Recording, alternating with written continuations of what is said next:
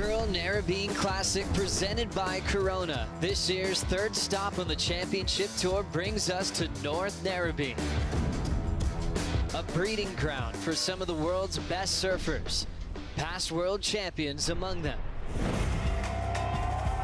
A quick turnaround from the Newcastle Cup allows some to keep the momentum rolling and offers others a much-needed reset.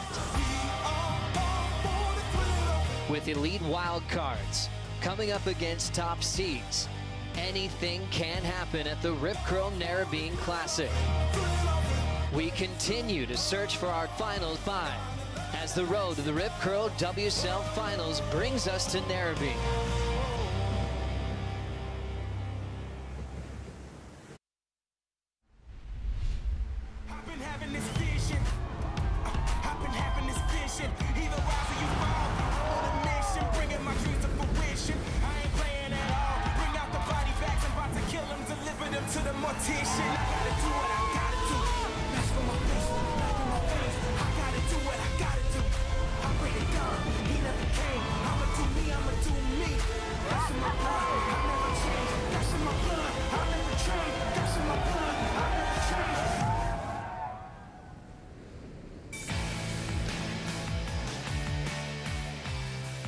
Good morning from Sydney's northern beaches. We're here for the Rip Curl Narrabeen Classic presented by Corona.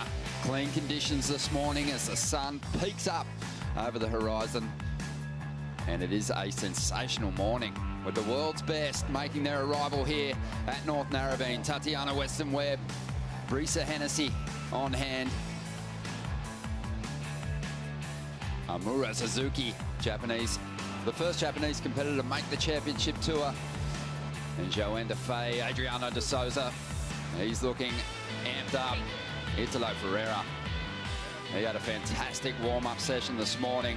Leonardo Fioravanti relegated to the elimination round. He'll have to save himself when we get competition back underway.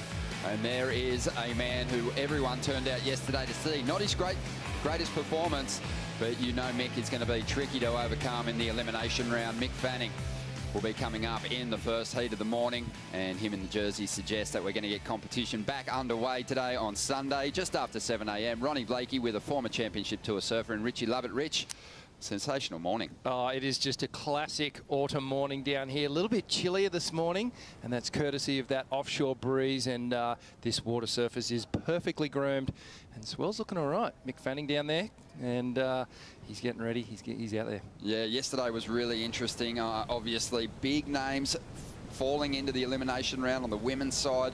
They're going to be very challenging heats for all competitors, trying to avoid a last place finish in just the third event of the season. And on the men's side, same story as we take a look at those surfers who have enjoyed a fun warm-up out there this morning. They're making their way in. But Italo Ferreira, he set the morning on fire today. Before the sun even popped up, he was out there busting huge combos and stringing together huge airs. Unbelievable stuff. And Italo's been first in the water every single morning. He's staying with a local guy, Matty Granger, just down the road here. He's been putting in the hours at North Narrabeen, really wants to get to know it. And look at this, out there like he's warmed up and ready to explode. Italo, amazing performance yesterday. Just so jacked up, and it's so early in the morning. Jeremy Flores was arriving at the event, and he was just saying, it's too early for this kind of stuff. What is going on? But that is the challenge that is facing the world's best at the moment. That's the guy who's showing the most form, just won the last event. And with surfing like that, he's going to be very difficult to overcome here at Narrabeen. Well, he's just brought that new energy that we haven't seen in a little while, and he's telling everyone, come on, lift your game. And Matty was actually giving me some insights into how he's living at the moment. You know, he's simplified the diet, just the rice and beans, but he's had 250 eggs in recent weeks. Just that's how he's getting his protein, just keeping it simple, but very, very focused on the break here at Northie. Wow, 250 eggs. Yep. since he's been in Australia. Mate. I might have to change up my diet a little bit. But yeah, he looks amazing. Let's talk a little bit about the matchups in the elimination round for the men. They're going to be out there first thing this morning, and the big heat that everyone's been talking about is this one. Jeremy Flores is going to be taking on Connor O'Leary and Mick Fanning. Jeremy, you could tell that the conditions were frustrating for him yesterday. Connor O'Leary hasn't caught fire yet this season, and Mick Fanning, I've got to say, it's probably the most nervous performance or anxious performance we've ever seen from Mick with a jersey on. He just didn't look himself. He had a fall yesterday. I think just getting back to this level maybe came with a little bit of nerves. Yeah, you know, the world champ was a little bit rattled, I think, and I just think the enormity of the situation, and when he was running down and I was down on the beach, there was just so much energy at that time of the day, and people were screaming and trying to get at him, and all the fans had turned up. So he actually said when he ran down, he felt some emotion there. It was quite an emotional moment for him, and that perhaps just put him off axis a little bit and got his concentration just off guard. But he looks like he's focused back in Mick's zone this morning. In the whole lead up to the event getting underway, Mick's whole MO was, you know, I've got nothing to lose. I can go out there and just do my thing. But I think deep down, that's not Mick. Mick is a guy who is a proud competitor. He likes to put on a good show, and yesterday that didn't happen. So we'll see if he can turn things around today. This is a tough heat up against Jeremy Flores, and you know that Jeremy's motivation will be way up competing against someone who he spent 90% of his championship tour career battling with. Yeah, well, if Mick's saying, you know, he's coming in, there's no real consequences for him if he bombs out. These other two competitors, there's severe consequences for them, Jeremy and Connor O'Leary. You know, they're staring down the barrel at a 33rd place here. So these guys, you know, it's all or nothing for them. And we've seen Jeremy sort of bounce back from those lackluster heats. He tends to come back with a bang. Flores, Europe's best ever, a veteran on the championship tour. And the last couple of years, he's really put together some brilliant performances on the open face. Connor O'Leary, 27 years of age, returned to the championship tour with a very spirited campaign on the qualifying series, and one of those surfers who, I think, just seeing the free surfing edits that he put out in 2019, in our opinions, has lifted the performance level and is ready to give it a good nudge this year, but hasn't quite clicked into gear in 2021. Yeah, there's still a deficit between what he's doing in his free surfing and what he's bringing to his heats. And, you know, thinking back to the Italos and Gabriels and Philippe's, there's no differentiation between what they do in their free surfs and their social clips to what they bring to a heat situation. And with Connor, I feel like they're just he needs to, you know, eliminate that line between the two and just give it 100%, let go a little bit, and just feel a little bit freer to do what he wants in his heats. And as we see, classic vision of the lineup run this morning, just a beautiful morning down here. And the crowds have turned up. It's hard to get a park down here at North Narrabeen. From 5:30 in the morning, people were heading down to the beach. Yeah, people don't want to miss the opportunity to see Mick in, who knows, what might be his last championship tour event. So turning out in a big way. A fun heat to get us underway this morning. And let's find out what's to come through this beautiful Sunday. Good morning, Stace. Good morning, Ronnie. Good morning, Rich. It is a beautiful Sunday, one of the most beautiful autumn mornings I've ever seen. Jesse, I've heard we've got a big day planned. What's on the cards? We do have a big day planned. We're going to go straight into these elimination round heats, and then we're going to continue on with the next men's round. So, you know, what we're looking at this morning, obviously super clean, crisp conditions here.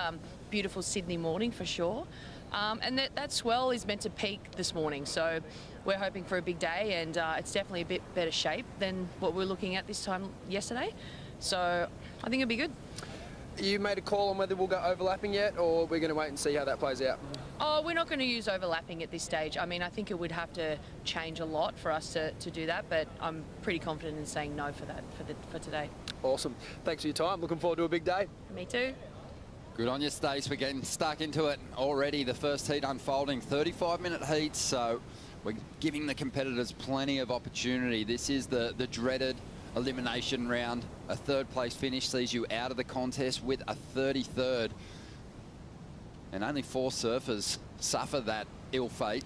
and you definitely want to avoid it on the women's side. It's just the 2 elimination round heats, so you know this is a scary one for different reasons. Some surfers say this is the hardest heat you can surf in the event.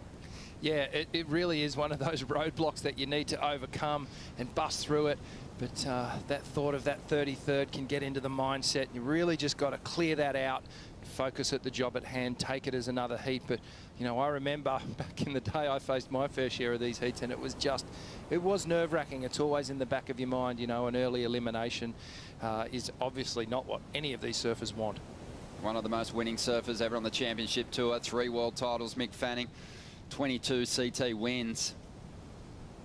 And he definitely doesn't want to bow out here with a 33rd, so he'll be super engaged, but conditions a little different to yesterday, Rich. Yeah, as Jesse was saying, the peak of the swell is it was sort of early morning, and that's good news for me. I'm going to take the positive out of that because the swell lines are broken up a little bit now, which is creating some opportunity. With the broken line, there's these tapers to the end of the wave, and that's what our surfers need. They need those corners to be able to do their manoeuvres and find the opportunities. So it's the ocean's a little bit more organised today than it was yesterday, and we'll look at on screen here, just beautiful conditions. Whose favour is it going to play into the cleaner conditions and some of those longer running walls? Look, I think at the moment, like in this heat in particular, you know, Connor's on his forehand and Mick and Jeremy on their backhand on the left-handers, and you can see the wind here that's predominantly southwest, west-southwest, so it's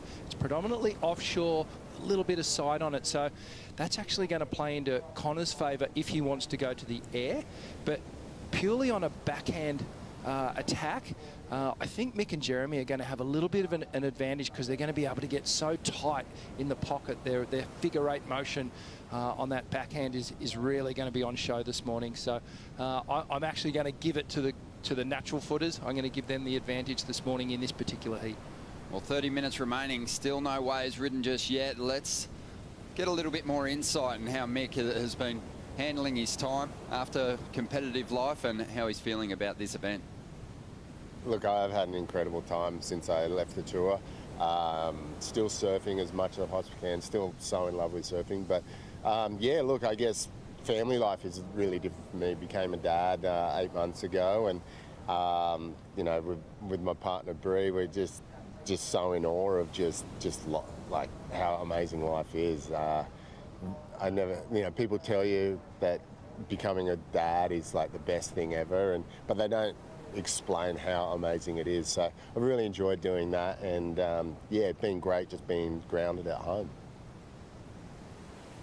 Yeah, Mick Fanning travelling with his partner Bree and their little boy Xander, enjoying the northern beaches, getting out of town, and Mick really saw it as an opportunity to give his family a look at what he does, you know, or what he has done in his life. Yeah, absolutely. As we see Jeremy up and riding on the left. Fell on his first wave, trying to make up for it now, and just can't hang on to that final manoeuvre. But I thought it was a classic comment, Jeremy, watching the warm-up session this morning, seeing Italo stomp 2 airs, 2 different airs too, a big alley-oop into a massive frontside air, and him just commenting that it was too early for that kind of stuff. Well, you get these surfers that some are early risers, some love to be out there before the sun even hits the horizon, and then you get the others that like to just take their time and ease into the day. Perhaps Jeremy's one of those late risers, as often the French are known for. Yeah. Well, but a couple little slips there on those first 2 rides. He needs to clean that up and get into this. For Mick and Jeremy, sleep is at a premium. They're both young kids and up late at night sometimes, or up early. So there's what unfolded earlier. It's a little cold here this morning, this beautiful Sunday morning. And I think, you know, your feet kind of ice up a little bit on that walk down to the lineup. Yeah, absolutely. And it's, you know, it's something you do feel in the warmer water, you know, climate. Your muscles are already warmed up. You seem to be kind of geared up and ready to pounce. But Jeremy seems a little cool this morning. Perhaps hasn't done the full warm-up exercises and got the muscles twitching But yeah, you know, he's still got, well, 27 minutes on the clock, plenty of time to get into this heat. The other two haven't even got a score on the board yet. Haven't got a score on the board, and he's got the benefit of just getting to his feet. He has slipped once, but, you know, his second ride a little better. Got through one turn at least, and he'll feel a little bit more confident when he gets to his feet. The other surfers, they've sat out there for 10 minutes already, maybe even a little bit longer without having ridden a wave. So this is going to be interesting to see what happens in the opening exchange. Jeremy now can just completely stalk this lineup, looking for opportunity. He's going to find some cover on this ride. Nice little tube to get started. Little tail drop float. Gets that body moving. And that's a bit more like it for the Frenchman. Wave number 3, he will convert into points, and he'll take the early lead here. Yeah, better ride for Jeremy on that one, and found a sneaky little car park right tube. It wasn't a throaty one, it wasn't like a deep barrel, but at least he got a little bit of cover and some vision on that one. Came out with a couple of nice hits off the top too. So it was interesting to note, Ron, that Jeremy had slid down to the southern part of the competition zone, staying away because he did go down into third priority. So really critical takeoff, actually, straight under the lip, gets the line, and we know Jeremy's one of the best tube riders on the tour. Gets the lip gliding floater, projects down the line, and then finishes off with the foam hit. Here's the angle we all love to see. So look at Jeremy just tucked so tight inside the barrel, just dragging that backhand to feel the wall, to feel where he is in the tube. Wasn't clear vision. There was a little bit of water movement in there. Here we go, Mick. So Mick up now. This is his first ride. Beautiful flow as always. Great placement, incredible timing, and squeaks in one final maneuver on the inside. That was something he wasn't able to do yesterday. Link away from start to finish. He had one right that was okay, but that was much stronger, that one. I was about to say, Ron, it was. I feel like Mick just wanted to surf a wave well. He didn't overextend, didn't push it too hard on the turns.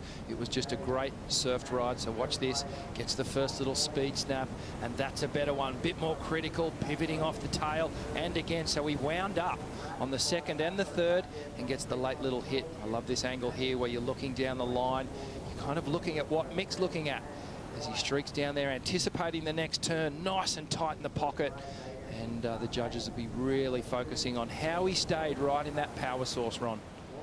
Flow, Rich, has always been the key to Mick's approach.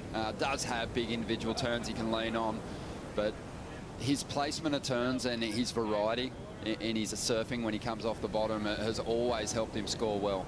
Yeah, he's just textbook perfect when it comes to technique and his timing and flow. You can see here just the momentum. Again, we keep piping on about it. The upper body leading the lower body. And, well, Mick, he's kind of got that little coat hanger back arm that it's a bit of a trademark for him on his backhand.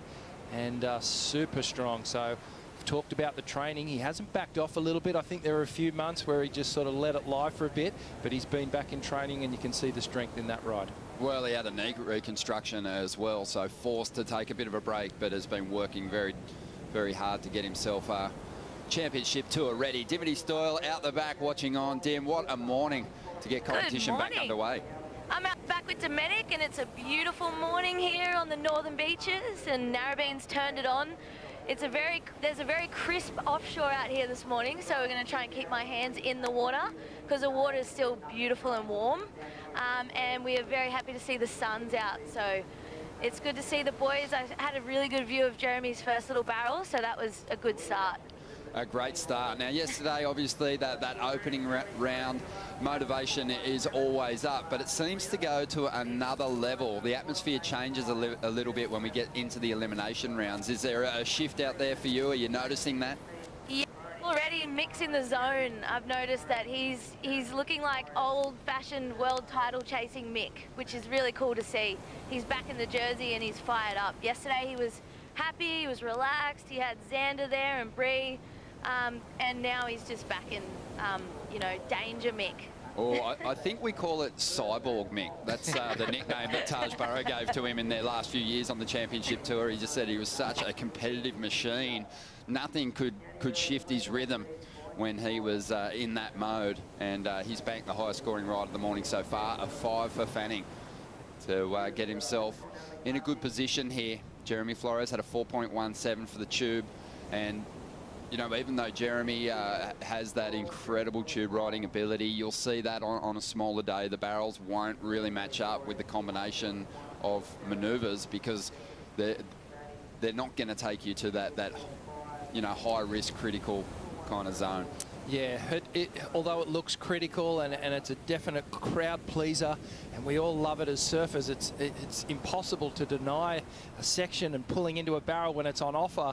But in terms of sort of points and converting it in a situation like this, those critical turns are always going to get the bigger number, I think. Well, the evolution in the judging criteria has made scoring barrel rides so difficult for the competitors. You know, for a long, you don't want to blow a good barrel, but at the championship tour level, if you don't stuff yourself so far back in it that the judges are almost thinking that you're not coming out, then you're not going to convert it into big points. And the same could be said about airs. They just scrutinise them so heavily now that if you're looking for a rotation, unless you're going almost full rotation, unless the height is there and you stomp it, you're probably not going to turn in a very big score. Well, the judges have to scrutinise, you know, with a fine-tooth comb on the airs and on the barrels. You know, it's a little different when we're thinking about Chopu. Yes, they're all eyes and all focus is on the barrel. In a place like this, you know, it's not, you know, we can see 4 to 5 airs done in one heat. So they do need to really, really put the microscope on the intricacies of the barrel and how high and how inverted, how corked out the board is. There's all these little things that the judges are looking at. Back to the lineup now. Flores looking for a solid second score, trying to get rid of a 1.87. And you can see that there's just an extra commitment in his surfing today compared to that opening seeding round.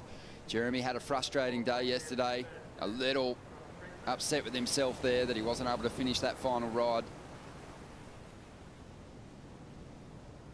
Yeah, definitely had a different air of energy about him on that wave. A sense of urgency, a sense of wanting, and just driving through the turn yesterday. He was just sort of at one point lying on his board like he wasn't even really hunting for a wave, wasn't even looking at the horizon for anything that was going to come to him. Connor O'Leary just hunting a wave here to get his account underway. But Mick with that 5, I liked where they went with the judging on that one, Ron. That was some good clean surfing. They didn't buff it too high. They've left a bit of room. And we saw yesterday the judging, it was hard to get a score. You know, they weren't really going into the excellent range much at all. Today it looks like that scale set really well. Mick's got fond memories of competing here at Narrabeen. He did win the Pro Junior back in the day, Terry Fitzgerald's event down here at North Narrabeen. And he was loving the opportunity to come back. I think he was weighing up his options with Rip Curl so heavily backing the championship tour this season with the events here in Australia, and obviously the Rip Curl WSL finals later in the year. He probably had a bit of a pick of which event he wanted to take part in. This is the one that he seized the opportunity, and he's trying to grab it with both hands here now in the elimination round. He doesn't want that to slip through his fingers, and what we want to see is Mick challenging those guys at the top end of the leaderboard, and if he can get through this heat, that's what he's going to be up against. Yeah, 100%. Then we're going to get the real interesting matchup, but he's got to get through this heat first. It's a critical heat, and well, Connor O'Leary and Jeremy Flores, they're tuned.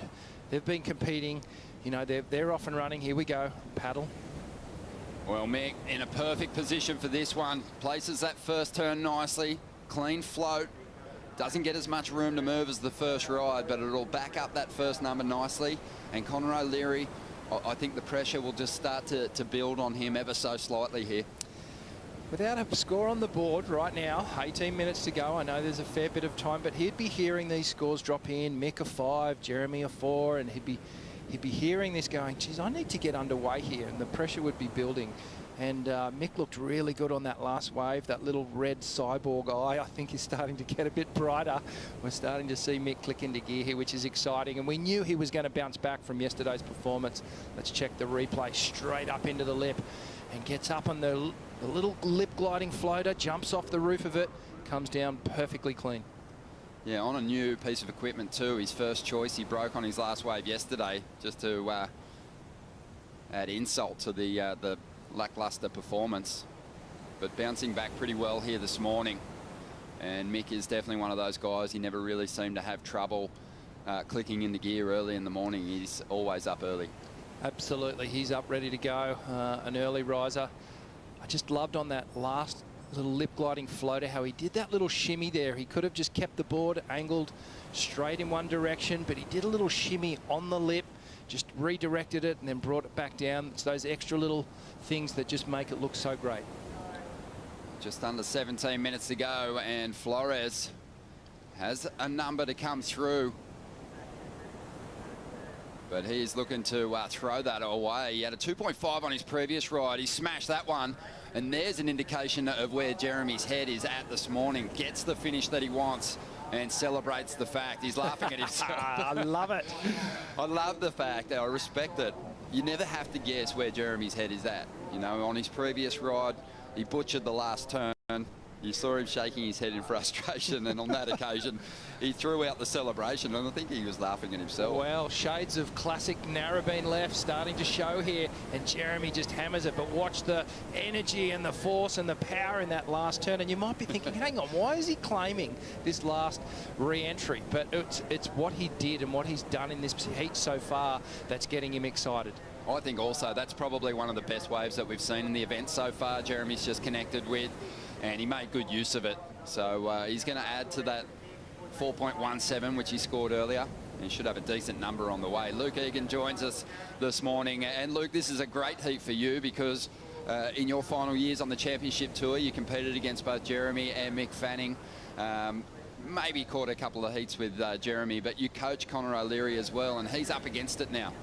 Yeah, as you see him on his first wave right now. First opportunity for Connor, and a couple of nice turns, but comes off on the inside. This is more like Narrabeen, as we see up and riding on out the back. Mick Fanning just getting a little caught on that one. I really like the intensity of Mick this morning. We saw a happy-go-lucky Mick yesterday, but just wanted to note, when you haven't surfed a WCT heat in a long time, it's not until you have the jersey on and be out there that you realise how intense these heats are, how hard you need to redline every aspect of your performance. And I think yesterday Mick was just feeling out that level, but he showed up this morning going, all right, I need to push up in these different areas of my performance, and we're seeing that now with some really great surfing, and it's so epic to watch. I've really missed watching those clean, perfectly technical linking turns of Mick, and you're sure he's doing it out there today. Yeah, definitely. Really is linking nicely. I was listening to world champ local boy Damien Hardman on the Lineup podcast just yesterday afternoon, and he was saying or asked what Mick's chances were like at this event. He backed him to go through the draw and do some damage, but he also said even though you get away from tour competition and you keep surfing and you can surf brilliantly, the tour moves and evolves at a different level, and coming back and competing is always a bit of a reality check. It absolutely is, but as we've all seen of Mick Fanning since he has retired from the tour, that I reckon he even put the pedal down a little harder on the accelerator and working on different aspects of his surfing that maybe travelling on the tour didn't let him do. Seen him chasing perfect waves and concentrating on his surfboards and maybe going in a little bit of a different area of more fun boards, and then maybe longer rails when the waves are bigger, big arcing turns. And yeah, it's good to see him get back on that competition Ferrari, so to speak, and get out there and do, you know, his muscle memory is definitely there, and it's nice to see the tour hasn't traveled that far away from Mick Fanning surfing. He's out there and he's well in this heat, and I think we're going to see, if he gets through this one, which he is at the moment, we're going to see a perfect Mick Fanning, of just an example of Mick Fanning just build a house. Like, this performance will be good, the next one will be better in the round of 32, and if he gets through that one, the next one will be better and better, and if he can get through a couple of heats and get his eye in, look out the rest of the surfers on the tour. Great to get your insights, Luke. Just over 12.5 minutes to go here, Rich. And Mick, he's got some decent numbers on the board, a 5 and a 5.27. Flores, though, has just dropped the highest number of the heat so far, 6.67. Just a vicious attack on the pocket of the wave. And he just hit the lip with he had a better wave. He had a better canvas to do it, but he hit the lip with a bit more venom than what we saw from Fanning on his highest scoring wave. Yeah, Mick wasn't, by no means, he wasn't connecting the dots at all. He was getting critical in the pocket and surfing the wave beautifully. But, you know, Jeremy just had a little bit more force and power in his turns and a little bit more intent, especially on that last one where he really ripped through it. Kept the power on, and you saw the little claim at the end of it too. Maybe he got a little .02 for that as well. Well, just under 12 minutes to go. Mick eyeing off this one, but there's no opportunity there for him. We'll take a quick break and finish this heat in just a moment.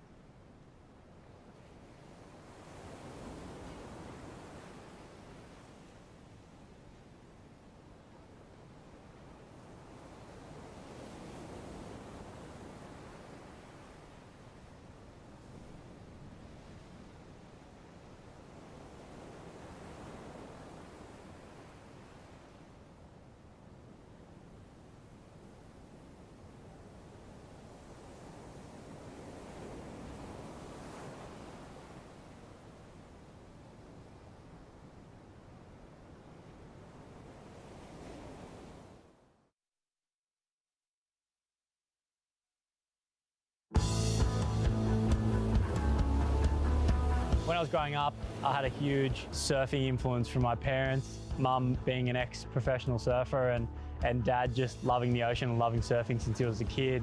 Growing up in Cronulla, there were a lot of great surfers like Ockie and Gary Green and Richard Dog Marsh.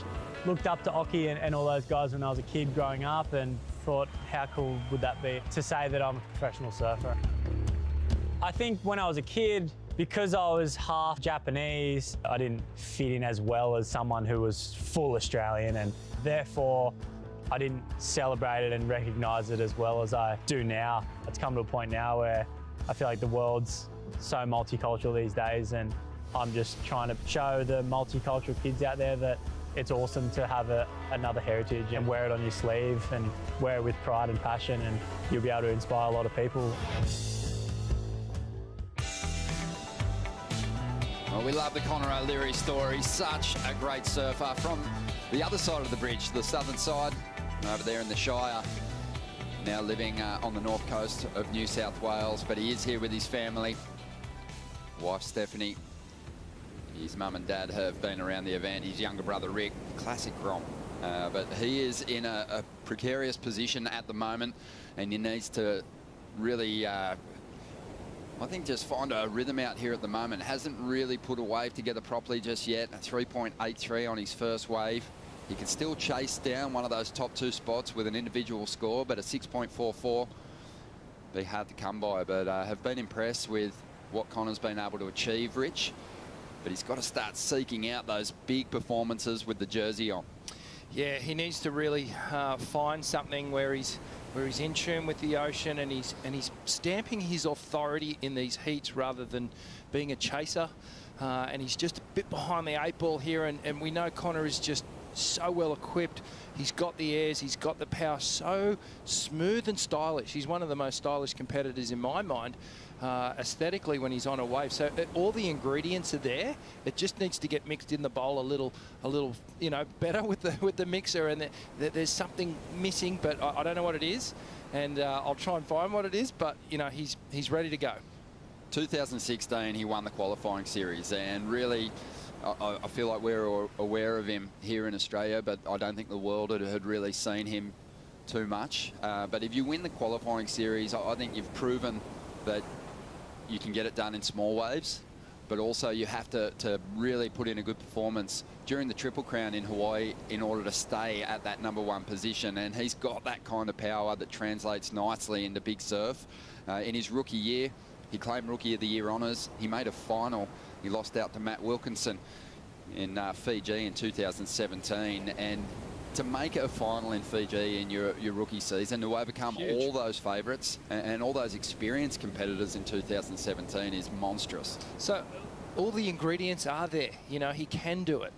And, you know, he also doesn't have the backing of a major company at the moment. So there's that as well. But, you know, Connor, I want to see him do really well. And I feel like he can. He deserves to be on the championship tour.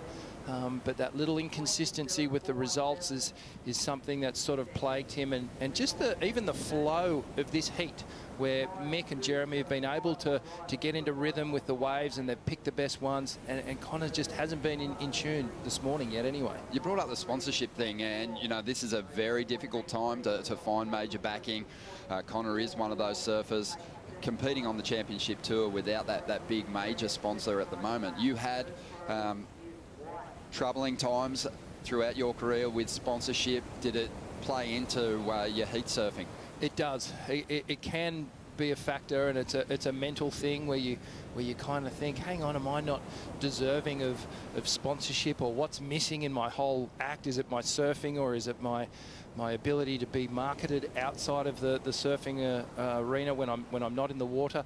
So there's all these different factors that kind of make you think, and second guess yourself at times, and that can translate into a heat situation. Some surfers are really good at harnessing that and going, I'm going to prove to the world that I am deserving of it. But it's, you know, in my day it was more based on sort of performance. These days it's a whole different story with social media and being able to be marketed as an influencer and all these other things. So that's a huge conversation, and probably not one for right now. It sounds like you've got some opinions on the matter. I do, mate, I do. 5.5 minutes to go. One thing that is for sure, Mick Fanning and Jeremy Flores are proven performers. They do their best surfing with a jersey on. Jeremy, what's your favourite memory of him as a competitor? It's in the heavy water locations for me. Obviously, you know, watching Jeremy through his whole career and competing against him when I was on tour as well, you know, he's a lovely guy, but when he clicks into gear at those heavy water places, it's something special to watch, and he is one of those accomplished tube riders. And to watch him get the win at Chopu at Tahiti was for me one of the highlight moments in his career. And I mean, he's obviously had some big wins in another heavy water location too, so really proven himself in that way. You know those some of those really aged French cheeses that you open the packet on and they just blow your face off? Jeremy, for the first few years of his career, kind of had that face like he just smelt one of those French cheeses.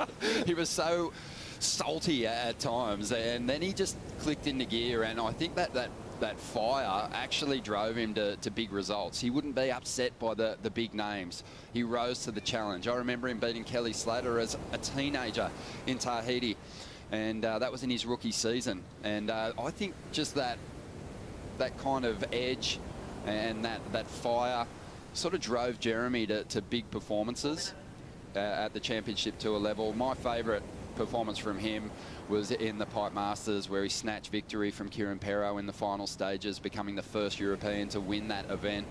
He's won it again since then. I also loved his performance in France last time we were there, 2019. Yeah, so in terms of the big moments, Ron, he's had a number of them, and that's a pretty hard thing to come by when you're a surfer on tour. And let's not forget, mate, Jeremy nearly packed it in, you know, kind of halfway through his career. He was so frustrated and just feeling like, you know, maybe this isn't for me. I've been hammering it away at it for so long. And there was obviously a shift, a mental shift, where he went, you know what, I'm going to get into this. I'm going to take a bit of sort of pressure off myself and work on this part of my repertoire and fix a couple of things up. And he did it. And in his credit, he's turned his career around. And the back half of his career has been amazing. Yeah, real trailblazer for the European surfers as well. I feel like there was a period of time where Jeremy went, you know what? I'm not being scored properly against the Australians and the Americans and the Hawaiians on the championship tour. And instead of continually pointing to that as being a problem, he lifted the performance, he started getting the victories, and he has established himself as one of the true greats. And he's won events that have immortalised him. We'll be saying Jeremy Flores' name long after you and I are gone, long after Jeremy's gone. To win the Pipe Masters twice, is a massive achievement. That's incredible. You know, most surfers would dream of just getting one, let alone two. But, you know, I think Jeremy blew up a couple of times too, and that's why people started, or the judges in particular, started really paying a bit more attention to him. So good to see the fire. We know that he wears his heart on his sleeve, and I just love that about Jeremy. And then you've got Mick Fanning. I mean, with 22 Championship Tour wins, you can go back and pretty much from each of his title years, and even the ones where he didn't get the title, you can pick out memorable moments. This is a guy that saves his best for competition, just unflappable. He won't be rattled by his rivals, and he always puts in a good showing. Kai Otten, another Championship Tour surfer, said to me one time, I've never seen Mick have a bad surf. And I was thinking about that yesterday. It was probably one of the first times I've seen Mick blow a good scoring opportunity in a heat. Yeah, well, you and I were watching on. We didn't call that heat, but we were watching on the TV, and it was like, this is so weird to watch this go down for Mick. You know, he won't be happy with that performance because his whole act is about getting tuned for that 30 minutes, and he's so used to that, and he always delivers, and he didn't deliver yesterday, which was an odd thing to see. Tom Carroll was a surfer who really bought into the professionalism and the athleticism of professional surfing. He you know, did a lot of training, yoga. There was a lot of surfers before Mick, but Mick took it to another level, trying to overcome scoliosis and a number of other injuries. But Flores at the moment leading this heat and looking to shut it down by getting rid of a 4.17. Never really connected with that wave the way he would have liked, but he did keep his opponents off it. Oh, I think Jeremy was just moving the pawns around a little bit there, just playing a little bit of chess. He had priority, kept Connor O'Leary off that wave. We're down to 30 seconds here.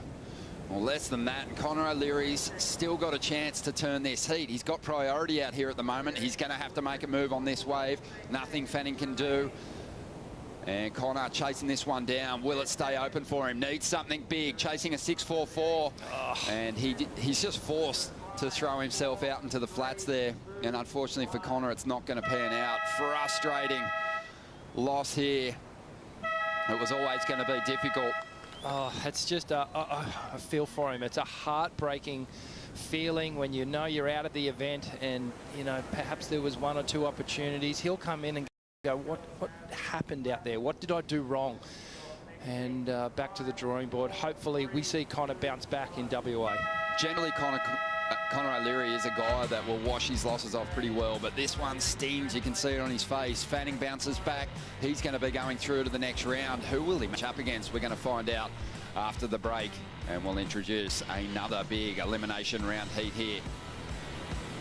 There's the heat score totals. Pretty close one between the two veterans. O'Leary just never really got things going, and he'll set his sights on a huge finish over there at Margaret River. Let's dive into the Harvey Norman recap. Jeremy Flores getting slotted to kick things off. Yeah, a little tunnel to start things off. Get the lip glide floater projecting down the line.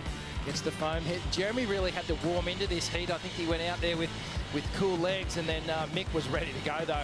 Picked up a couple of beautiful left-handers, and that is just trademark Mick Fanning. But Jeremy found the best wave of the heat.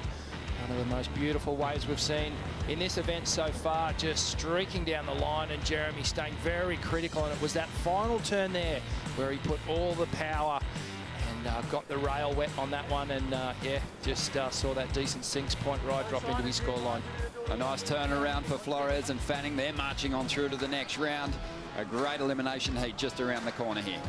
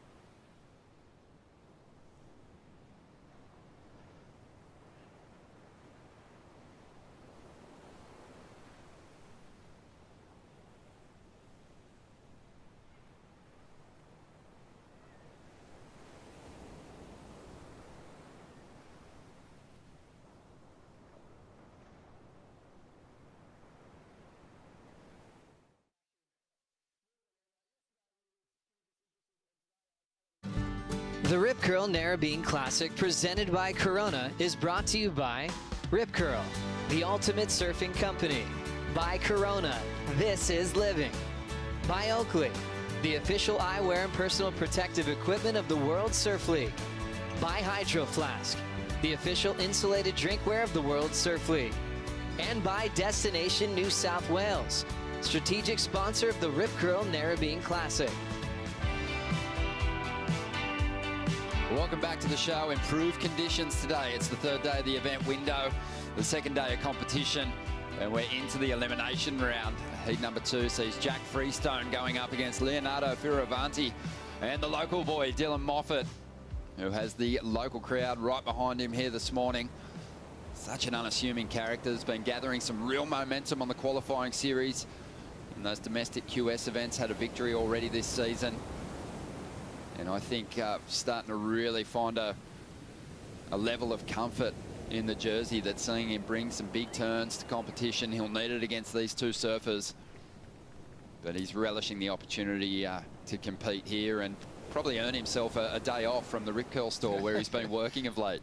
Oh, I don't know about that. I think Duma's going to have him back down there this afternoon, working the floor, regardless of what happens in this heat. But I've been watching this kid's progress for years. You know, I do come up and surf Narrabeen quite often, and watching this kid grow and develop, it's been pretty special to watch. And yep, he's a North Narrabeen local, but as a Northern Beaches collective, we like to you know, keep an eye on all the talent at all the beaches.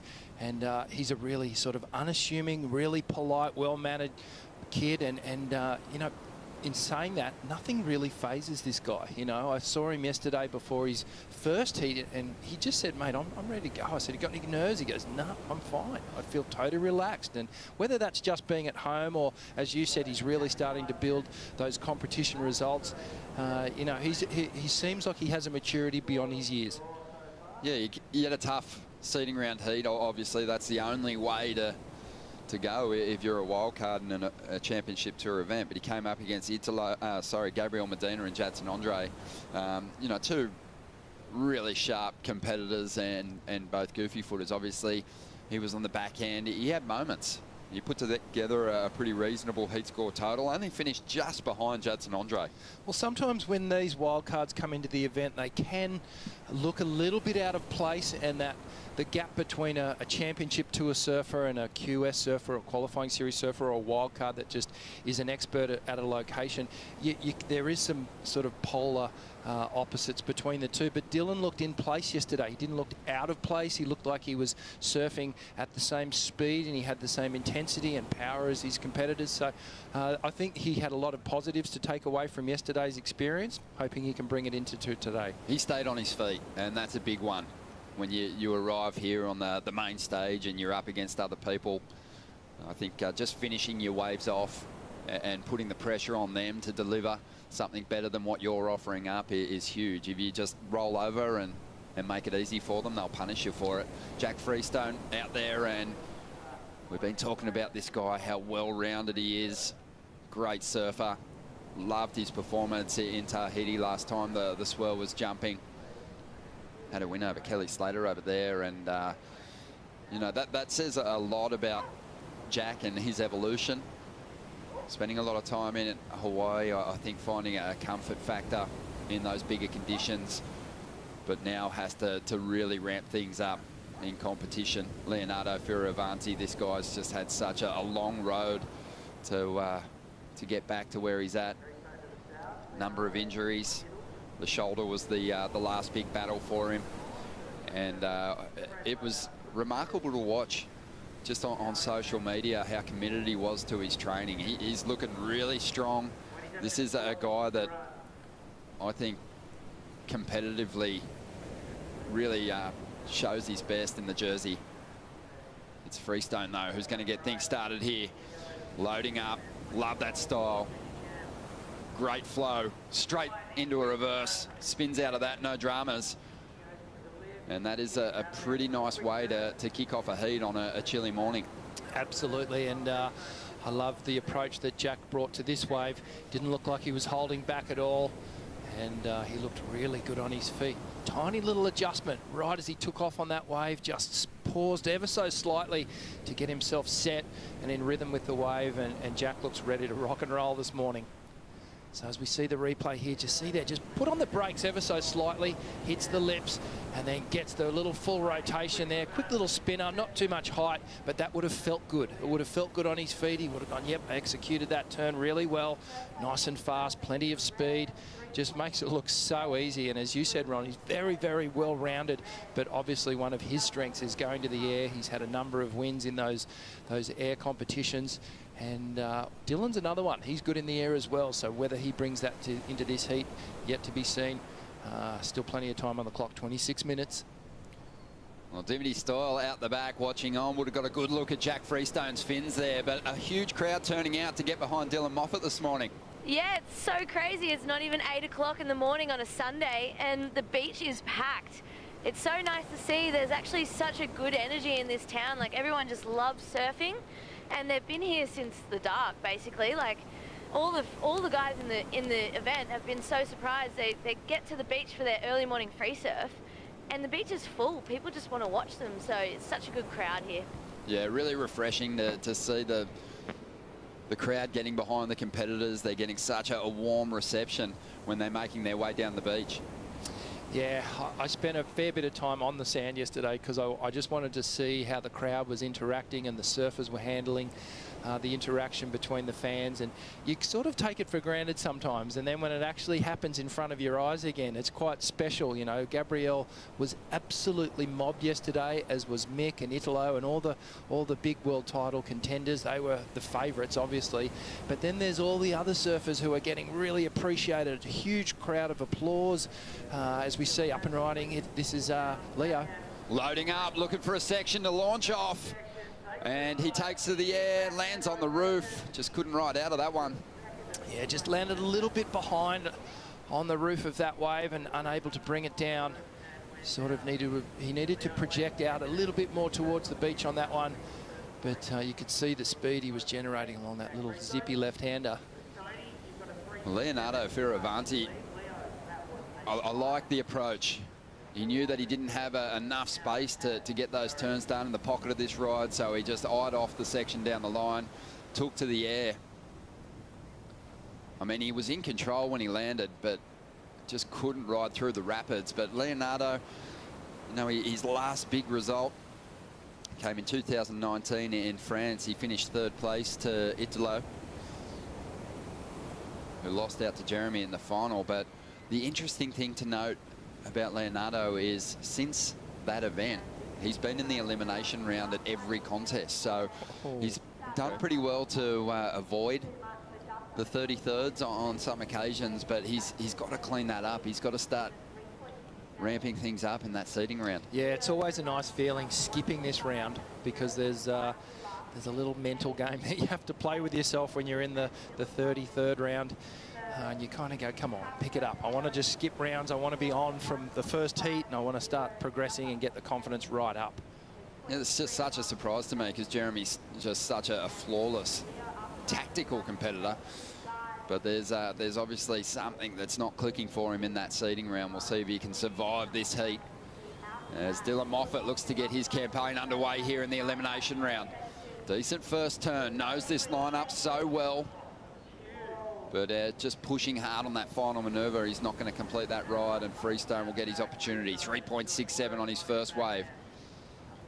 Oh, and he's going to fall as well. So yesterday there was a lot of backwash, a lot of feedback that competitors were having to deal with. This morning a little cleaner, but we're still seeing some incompletions at the moment as the competitors get back to the takeoff zone. It'll be an interesting race for priority here. Just on 22.5 minutes to go. Let's check in with the first heat winner of the day, Jeremy Flores with Stace. Jeremy, as the years roll on, mate, you are certainly wearing your passion more than ever. Yesterday you looked pretty disinterested, and today I don't think I've seen you look more stoked on a 6-point ride. Yeah, I know. I knew everyone's gonna give me shit for that claim, but I mean, I'm trying to get fired up any way I can.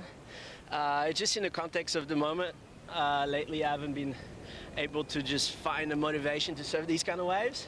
I mean, it's the same for everyone, but I've been on tour for a long time, and the reason why I'm still on tour is to surf amazing wave, perfect wave with one other guy out, you know? That's the dream.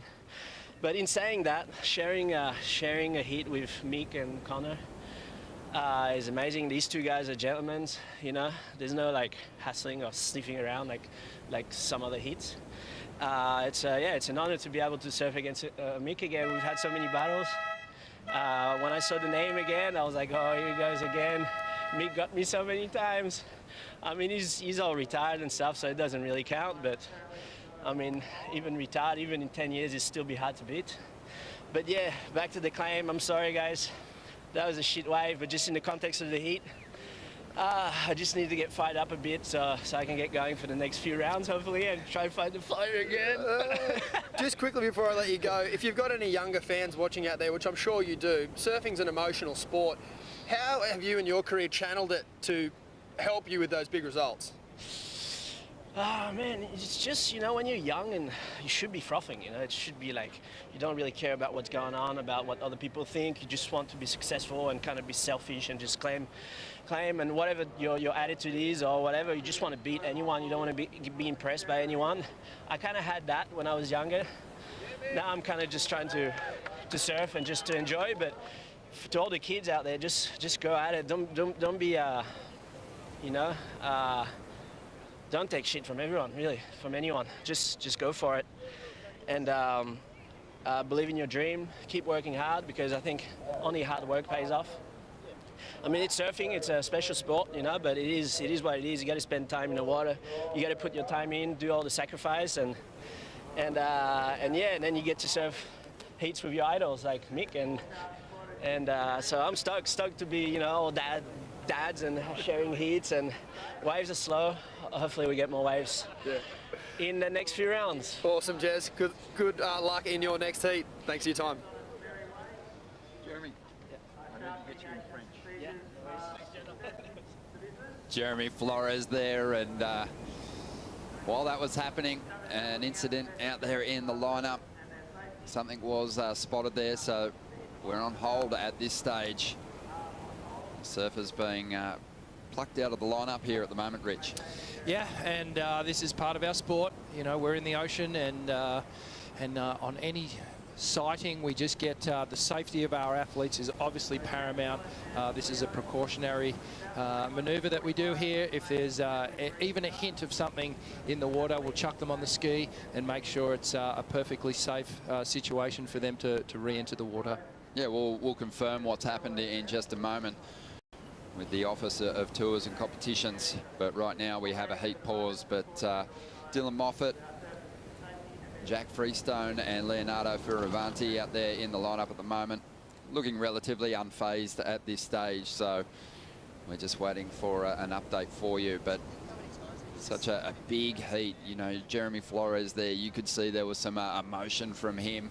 Obviously, apologies for the language if anyone was offended, but I think there was some really good insights in there for up-and-coming surfers too. You could tell Jeremy was basically just telling people not to take everything so seriously, but also don't listen to your detractors. Work hard, and big results can come your way. And from a guy that's got 2 Pipe Masters, a victory in Tahiti, and also a win in France, 4 big CT wins. It's sage advice. Absolutely, and you know, we spoke earlier in the last heat about Jeremy and what he's gone through, and you know, the fact that he came to Australia to get that experience, to get out of Europe, and really become a student of the world. Because he knew that that's what he wanted to do, and it takes that sort of dedication, and every single one of our tour surfers, men and women, have made incredible sacrifices to be where they are. And I know that everyone thinks, oh, you know, their life as a tour surfer is so perfect, and it is a dream job, and it is. There's no doubt about it, but let's not forget for 1 minute the amount of work, sacrifice and dedication that goes into it. You know, you have to basically clear your whole life of everything else and be so tunnel vision focused on what you're doing and what you want to achieve, and that's the only way to succeed at such a high level. So just to update you on the situation at the moment, a shark was spotted in the competition zone. So this heat has been put on hold. We're still waiting for an update from the Office of Tours and Competition. But the competitors at the moment being brought into the beach. The WSL in constant communication with its athletes, event organisers, regarding venues, safety protocols, and their responses to situations like these. We'll have an update for you in just a moment. But have a look at the swell starting to roll in at this stage. Promising signs for these elimination heats. You want to see surfers getting opportunities, and there was plenty in the first heat of the morning. Mick Fanning, Jeremy Flores doing well. Connor O'Leary, he just didn't really capitalise on the rides and maybe left his run just a little late. Was very patient in the opening stages. Yeah, he was, and just didn't get really into the rhythm of the sets like his competitors do. And that's something that surfers, you know, whether they're in a competition situation or you're going for a free surf, sometimes you just feel like you're not quite in rhythm with the ocean and the sets. So we're on hold in Heat 2. Let's get an update on what's happening here with Stace. Thanks, Ron. I'm here with Jesse. Jesse, can you fill us in? Yeah, so, sorry, I'm like choking on something, probably my own hair. Sorry for the response radio in the background as well, but yeah, we've had a shark spotted in the competition area. Very small shark that we've seen on our drones. It's about 1 to 1.5 metres, but it was close to the surfers within 20 metres. So we've pulled everyone out of the water as a precaution. It's going to be a 15-minute hold, and we'll be looking to restart shortly. Awesome. Yeah, the response from everyone was really good, and I believe there's 22 minutes remaining, and we just start from there as normal in 15 minutes time. Yes, we will start at the 22-minute mark. Basically, what's happening now is the drone's going to watch where that shark's heading, and it's heading this way, away from the contest area. But you know, it's still there. I know it's a small one, but a shark's a shark, so it's worth us pulling everyone out. Absolutely, you've done the right thing. Thanks, Ronnie. Thanks, guys. Thanks for the update, Stace. So the decision being made to pull the surfers out of the lineup. 15-minute hold. The drones will track that shark's movement. I think when Jessie gestured then, she was pointing south. Yeah. And yeah, we'll look to get that heat back underway in a moment. When you look at the numbers, Jack Freestone, he's got the best of them. Wasn't able to finish off his second ride, which will frustrate him a little bit, but he had a decent start, 3.67. But just to inform everyone again, a shark spotted in the competition zone. No one closer to the action than Dimity Stoyle out there. How you feeling, Dim? Yeah, well, I just want to say what a great job done by all the water safety team. It's so good that they actually have that technology that they can spot sharks before anything bad happens, and the Red Bull jet ski team were just straight in the zone. Had Dylan Moffat on the back of the ski with me, and the boys weren't too phased. I mean, they know that sharks are in the lineup when they surf, and yeah, it's just good. Better to be safe. Better to be safe for sure. Dimity, did you get a chance to have a chat to Dylan at all? Yeah, yeah, he was relaxed. He was like, hang on, these skis are coming in the zone quite close, and I think he was a bit surprised. And then I just said, get on, and then he hopped on the back and yeah, I think that just told him what the drone had spotted, and he was like, oh, they're probably out here all the time. So he was yeah, he was just excited to get back into his heat, I think. Pretty chilled about the whole situation. Thanks to the update there, and you're spot on. The water safety team doing a fantastic job and getting the surfers out of the lineup. They're on the beach at the moment. We've got a bit of a hold unfolding here at the moment. Still 20 minutes on the clock in the second heat of the morning. We'll be back in just a moment.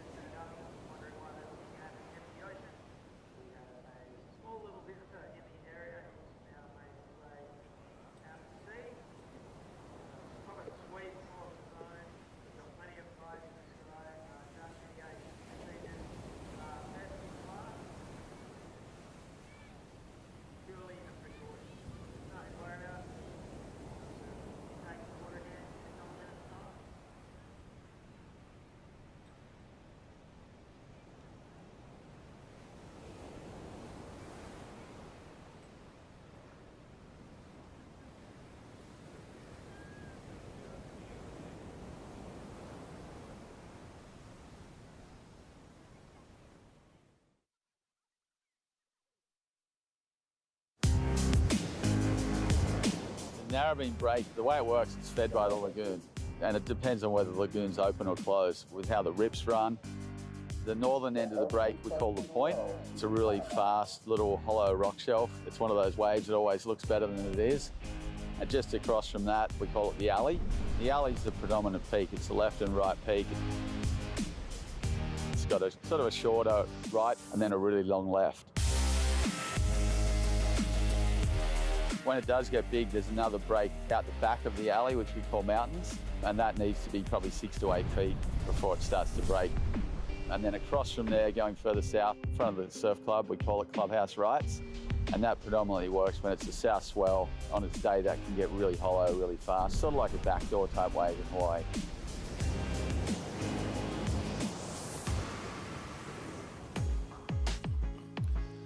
Good morning once again from North Narrabeen. We're here for the Rip Curl Narrabeen Classic, presented by Corona. We're on a brief hold at the moment. Spotted a shark in the lineup this morning, so lead number 2 went on hold. We're tracking that shark as it makes its way down the coast, and we'll look to get competition back underway shortly with Jack Freestone, Leonardo Fioravanti and Dylan Moffat. But this gives us a great opportunity to talk about this location. I remember my first trip to North Narrabeen, Rich. It was like walking onto the set of one of your favourite surf films. There was just so many legends from this zone. I remember seeing Damien Hardman the first time I was here as a grommet. I remember seeing Simon Anderson. These were gods in my eyes, and it made such an impression on me, and I know you had similar experiences. Yeah, absolutely. As a grommet coming up here and watching events at North Narrabeen, the Coke Classic and the Pro Juniors and all these events that really inspired me to become a professional surfer, and then as I sort of got through my career coming up and actually going toe-to-toe with these surfers and actually trying to find my position in the lineup, you know, being a local from down at a Manly way, coming up is always a really hard thing, and surfing North Narrabeen. And I've been out here on classic North Narrabeen days when it's perfect. And even at the height of my sort of pro career, I didn't get any waves given to me at all. It was always a fight, and I'd be just picking up the scraps. But yeah, it's a very competitive lineup, but it's a nice place to surf because of the level of surfing that you will see on any given day. Different story down at Manly where you get any closeout you want. Absolutely, mate. And people think that Manly's just a straight closeout. That's fine. We'll keep the crowds down. But no, we welcome everyone down to Manly, and yeah, it's a little bit different up here at Northie. I remember my first trip to Manly as well. I was just a frothing young teenager. I paddled out into the lineup and almost got run over by some bloke with a couple of earrings and a super bright wetsuit. I think it might have been you. Could have been. But yeah, there is so many amazing surfers from this zone. In fact, Sydney on the whole produced a lot of world champions, a lot of championship tour surfers, but there has been a gap in recent times. Why do you think that is? Look, I just think it comes in waves. There are definite generations that come through, and I think the Northern Beaches on the whole has a really healthy young contingent of surfers coming through, the likes of Dylan Moffat, and then on every beach on the stretch here on the peninsula there are aspiring pro surfers, and I just think the sport itself is going through a boom. These surfers are looking at it as a legitimate career path for them. And you know, when you think about the history of the Northern Beaches and the amount of talent that's come out of here over the years, I'm sort of putting down a challenge to any other region in the world that's produced as many champions and as many good surfers as the Northern Beaches. I don't think there is any. Yeah, we'll see if Dylan Moffat can hold the flag up here for this region. At the moment, he finds himself in second spot. He had a 2.5 on his opening ride. It was incomplete. We've still got plenty of time on the clock as we look to get the second heat of the morning back underway. For those of you just tuning in, the first of the day saw Jeremy Flores and the wildcard Mick Fanning progressing through to the round of 32. We said goodbye to Connor O'Leary. That was a tough one, especially for surfers representing the Sydney region. And then we got the second heat of the day unfolding, a couple of rides on the board, and then this happened. The shark spotted in the lineup. The Water Patrol team quickly sprung into action, got our surfers to safety, and we had a 15-minute hold while we tracked the Sharks' movement. It's headed south. It's well clear of the competition area now, and we're going to get the event back underway with the hooter sounding. And this is a great heat. Jack Freestone, he's got a decent score on the board, 3.67. He'll want a lot more. Leonardo Fioravanti has been featuring in the elimination round pretty frequently since 2019. Dylan Moffat will keep an eye on him to see if he can upset these championship tour competitors. Yeah, well, he's got nothing to lose in this heat. He's coming in just as a wild card. Jack Freestone up and riding. Yeah, nice canvas to work with. Well, almost caught a nose rail riding out of that first manoeuvre. Clean combo, but not the kind of turns that are going to fetch you big scores. We'll see what Leonardo can do now. Drops to the bottom, gets a bit more of a vertical approach. First hit is clean, winds his way through a little carve, just chipping away at this one. And a nice finish there on a small section. Yeah, really explosive turns. Those first two throwing a ton of spray, nice and fast. Leo looks fired up. It looks like these guys haven't lost any of their enthusiasm. Even with the little break, they haven't skipped a beat here. So, Ron, just coming back to your point about catching an edge, and Jack, we saw him do it on that left-hander as well. Just the steepness of these waves, although they're, you know, the height is around the, you know, the head high, maybe a little bit above on the sets, but they're really cupped out, really steep faces. And if you overcommit on that turn, you are in danger of catching that forward rail up towards the nose, and you really need to make sure you put a lot of pressure on your tail. As we see the replay of Jack here, streaks down the line, commits, as you saw that outside edge, just nearly catches it, but he did well to recompose himself. And here goes Leo. Watch how low he gets right at the start. Springs and explodes off the top. Gets down again, coils up and explodes through the turn, and then drives down the line and finishes really well on a tiny little section. Was able to rope the board all the way around. So a beautifully surfed wave from Leo there. One thing that you're going to notice here at Narrabeen, maybe in contrast to the last stop at Merriweather, the rock section, it provided multiple, you know, sections for the surfers to score off, but they were having to really generate a lot of their own speed, and some of them going to epoxy construction up at that location. Here at North Narrabeen, listening to Damien Hardman break down the conditions here, you do get a lot of push. There's some reefs on the outside. There's the entrance to the lake here that helps converge those swell lines into nice apexes that wedge up and really push hard along the sandbar. So the surfers will get a little bit more to work with in the speed department. Yeah, it's the difference between the wave sort of running away from you and the wave face actually coming back at you. As we see Jack Freestone streaking down the line here. You know what he had in his mind. He wanted to take to the air, and a nice little backhand rotation there. He just makes it look so easy, so accomplished up in the air, so comfortable above his board. Look at the upper body rotation there. The eyes get fixated on the landing, and just brings it round so smoothly, and almost makes it look like it's too easy in my mind. Yeah, Jack really showing his strengths now. Waiting on numbers to come through. Interesting to see where this one fits in on the scale. 18.5 minutes remaining here. Freestone's out in front of this heat. It's kind of working in Leonardo Fioravanti's favour at the moment. He's got the highest scoring ride, and Dylan Moffat doesn't want to lose touch with the front runners at the moment. Clean floater there, he'll stomp it. And you can hear the local crowd cheering on from the beach and up here on the car park overlooking the contest site and also this lineup. Yeah, not a bad wave for Dylan. Nothing too overly critical in terms of the manoeuvres that he executed, but a well-surfed wave, and he'll be feeling good just by the fact that he sort of got a wave and completed it, and now he can really grind into the heat. For wildcards, sometimes I think, you know, we heard Luke Egan use an expression earlier on, redline. You know, Mick Fanning was redlining a little bit. He'll up the pace as he moves through the contest. He'll have to, because Mick will be surfing against Italo Ferreira in that round of 32.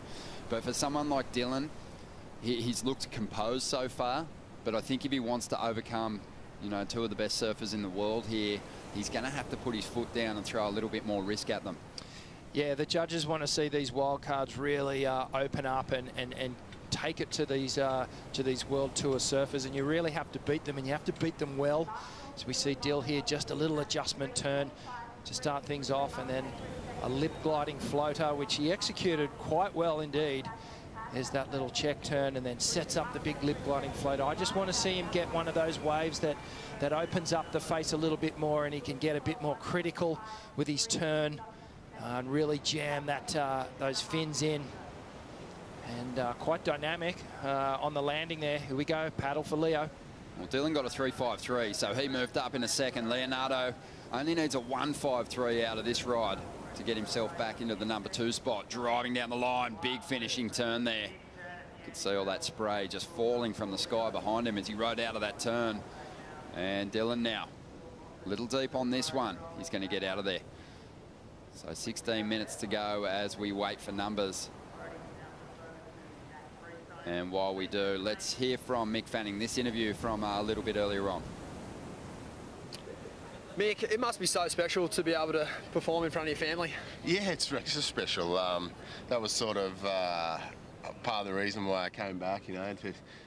Bree's never seen me compete live, and also Xander, so it's pretty cool, and that's sort of why I'm wearing the X on the back. Seth asked me if he could have the 7, so I didn't want to take that back off him. I wanted to start something new. For sure. Now, unfortunately, Connor O'Leary didn't quite fire out there. It ended up being a bit of a battle between the dads. Yeah, the old boys. We've had some incredible heats over the years. Every heat that me and Jez have ever had, it's been so close, and we were just laughing then about it.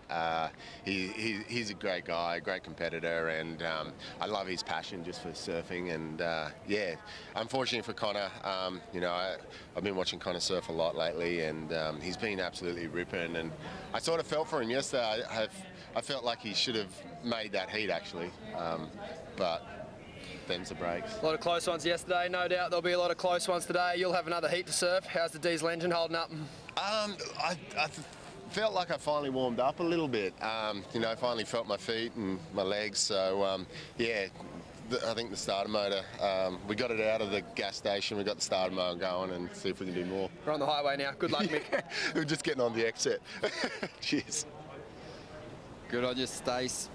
And Mick Fanning wearing the X. That's to represent for his 8-month-old son, Xander. As we go back to the lineup now. And Leonardo is going to take to the sky. Massive rotation, but can't ride out of this one. He's been doing very well to maintain that control and stomp the landing on the roof of the wave. But as you mentioned earlier, Rich, these waves are so cupped out. There is a critical nature to each of these rides. We saw a lot of incompletions yesterday. I wouldn't be surprised if we see more of the same, but in order to get that big number, you're going to have a shot at it. Yeah, I really like where Leo's head's at. And as we see him just fanging down the line here, hits that section, gets the rotation, but you can actually see where the wave's breaking, there's that green fountain, and that's the back of the wave. There's still so much power in that, as opposed to just a fluffy whitewater section here. He lands, see there? That's still the power of the breaking wave is still so intense there, and you can see he just got fully elevated down the trough of that one. And I don't care who you are, mate, when you're coming up against that explosive water, you need some really, really strong calves to ride out of that. And well, Leo, he's one of the strongest on the tour. So for him to get bucked off there, that small little wave just really packed a punch. So 13 minutes to go, and the Italian is out in front. Couple of 4-point rides for him. Jack Freestone not far behind. Couple of mid-range 3s. Dylan Moffat's not far off the pace. Just needs a 3.68. And yesterday he posted bigger scores than that, so it's in him.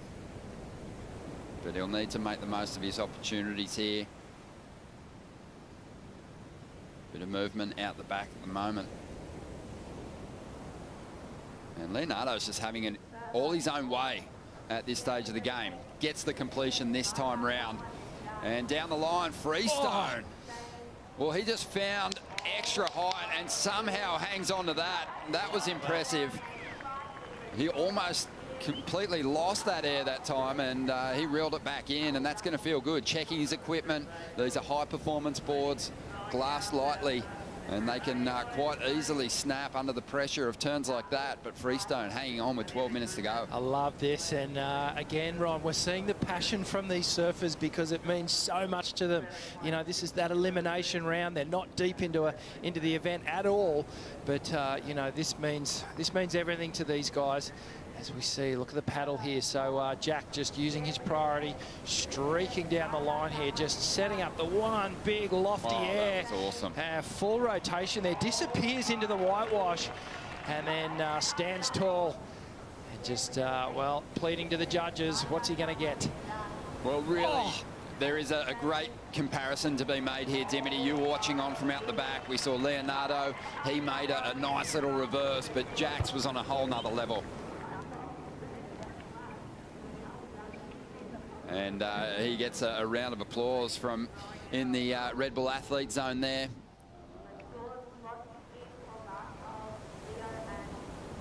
Alex Ribeiro and Adriano de Souza putting their hands together for Jack, and Adriano even filming How that cool rotation. is it that pro surfers are fans of pro surfers, and they appreciate what their fellow competitors are doing out there, and they kind of drop the guard down a little bit and just really buying into what Jack did on that wave. And mate, his front foot looked like it actually came off and was detached from the board for a moment there, and he was somehow able to stomp it back down and regain control in the air. Quite remarkable.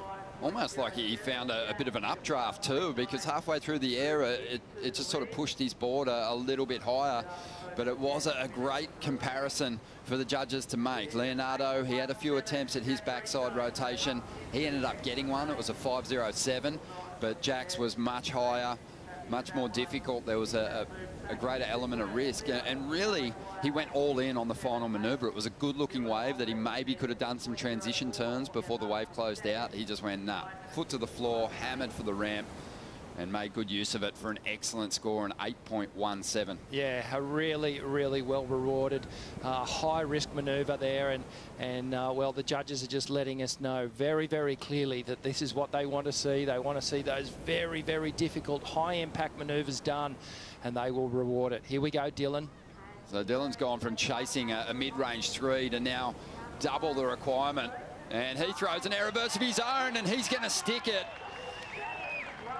And like we mentioned earlier, he was really composed. He was getting some lower scores, but if you want to overcome these guys, you're going to have to put something big on the board. And Dimity Stoyle watching on. Dim, you're getting a good look at the bottom of these boards out there at the moment. Oh, this is such an amazing air show. I just got so excited. So Jack's air was amazing. He actually disappeared in the whitewash, and then when he stood up, it was just like a bit of a shock, and I'm so happy to see that he's bringing that air game back into his heats, because I know that he's got one of the best air games on tour, and he's been hiding it from us. And how good was that Dill just backed it up with another one? The crowd is absolutely going mad. The crowd is eating it up this morning, and I mean, Jack Freestone's got a loud response, Rich. Even though Dylan Moffat's wasn't as big, it went up a decibel or two when Dylan Moffat was able to reel that backside rotation in. Yeah, we got a look at the crowd, and then the North Narrabeen team were calling for a 10, but wasn't quite as high as Jack's. Well composed. Geez, he got the spin going really early on that one. Projected right out onto the flat part of the wave in the landing. Perfect control. It's great to see. And back to live action there, Dylan opting out of that one, but he's got a solid score of his own on the way. Have a look at this, mid-range 7, about to drop, 7.33 for Dylan Moffat. He's up into second spot. And the Italian, who's found himself in this elimination round so many times before, is after a 5.8.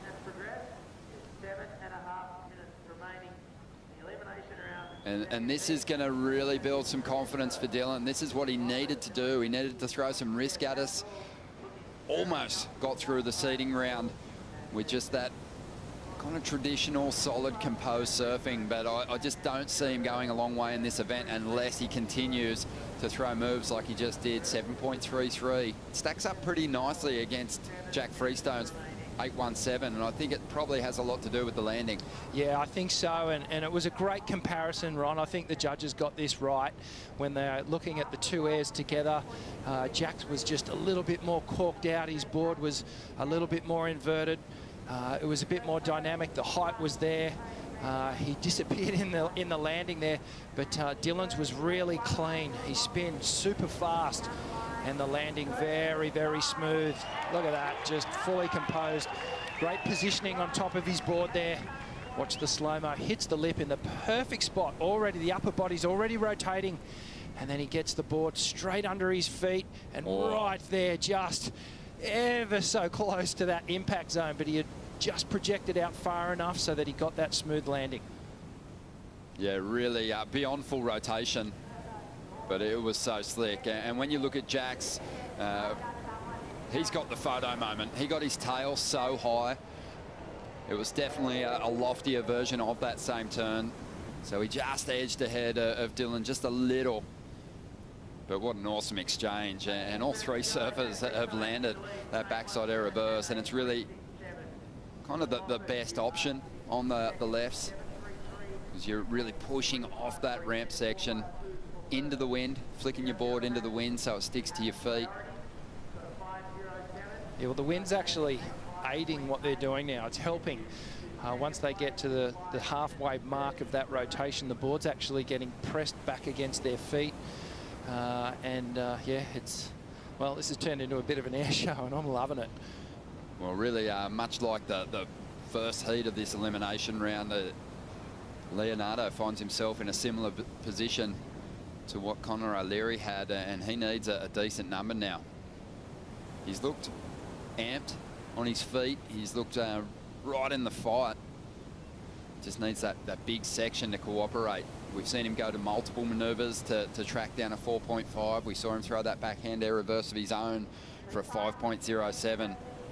But he's kind of been doing his work on tapered walls, whereas Dylan and Jack really connected with a decent set wave out here in order to turn in their best numbers. Yeah, well, this heat feels like it's had two halves to it. The first half, everyone was sticking to the face, going to the rail game, getting the snaps and the pocket turns happening. And this second half, everyone's just lifted and gone, okay, let's get the progression element really fired up, and it's really pushed the scores upward, and something that we didn't see a whole lot of yesterday, and I love that we're seeing it so early in the day.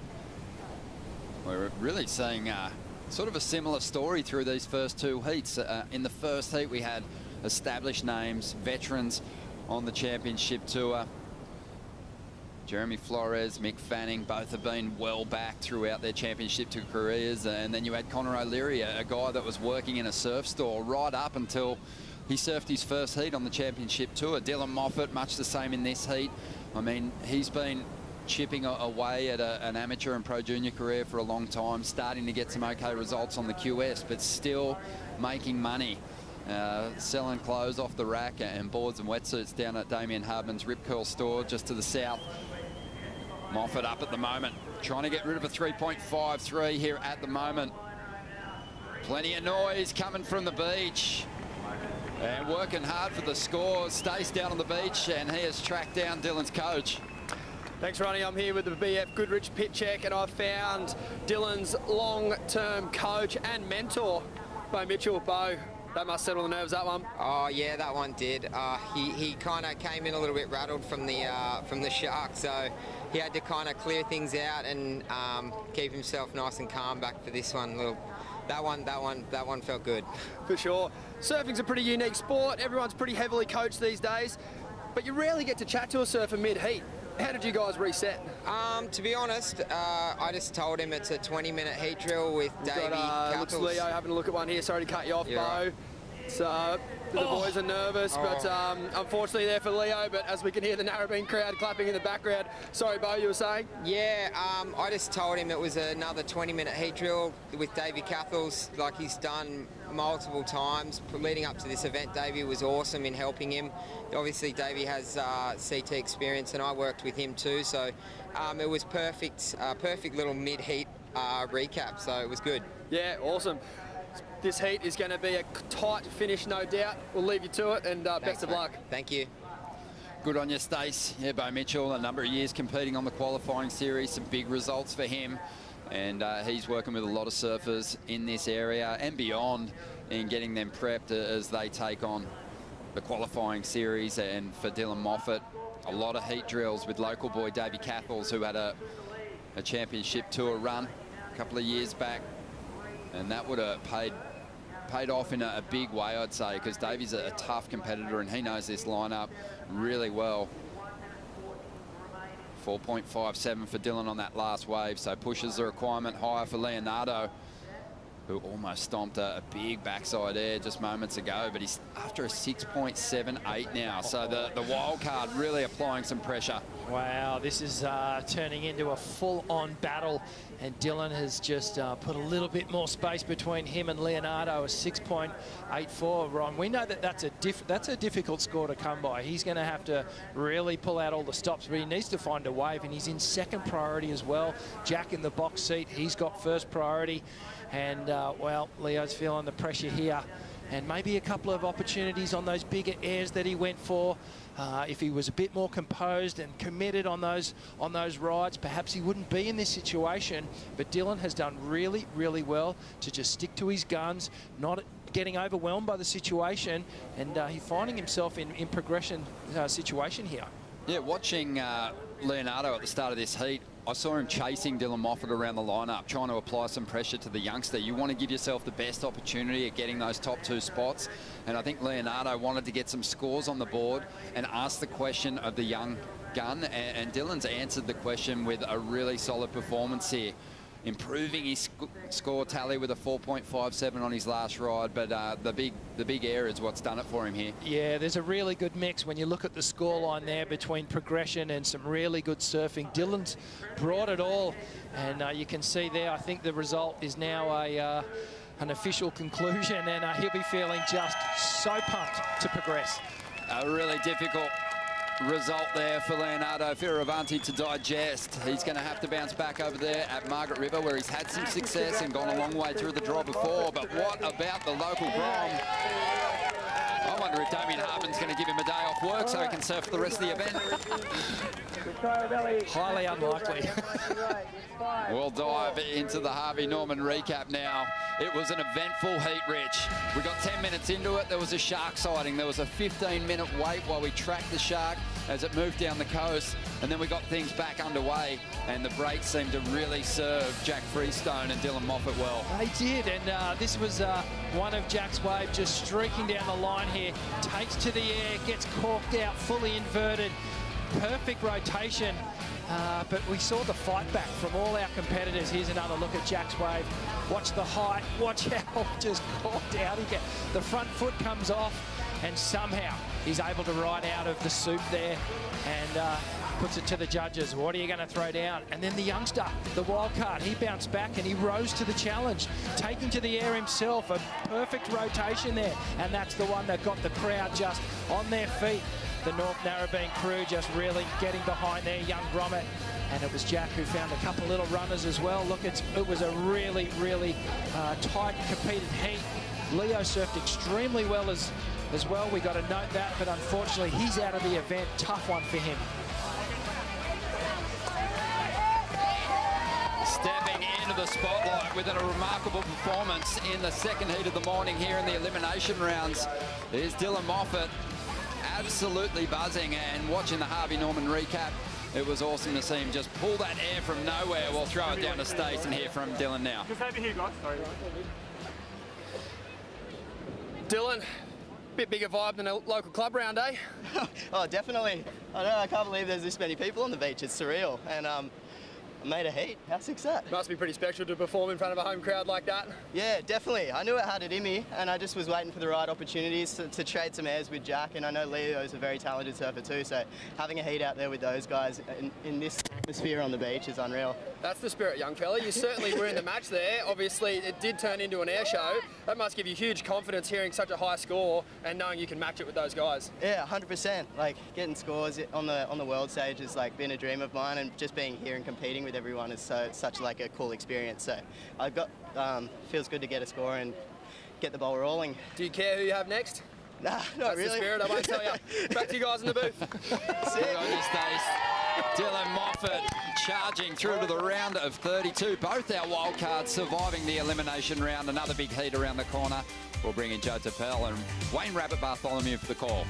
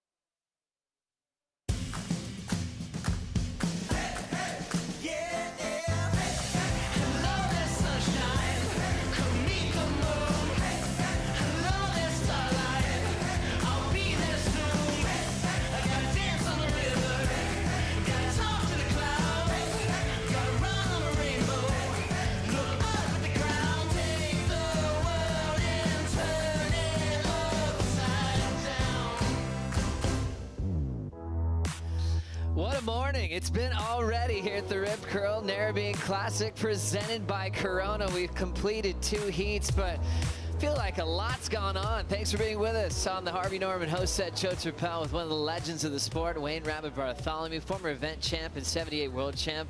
Bugs, a lot to digest this morning here in the elimination round. Waves are pumping, an air show. We've already sent a couple of guys packing, along with the heat going on hold. A lot to digest in a short period of time. Oh, look, it was an amazing dawn as well, Joe. North Narrabeen, the northern beaches. Sydney's, at this time of year, it's so beautiful, and just that crisp autumn morning with the offshores. It really had a good feel about it. A lot of life in the air. It was just awesome. And then, gosh, it just all happened in those first 2 heats. So all surfers trying to avoid 3rd place in this elimination round to avoid the 33rd. Kyle Ibelli taking on Matthew McGillivray and Mikey Wright. Mikey Wright, first replacement surfer this season. After losing to Leo on the sudden death surf off for the spot on tour, both had injuries and great cases as well. And WSL made the cool decision to say, hey, surf and decide who will have the spot on tour.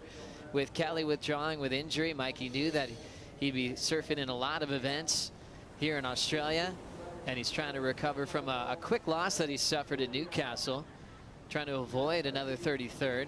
McGillivray's had a 33rd already this season. Kyle Belly's lower result, 17th. He's doing a little bit better, but still, when you think about the cutoff being in the top 22 to requalify for next year, all 3 of these guys have some serious work to do. Yeah, and all 3 of these guys really need to get through this round. So it brings on a level of stress very early in the tournament, particularly coming off, you know, reasonably poor results. They kind of underachieved by their standards in Newcastle, and they're looking to redeem themselves. We saw things completely shift as far as what maneuvers were going down in that last heat. Even in the morning, we saw Fanning, Jeremy, the seasoned vets, the old school talent going for power moves, which you expected for those top 2 spots to move on. Then after the hold, all 3 competitors identified these massive ramps to go tail high above the lip. Are you expecting that theme to stay the same in this 3rd heat of the morning round? Well, look, let's look what's happened. Like Italo Ferreira, Gabriel Medina, they have laid down the gauntlet in the Australian League. What they did in Newcastle, admittedly, it was a lot bigger ramps and a bigger swell than we have on hand here today. But they've really laid down the gauntlet on how to get into that excellent range. And it was amazing the last couple of heats, particularly the last heat, a couple of the Aussie boys going to the air and showing they're still, you know, they haven't just got the rail game. Of course, we know Jack Freestone's always had a big air game, but the young Dylan Moffat, well, I didn't realise that he also has got he's got a lot of game. Sometimes, Rabbit, I feel like you miss out on seeing a lot of huge airs just because of the venue's demanding overall performance at the long, great point breaks we have on tour. And believe me, that's amazing. Those waves are world class. But then when you get into a shorter, compact wave where it's got a quick, aggressive closeout section, you get to relive this aerial movement. That's in such an amazing place. The air that Freestone did in the last heat was not a typical air reverse, where he's upside down, kicking that back foot to get the rotation. It's almost close to a flipping rotation, and I'm really loving what we're seeing so far today. Yeah, Jack, look, he had a couple of warm-ups. You know, he boosted a bit early in the heat, but, you know, kind of only got around that 5-point range. They were well by his standard and by today's standard, kind of stock standard aerials, but that one he did just, that catapulted him into the excellent range and into the 3rd round. Kai Wubeli, during the hold last year when the events were off, he spent a lot of time in Brazil and decided to kind of put his business hat on, open a restaurant. I think he has plans to open a few more, and it's all about all the food he loves from traveling around the world. And he's said it's a whole new world where he's just trying to surf as much as he can, but also think about the future with business as we have an absolute battle. We haven't even had a wave ridden yet, and look at this effort to outposition. Well, this is an old school battle royale, and it looks like it is. Mikey Wright is able to get position for this wave. An absolute battle for this one. We'll see if it pays off. McGillivray wanted a piece of this thing, and Mikey Wright would not let the grommet into this one. Nice carve to finish. I love that intent to start with a lot of energy. Mikey stuck to his guns, held his position. Yeah, well, it was an interesting one because, I mean, they obviously saw what was coming, but, you know, if it had been a left and, you know, Matthew McGillivray would have had the inside running. They were so close together. Mikey, you know, just was a little bit better position. I don't think Matthew McGillivray could have even caught that wave. He had to be right on the button, and he chose to go right. He didn't pull out his air game on that one. It was a more conservative approach, but, you know, he got some good moves in. Mikey Wright trying to get a big result as a wild card this year. He knows how important that is because he's qualified from wild card opportunities. This was that big effort to hold the rookie off. Like you said, since it was a right, Mikey was in a great position to take it. Well, it was a game of chess. He got him in check. And there was really no chance for Matthew to get that wave. And Mikey, as I said, you know, kind of took a conservative approach to this wave. You know, probably after Newcastle, he knew he had to get off to a better start. And that's one of the coolest parts about watching a heat in pro surfing is the start of the heat before the priority rotation's underway to see who's going to demand that first wave, who's the most aggressive. Mikey gets a 3.0 for that big effort. And now we can take a chance to catch up with Jack Freestone with Stace. Jack, you've been involved with heats with Seaweed and Sharks. How proud of you of the team there, keeping you boys safe at the start? Yeah, they were straight on it. That was awesome. The boys were, as soon as that little visitor came, they came in, got us. It feels like a pretty common occurrence in my heats, which is strange. But yeah, I'm psyched. No, nothing happened. For sure. Awesome to see you reset. Talk to me about that, Air. I know how much pressure you put on yourself to perform. That's got to feel good. Yeah, it was good. Came in, had a little break, a little half time, a few orange slices, and then straight back out there. And it was a pretty simple game plan. It's just try and find a good open left with substance, and then at that wave, the 8, it was actually a closeout, and I just went, all right, time to go for it. And yeah, everything came together. Absolutely. You'll have another heat today. How's the energy levels? Yeah, perfect. Yeah, everything's good. It's just I'm just excited to be talking to you. Like, this is pretty crazy. This is like a pinch yourself moment that one of your best friends talking to you after a heat. Crazy. Yeah, likewise, mate. Right back at you. It's awesome to see you perform, and it's awesome to see this much crowd back down the beach. Yeah. I think we're both very lucky to be doing what we're doing. Yeah, it's awesome, man. The support and the crowd down here is like, oh man, it's electric. No, you got the family at home, mate. Another baby on the way. Congratulations. Yeah. Did you want to say good day to Lanzi? Yes, I love you guys. I'll be calling you. I'll FaceTiming you in about 5 minutes. Awesome. Thanks, Jack. Thanks. So good. Couple of boys that grew up together, Stace and Jack. Stace has been on the road with Jack in the past on the QS for years, representing the Gold Coast and Tugan, and man, they've had some classic journeys together, and obviously Stace helping out with a lot of coaching. He's an amazing surfer himself. I remember one time, Rabbit, I was in Bolito for that big 10,000 event, and Stace was like, hey, come over here, watch this. And it was Mitch Cruz and Jack Freestone, and he's like, watch what's going down on this wedge. And Jack did probably 10 different variety of airs, but he stomped them all. He was always committed to pulling everything. He wanted to make it a habit, no matter what position he was above the lip, to always commit to landing it and pulling it off. And that consistency was really clear, and he was able to use it as a weapon in that last heat, something that Jack's really been dedicated to for a very long time. He has. I mean, you know, we kind of consider him one of the young coolie kids, and obviously, you know, I know his dad well, and you know, Coolangatta Tugan area. And of course, you know, we've watched Jack grow since he was a young boy, and he was always going to be, he was destined to be a great surfer. And he's had some great history for himself here. He clinched one of his junior titles here at Narrabeen. In motion is Mikey Wright. Couple of backside turns to back up the 3.0. Only surfer we've seen get to their feet in this heat. Yeah, well, that's right. It's been a bit of a slow start, but yeah, well, Jack, I think he beat Mitch Cruz on the buzzer in that World Junior at Narrabeen.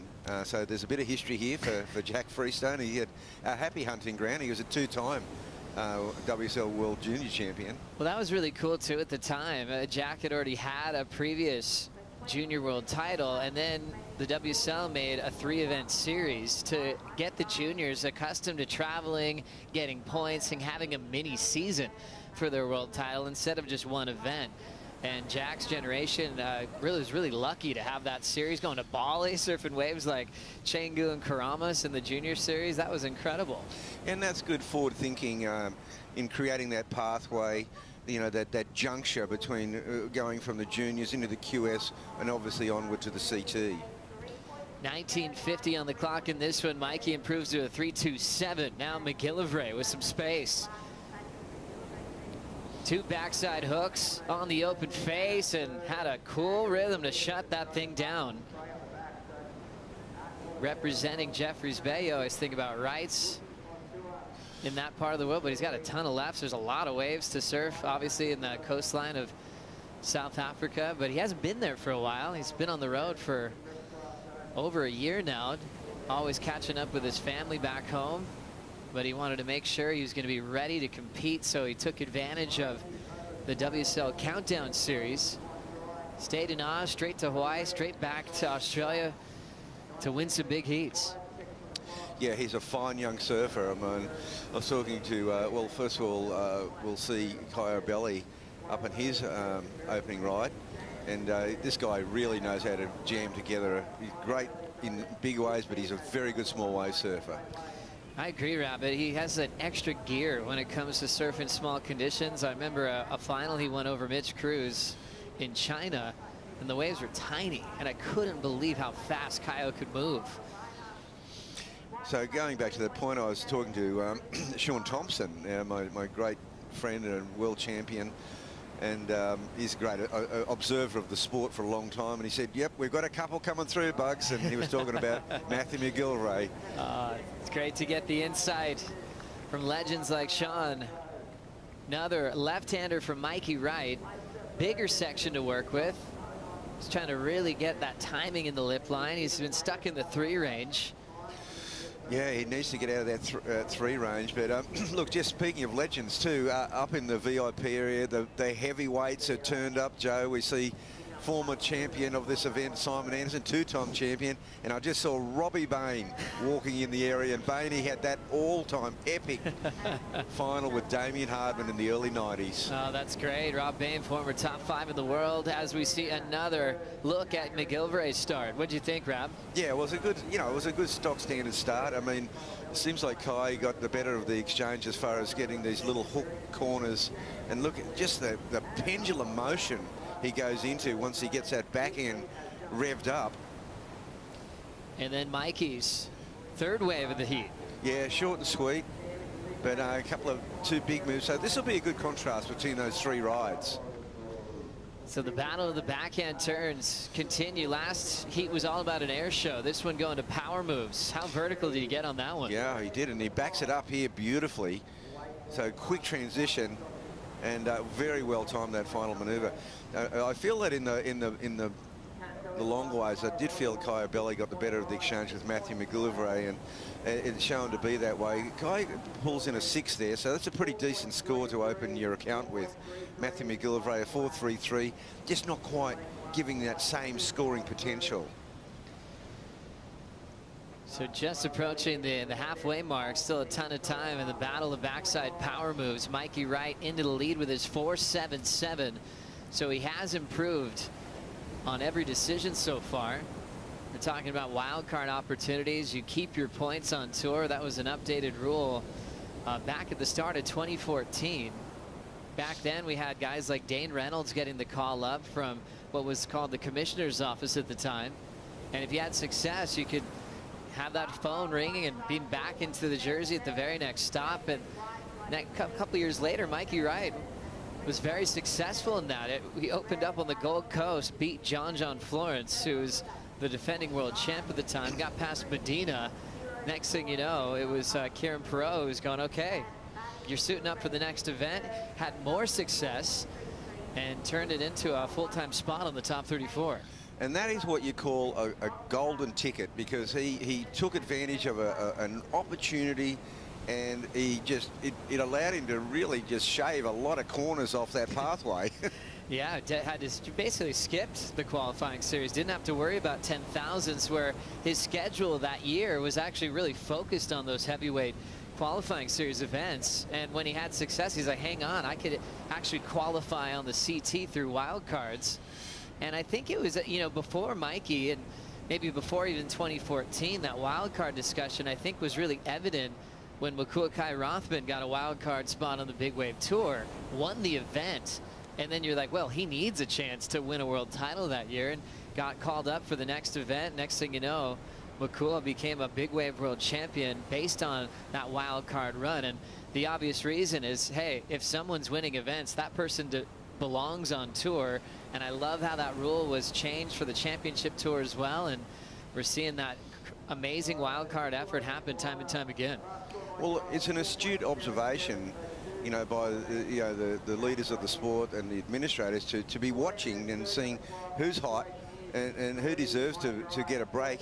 And then once you get a break, all you got to do is beat world champions in the early rounds. Yeah, you think about some wild card performances. Let's talk, Tahiti, Bruno Santos, Manoj Rollet, all wild card final. Way back then, those guys would have been having more opportunities. So what a great change. And the classic one, Johnny Boy Gomes at Pipeline. All wild card final with Johnny Boy and Michael Ho in the late 90s. As we see Kai Wabeli changing position. He's in second, but he's got the best number of a 6.0. We were just talking about Jack Freestone's World Junior titles, where Kai was able to clinch one in Australia as well. It was up on the Gold Coast at Burleigh Heads, and it was very interesting and dramatic, something that doesn't happen all the time. But it came down to a tie break for the world title that year. Kaio had lost early in that event. He had gone to bed. All of a sudden, everyone's trying to wake him up, saying, hey, it's tied. You've got more heats to surf. A surf-off with Garrett Parks. Next thing you know, he's waking up, grabbing his boards. He ends up beating Garrett and took out a world title. And his speech was incredible. He just thought he was already going through the emotion of losing and realized he had a shot and became a junior world champ that day. Yeah, I was there that day, and when he actually came back and surfed, he certainly had another gear. It was like, you know, the reprieve. Great memories. 12:55 on the clock. A little lull out the back. Dimity Stoyle still out in the water. How's the weather looking right now? Yeah, well, it's just, you know, we've got the sun on one side, and then off to the south we've got a big rainstorm coming in, and it's starting to get a little bit gloomy. The ocean's slowed up a little bit. It's always hard when a heat pulses, like that last heat was just an air show. It's always hard to back it up. So these surfers would have had that in the back of their mind, thinking, well, there was a lot of waves ridden in that last heat, so I'm going to have to expect maybe a lull. So they're prepared, but hopefully we get a pulse towards the back end of this heat. Well, Dimity, we've had a big morning. Catch up with you in just a moment. We've got Kyle in motion. Already has a ton of speed on the right. Back to the lip. Weightless on the float. He's starting to feel it now. 6.0, and now we'll be backing it up. Dimity, how'd that right look for Kyle? I think Dimity went underwater there. She'll be catching up with us in a moment. A lot of action out there, but Kyle getting a nice running right. I don't know, watching the morning conditions, Rabbit, it's not all the rights are that reliable. They can go very quickly, but when you're as fast as Kyle Belly, kept the pace well. Well, he read it well because it went too quick for him to come in and do an aerial on the second maneuver. But you know what I love about this? Watch this. It's a step off with a touch of arrogance. Showing the judges he had control, pumping himself up in front of the crowd. It is a Sunday here in Australia, and every wave you hear an explosion of applause. First turn set up the float well. Yeah, it's a nice first turn, sweeping into that second section, and yes, this is just a little show of attitude right here. I think he likes that ride. I mean, it is a show, isn't it? I mean, what a dismount. I like a good dismount, Joe. Yeah, I love it. Here he goes again. He's looking for a ramp. Big Superman attempt from Kyle Belly. And missed the grab. And the crowd came early today. I mean, the crowd came, the guys and the girls, they put on such a show yesterday. Huge crowd down here, pre-dawn. I went for a walk, and there was a massive crowd already on the beach. It was so good to see Sydney-siders, not just the northern beaches. They've come from over the harbour, from way down at Cronulla and all the way through from the Shire to Bondi. They're all here. It's wonderful. And a lot of former competitors that have competed up and down this coast, from guys like Toby Martin in the competitors area. We will take a quick break. Kyle still leads. We'll be right back.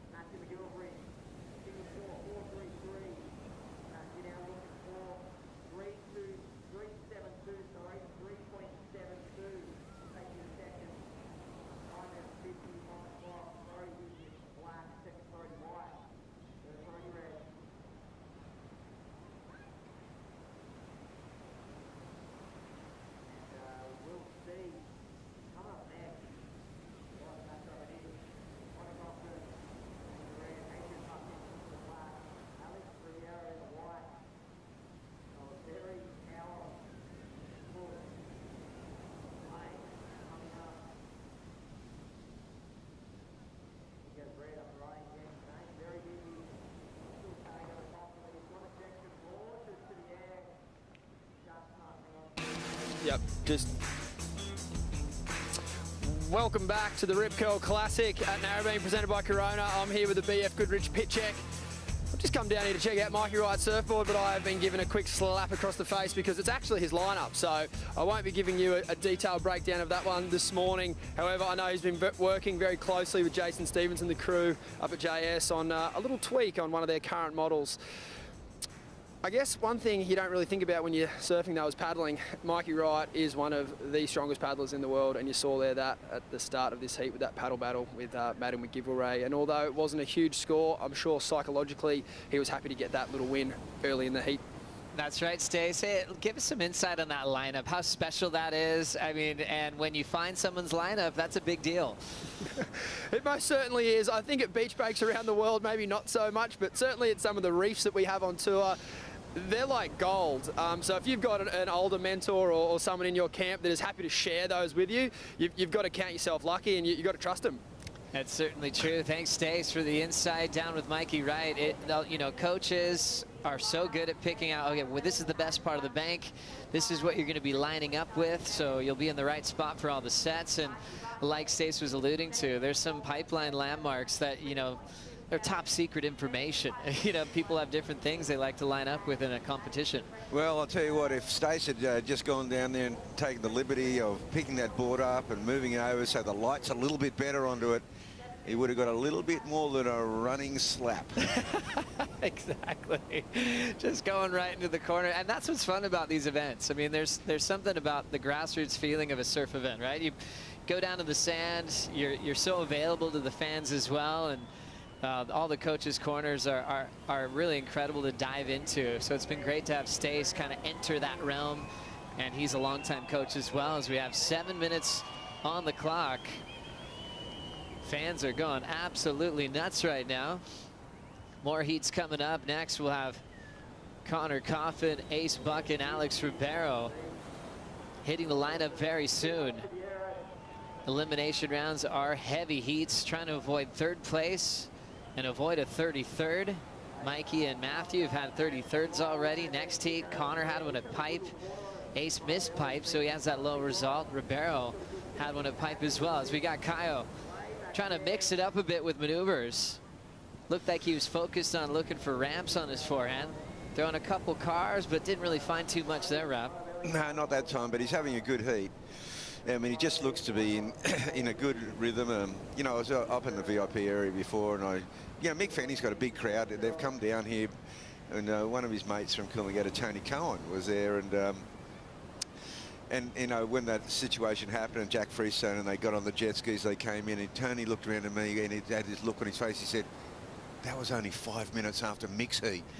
That was a reaction from a lot of people on the beach, as we all remember a few years back at Jeffreys Bay, as we continue with motion of Matthew McGilvray. A couple of quick turns on the backhand, throwing some water. Just nice composed backhand surfing. Needs a 3.72 to take the second spot from Mikey Wright. Exciting rookie on tour, Rip Curl athlete, spends a lot of time with Morgan Siblick, and really cool that they're able to qualify at the same time to work through those rookie ups and downs for Morgan. It's been a lot of ups, obviously from the semifinal on his home court at Meriwether Beach.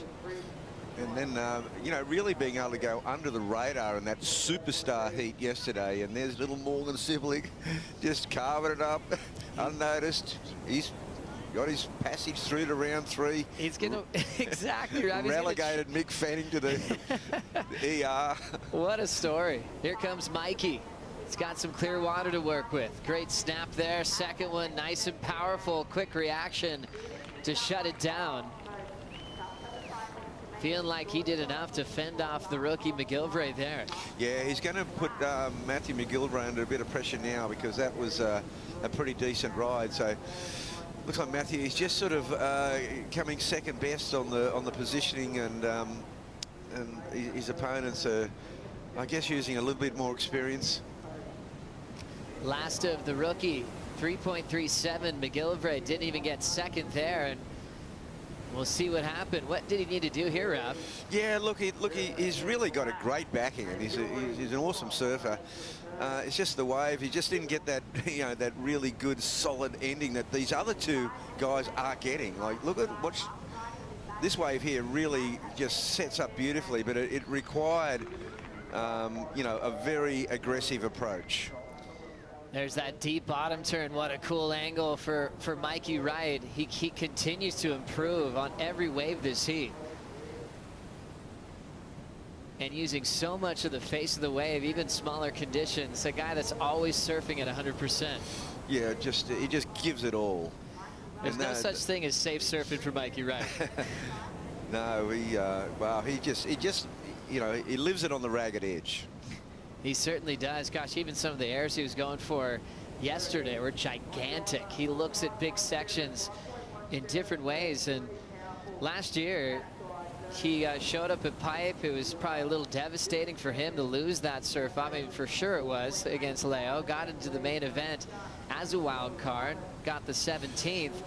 Contests were called off, but he stayed right there on the North Shore of Oahu, and he became a hero. He was able to rescue a woman who got sucked into the water in a very dangerous situation, and Mikey did not hesitate. All the North Shore lifeguards, who I consider the best in the world, we're all giving Mikey a round of applause and saying how amazing that was. I remember Dave Wassel was like, you didn't have to do that, but you did. It just showed his instincts, his heart and passion to be on the rescue. 2:30 on the clock left in the elimination round. Harvey Norman recap's going to show the start of Matthew McGillivray. After he lost the paddle battle with Mikey Wright, he got on the board with a 4.33 to start. Yeah, it was a good start. I mean, this was just such a slick ride. Coyabelli gets that 6-point ride and it backs it up. Immediately, his first two waves are still his keepers. Quick reaction time to the right for Belly, 3.97 to keep his lead. Mikey Wright, this wave here is really solidified his second position. Nice timing there for Mikey Wright. Every wave has improved, and he's up again. Let's see if he can keep that theme alive. Here's the wind-up, backside, tail-high punt. No landing there for Wright.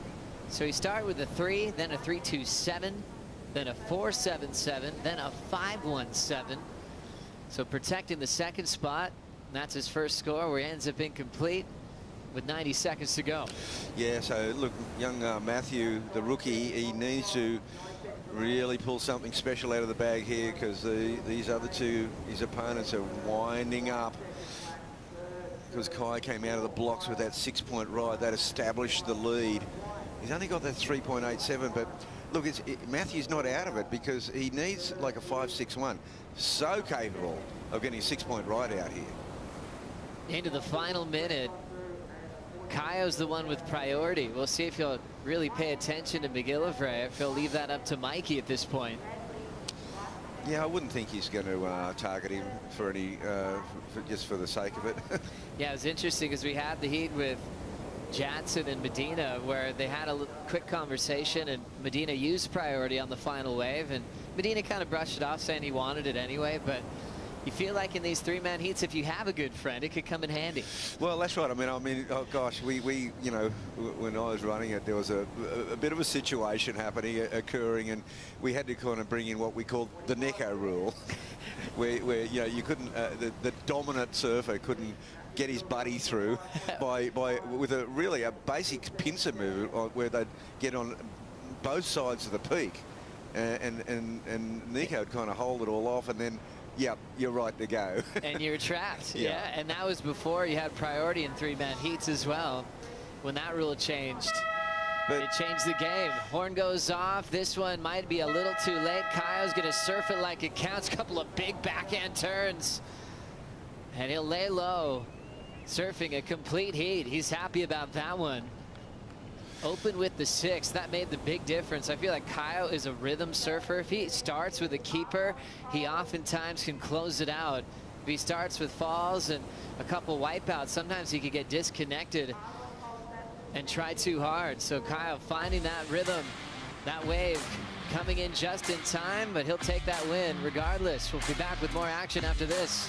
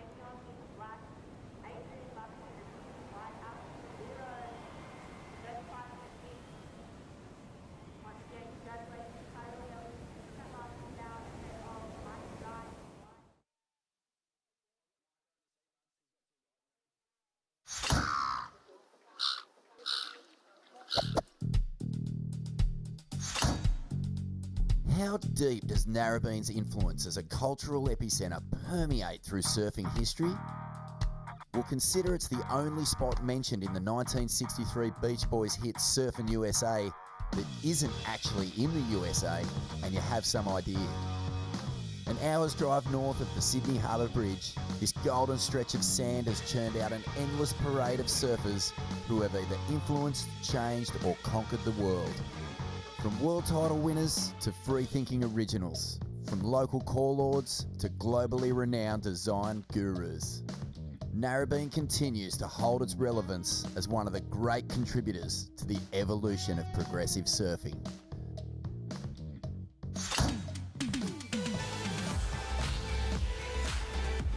Narrabeen has so much insane history in pro surfing, you know, outside of big events, has the best characters that grew up surfing this wave, and it became very competitive to get a spot in the lineup. The pecking order runs deep, and you've got world champions multiple times for Damien Hardman, who did a great job just taking over the world at a young age. That first world title he achieved at just 21 years of age. All finished that season in Australia in a battle with Barton Lynch, who was a bit of a mentor for Duma back then. And a lot of great history. I mean, the last time the tour stopped here for a CT level, we mentioned the 99 win for Taj. That was run down at Manly over Kalani Robb in the final back then. Yeah, they moved the event to Manly. I remember Shane Beshan won at Manly. It was probably the smallest surf he's ever had to win a final in. But before that, the home of that event was North Narrabeen. And there were some epic finals, as I said, the Damien Hardman, Robbie Bain one. That was incredible. Kelly Slater had a couple of big wins here, and the one with Shane Herring was a legendary one. But, you know, in that clip there, it was really brought back some memories too. And I want to give a shout out to the Fitzgerald family. That was Terry Fitzgerald, one of the greatest surfers to ever grace our shores here. And his sons, Joel and Kai, were and are amazing surfers. And just part of the not just the folklore, but the fabric of North Narrabeen.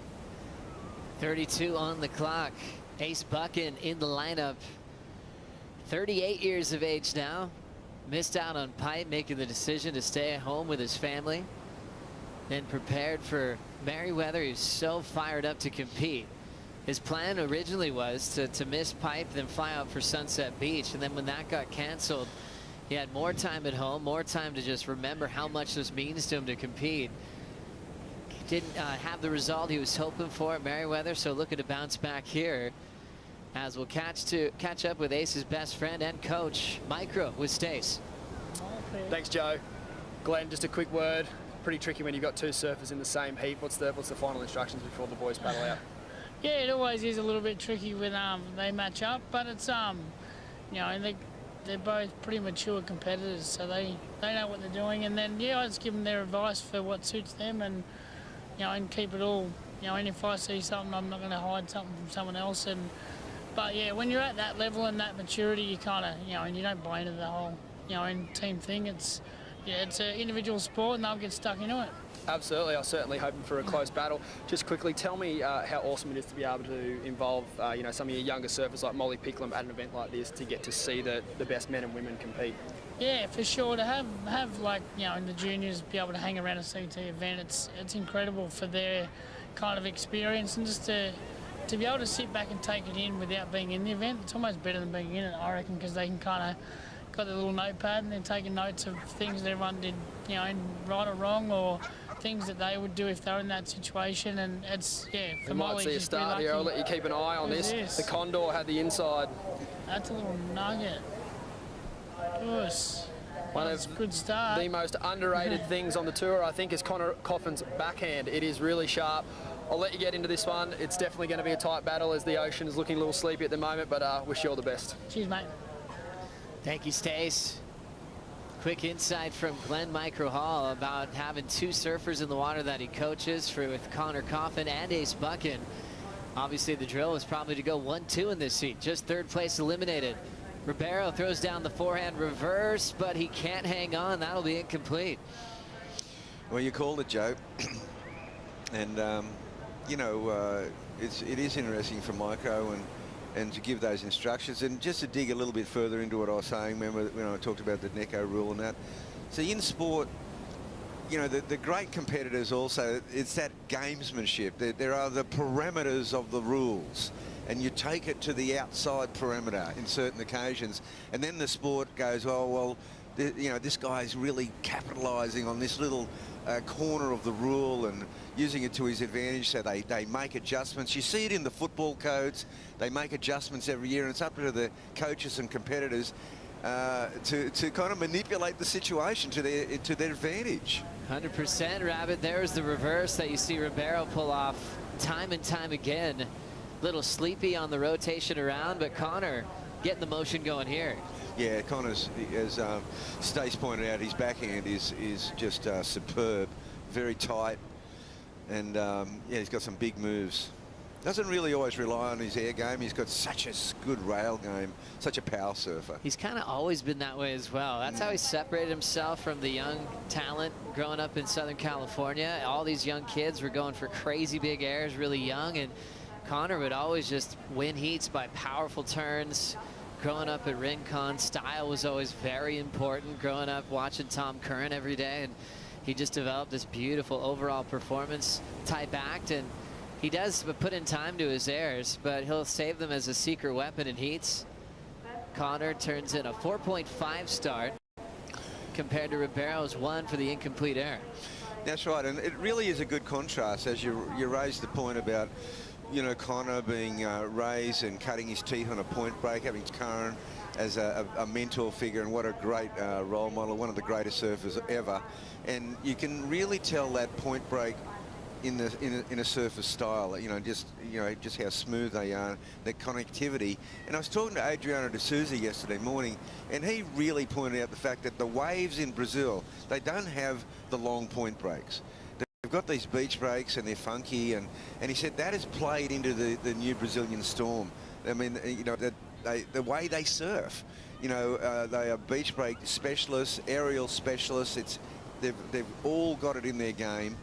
And I think that's a great contrast, but there is still obviously room for that big carving game on the long point breaks. Classic heat still unfolding, and one thing we did notice before it started, Ribeiro had a huge applause before the start of the heat.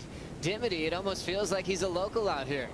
Yeah, I'm out the back here with Dometic, and all I could hear was the crowd going mad for Alex Ribeiro when he was walking down for his heat. So we're here on the northern beaches in Sydney, but there is a large Brazilian following here, and you can hear them cheer so loudly. And he's having a little look now. Let's see if he gets this one. Ribeiro setting up this left. Alex hard off the bottom. Nice snap there. Second turn looking solid as well. Fans getting behind him. There's the ramp. Reversing complete. His best wave so far. Dimity, were they getting behind him on that one as well? Yeah, he didn't ride out of that air, but they were nearly, you could hear them, a couple cheers, but it'll be extremely loud if he does a big air and lands one, so. The fans are amazing from Brazil, because we notice that no matter where we are on tour, I feel like they can come with the numbers and maybe match or outmatch the amount of fans that are in that particular country. It's amazing what they'll do to change plans to watch their favorite surfers perform. Yeah, and they just seem to be everywhere. Like every stop on tour has a large Brazilian fan base, and it's so exciting. They have that energy that the Brazilian surfers have on tour, and it's so incredible and inspiring, and it's really cool. It's great. There's always great moments in history, especially with the world titles when those start happening, Rabbit. With Gabriel Medina in 2014, you think, okay, he just won in Hawaii, and then out of the woodwork, Brazilian flags were there. The celebration was loud and passionate. It was so incredible to feel that buzz in the air of the whole game changing, but also to see how amazing the fans are, to be there at the right time for those historical moments. Well, and the Brazilian fans are obviously so emotional and so full of song. There was this final down in Manly, and it was raining. It was a pretty shocking sort of day, and there was still this crowd on the beach. I was going, wow, these are just so dedicated, these surf fans. And it was a final between Julian Wilson and Adriano de Souza. And when D'Souza finally got the decision and won the final, they erupted into song, and I went, oh right, they're all Brazilians. It was amazing. I remember that final down in Manly. Yeah. And it was raining and gloomy, and D'Souza had a great battle with Wilson in that one, and you just saw that all-time dedication, rain or shine, which was so great to see. Connor Coffin, 4.5 on his start. Ribeiro falling on his reverses, and Ace Buchan with priority is dropping anchor at the moment, which can be a bit risky because you're giving yourself less chances. But I think overall this heat has gone pretty quiet, so he hasn't missed too many opportunities yet. No, well, it's the last heat started relatively quiet, except for Kyabelli getting away to that really clean start. And, you know, Matthew McGillivray took a fair bit of time to get going, and that was to his disadvantage in the end. But Ace is a cool customer. He's been around a long time, Joe, and he would have had heats out here, you know, all the way back to in his junior days. He would have surfed New South Wales amateur titles at North Narrabeen when he was a kid. You know, he was actually, I used to do these things called the rabbit camps, and him and Micro Hall were graduates of the rabbit camps way back in the day. As we look at a quick vertical whip, incomplete again for Ribeiro. So 3 falls already to try to start this heat. What was involved in the rabbit camp? How could you get involved in that? Oh, wow, they were pretty cool. What we'd do, we'd go down to an eco village at Broken Head and have 5 incredible days with the Grom surfing, amazing beach breaks, and you know, getting the whiteboard out and having talks, and it was a super fun time. I mean, I got to tell you, Joe, no one enjoyed it more than me. Oh, that is awesome. We got to bring that back. Ace Buchan, Rabbit Camp alumni, wrapping a couple of frontside turns. One of the great veterans on the top 34 finds the finish and finally opens up this heat. I feel like with the numbers we have so far, he'll be right in the mix now. Yeah, Ace has opened his account. It's not a high-scoring heat so far, that we haven't really seen a solid set.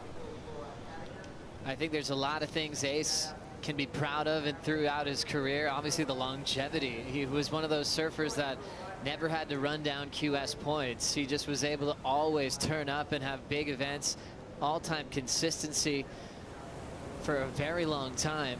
And he had an incredible junior career. He's won CT events against Kelly as we look back at his start here, Rob. Yeah, this is just classic Ace style, and you know, he's still loose and limber, and you know, there was a bit of footage of him at Avoca recently, just surfing amazingly well. This is live with Connor Coffin. A bit of backwash in this one he's got to deal with. End section finds a little more space and really had to work hard for that one. Had the 4-5 opener. And that'll be his second scoring ride. Just scored on your top 2, and we moved a long way from the top 4 waves, top 3, then to top 2.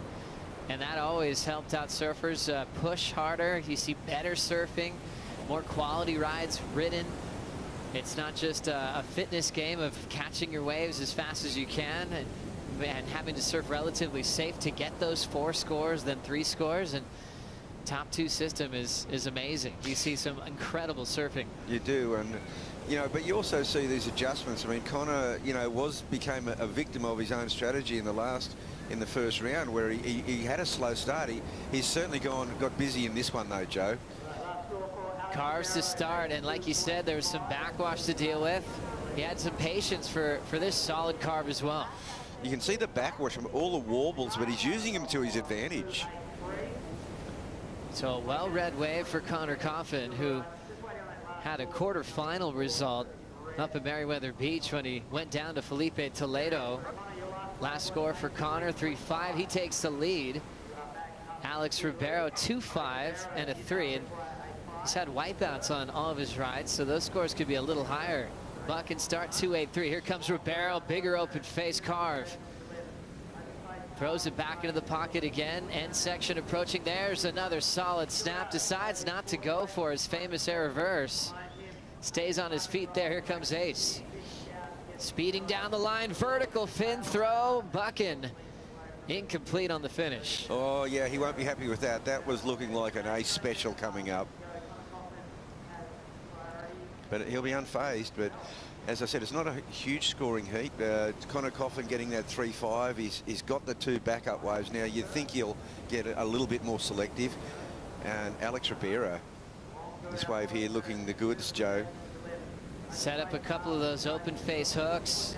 And then instead of trying to ramp up, which you're so used to Alex doing, he just stayed on his feet for a solid snap. Yeah, and this one here, look at this. Ace just starting to look in his scintillating form and just overplays it. This first turn. Oh, this is the fall. Yeah. Just trying to bite off a little bit too much. Ace has been enjoying his time at home. And, you know, it's interesting when you have your home break and coming from Avoca Beach, you know, when you travel the world your whole life, you miss a lot of swells at home. It's kind of like where you began, but you're always getting the phone call, oh, everywhere is firing on your home break. He's used to missing that. And then now having all that time and having a whole season surfing all the waves he grew up on, he said that was extra special. Looking a little loose on that first turn was Ribeiro. Looks like he's still trying to find his feet in this matchup. Yeah, I mean, he's surfing well. You know, that last wave was his best one. It put him into first place, 5.33 for that last effort, where, as you said, he took the more conservative approach, resisted the temptation to go to the air, which is hard. Especially when you've got a solid air game like Ribeiro. Alex taking the lead, more scores locking in. Let's catch up with Kyle Ibelli with Stace. Unfortunately, that last wave ridden there just outside the time allotment for Kyo, but mate, I just noticed you looked a little more relaxed on that last wave. Is there a certain comfort knowing that you're on the last wave of the heat potentially and that no one's going to ride a wave behind you? Well, it's just a hard feeling, man. It's like round shoes, like there's not enough points there, and like we definitely don't want to come all the way here to lose round 2. And usually, like, if you lose round 3, you don't have another chance. And yesterday I had that feeling of like losing a heat, and I hated, felt really bad. And today I really felt like I had to stuck my turns, and I knew my board was working good, so I just had to focus and try to control everything I can control, and everything I cannot control, just let it go. And yeah, I found some waves, I had fun. Just feels like winning the whole event. And I know the elimination rounds are very scary for all the athletes, and I know how much it means to get through. Talk to me about, I personally felt you were one of the best free surfers of the event, but obviously we know that doesn't really mean much. You've got to do it in your heats. How hard is it to translate a good free surf into a heat? Well, especially after like a year and a half. The last time we had a high performance surf contest was in Portugal in 2019. So it's been quite some time, and it's just like right now finding like what's enough, what's too much, and what's not enough, like as far as like hitting the turn, because I feel like I'm a dog, unleashed dog out of the cage, and I just want to go do it, and I know I can do it, and just having that sweet spot, like how strong I can go in each turn, definitely helps, and I'm trying to figure out that as I go. Absolutely. You will surf another heat today. We'll let you go catch your breath. Best of luck. Thank you. Kyle Ibelli happy to get that win, and there's a bit of emotion there, Rep, talking about elimination round heat, how stressful that can be, and getting a win, he compared it to winning a contest. It's that big. Well, you took the words right out of my mouth, because, I mean, talk about wearing your emotions on your sleeve. He just let it all out then, and it is that underlying stress of even being in round 2. The elimination round is, he said, there's no points. You don't come all the way here to lose, and you know, it's a good attitude to have. Well, Kyle's been around for a long time. From that World Junior title we spoke of, you know, that's the pressure that comes with a World Junior title. You get a great seed into the 10,000 events, and you're expected to convert. And he had a lot of close calls, was trying to get a rhythm going, and then it just wasn't happening. So he had a lot of years where he was going, I got to restart again. I got to restart again. And he finally got an amazing roll. I remember when Sakurema was still a QS, and he found a rhythm to qualify, had some injuries along the way, became the crazy spoiler for John Florence multiple times. And I feel like his role is just getting started this year.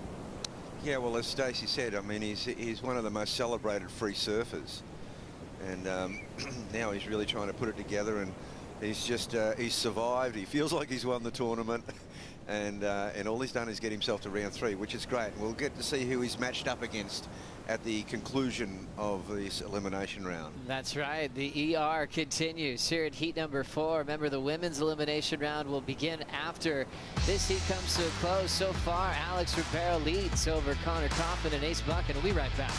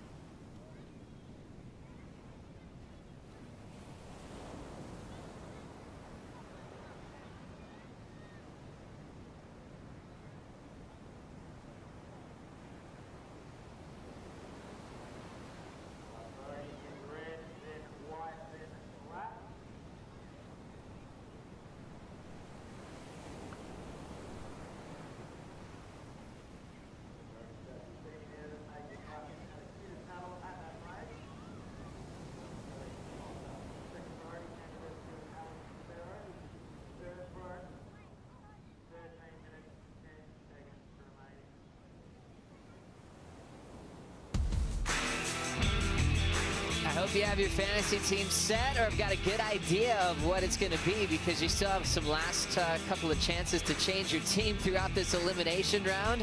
Download the app or go to worldsurfleague.com and choose your team depending on the tiers, and hopefully you end up on top. Join a clubhouse, start a clubhouse, and start the battles against your best friends and see how good you are at picking winners. Look at the heats to come in the round of 32. Gabriel Medina has local boy wildcard Dylan Moffitt. Italo Ferreira again with Mick Fanning in the round of 32. Can't wait to see that unfold a little bit later on today. Ace up and out as he kicks out of that right-hander, still in third at the moment. So that's really cool about fantasy these days. You can make those last-minute changes. If you're identifying those matchups, if you have Mick or Italo, you've got to make a decision quickly. If you want either one of those surfers, or if you have a favorite that you think is going to win the whole event, make that your power surfer, because that's double points.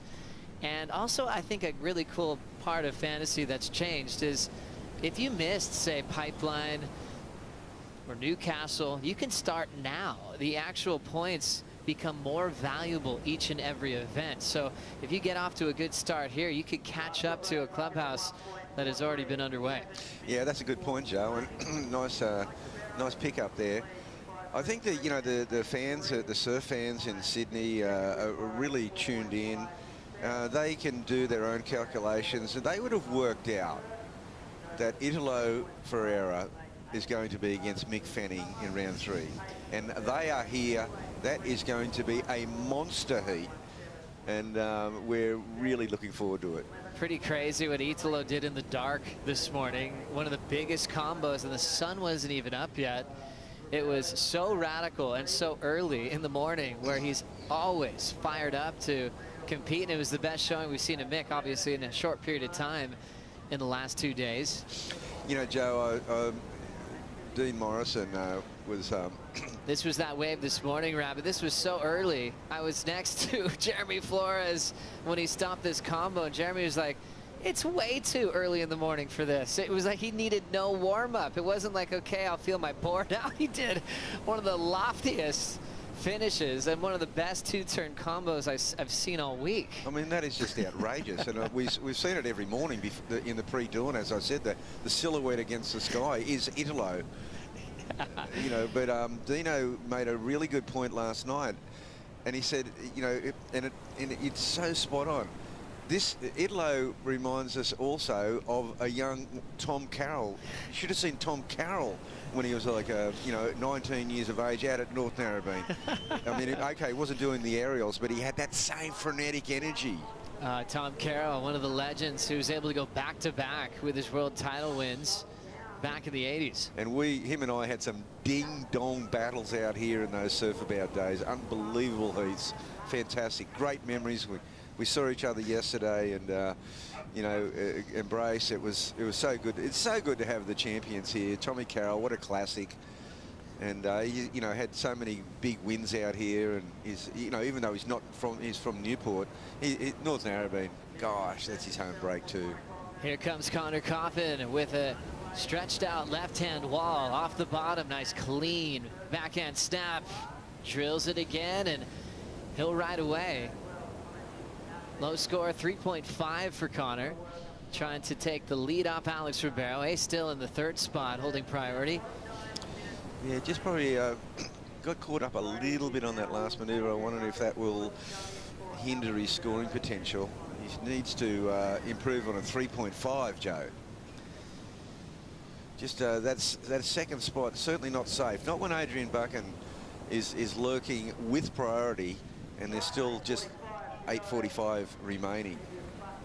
Connor Coffin's younger brother, Parker, one of my favorite surfers to watch, has one of the coolest styles, front side and backhand. No weaknesses as well. As we look at Ribeiro with the speed, here's the ramp. Air reverse that he's been trying to pull off in this heat. One maneuver section to try to protect his lead. Yeah, well, he's looking to improve on a 3.53 to, you know, to bolster his position at the helm.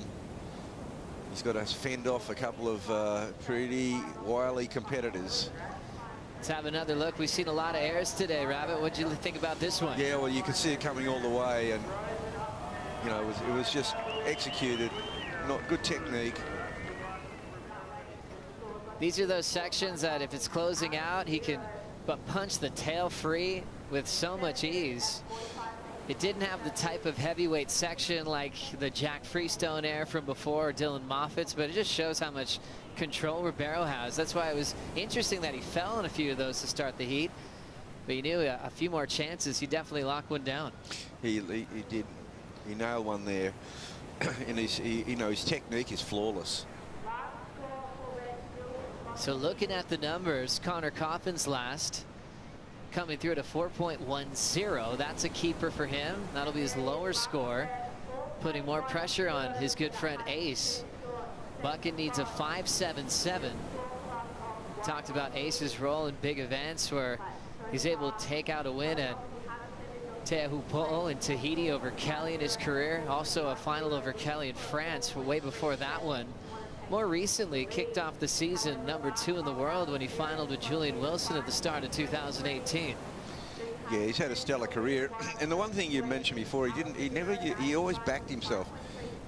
Ace never really did the QS. He never sort of hedged his bets, so to speak. And often he would require a big result somewhere in that second half of the tour, and it was always forthcoming. And it's amazing the types of surfers he got to witness on tour. You know, he got to be around when Andy Irons was dominating the world. You know, he was seeing that rivalry with Kelly firsthand as the grommet on the championship tour. He went through the changes of top 44 in the world and then mid-season cutoffs that happened later in 2010. He's seen a lot of changes firsthand, and he's actually been very vocal and a part of it, representing the surfers as a surfers rep and a voice for the tour for many years. And it's great to see him step up and be that surfer rep. The surfers need that representation because it's part of the legacy with those before him that have stepped up and been prepared to go to those board of directors meetings and put their time in, represent the surfers. It's a very important function. So applause for a world champion, two-time world champ, Tyler Wright, coming up next, trying to avoid a loss in the elimination round. She has Tatiana Weston Webb to deal with, and also local wild card Laura Enever. I've seen Laura and Tyler in a final together on the CT level in the past. Tati's knocking on the door to be yet another world title threat this season. That is a massive heat in the elimination round. It really is. That this is probably one of the gnarliest heats you'll ever see in an ER. And Tyler obviously trying to bounce back from the early loss that she had at Merriweather. I mean, but she never, I should say hardly loses, you know, an elimination round or a round two of the past. Tyler's had 75 CT events in her life. She's only been knocked out in round two 3 times. Yeah, so it's a strange place for her to find herself, but You know, it's just how things go sometimes. And, you know, she just had a heat yesterday where it just didn't go her way. 4:25 now. Ribeiro turns in a 5.33 for the rotator.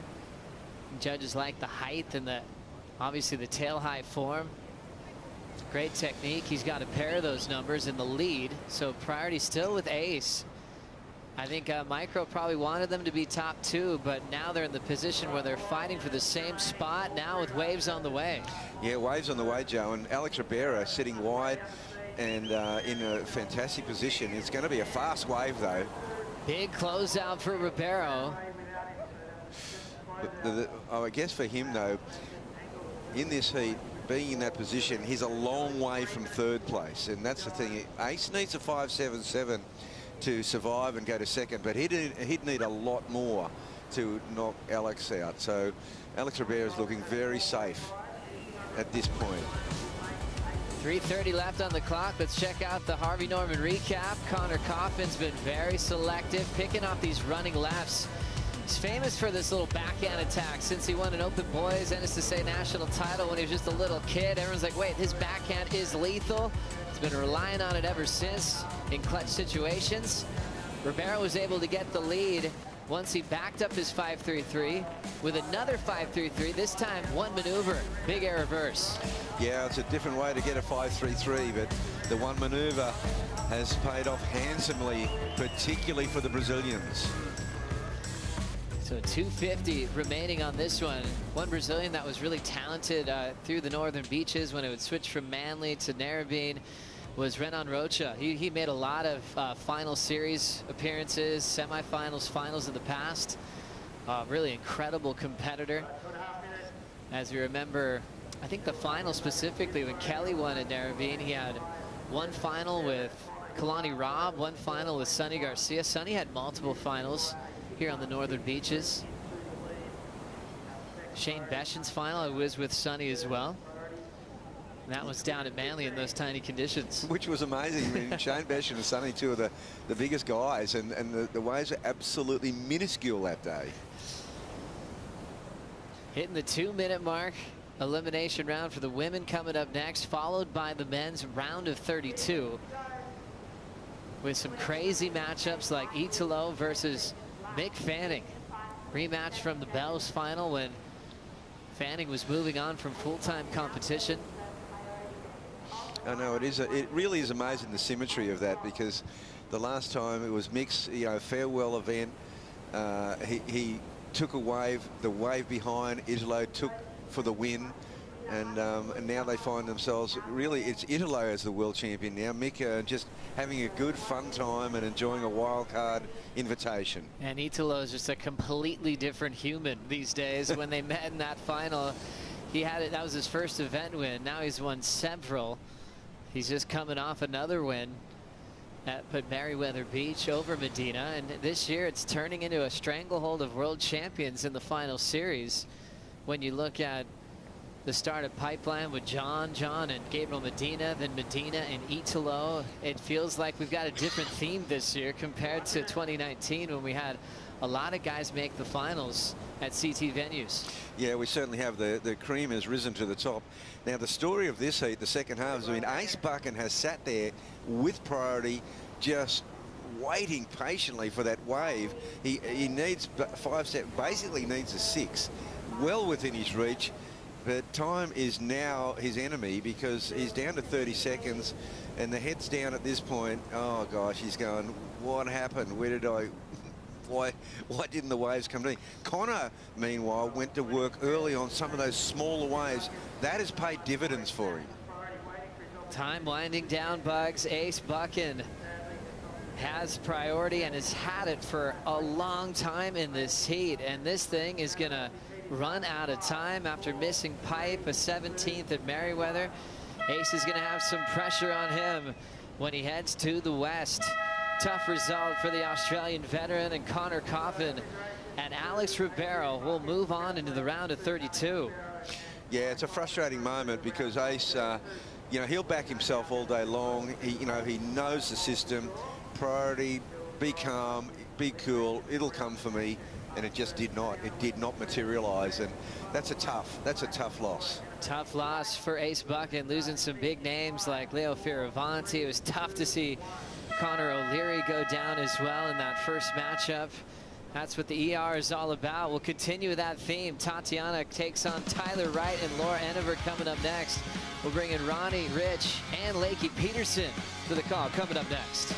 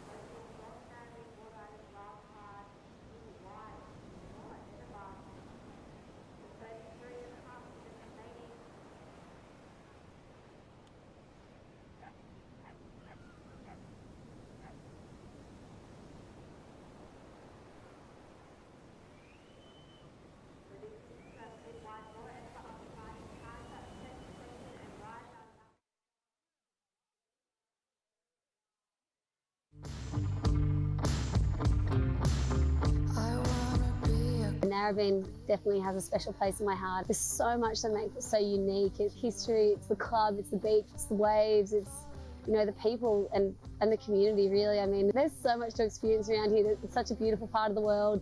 We've got the lake, the beach, we've got a whole bunch of new epic cafes and restaurants. Just down the road, we've got the Pittwater, and it's just stunning. So yeah, heaps to do, lots of cool walks. It's awesome.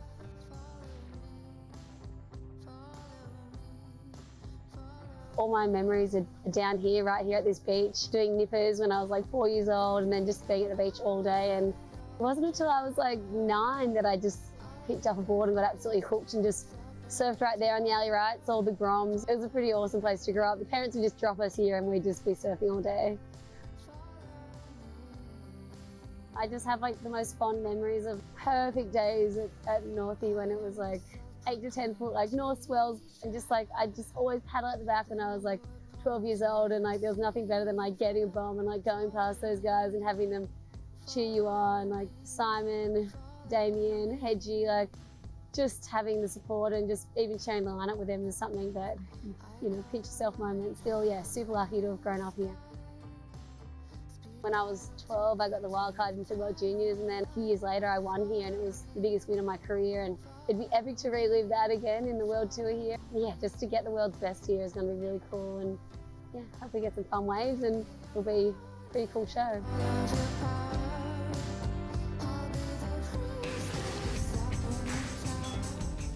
That was event wildcard. Laura Enever giving us a rundown on her home break.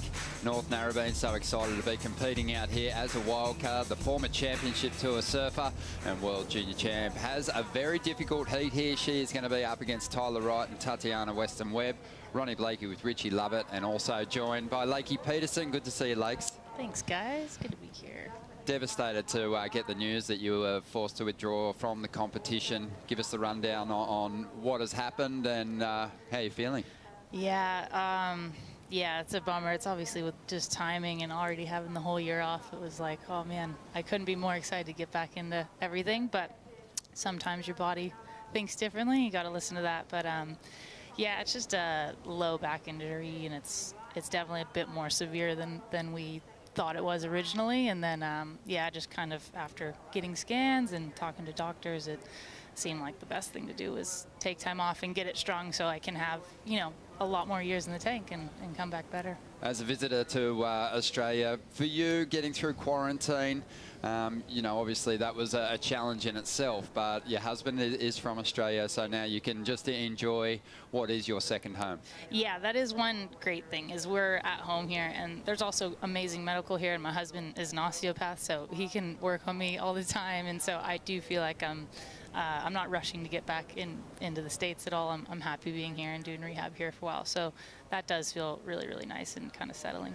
We're so sorry to see you out of the event, but we're loving seeing you here on the Harvey Norman set, calling this heat with us. Tatiana Weston-Webb up against Tyler Wright and Laura Enever. And this is a really interesting heat for a few different reasons. Tatiana, she is looking to really get herself to the back end of the leaderboard. Tyler Wright kicked off the year with a victory at the first event. And Laura Enever, we know she's got championship tour experience, but Tyler, it's very rare, Rich, that we see her in this round.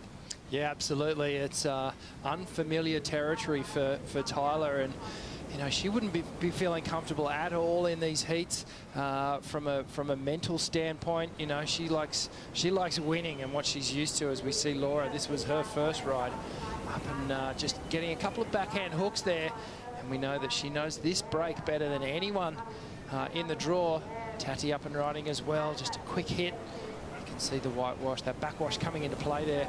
And then Tyler got things up and running as well. A nice pocket turn, just pivoting off that tail, keeping the board quite flat, horizontal. And then Laura again. So plenty of action in this heat so far. And another one just starting to wind up here. And Laura just looking to improve on her first heat performance. And, well, no nerves by the looks of things, Ron. Yeah, Laura just getting a little busier at the start of this heat. A couple of three-point rides. You wouldn't think she'd be wanting to be holding on to those at the end with Tatiana Weston-Webb and Tyler Wright in the lineup. You're going to need bigger numbers than that. But great to see Laura back in Jersey. Lakey, you competed with her on the championship tour for a number of years. It's been great watching her evolution after competition. Yeah, it's so awesome for Laura. I mean, obviously on tour, she did so well for so many years. And then, you know, kind of when she moved on from the tour, seeing her step into the big wave realm and obviously her movie Undone, it's been amazing to watch her kind of grow in that way as we see Tyler. Yeah, Tyler just trying to get a bit of work done. Tyler, like all our world champions competing on the championship tour at the moment, they're always talking about the work that they have to do on their backhand. They've been very lucky in the past. Predominantly right-handers. They're so dominant at those point break locations, Lakey, but this is when they're probably at their most vulnerable and a good opportunity for an upset here. For sure. I think obviously just with the schedule this year and all of a sudden replacing 2 right-hand point breaks with beach breaks is just going to throw a lot of upsets in and change things up. I think we're all really used to surfing those same waves and venues, and so I think it's really good. I think, you know, there's a lot of talk about on the tour needing more lefts and going left more and really showcasing that for both regular foots and goofy foots. I think people have really strong backhands and they never get to show it, and then that's also a vulnerable spot for a lot of people. So I think it's great that Narrabeen is like a predominant left, and it's kind of fun to see who shines and who might need some more work in that area. I think with all the rights on tour, we've seen a forced evolution in the performance of the goofy footers, Rich, on the men's tour and also on the women's tour. Tatiana's one of those surfers who's found big results with a strong backhand, but it's going to be interesting to see if she can really step things up on her forehand as well. Yeah, absolutely, and we've seen her have good results in the left-hand points as well in the past, but I feel like this evens the playing field up somewhat. You know, it sort of levels it out, and those real favourites on the right-hand points kind of, you know, their game gets taken away from them a little bit, and I like that. I like it that everyone has a decent chance here in the lineup at Narrabeen. And you know, Laura, she's got a great backhand, and Tyler, well, she's known for that forehand carve and how quick she turns off the top on a forehand. So keen to see how she can battle against these little left-handers here and bring her backhand game. When you look at the numbers and just forget about the locations for a moment, Tyler rarely finds herself in this round, but she rarely loses in this round. 75 championship tour events that she served prior to this one, and only 3 times has she left an event with a 13, 3 times out of 75. Interesting to note, of those 75 events, she's made the quarterfinals 57 times, so often gets to the business end of a championship to a draw. You can see her just moving around the lineup now, asking some questions of the surfer out there holding priority over her, and Laura Enova is going to sneak this one. Nice little right, has some speed, plants the float, but not a lot of room to move there. Tyler's out in front with a couple of mid-range scores. Laura Enova not too far behind. Tatiana's playing the patience game at the northern end of the bank, looking for one of those long-running lefts at this stage. Yeah, I went down and I had a chat to Glenn Micro Hall before this heat, and I said, you know, what have you told Tyler to do? And he said, look, I've kind of said go up to that northern part.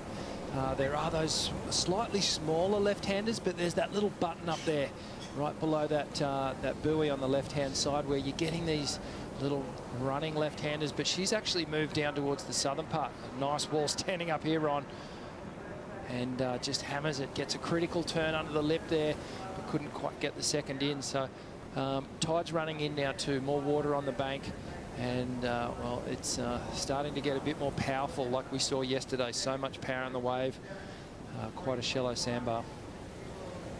Yeah, new location, we mentioned it before, Lakey. It seemed like everyone was trying to figure Narrabeen out a little bit, because even though it's a smaller wave, world champ Damien Hardman has said of this location, it has plenty of push, and we saw a lot of incompletions and falls yesterday. Yeah, it's interesting. I mean, obviously, I didn't get to surf much out here, but just from watching, you have the factor of the backwash, which seems really tricky. Obviously, that can just throw off your timing completely. So yesterday, it seemed like that backwash was a huge factor in a lot of the rides going down. And yeah, obviously, like we said, it's a left, it's somewhere new. That just takes time to figure out. So everyone is a little bit out of their comfort zone here, but I think that makes it more exciting. Yeah, really stacked elimination round heats too on the women's side when you look at this lineup and what's to come, with Isabella Nichols in the next heat, and she just cracked the final, so her form's good, but it just seems that there was, you know, some upset results in tricky conditions for the seeding round as Tatiana looks to get her campaign underway here, ripping away at this one. Just trying to chip away at a smaller ride there, Rich. Yeah, just getting some work done on that smaller little wave. I did like that second to last turn where she got the full wrap around back into the whitewash, and not a bad wave to really get on the board, but it's not going to be a huge score. Still seeing some of that swell, just nice clean lines moving in, and as a result we've seen the numbers go up a little bit in the opening heats of the day. Expecting that to continue with big high impact oncoming sections for surfers to rip into, to launch off. A couple of big airs already on the men's side laid down, but these are the high pressure heats, and at the moment no one's really dropped a big number in the opening stages here.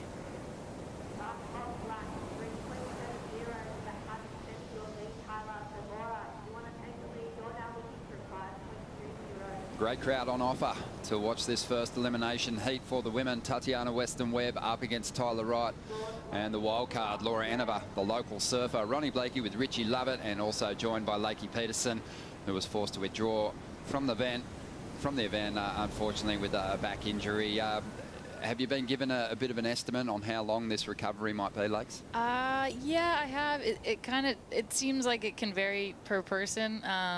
The kind of ballpark is 3 months zone, but that could be sooner, that could be later. It just really depends on each person. It's pretty individual, but I will do everything I can to be back by whenever the next event is after this. I know that's painful for you, but painful for everyone, because the next event is a contest where you've had great success over there at Margaret River, some big performances there. So I know that's got to hurt a lot, because it's always great to return somewhere where you've had a lot of success. Yeah, certainly. I think as we see Tati get a nice ride there. I just think, I think definitely pulling out of the whole Australia leg is a bummer. It's letting go of potential world titles and all that sort of thing. But yeah, it's what you got to do, and we got more action going on in the water right now. Laura Enover finding a great ride there, and just like we saw with the wild card, the local boy Dylan Moffat on the men's side, the crowd has turned up. You've been in that situation, Lakey, where you've competed at events in your home state. It can really help you get to another gear in your performance. Totally. I think, yeah, just having that crowd factor, first of all, for all the surfers, because it's just been so long where we haven't been able to compete with big crowds. And even though we're out there in the water, you still feel that energy, and you can hear those cheers, especially after a big turn or a great wave. So for someone like Laura, who's got this whole beach behind her, you know, and she's so loved by so many people, it's got to feel just really good and amazing for your confidence when you have that many people really backing you at your local spot. No doubt. You were talking about Laura Enover and her big wave pursuits. Her film Undone, if you get a chance to check it out, do it. Steve Wall and Matt Dunbar doing a fantastic job with that piece. And Laura, there's the replay of that last ride, Rich. She picked a really good ride here, Ron, and just look at the composure as she comes straight off the bottom there, rotates off the lip. Doesn't overcook it because she knows that there's another great section here. This one a little bit more critical, up and under the lip. And she just gets perfectly back into control here as she rides out of it. And, well, that's a great two-turn combination there. We know that the judges have been loving the critical nature of the turns and expecting a fairly decent score to drop in. So the pressure's going to be on Tatiana Weston-Webb here. Numbers coming through for Laura, looking solid. It's going to be her best so far. She needs a 5.2 out of that ride to get into the lead ahead of Tyler Wright. And she does it. 5.27 is the average. And Tyler's now in second, looking for a 3.78. Tatiana Weston-Webb looking for a 5.84. And Tati sitting deep on the bank here.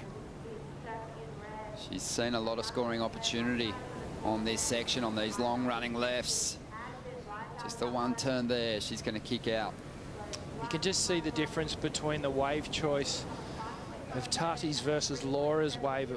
Laura's was much bigger, steeper, cleaner, open face for her to work with, where Tati had a little bit of downtime in between her manoeuvres, so the judges will be looking with a critical eye on that. But I actually don't mind where she was positioned, because there have been some really nice waves coming through on that northern peak. Wave selection's such a funny thing at this level, Lakey. Sometimes on a tapering, long-running sandbar like this, you maybe want a wave on a smaller day that's going to close out and give you something high impact to really bank into. I think so for sure. I feel like the judges the last few years, especially, well, on the men's end, but particularly on the women's side, want to see really impactful maneuvers way more than a lot of maneuvers. So one big turn is going to score a lot more than 3 average turns. So you're exactly right. I think seeing a wave, obviously the best case scenario is it'll let you do 2 or 3 big turns, but I've seen a lot this event, last event, just the last few years of if you can do one impactful maneuver, they'll often give that at least a score that you'll keep in your wave count at the end of the heat. Yeah, for those of us out there in the water without a jersey on, you're looking for the perfect ride. You paddle back out and go, that was a great little wave. It was so perfect. In a championship tour heat, they want critical sections. They want to do something high risk for the judges. Alex Ribeiro able to do that in that last elimination heat. He's with Stace. Alex, am I hearing things, or is there a little bit of extra support for you down the beach today? The fans are going crazy. I feel in Brazil, like the Brazil is completely the beach, everybody, so say my name, like I feel completely in Brazil, so stoked to have this energy with me, like, yes, the Brazil feeling home. Do you feel like that helps your performances? Yes, I'm stoked to be here in Narrabeen. I competed here in Pro Junior, World Junior, so stoked to be back here. And waves there is a little bit tricky, a little bit slow. Now the tide's coming up, so but I had the luck. I got two scores to put in my first. So yeah, stoked to be here. Let's go to next round. You had the one big result when you're on tour last time, 5th result at Trestles. What's it going to take to get another huge result on the World Tour? Yeah, just need to focus on me, on my boards, on my surf. So I'm just going to keep my focus and think big, just go big. Absolutely.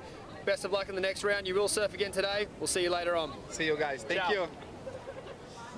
Alex Ribeiro getting on top of a couple of pretty big names there. Connor Coffin and Adrian Buchan, ace out of the event, unfortunately for him. But yeah, that's huge. Alex, we've talked about his performance coming up a notch in his return to the championship tour. We'll see if he can ride some of that momentum as he moves into the round of 32. Out there in the lineup at the moment, Tatiana Weston-Webb. She's after a 5.84 to get out of third position. And Lakey, you've had plenty of heats with Tati. I'm thinking back to your final over there at Margaret River back in 2019. She's a fierce competitor and really backs herself.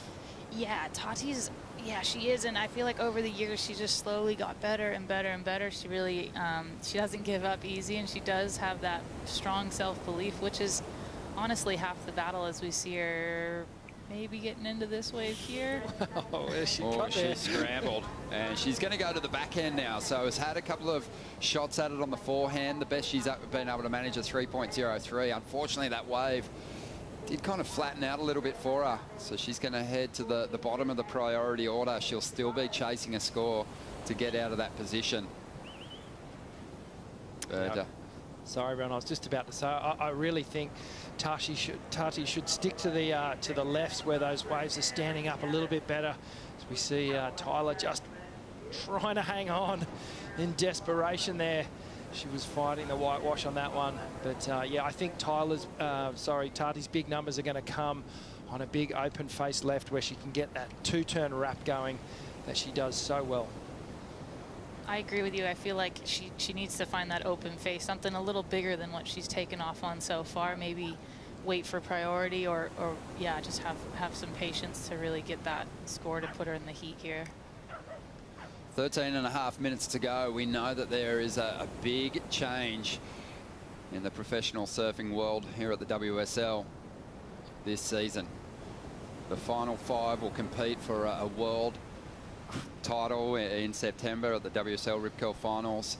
And at the moment, Carissa Moore, she's all but shored up her place in that final 5 with such a strong start to the season, Lakey. But this is a crucial heat for Tyler. She does not want to bow out and fall off pace now. Yeah, yeah, definitely. I mean, she obviously didn't have the result she wanted in Newcastle, and then if she bows out here, you kind of have those 2 throwaways, and there's a lot of season left to perform and make sure you don't mess up again. But we'll see what she's got on this little one here. Yeah, Tyler, just you can tell that there is not the same confidence as she has on her forehand as she chips away at this ride. It's just not as authoritative when she lays into those turns, but she is doing what she needs to do at the moment to build a heat score total. Yeah, you could even see she was slapping the water at the end of that wave. That was not because she was bummed about it. She was actually stoked that she had the rhythm of that wave and she started to wind up a bit. For me, Ron, I think the difference between Tyler on her forehand and her backhand, just look at how flat her board is kept on these turns. They're great, and she pivots super tight just using the back fin, and she just gets so acute in her turns. But on her forehand, she uses a little bit more rail in her turns, which accentuates the dynamic nature of it and allows you to put more power, and it throws a bit more spray in these tight pockety little lefts. I mean, she's got the pivot there, but for me, I'd just like to see a little bit more rail, and I'd like to see her knife through the turns a little bit more. I guess when it comes to surfers like yourself, Lakey, when you're a world title contender and you've been there and you've won championship tour events, do you feel that the scrutiny on parts of your surfing is a little deeper than maybe those who are at the back end and putting together good performances? Yeah, I mean, yes, I think for sure. I feel like if you're up at the top there, people are watching a bit closer and they like to pick apart your performance a little bit more or find the one thing wrong. But personally, for me, that generally motivates me to prove people wrong or improve on, if it is an obvious thing that, say, myself or someone feels they need to work on. You know, it's good to look in the mirror and be able to work on those things. So, well, it was a 3.93 for Tyler Wright. She has pushed the requirement a little higher for Tatiana Weston-Webb, who's after a 5.91.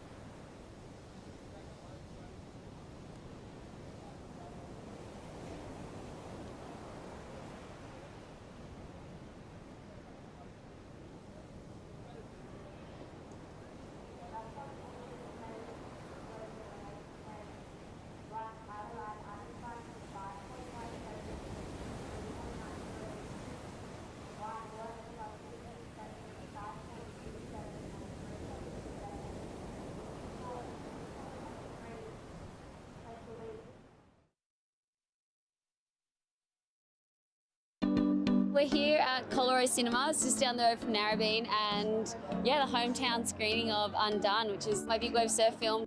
Our Undone tour got cancelled last year, so we didn't think we were actually ever going to be able to do a cinema screening. So it's just like surreal to see like a line out the door. It was a wild experience, just after the surfing, being on the production side, and I just hope that young girls are just inspired to chase their dreams, and yeah, that you can do anything. Packed house last night down there at the classic old Coleroy Cinema for Laura Enever's film Undone. Everyone enjoyed the show. It's got just the most unbelievable climactic finish to it, that movie. It's definitely worth checking out. Some unbelievable rides, and as always with Laura and the way she surfs, some incredible wipeouts as well. She is so fearless. As we see Tyler just trying to push that requirement up again. She's moved into the lead with her last ride. Not a lot in it at the moment. Laura Enever back in second spot. The wild card trying to hold on. Tatiana Weston-Webb, a slow heat for her, Rich. Yeah, she really hasn't got the momentum into this heat yet, but with 8 minutes to go, she can still do it. We saw yesterday, that surfers were turning the heat around within a 2-minute block. They were getting one quick ride, and because the paddle out's so short, you can be back out there in 20 to 30 seconds and pick up another ride. So she's not out of it yet. We know the experience of Tatiana, she's got it all, and it'll only take one decent ride to get her right back into this heat. She doesn't need a huge score, really. She looks twitchy out there. She's starting to move around this lineup a bit. She's looking for opportunities everywhere, and she finds some here. Needs to hang on for the finish. Just doesn't quite get out of it.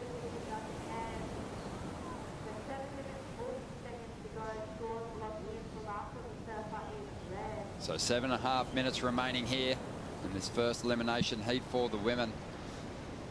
And Tatiana Weston-Webb just starting to look a little bit flustered out here, moving around the lineup a lot. Another missed opportunity on that last ride to just get the completion and chip away at the requirement here. Still after a 5.91. And Lakey, even though there is that time on the clock and you can get 2 quick waves in a lineup that's this short, I guess, from takeoff to finish, it still must be frustrating when you're on the wrong side of the rhythm like Tatiana's been from the outset. Yeah, it definitely seems like Tati's kind of been, from what we're looking at here, on a little bit different part of the bank, and it just hasn't been totally working for her. I'm sure there are good waves coming through up there, but it's frustrating when you're either just on the wrong side of priority when the good ones come, or the spot you're trying to make work isn't working for you. So hopefully we'll get a set. It looks like maybe a couple bumps coming in out the back here, and yeah, it'd be nice to see a good exchange with all the girls and kind of tighten up the heat a little bit for everyone. Rich, it looks like Tati's actually moving closer to her competitors, even in that position of no priority. She just is changing her position in this lineup, looking for a little shift in rhythm. Yeah, she is, and it's not a bad strategy, really, as we see a full priority switch up here as all 3 women actually had a look at that wave.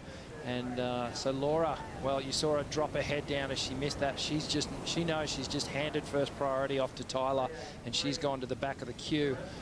And Tati's just gone, okay, well, the girls are getting some good scores down towards the southern bank. I'm going to come and get a piece of that as well. When you're in a position, Lakey, where you've got a rival out there only chasing a mid-range number and you've got priority and you don't convert, is it hard to overcome mistakes like that? Definitely, especially when the heat's winding down and it's just a little bit more critical. Yeah, you never want to be in that situation, but it is surfing, and I guess anytime in a heat, if you make a mistake like that, you got to just put it behind you and be in control of what you can then do to recorrect yourself or recorrect that mistake. So yeah, we'll see what Laura does here, but that's never a good situation to be in. Joanne Defay gearing up for her elimination round heat up against Isabella Nichols and Brisa Hennessy. Should be a good showing. Great form from each of those competitors at the last stop, the Rip Curl Newcastle Cup. But one of them's going to fall out of the mix here. Just under 5 minutes remaining. Tough battle, this one, Ron. It's, no one's really stretched out with the lead, and brought this one home yet, and it's still well in grasp for Tati to get right back in this with one decent ride. And we see Laura, she's moved away, which is a good move with third priority. She's gotten away, trying to find her own little space here. And this is what has put Tyler Wright out in front, courtesy of these tight backhand snaps. She's just found two beautiful little waves. And this was, well, this was Laura's ride. This thing stood up all the way through, and she got those two hammer time lefts on her backhand. And again, Tyler just winding up, finding good little waves that she can really open up and get multiple turns on, and she's getting the job done. Laura Anova now, live action, out on the outside. Sorry, that's Tyler Wright. She's trying to get rid of a 3.93. Bit of a low-scoring heat, this one at the moment. Tatiana now gets an opportunity. Good-looking wave, has plenty of speed. Sticks the float to finish. Calling for it. I like it. We've seen time and time again today in the elimination round. We see the emotion start to come out because it just means so much. And Lakey, let's just talk about how nerve-wracking it is being in that elimination round. Not that you find yourself down there too often, but how do you deal with that pressure? Yeah, it is not a fun round to be in, and especially this heat is so stacked for an elimination round. And when it gets down to the wire like this, it's super, super close. I feel like all the girls are surfing a little bit to finish their waves right now. No one wants to make a big mistake or make an unnecessary fall, just because there hasn't been that many excellent rides ridden in this heat. So yeah, that wave for Tati, I think, will definitely be her best ride, and it was definitely that bigger wave. It gave her the section to work with there. And I'll be curious if Tyler bettered anything on that last ride. I'm not sure, but yeah, scary heats to be in. This round is not fun. It'll be interesting to see what happened at the start of Tati's wave, because she did finish it well, got the completion. She's kind of dropped the ball on those last manoeuvres a few times throughout this heat, but she's after a 5.91, and that'll have to be the best ride of the heat so far. So with just over 2 minutes to go, they'll all be anxious on what is required in the final stages here. Tyler Wright, I think, is having a good talking to herself. But it is looking like a pretty decent number. The early indication is that this is going to be the highest scoring ride of the heat. Nice little hit under the lip, and then finishes with the float, and she gets a 5.93, and that's enough to see her in a second spot. So Laura Anova now after a 3.7. Yeah, nice critical snap to start things off, and keeps the board flowing down the line here. Didn't overcommit on that first turn, and this is really the money maneuver of this wave. Gets the little weightless rock and roll floater there where she does that little shimmy off the lip. Came down with perfect control there, and then just shows a bit of expression to the judges now. This is more like what you're used to seeing.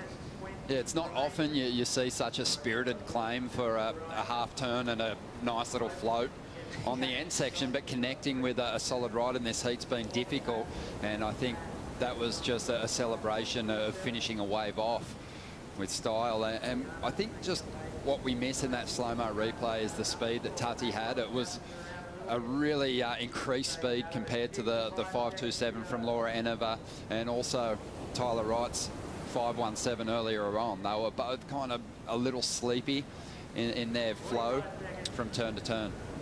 Yeah, there was definitely something a little bit more that Tati brought there, and I think you hit the nail on the head, Ron. It was the speed element and also the flow and the connection between those turns. She accelerated out of the first one. The judges always putting a close eye on that connecting. Well, Laura Anova now is searching for an opportunity. She only needs a 3.7. We knew that she'd push the current crop. She still carries a lot of form and has that championship tour experience, but she might just run out of time here, Lakey. Yep, that's just surfing. Unfortunately for Laura, Tati got that ride at the end there and just put her back against the wall. But Laura should be happy with herself. She's an incredible surfer and a representation of our sport, and go check out her movie. Well, Laura making her way in. She pushed Tatiana right to the final stages, but the Goofy footer held her nerve, and she is very grateful to escape an elimination round loss there. So close. Have a look at that. 0.02 between the two competitors. Tyler Wright taking that one out.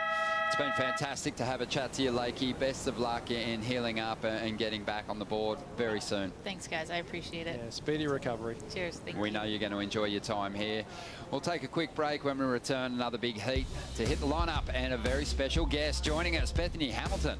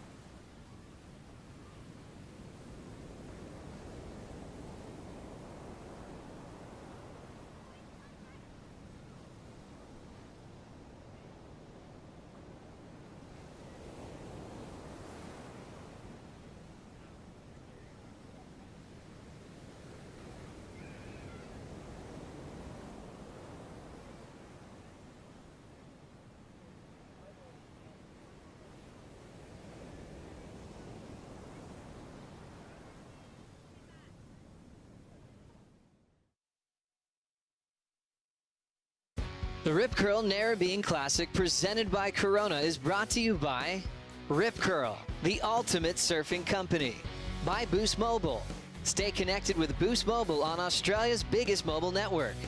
By Harvey Norman, the official lifestyle destination of the World Surf League Australia.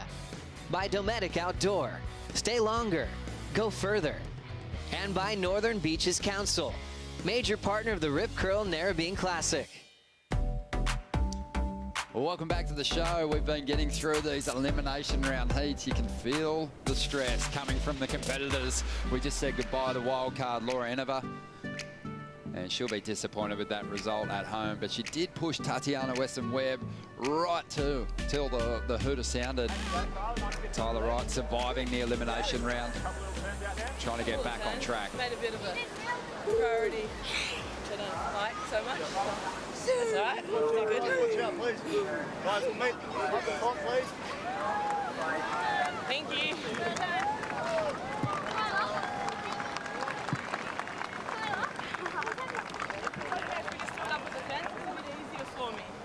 Thank you.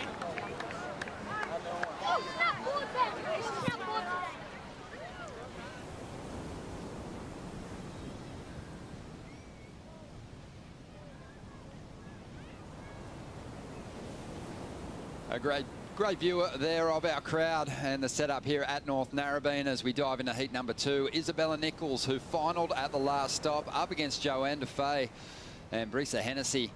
This should be a fun clash to watch unfold. We just saw Laura Anova fall out of the mix. Tyler Wright recognising that she made some priority errors in that heat.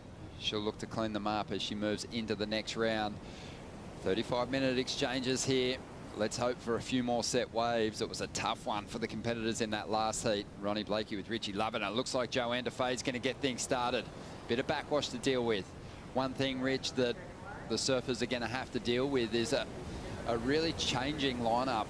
Very tidal conditions here at North Narrabeen, and we've seen things change even from the last hour. Yeah, absolutely. It's the ocean's got a fair few moods at the moment, and as the water comes in the tide starts filling up the bank a little more. We're going to get these closeouts, a bit more power in these sets, and it's just going to make it all the more difficult to really execute those critical turns. There's going to be a little bit more backwash involved as well, but I love it. I love the fact that our surfers are being challenged, and they really need to dig deep and find a way to get through the tricky sections in this lineup. And Isabella on your screen there, an amazing event coming into this one with a lot of momentum. She's up and riding. Yeah, nice slice on the forehand there. Use that same manoeuvre to get the jump on Stephanie Gilmore at the last contest in the quarterfinals. Went on to take on Carissa in the last heat of that contest. And I think she would have learned a lot from that event. However, this is a rude shock. She finds herself in the elimination round at the very next contest. Doesn't want to lose momentum because she's sitting pretty up in that final 5 at the moment. She wants to stay there and give herself a world title shot in her rookie campaign. Brisa Hennessy, the 21-year-old representing Costa Rica. She'll be surfing in the Olympics this year. Such a talent. Just love her go for it attitude.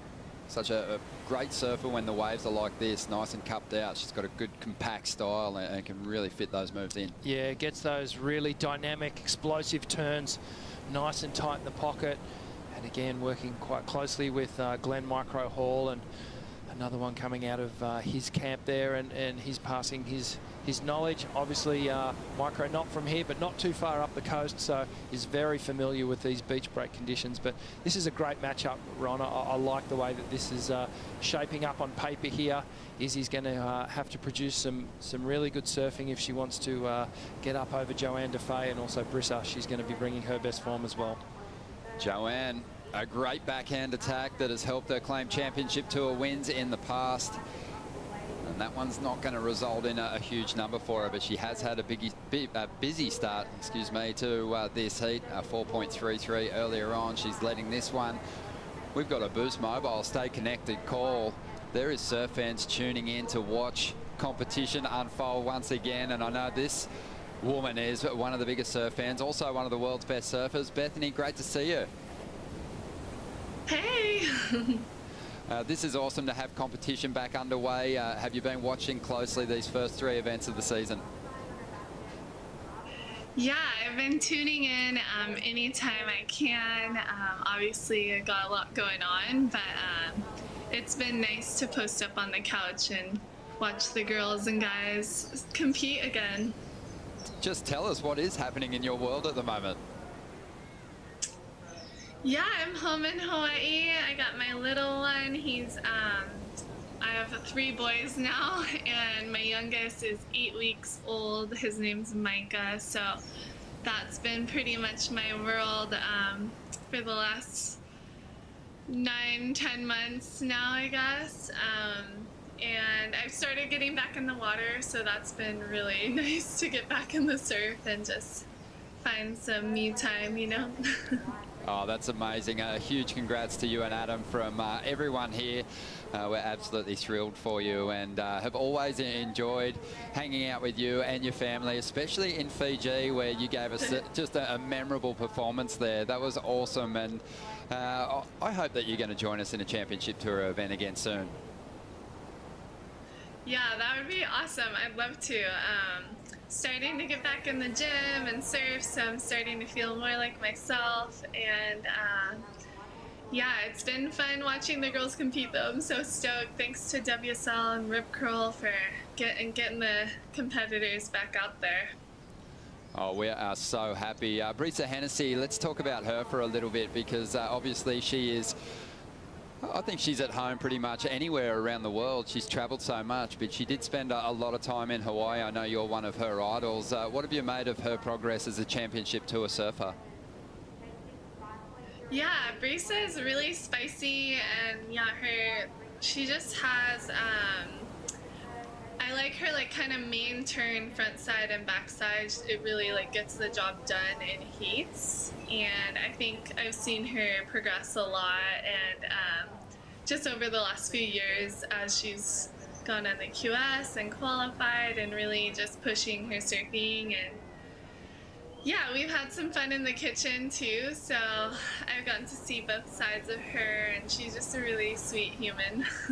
She is a lovely human, and she's going to take a wave right here, throws it up into the lip straight away. I think, you know, what people don't understand is even though Brisa represents Costa Rica, she actually lives in Fiji. So through 2019, she had a great opportunity to keep refining that surfing. And speaking of great refined surfing, Joanne Defay has picked off a great wave here, and Rich, she's taken this one apart. Wow, that was just some unbelievable surfing there from Joanne Defay. She picked a gem and 4 strong turns on her backhand and had plenty of speed coming in and through each and every turn. And she is really starting to run away with this one. This is going to be a great number she's about to put on the board here. Yeah, 24.5 minutes to go. Let's have a look at the replay here, Rich. Yeah, just straight to the bottom, and watch this. Jams it off the bottom, slams it, just accelerates out of that first turn. And again, the second one gets the third. Have a look at the spray coming off her board. The judges love that. Are going to absolutely eat it up. Here's a great shot of the water angle. You can just see how critical she is, turning in that tight, pockety little section. And that wave just kept offering up time after time. The perfect little pocket for her to jam. Some great surfing there from Joanne. I love the slow-mo here, Ron. Look how she just gets on that hillside rail, pivots around the fins, just gets a little weightless there, gets the release, and then engages into the bottom turn. And just that single line she carves all the way round off the bottom, and that gives her that extra bit of speed and squirt off the top. And then again, just jamming it right in the pocket. Those sharp eye boards looking really good under her feet. Yeah, Joanne Defay grew up on Reunion Island, so St. Louis is an area that she was able to really work on her backhand surfing, and she's been well rewarded, deservedly so, for that last ride. It's gone into the excellent range, an 8.33, and you can just tell that there is a big difference in those solid backhand surfers and those who need to address some of their weaknesses. Joanne Defay, she's got a great chance at going a long way through this draw against even the world champions if she can connect with waves like that. That was brilliant surfing, and she's having a look at another one here at the moment. How did you enjoy that ride, Bethany Hamilton? Oh yeah, it was nice to see Joanne get one that really allowed for her to open up. It seems like there's not a lot, so wave choice is huge, and yeah, she got lucky, or she had good strategy, maybe a bit of both. But yeah, I love Joanne's power. Like, I just like power surfers. So you've witnessed it firsthand too. Obviously, last time we saw you in a championship tour competition was 2016. You had a magic run and came up against Joanne in the semi-finals of that contest. You know, it's so hard to compete with someone who has that comfort on the backhand, and especially at a reef break. Joanne's fearless in those kind of conditions. yeah, Joanne is really strong on reefs and lefts, and yeah, I think it was the semi we had together, and I just had no rhythm with the waves in that heat, and she connected the dots, and ever since then I've just grown to like respect her a lot more, because when I was really hammering in on the QS, I remember seeing her around a lot, and I knew her, but I just for some reason didn't picture her on the world tour, like, even though like I think she's a great surfer. But now to see her, like, however long it's been now, and she's thriving, and she really set her mind to it, and kind of, I feel like she's one of those competitors that almost had the grain going against her, and she overcame that, and has had a lot of success. So being in Fiji in the semis with her, I was like, well, she ended up winning the event, so I lost to the winner. So that was a really cool event for me and for her. I mean, she's probably has her trophy up on the wall at her house, and yeah, she's an incredible competitor and surfer, and I love that observation, and I'm with you. I do feel like Joanne was one of those surfers who, even though she had some great results as an amateur. You just didn't really see her coming, but there was a surfer that really believed in her. She didn't have major backing. She was looking at her other options outside of competition, and Jeremy Flores offered her some financial support once she did make the tour, and I think she didn't want to waste that kind of support, and she really dug in and really, I think, surprised a lot of people. She's never finished outside the top 8 on the championship tour, and she's gone as high as 5th. So, you know, she'd be eyeing off this year as a great opportunity to potentially have a run at a world title, Bethany, because we know that WSL's made that big change. It's going to be the final 5 now competing in a one-day event, the Rip Curl WSL Finals at Trestles, for a title. And I think someone like Joanne could, if she can make that top 5, could really cause some big upsets. Yeah, you know what, that the finals is going to be really interesting. I can just imagine the pressure the competitors are going to feel. So I imagine for the top 5, it's going to be like day of just being able to keep your calm and your cool and collective through each heat and each wave you surf, because imagine it all coming down to just one day. It's going to be really fun to watch. I'm going to go back to that Fiji performance of yours, because the heat with Joanne was a close one. You'd lost rhythm, but earlier in the event you were piecing together incredible rides, putting up excellent scores, and I think that the WSL Rip Curl Finals in some ways is going to give us moments like we had early on in that contest, where you served Tyler Wright, one of only 3 13th place finishes she's had in her incredible career. So, you know, it's all about how you perform on the day, and anyone can beat any other competitor, even a world champion, if they can find those right waves and do their best surfing.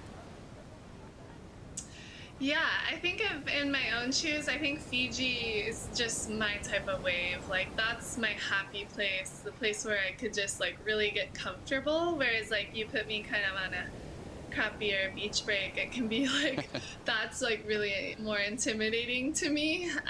So last year I was working with Ross Williams, and I would say stuff like that, like he'd probably like be like telling me no, like don't say that.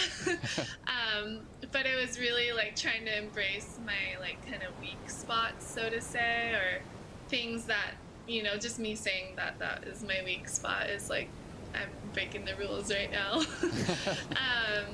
But Fiji was like, I got comfortable, and it was just, it came down to finding the right waves. And once I got on the waves, it was all, you know, I felt really relaxed and just felt like in the zone, so to say. So yeah, surfers who can find their zone on the finals day are gonna, I'm sure it's like, can come down to anyone winning. So whoever can really find their calm and be in the zone with each and every wave and each heat, and just kind of like pace the day out.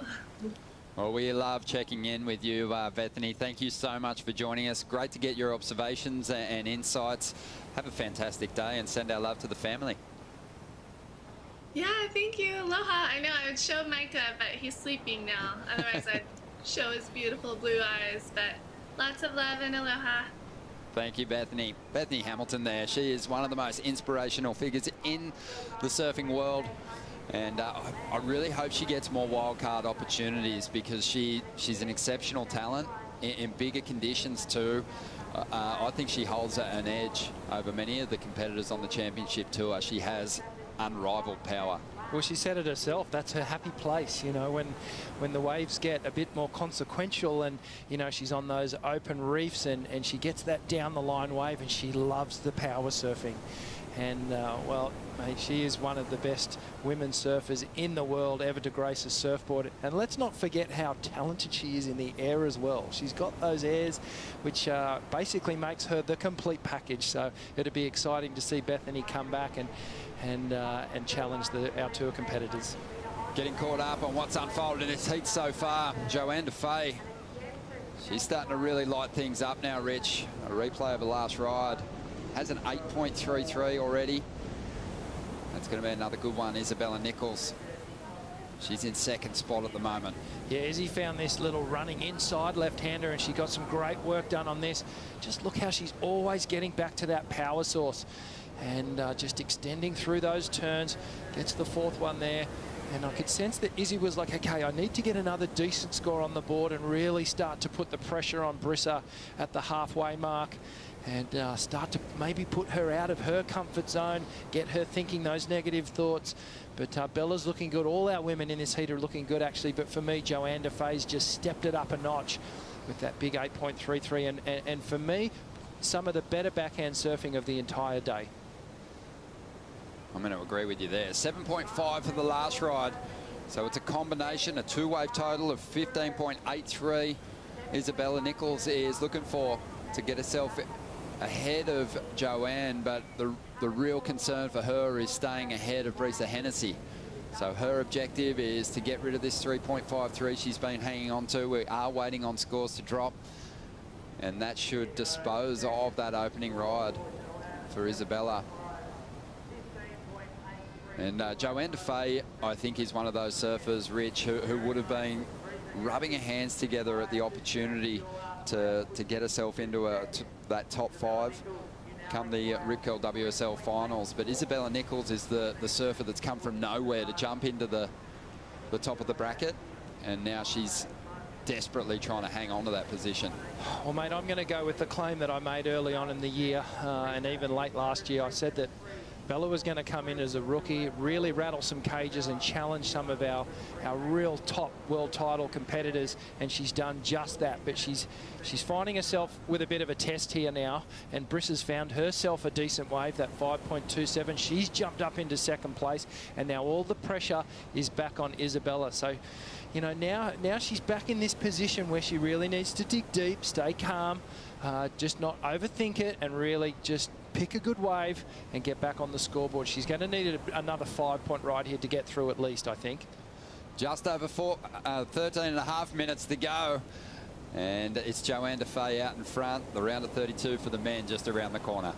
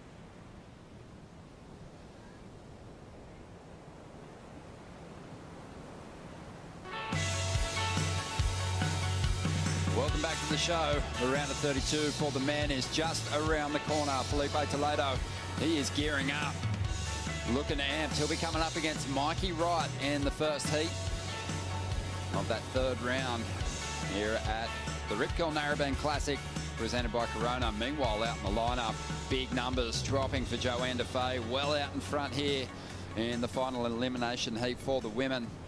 Brisa Hennessy, she banked a decent score to get herself up into second place at 5.27. Still hanging on to a 3.73 though that she wants to get rid of, and get rid of soon, because Isabella Nichols only needs a 3.84 to get herself out of third spot, in danger of falling out of the mix.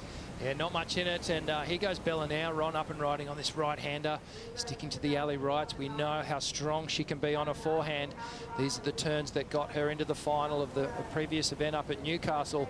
Comes onto this inside section and just hammers it off the foam there. But Ron, for me, nothing big on the outside, none of those big open face turns that we're used to seeing, nothing too critical there. So she might be looking at another high 3 as her score. Well, that's what she needs. 3.84. This is going to be right there on the line, but I agree with you. It wasn't convincing. She didn't do so much work on the outside, and maybe saved her best turn for the inside section, and by that stage the wave had tapered off somewhat. Just under 11 minutes to go here. Priority with Brisa, so she'll have a bit of control going into the last third of this exchange. Still looking at clean conditions today. Been some feedback for the surfers to deal with, but at the moment negotiating the conditions very well.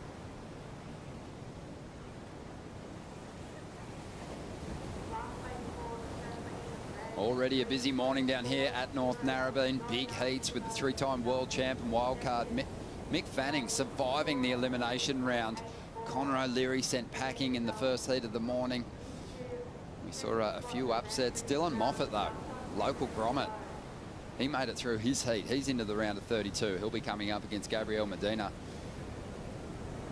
And there's been a couple of world champs saving themselves from this round so far, as Joanne Defay takes a fall there. Let's check in with Tyler Wright, the winner of the first heat of the elimination round for the women, with Stace. Well, as they say in motorsports, it doesn't matter whether you win by an inch or a mile. I think that heat was a good reflection of that. Yeah. But you must be stoked to be competing in the Northern Beaches in such a front of an awesome crowd. Yeah, look, today's been really special. It's been kind of one of those days and weeks for me at the moment. So to be on, to be out here today, I'd like to acknowledge the traditional owners of the land. I think it's really important, and so lucky to be able to surf and to be able to enjoy the beach today. And that heat was tough, to be honest. Like right now we're dealing with literally all my weaknesses. And so I went up against Laura Anovich, the most underrated surfer on the planet. I rate her. I think she should be on tour. I'm a big fan and good friend, and also Tatiana Weston-Webb. So it's one of those days where, you know, for me, I can't be as staunch as I want to be because it's not playing to my strengths out there. But it was good to get a heat where coming from a position like that. So yeah, a couple of mistakes, but all around enjoyed the experience of being here and competing. So yeah. Talking about weaknesses, you spent a lot of your off time with Stephanie Gilmore on the Gold Coast. Both of those things don't scream going left to me. How do you work on those weaknesses? Look, to be honest, you know, yeah, I spent all of 2020 going right, and then had a really solid plan. After Maui was done, would be at rocky lefts in Hawaii, and then obviously when I got back home, but had a bit of a lung infection that took me out of the water in Hawaii, then got home, fractured an ankle, still got a fractured ankle, and then I've been sick again. So quite frankly, I get a bit frustrated that I haven't been able to do my job and really work on the level that we're at, that I want to be at, going left. So yeah, I can't do much about that. I just have to kind of harness that and just work with what we got. And Glenn's really good with that. We've been able to put a plan together and to kind of just acknowledge that, yeah, we're dealing with a whole bunch of weaknesses and we have to cop that on the chin. You are managing that exceptionally well. Well done today. We look forward to seeing you for the rest of the week. Yeah, thank you. Appreciate it. Have a good one, guys. Thank you, Stace. Been really enjoying Tyler Wright's post-heat interviews lately. Loved her chat on the lineup with Dave Prodan. So articulate. I think there was a lot of just personal growth for Tyler in her time away from the championship tour. She wasn't surfing a hell of a lot. So, no, really was able to focus on areas where she felt she had weaknesses, as we hear the crowd lining up in anticipation of the round of 32 for the man. Felipe Toledo will be taking on Mikey Wright, looking glorious with that Mississippi mud flap. Have a go at it. Oh, wow. It's a pretty special thing. And, well, the one thing out of that is just the noise of the crowd. They're getting behind all these surfers. And, whoa, Joanne Defay, Ron. Yeah, Joanne Defay's been lighting it up out here today. As you said, some of the best backhand surfing we've seen. Well, it's the best backhand surfing that we've seen out here at the moment. An 8.33, 7.5, one of the biggest heat score totals of the women's event so far. 6 minutes to go. She's looking very comfortable. And this battle for second spot continues. Isabella Nichols searching for a 3.98. Finaled at the last event. In the top 5 at the moment on the leaderboard. Yeah, there's not much in it though, just 0.4 of a point separates second and third, and we know that third place is out of the competition. Look at this wave that Joanne Defay got, just hammers off the top, comes around the section again. She's just negotiating that backwash ever so well, and again, 3 strong turns. Watch this, she drives around and see how she's getting the rail in the water. That hillside rail, really critical off the top. Comes down with the lip, straight back onto the rail again of the bottom turn. Engages the power, uses all that speed and pushes through the turn. And that's making all that spray go right up to the sky. It's just blowing me away just how critical and tight her bottom turns are. And she's getting just picking the absolute gems out here today. And she's really nursing that board through those bottom turns. She's got a lot of push out of that ride. That board was looking like it almost wanted to jump out of the water on her, but she controlled it beautifully to still arrive into those major turns at the perfect time, and she'll get well scored for it. Yeah, the thing that we're taking for granted that we don't necessarily see on the screen is with this backwash, the face of the wave is warbling around a bit. It's unpredictable for these surfers, and it's almost a subconscious thing that they have. They have to have those knees and legs compressed, and they have to be able to absorb that backwash as it's coming in, and the timing. It's split pinpoint timing that these surfers have, and they're very with their really critical turns. So the ability to do it and to be able to handle that little bit of warble and backwash is quite remarkable, and Joanne's done it better than anyone else today. Well, Joanne Defay on fire out here at the moment. She's about to drop another big score. She has dropped plenty of excellent heat scores in her time as a championship tour competitor. 20 in fact, that's 16 points plus, and she's about to do it again here. Another 8.33 for Defay. Solid numbers, and it is well and truly a fight for the second position now with just over 3.5 minutes to go. This is just really good surfing, Ron, that we're seeing here, and the judges are rewarding this type of surfing, and it's undeniable the scores that they're giving, because it's, you know, we've seen the progression and we've seen those excellent scores, but they're really only been awarded for those super high airs and the critical nature of the progressive turn. Joanne's getting this done. I'm not saying that her turns aren't critical, absolutely they are, but she's doing it with classic rail work and classic power. She's ticking the boxes in terms of the speed, the power, the flow, the connection between the turns, and she's just laid down the gauntlet to the other women in the draw here, and a really confident display of surfing in this elimination round. The battle for second place is heating up as we hit the 3-minute mark. It sure is, and you've got just under 3 minutes to lock in your fantasy team on the women's side here. Joanne Defay, she could be a worthy addition.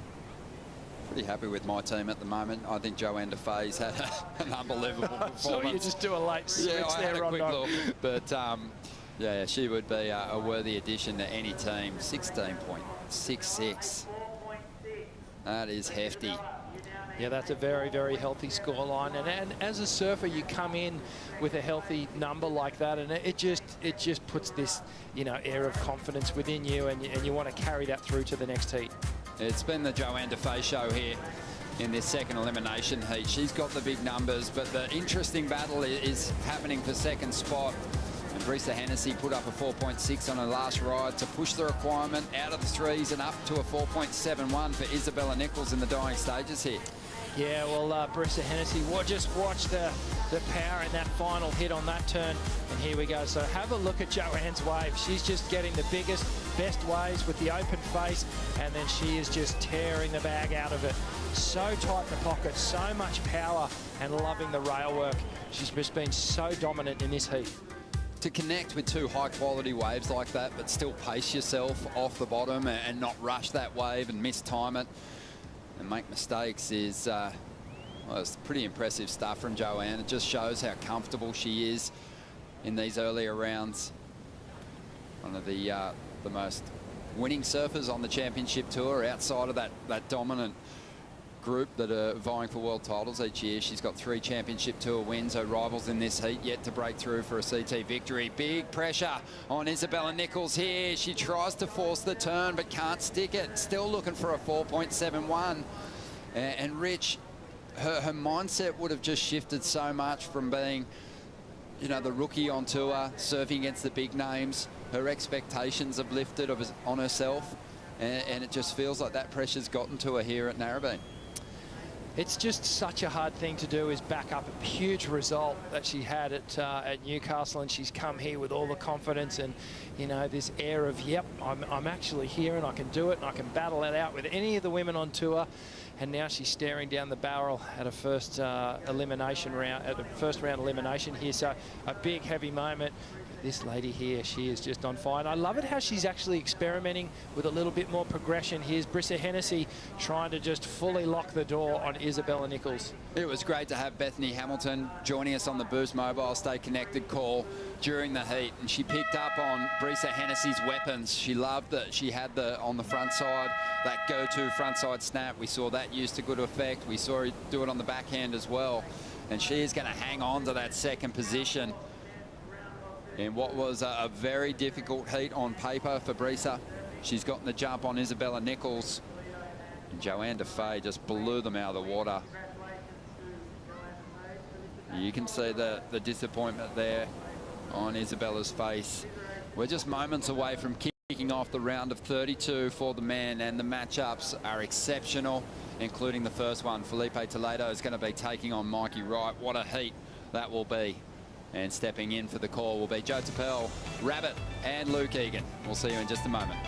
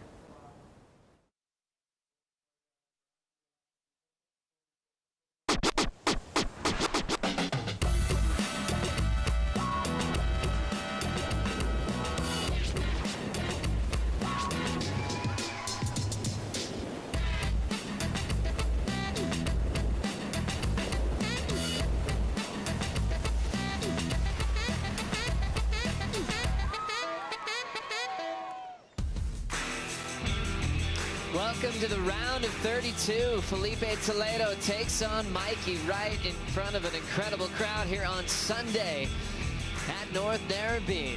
Big heats to come here in the round of 32. A lot to look forward to, like Fanning versus Italo, Medina versus Moffitt. Joanne Defay just put together one of the heats of the event. 2 8.33s.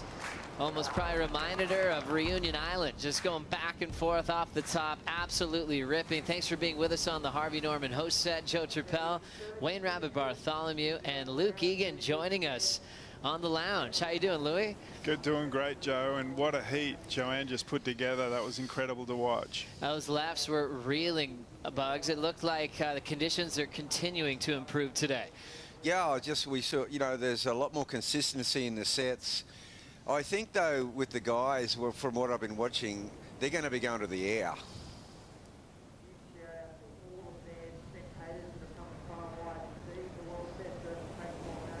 Toledo versus Mikey Wright. First time these two have met in a one-on-one matchup. Toledo, famous for what he can do with speed, above the lip, being spontaneous, ultra creative. Mikey Wright, famous for going absolutely massive on big sections. Wright looking for a little bit of momentum getting through the later parts of the round. We talked about a lot of his success he had qualifying as a wild card, making, you know, the pointy end of events more often than not. And then he had some back pain where we saw him actually walk away from the jersey to make sure he recovered. So when you think about it, it's been a while since Mikey's gone far in an event. He's hoping it happens here in Narrabeen today. Well, Mikey, you know, is just, you just don't know what is going to happen in his head. He's explosive. He is fearless. He's a fearless competitor, but he is up against a gnarly competitor in Felipe Toledo, Luke Egan. I mean, this heat has everything. Yeah, it's going to be awesome to watch. Felipe Toledo last week really started to show us signs of his past performances. He seems to be coming back, getting the eye in, and so sharp back in Merriweather. So I'm excited to watch this heat. This is a fantastic matchup.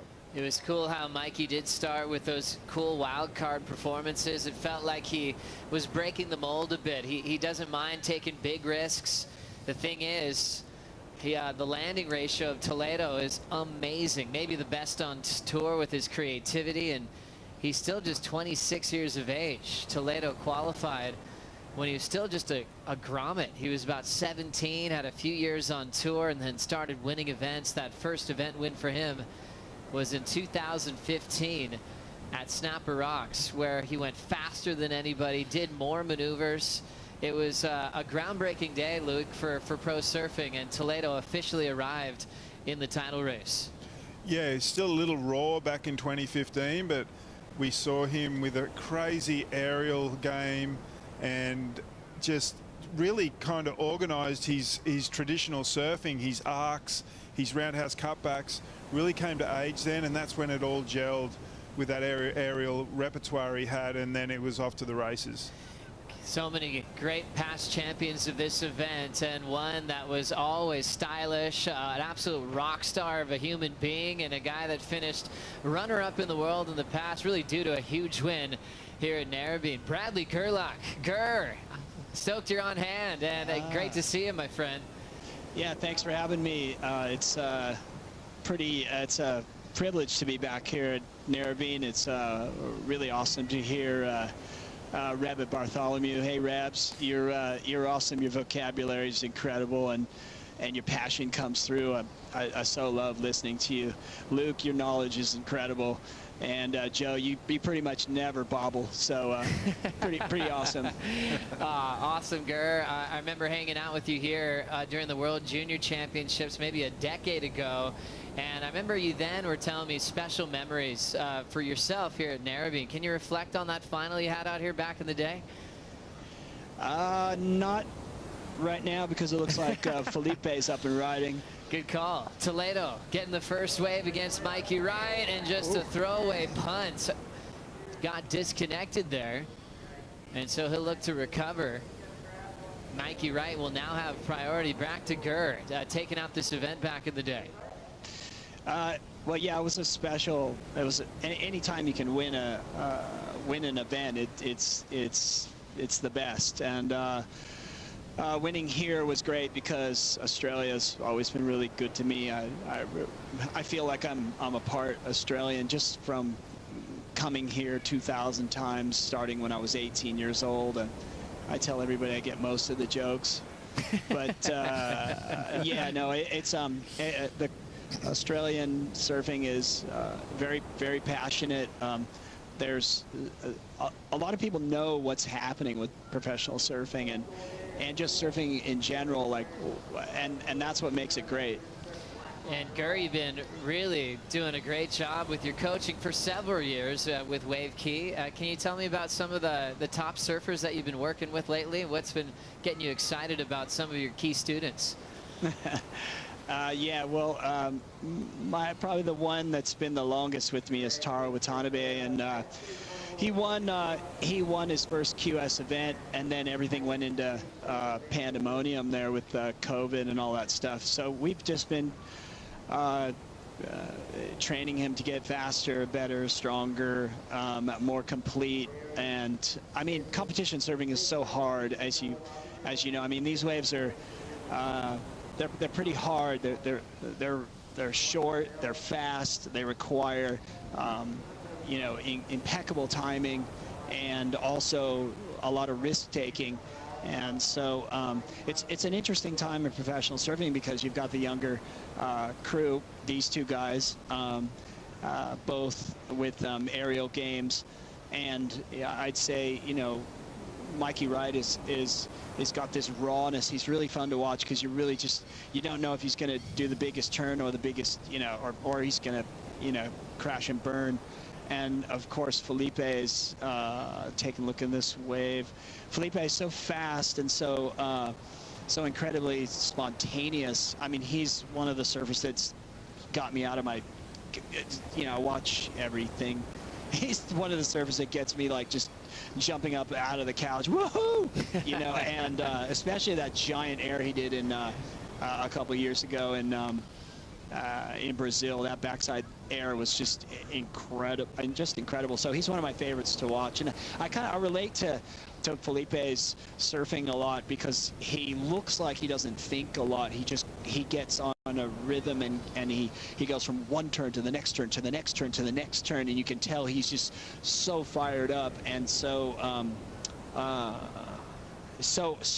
he's such a performer, and that's really what I think what is the biggest draw of professional surfing is the performances, is the exceptional performances that you don't see every day at your local beach and stuff. And so yeah, such a great call, Gur. We'll keep you on the VIP headset for this heat. So great to hear his voice as we'll be checking in with Bradley Gerlach throughout the matchup for insight between Toledo and Mikey Wright with 19:50 to go. Toledo in motion. Nice first turn, clean backside snap. There's the carve. How's the spray? And the ultra quick transition. He'll kick out right before the backwash and get the best number of the heat so far.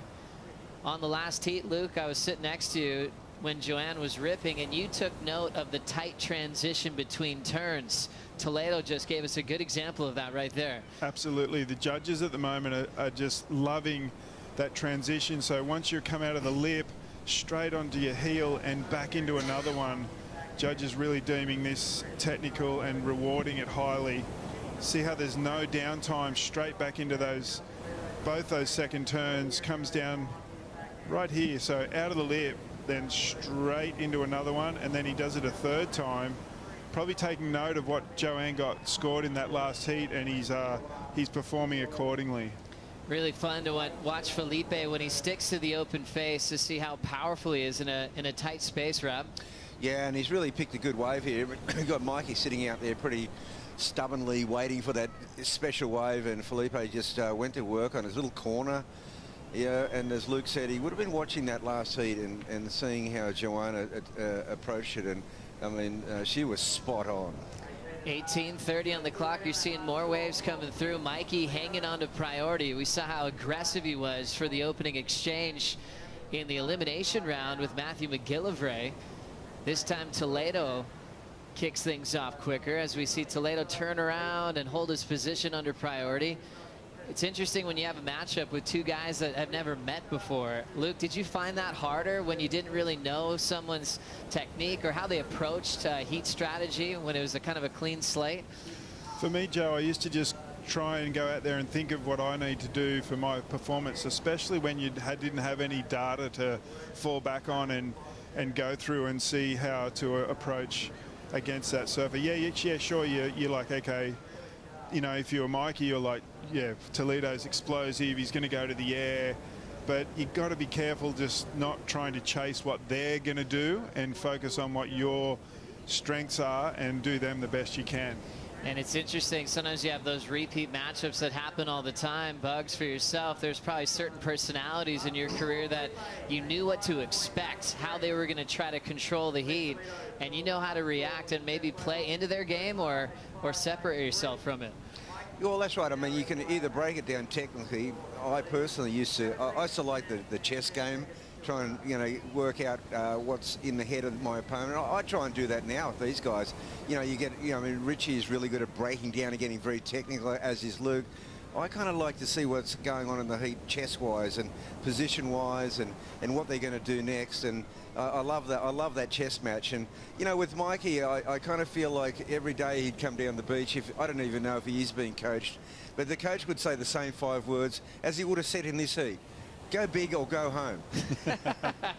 Simple as that. And Mikey certainly has had a big reputation for that, but maybe that added to that back injury that kept him out of the jersey for a lot of that 2019 season. When you're going as big as Mikey, sometimes injuries are inevitable, Luke.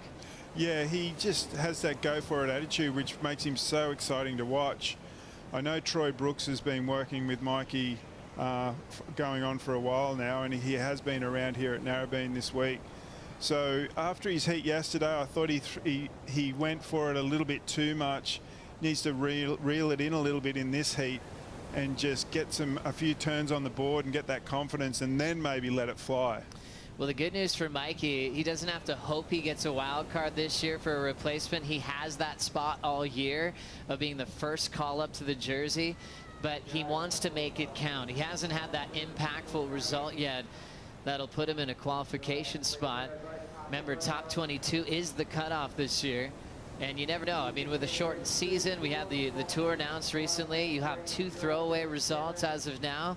But Mikey's kind of already in that must-win situation. He needs quarters or better from this stage on, Rabbit. We'll see how he goes. Yeah, well, look, it's interesting. I mean, obviously, he watched the last heat, but I think the other key heat to observe was the Ace Buchan one, where Ace sat out there with priority, basically Luke, for that second half of the heat. You know how patient he is, and it didn't materialise where his opponents went to work early, and that's what Felipe's done. He's got that 5-8-3. That's pretty handy to have in the kit bag at this point. And really interesting with the lineup today, Rab. I've been down there watching most of the morning. See where Philippe's going now to the left of your screen. There's a little nugget of sand there that makes the little east ones break, and you can get a few chips away. As we see, he's doing exactly what we're talking about. Look at this little wave. It's got a nice little wall to it. Off the bottom, Toledo. Nice tight jam in the pocket. Lively rock and roll float. Toledo looks like he's made it to the backwash and does an El Rolo kick out. Great timing, so spontaneous. That would have been a miracle if he could have pulled off that move. That was incredible. Already has a backup to the 5-8-3. A lot of great stats to Toledo's name. We'll go to a deep stat powered by Hydro Flask. 8 CT wins, and a lot of those wins were multiple at the same venue. First, you go to what he's done in Brazil. Unbelievable in front of a big crowd. Barra da Tijuca was one of the biggest crowds I've ever seen. He had a final with B. Durbridge before it moved back up to Saquarema, and the crowd was chanting and roaring through every single turn. It was so vibrant. I remember he got chaired into this huge sea of people. First, the water patrol couldn't even find a way to get into the beach. And then they do the thing where they put the board behind you to celebrate. The board disappeared and started floating through the crowd like a toothpick. And you know how the magic board goes. He's like, I kind of need that thing back. All of a sudden, someone reached out to Felipe's dad and said, we've got the board, and they ended up saying, hey, you know what, you can keep it. Toledo's in motion now. A lot of speed, tail high, punt in the flats, and goes down hard there, Louis. Yeah, lands a little bit flat, checks the board out for creases. Philippe's boards are so thin, it doesn't take too many of those flat landings to get some creases or even a break. So Felipe with the lead. Mikey Wright still patiently waiting for his first ride, down to 12:45 on the clock. We'll be right back.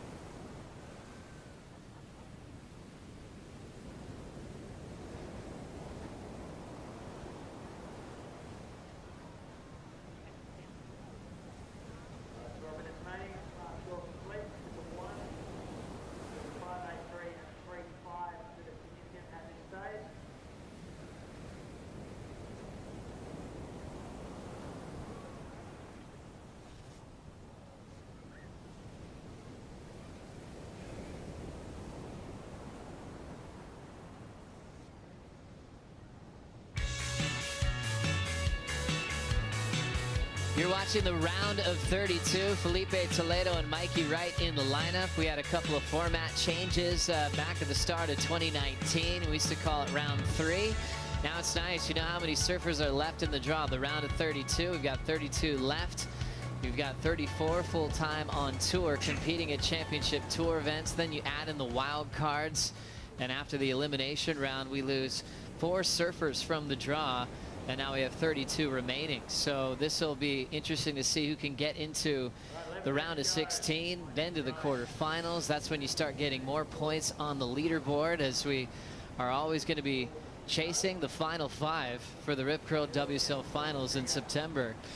It's going to be a great race, Joe, and to get in that race, Mikey Wright's going to have to start surfing. But the really gnarly thing about surf contests in the ocean is that the last heat with Joanne and Brissa and Isabella, it actually pumped.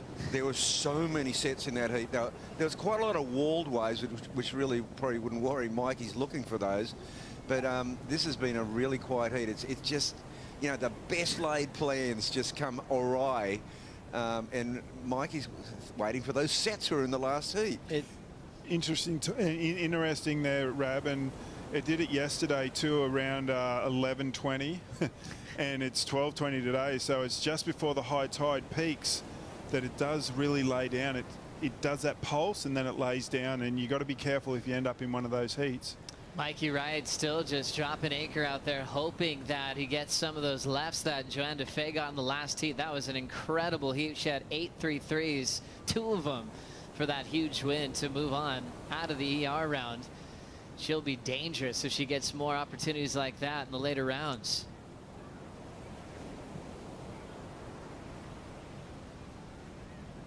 Felipe Toledo in the driver's seat of this heat with a 5.83 and a 3.5. And there's a really cool piece on worldsurfleague.com and Soundwaves where he was mic'd up and on this amazing journey, competing again and talking about his life and his run. His last big win that he had in Rio de Janeiro was pretty emotional for Felipe. He was actually going through a lot that he wasn't revealing to the public. As you do as an athlete, you have your private life. And he actually opened up in this Soundwaves that you can still find on worldsurfleague.com, saying how much he was going through, how he was dealing with depression and trying to pick himself up to compete. He had been in so many title races. He had been dealing with so much pressure to win. It kind of all came down on him, and he had to work his way through it. And he was really open to talk about that journey of being okay with that and finding that happiness and joy again, taking the pressure off himself. And with that time off last year, it really worked well for Felipe's headspace to spend time with family and now come in fresh again to look at a world title race. Yeah, it's amazing, and Rab's seen more than I have, and to really have your foot on the turbo button for so long, it's got to end somewhere. And you have these little runs that you'll be in form, and then you push harder, and then you push harder, you get better results, but they do come to an end. So you need to know when to let the pedal off and you know, get that breather, and then when to put the pedal back on again. And I think that's what we've seen with Philippe. Now it's 7:45 on the clock. We still have Brad Gerlach on hand. And Ger, interesting heat, 5.83 and a 3.5. Can you break down Toledo's performance so far? Yeah, well, basically I don't have the screen in front of me, so you know, first wave is a bit of a blur. But the second one, the 3.85, I thought that, of course, now he's taken off on a wave here, so. Yeah, we'll catch up to you again in a moment, Ger. Frontside float, Toledo with some speed now, tail waft into reverse, but the backwash wouldn't let him ride free. But Ger, as you were saying, 3.5 was the low score before that for Toledo. What happened on that wave? Did he capitalize on the points on offer? Well, it was a smaller wave, and I didn't think he capitalized on it. And it, you know, I'm talking like a very, very critical here. So what he did on the backside snap was he put just a tiny bit too much pressure into that backside snap. So when he turned back around to do the next turn, he had to resort to a floater. And that is, I mean, that's kind of relating to like a Formula One race car, just going around the corner just a tiny bit too fast and losing speed. And I thought that, you know, with the fact that it was a smaller wave, he's going to have to absolutely tear the bag out of it in order to get a decent score. And that's the level of what makes competition surfing so hard, is how is knowing, you know, hey, you gotta really, like Luke was saying, you gotta redline it, but then there is a point where you overdo it. And I thought he could have turned that the 3.85. I thought he could have made that, yeah, possibly a 5.55. But anyway, it looks like Mikey's finally going to ride his first wave here, so this is exciting. Thank you, Gur. 5:40 to go, and Mikey's on his very first wave. Quick little snap off the lip, more vertical on the second effort, and just keeps that vertical motion into the finish. A long time to wait for that wave for Mikey Wright. Was it worth being that patient, Rabbit? Well, the ride was. I mean, the timing of it is going to be critical because he's less than 5.5 minutes remaining, but he's in the heat. That's the important part, and he's going to be in the heat on a fairly even par, I feel, Luke. Yeah, I like the way he approached this wave too. He just really stood on his tail and just came off the bottom, off the top, with some really nice turns. He's been waiting a long time for this wave, been sitting around, but great bottom turn, flush out of the top, negotiating that backwash, gets it out of the lip one more time, and with plenty of time to finish that wave. It's unfortunate he hasn't had more opportunities throughout this heat to show us what he's got, because he does look in form in these little Fs. Where he is unfazed though, and as you know from, and we all know from, you know, you sit for 25 minutes, it's easy to lock up. 100%. So making the decision to be this patient, there was the carve, and then started framing it more vertical down the line, Luke. Yeah, and some nice transitional turns here. Comes out of the lip again. That one was with a little bit more spice, and then there we go, that transition straight into one more out of the lip and lands it nicely and finishes off. See if Mikey can get back out there and get a second wave. Felipe Toledo now using that priority. Quick jam under the lip, speed float, and catching up to the end section. A lot of people would not be able to go the distance on a wave that's shut down that quickly, but Toledo puts up 3 moves. It's nearly like that is a situation where he's one of the very few, if nearly the only one who could do that. Well, it gets to a point sometimes, Felipe Toledo doesn't even need a good wave. And this is a perfect example of that. That wave was really fast. You had to get going. And his last turn on that wave, it had actually already broken, but he did a hit like it was a re-entry off a lip, but it was actually a broken wave. Really impressive. And also you could tell that he was thinking about it. He could hear the hoof prints of, you know, Mikey Wright coming up behind him. He didn't know what Mikey had done. He would have seen it from the back. He said, well, suddenly this is game on because I've only got that 3.5 to back up, and he went to work. And as you said, look, he doesn't need the best wave to get the job done. No, out of the lip quickly there, another floater. And look at this one. That wave had already broken, but he still hit it and showed the fins just like that was as a perfectly formed lip. That wave was so fast. There's not many people in the world that can ride a wave that technical. That was an average wave. It's funny how you see his transition, as you can highlight it as some of the best in the world, where he's so dangerous without priority because of that skill set, where he could find a wave that no one would even look at and turn it into a huge score.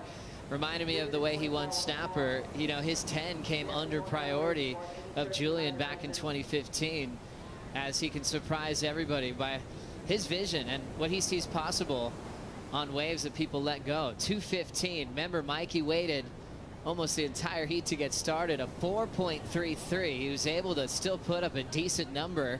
He's back to first priority. Now with all scores in, he's chasing a 5.31 to move on. Yeah, well, Mikey only got a 4.33. Isn't it amazing? You look at a heat and you go, oh, this heat is going to be electric. And it's kind of a fizzer. And we spoke it, but we were trying to speak about it earlier, but Philippe took off on a wave. So there's a nugget of sand in your left of your screen there, and it forms up these small little 1 to 2 footers, but that have good shape. you kind of got to choose when in these slow heats, when you're going to go over there and get a couple of waves over there to get your wave count up and maybe collect your second score, as we see up and riding. Felipe Toledo speed float again, beats the section but kicks out immediately. Down to a minute 15. Doesn't appear like his score will change, so Mikey's still needing a 5.31. Well, Felipe only got a 3.8 on the previous effort, so that increased his position because he had a 3.5. He only just bettered it, but in doing so, he's made that requirement of score for Mikey a 5.31. He needs a set wave, I feel. Yeah, in these inconsistent heats, Rab, it's if you're on your feet, you win your heat. Yeah. When there's not many waves coming, and Mikey's just playing it against the clock right now, and he needs a score. It's really fallen into the favour of Felipe because he was able to go to work on those smaller waves, which he's so capable of manufacturing a score, producing a performance, and he's done just that, and it's been enough because the risk is that leaving Mikey right out there on the bombs is a risky strategy, but it looks like it's paid off. Obviously Mikey's sidelined with the injury, but it's been a long time since he's been past this round. It's going back to 2019 at Deba since he's felt just a later part of the round of 16, and looks like he's going to be stuck again with a loss in the round of 32. He throws a quick congrats to Toledo and then lets out his frustration. Felipe catching 8 waves in that heat compared to Mikey's 1. Got the rhythm to start the early 5.83. Still the best score of the matchup here in the round of 32. Mikey will have to reset with a crazy Hail Mary reverse to let out that frustration as he'll be preparing for the West as the tour continues. We'll dive into the Harvey Norman recap. Big heat on paper. This one started off incredibly slow after the heat prior absolutely fired. One guy that always delivers, if it's pumping or not, is Toledo with the speed to burn on small little 1-foot waves. Mikey did drop anchor out the back. He still looks solid. Unfortunate he didn't get more opportunities than that, Luke. No, unfortunately there wasn't enough opportunities there, and Philip Toledo just reading this heat so well, getting busy in the beginning and a couple of really good turns on his backhand to take out the win. Coming up next, Frederico Moraes takes on Michel Perez here at North Narrabeen. We'll be right back.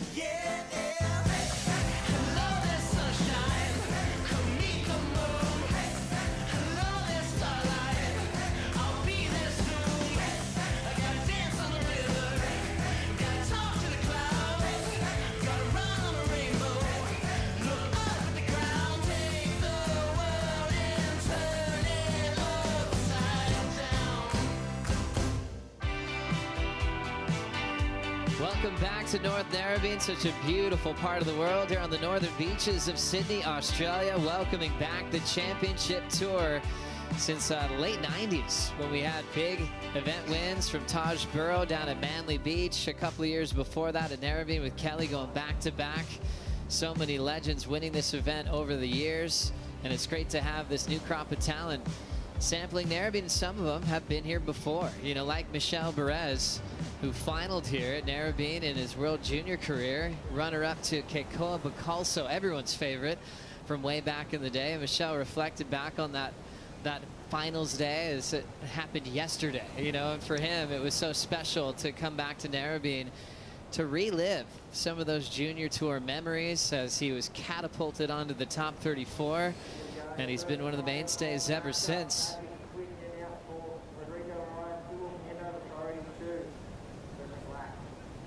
"26 minutes on the clock here. Two powerful surfers. Rabbit, how would you separate these two with what they can, how they can perform on a wave like this? Kind of hard to separate them on a wave like this. Federico certainly had a great heat yesterday, and so did Michel. I mean, Michel is kind of surprised how he's got a lot of spring in his step in the smaller waves. You know, he's renowned, the gladiator. I mean, he's renowned in the bigger waves and the more powerful waves, but he looked good out here yesterday. He sure did. Federico Moraes got started here, Luke. Yeah, some nice quick backhand turns there. And Fred looked, yeah, Rabbit, I agree with you. Yesterday, Federico just really put on one of the best performances of the day. Just seemed to get some completion in that tricky backwash. Yeah, no, he looked in just fine fettle, and both these guys would probably prefer a little bigger. But yeah, I think it's going to be a really good match. I mean, the last one was oh gosh, it was a bit of a frustrating one for Mike. He just didn't quite get going, didn't get off out of first gear. Yeah, we talk about the elimination round, how scary it was, and then Griffin mentioned how the round of 32 he feels is the hardest round of the event, because you don't get many points if you lose here. You're trying to get a rhythm going with the contest, with the lineup, and these can be the most challenging to break through. Michel Perez now is a clear veteran, 35. Feels like he's more inspired than ever to compete, Luke. It felt like he was the most vocal in Tahiti, saying, "I can't wait to get the jersey back on," which was really refreshing for me. He wasn't starting to count the years or the events where you think he might be moving on. He's actually more fired up than ever to win events. Absolutely, and there's been some glimpses of his performances that he can win events, as we see Federico, beautiful open face. Clean snap to start for a surfer from Portugal. Rapid cutback to combo it up. Nice vertical through the backwash. Big vertical snap again for Moraes.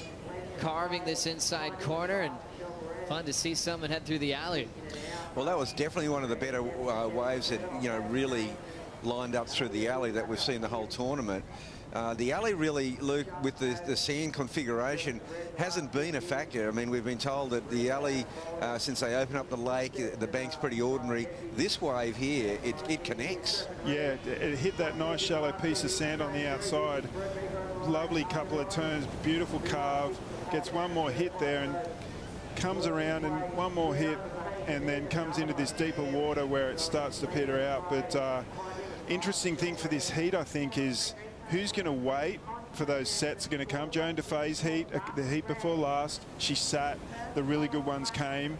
Mikey tried to do that in the last heat, and there were no waves. So the biggest decisions in this heat right now for these two guys, do you wait or do you start chipping away? It can make and break the result. It's interesting too how, you know, Felipe, knowing his skill set on turning small waves into big numbers, he has a little bit more freedom to not be as patient or as selective. These two, like you said, Rab, have a similar power-based approach, and they're probably looking for a similar type of wave. Federico does get the start with a 4.0, and Michel holds down priority, competing once again in Australia, where he was actually able to get his first ever championship tour win back in 2014, when he ended up winning at Margaret River over Josh Kerr in a very exciting final. That year was actually his best for a title race, was in the top 5. After that, he had a couple of injuries he had to work through, but now he's happy to be back at 100%. And he feels like he actually does quite well when there's been surprise events on tour, like search events, like Rottnest Island coming up. You know, in the search events of the past, Michelle's found a great connection. Margaret River, when it popped up in 2014, that wasn't on the schedule before that as a CT at that time. And he all of a sudden had a new kind of playbook to look at, and he found success. I think it's the idea where you can overthink things on those repeat events where he was just showing up and had no expectations and was ending up on the podium. But what a great mental attitude that you're going, if they're fresh, if they're new, if they're places that are not on the tour before, or you know, my competitors haven't been, I'm going to feel it. I'm going to feel it. You know, this is my chance and advantage to me, and that's a very positive outlook. 21 on the clock. We'll wait for Michelle to open up and catch up with Felipe Toledo with Stace. Philippe, coming up against a big character like Mikey, do you have a profile on your competitors and know exactly what they're capable of, or are you just focusing purely on yourself?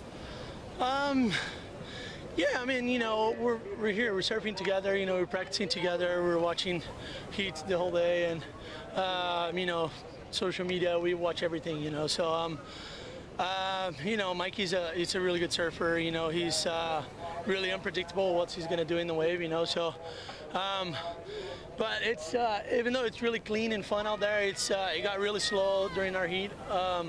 So I kind of play with, you know, with my game, kind of seeding under proud heat, trying to go for waves and one big move, you know, and I was blessed enough to get that one wave with 3 turns. And that wave kind of set the pace for the heat, you know. He didn't know what to do, I guess. He was just like, oh, should I sit outside or, you know, paddle on the inside like Felipe? You know, like, I guess my strategy played really good. Absolutely, and watching your career, as we all have, unfold, we know you can have those massive moments, but winning those 9-point heats, is that something you've tried to work on as you've gotten more experience? Yeah, I mean, a win is a win, you know. It doesn't matter if it's a 16-point win or if it's a, you know, 9-point win, you know. So it's just, I got to make my heat. That's my job. You know, it doesn't really matter if it's pumping, if it's small, if it's wind, if it's big barrels, if it's big ramps. You know, I just got to do what I have to do, and that's what happened. Absolutely. Congratulations on a good win into the next round. I know you've got a lot of fans here. I'll let you go and sign some signatures. Thank you. Appreciate it. One of the most popular surfers in the world for good reason. Felipe Toledo is happy with a 9-point total, a 2-wave total, but he's famous for putting up gigantic numbers. He's had a lot of 10-point rides. Oftentimes they're in finals where once he builds momentum and a connection with the event, he's turned into one of the best closers we've seen on the top 34, Rabbit. Yeah, and he really nailed it in that interview there, because he you know, he gave an insight into there's the free surfing, there's training, there's social media and posting great clips, but his job is to win heats.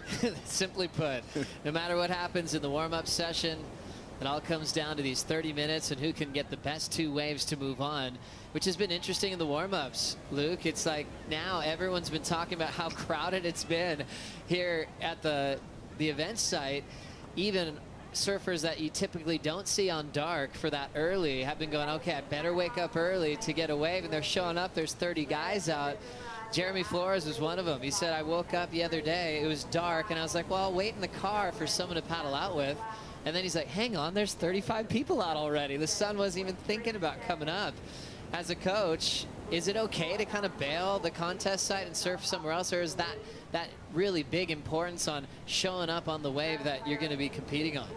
I think you got to get out there in the morning in that crowd and not be too worried if you don't get any waves, but just even if you're watching someone else ride the wave, see where it broke, mind surf it as it goes past you with someone else on it. It's really important just to get your ground and be confident where the waves are coming from, and yeah, I think you can go and surf somewhere else, but I still think you got to be out there in those free surfs just to learn what the break's going to do. And I don't think you could really lie in bed with in a restful sleep or just, you know, a little slumber, knowing that Italo is out there doing aerials before the sun comes up. Well, Italo, I've been down here at dark every morning, and Italo's coming in after, you know, once everyone's out there, he's coming in. It's a good point, and actually I've kind of felt that headspace that you're talking about, just showing up. I saw Connor this morning. I was like, how'd your warm-up go? He's like, well, I was out there. I got wet. Kanoa said the same thing yesterday. It's like, well, I got wet. You know, they're feeling it, even if they're not catching 30 waves like they're used to. They're a part of that mix, reading the lineup according to tides and making sure they're ready to compete.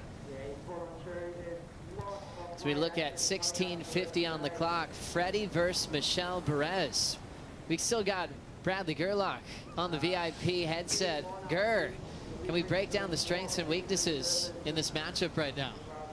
Hey, Joe. Yeah, I think these two guys are quite different in that they're both powerful surfers, but I'd say Federico is more the classic competition surfer. He really knows how to and get a score out of a wave, whereas Michelle, I'd say, would be more of a just that they're making a move for wave right now, and I just would not like to be talking over their waves. Out of respect for the guys, I just know that that's what we're all here to watch, and try to fill in the gaps in between the rides. But Michelle has got this accelerator on his surfing that is a very, very powerful guy, and he's looking for a wave that's going to allow, give him enough pushback to be able to do those spectacular type of turns, whereas Fred's more of a positional. He's gonna put the board up in a positional place to get the score and try to get 3+ turns. And of course he does have he's got Richard Marsh in his corner, which is his coach, who's a very accomplished surfer and competitor himself, a feisty guy. So I'm not sure who's coaching Michelle, but I would say that those would be the two differences. Now, I wanted to ask you guys, because I thought Fred rode the first wave, and then Michelle did not take that second wave that Fred took, and I thought Michelle had priority, and he was in position for it. Was I right into saying that Michelle made a mistake there? I feel like that wave Michelle should have taken. Well, he's obviously, playing the waiting game and hoping that it's that one heat on, one heat off scenario where we saw the women's heat with Joanne was waiting for the sets. They came. Mikey, it didn't work out, perhaps. Michelle, it does work out sometimes like that one on, one off. Yeah, there was, that was a gamble, right? He sort of gambled and thought there would be a better one behind it maybe, and that wave just reeled off for Fred as we see Michelle looking at this smallish right. And now rolling in here, Ger's waiting for one of those big signature Michelle Perez hacks. I got a little speed racer, 2-turn combination, and that'll be his best wave so far as he's trying to chase Federico Moraes with 13:50 on the clock. Perez famous for being ultra powerful, that crazy frontside wrap, often call it that body torque wrap that he puts every ounce of strength into it. Always known to be one of the most powerful surfers in surfing history, really, when you think about what he can do to the open face wrap. Yeah, like he's got some lethal moves, but he's got himself in a little bit of a time deficit. He needed that wave, Luke, just to kind of open up his account, because look, he needs a 9.46, but we both know that's not going to be really what he's after. He's really after to get a 4 or a 5 on the board. Yeah, and that wave definitely did that, Rab. And he does need a powerful wave, but over the last few years, I think Michelle's really brought some agility to his small wave surfing, and he can get some speed in a small wave and still produce those big high performance turns that we're known to see from him. That's right. So far, it's Federico Moraes still leading. Michelle Perez chasing a 6.56 to move on to the round of 16. We'll be right back.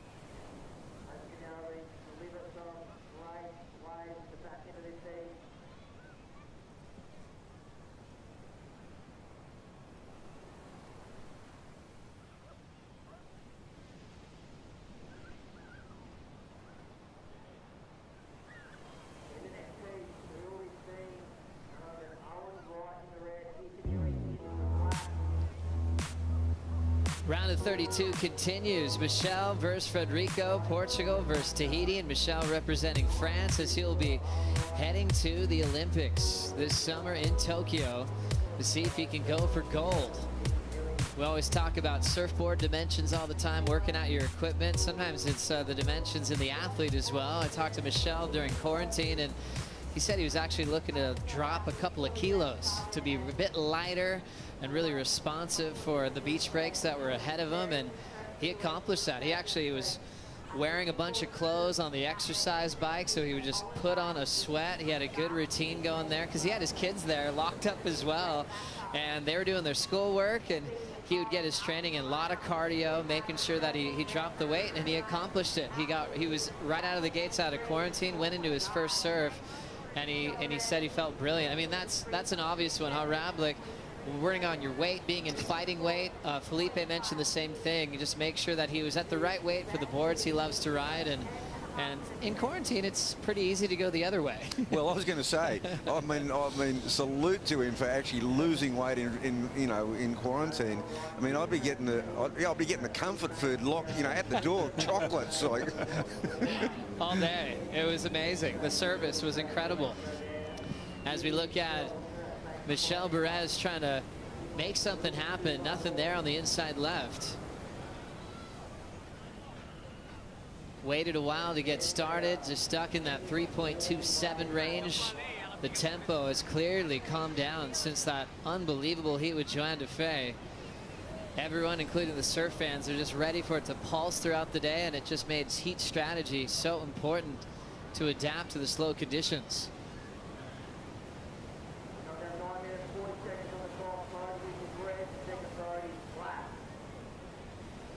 Now Michel Perez talked about getting through a very scrappy heat in the seeding round to finish second. Said he was hoping for bigger surf in his next heat. Then he's dealt with this. What's going through his mind right now, Luke? Yeah, you just gotta take what get what you're given, and really deal with it. It's unfortunate that he's has too many waves here. Frederico got that really good right, and with a 5.8, and yeah, now he's really getting against the time, and it's unfortunate because just the little bit of Michel Perez we've seen in this heat, he's ready to go. Yeah, what he really needs is about a 2 or 3 wave set. Not these one-off waves coming through. Frederico's got priority. Look, he's kind of dogging him down the beach, and they needed just a little roll on here of sets, Joe. Such a beautiful part of the northern beaches. As you see, the fans have all come out to check out the action here on Sunday. In the evenings, you can see people fishing and just enjoying the beautiful weather that we've been having here on the northern beaches. But obviously it's stressful for the guys in the lineup, especially when they need a big result. Michel still chasing a 6.56 as we're getting a call coming in. Boost Mobile, stay connected call. Hey, look who we got here. Kelly Slater. Hey. Great to see you. How's everything going? And you've been enjoying the action today? Yeah, gosh, Joanne was ripping, wasn't she? She was just lining those things up. It looked like the wave size and the pace and everything fit her so well. Yeah, I was only making that comment before, Kelly, that, just privately, that Joanne, I thought, in the last tournament, in a quarterfinal against Carissa Moore, even though it was a historical, groundbreaking quarterfinal, Joanne would have won every other quarterfinal. I mean, I'm trying to work out what it is, and she looks quicker. She looks like she's increased her speed. And, she's just really added a whole other string to her bow. Yeah, she's really put it together the last couple of years. And actually, just before getting on, I was just thinking about speed and timing and all that stuff with your different type of surfer. So you have 2 powerful guys in the water. You got Michel, obviously, and Frederico. The difference is Michel's got kind of a wider stance. He's a little bit lower to the ground. And here we go now. Let's see what he gets on this right here. Talk us through it. Not much there. So I've been thinking about the rotation, the pivot in a turn, and depending on how wide or narrow your stance is, a little narrower, you can pivot quicker right in the pocket. A little wider, obviously you're more stable and you have a little bit more power. So but it's tricky out there. Low tide was kind of closed out. Now it's a bit mushy and wonky from the backwash. It's interesting, Kelly, that you bring up your stance in small waves. I was catching up with Griffin, and he said he surfed T Street a couple years back, and Dino came down and said, I'll help you with your small wave surfing. And it was a stance change. He actually wanted to widen Griffin's stance so he could get speed quicker, and then he turned in a great result in Japan soon after. It's amazing to be on tour and make an adjustment when you're already on the top 34 and see a big improvement in small conditions. Yeah, for sure. There's always little tricks with the board and your mind's approach and all sorts of things to help you get a little more excitement about it. You know, these waves, obviously, everyone's probably not super crazy excited about what they're seeing today. The waves are small. It's inconsistent. Some heats have a bunch of waves. Some have almost no waves.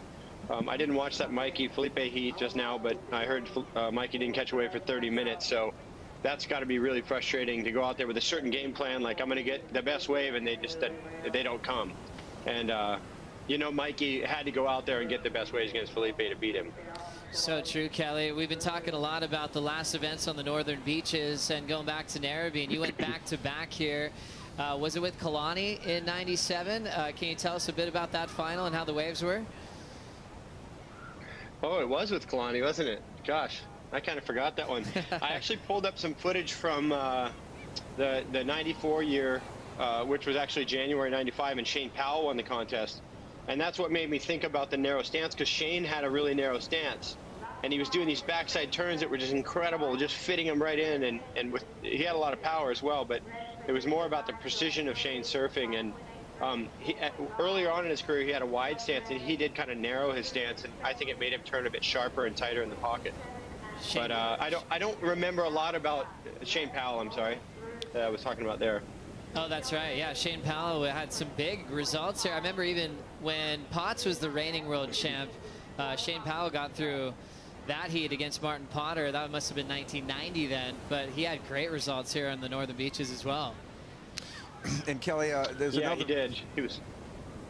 There's another one. You know, you won the Pro Junior, the Hot Buttered Pro Junior, the big one in Australia, in January '92. A bit later that year, you had the classic final out here with Shane Herring on your way to an amazing year. But that final was, there was a lot of hype. There was a lot of people on the beach that day as well. There was a lot of people on the beach, and there was only about 4 for me.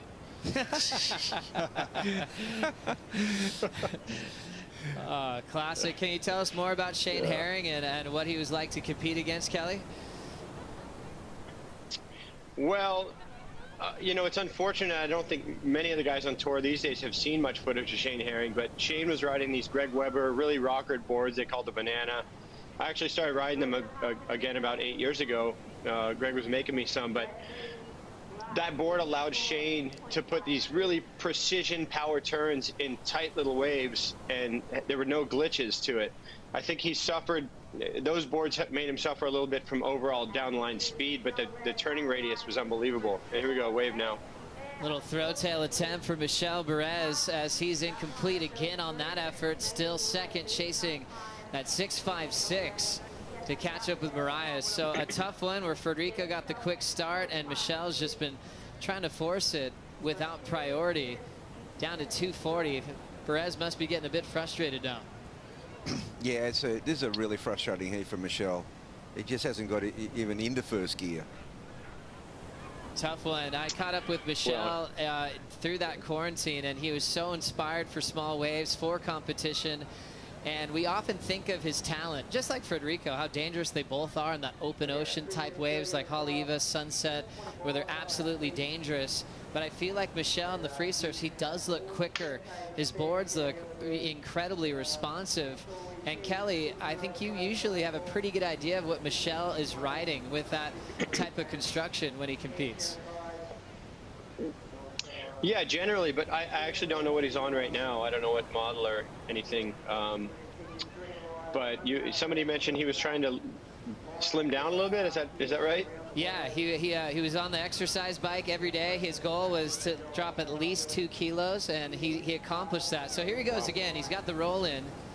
He's needing a decent sized number, so he's got to go for it here. Big power punch for the Spartan. Wrapping cutback to follow it up. Inside track. Looks like he's got a little bit of a section. Big snap to tail slide. Exciting to watch, but is it a 6.56? Kelly, what'd you think? Well, he won't get that score, but since he's on those little rights and there's kind of that little gutter there, he might be able to get back out a little more quickly. And he's definitely going to need a lot less score than he did prior to that wave. That was his best ride. So Michelle hunting under priority. Freddie asking for time. 1 minute to go. We saw how versatile, Luke, that he was with his different turns on a tiny section. Is it a little too late? Yeah, I agree with Kelly. That wave, it's not going to be the 6, but he is going to reduce the requirement. Let's see if he can get back out there in this last 50 seconds. He's coming out through the rip there at the alley. But he's going to get out there, and Frederico is going to have priority. So I'm sure Fred's going to come and make it a little bit more difficult for him to get one more number up. Well, look, the right into the alley itself, if you go all the way to the beach, has not given a big score yet in this tournament. And there's another one. It's a 3.67 for a huge effort. So true. Big sections are getting big scores, so it hasn't been effective. And now Michelle's down to 20 seconds. He's been focused on small wave surfing, especially with the Olympics in the back of his mind. And this is going to be a tough moment for the Spartan as he's been struggling to get his momentum going this year, Kelly. Yeah, it's been an off and on stop and go year, and you got Italo and Gabriel have had an amazing start, and they're both looking really sharp. So it's everyone else is going to have a little bit of work to do, I think, right now. That's right, Kelly. Always great to see you. Do you mind hanging around for the next heat as well? Let's do it. All good. So Kelly's going to be hanging out for the next call of Owen Wright and Ethan Ewing. That'll be with Ronnie and Rich in just a moment. Before we get there, let's dive into the Harvey Norman recap. Slow heat for waves, but Frederico capitalized on a quick start, Rabbit. Yeah, he sure did. And this ended up being the best ride of the whole heat, that 5.8. Oh, no, the right was the 5.86. He came shooting out of the gates. He saw what Felipe did in that previous heat, and he didn't want to leave it to chance. Found a nice little lip section to work with, and Michel Perez, you can tell, he's surfing incredibly well. Just really wave-starved once again. Yeah, just couldn't find any waves. You got this one little one at the end, down to the alley. It went a little full on him, and a couple of nice cars, but really frustrating heat for Michel. Yeah, the difference really, Joe, was that the wave of Frederico came from a bit deeper. So before it got into into the fat gutter, he actually had some open face to work with. Tough matchup, but Frederico happy to take the win into the round of 16. And we still have Kelly on the Boost Mobile Stay Connected call. We'll be back for more Narrabeen after this.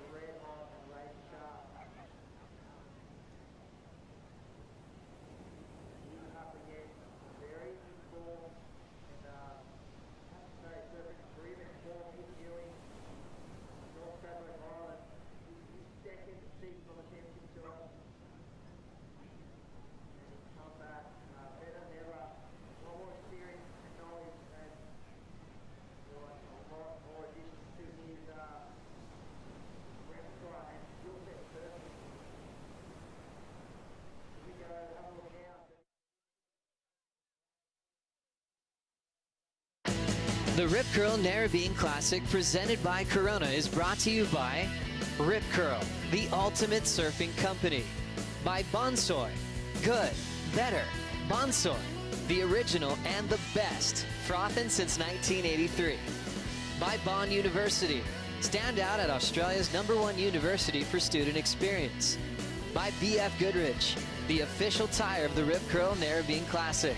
And by Oakberry. There is acai, and there is Oakberry, the official acai of WSL Australia. Welcome back to the show here at the Rip Curl Narrabeen Classic presented by Corona. And you can see that crowd lining the shore here in anticipation of some big heats in the round of 32. And one of the greatest heats on paper is the one we're about to watch unfold now. Owen Wright up against Ethan Ewing. Owen surfing incredibly well at Newcastle. Didn't chase down the result he was after. Just a 9th place finish there. Lost out to Ryan Callanan. Ethan Ewing's had a tough start to the year. Great performances in the lead up to getting back on the championship tour. But so far this year, he's gone home in this same round a couple of times, losing out to Kelly Slater at the Pipe Masters and Kanoa Igarashi up there at the Rip Curl Newcastle Cup. We'll see if he can turn things around here.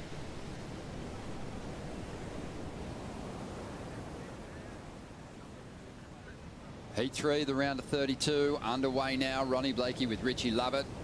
Kelly Slater still joining us via the Boost mobile stay connected call. Be checking in with him throughout.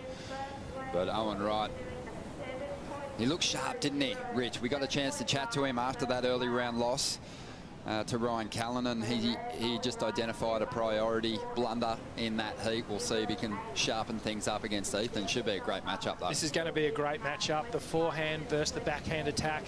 And Ethan, well, he's just coming in so smooth. And we've just been talking about his style since this kid popped onto the scene. Here he goes up and riding on this quick little right-hander, quick in and out there. And Owen, yeah, he seemed like he was in a really good positive mind frame up at Newcastle, even though he had the early round elimination there, identifying the mistake, wanting to bounce back here, and well, he's up against it here with Ethan Ewing. This is setting up to be an amazing matchup. Yeah. We've got a couple of replays to get through here. This was Ethan Ewing's opening ride, and you can see just that punch that he possesses, both forehand and backhand. Well, there's just such a difference in power between 12 months ago with this kid. So just watch how low and compressed he gets and then extends and powers through the turn here. And an explosion off the lip does well to just transition straight into this second hit and disappears from our view. But, you know, he slammed that oncoming section and rode out of it just perfectly with poise, precision. It was all there. Started leaning into 3-time world champ Mick Fanning for some guidance. Mick hooking Ethan up with his long-time coach Phil McNamara, but Mick also saying he just wants Ethan to get a little bit of animal in his competitive approach. This is probably the shyest guy on the championship tour, but certainly starting to look a lot more confident in his performances. His small wave surfing is exceptional. Yeah, big carve there and rolling through to the inside. Yeah, for a surfer that doesn't take to the air too often in small waves, he can send up a lot of water. His timing's impeccable. That forehand wrap and the extra extension that he gets on it, and then he does a little tail release, pretty similar to someone who we're actually going to be talking to in a moment's time. He must have been watching what Kelly was doing there, because it sort of reminds me of the maneuver that Kelly has gone to throughout his years on tour. You know, that forehand slice with a little bit of tail release right at the end, and the ability to just whip the board around and redirect is something that, well, Ethan's picked up the ball and he's running with that maneuver now. Yeah, solid start for Ethan. A 3.33 on his last ride. Owen's still yet to get things started here, but we'll bring Kelly into the conversation. Kelly, great matchup on paper. It's going to be fun to see who triumphs in this one. Yeah, it will be. I've been waiting to see Owen surf again this year. I don't know if I saw him surf the last event. Here we go. Funny little left. It's hard to do those little tail slides when you're hitting the lip out there when there's, and that cut with all that backwash, you know. And I talked about this with my friends yesterday. 10 years ago, Owen was one of the best air guys on earth. And it feels like he kind of went away from the air for a while, but he had so many variations of grabs and rotations, and it's good to see him throwing some airs down again. Most certainly is. Yeah, I remember that run of finals you guys had in 2011 and his performances through those contests. And you're right, he was really comfortable. He had a high strike rate with his airs, and I think he just went to the high percentage play with the power surfing as he got bigger and relied on that aspect instead. Yeah, maybe so. But, you know, he actually did win a Boost Mobile Air Show in Manly in 2010, I think it was. But there we go. Really good timing. I think that's one thing about Owen surfing. He never kind of overexerts himself. He's really efficient with his movement. And because he's so tall, he uses that leverage really well to get a lot of power in his turns also. We know that he suffered through the end of 2015 with that brain injury, and it took him a long time to come back. And it felt like, you know, it was the remarkable comeback came at the Gold Coast in 2017. And obviously he was going to turns to get the victory there, but he even said himself he wasn't at his best. Then he started to kind of come back and get his confidence back in the bigger waves, had that great victory over Medina in Tahiti in 2019. But I think he used last year as an opportunity to start working on his airs again, and we saw that in some of his free surfing footage. Did you pick up on any of that in his social media? I didn't actually. I'm sure I follow Owen, but he might not be in my algorithm or something. I don't know. Think he might have blocked I've always loved his surfing. He's incredible. He might have. He might have. But no, he's definitely he's getting back to that kind of surfing, that high performance, above the lip surfing. He featured in that clip, that Rip Curl movie, Postcards from Morgs, and we were seeing some variations of those grabs, Rich, and hoping that he starts to bring that to his heats, because what we've seen in recent times, especially just going back last week, is the aerials are going to help you get those wins, and you sort of need them against the Brazilian contingent at the moment. I was just about to say that. I feel like he's reading the play and the message that the judges are actually throwing down here. Ethan paddling. Well, Ethan drives off the bottom. Explosive first turn. So clean. And his approach, elegant almost, Kelly. It's just so fun to watch this guy surf.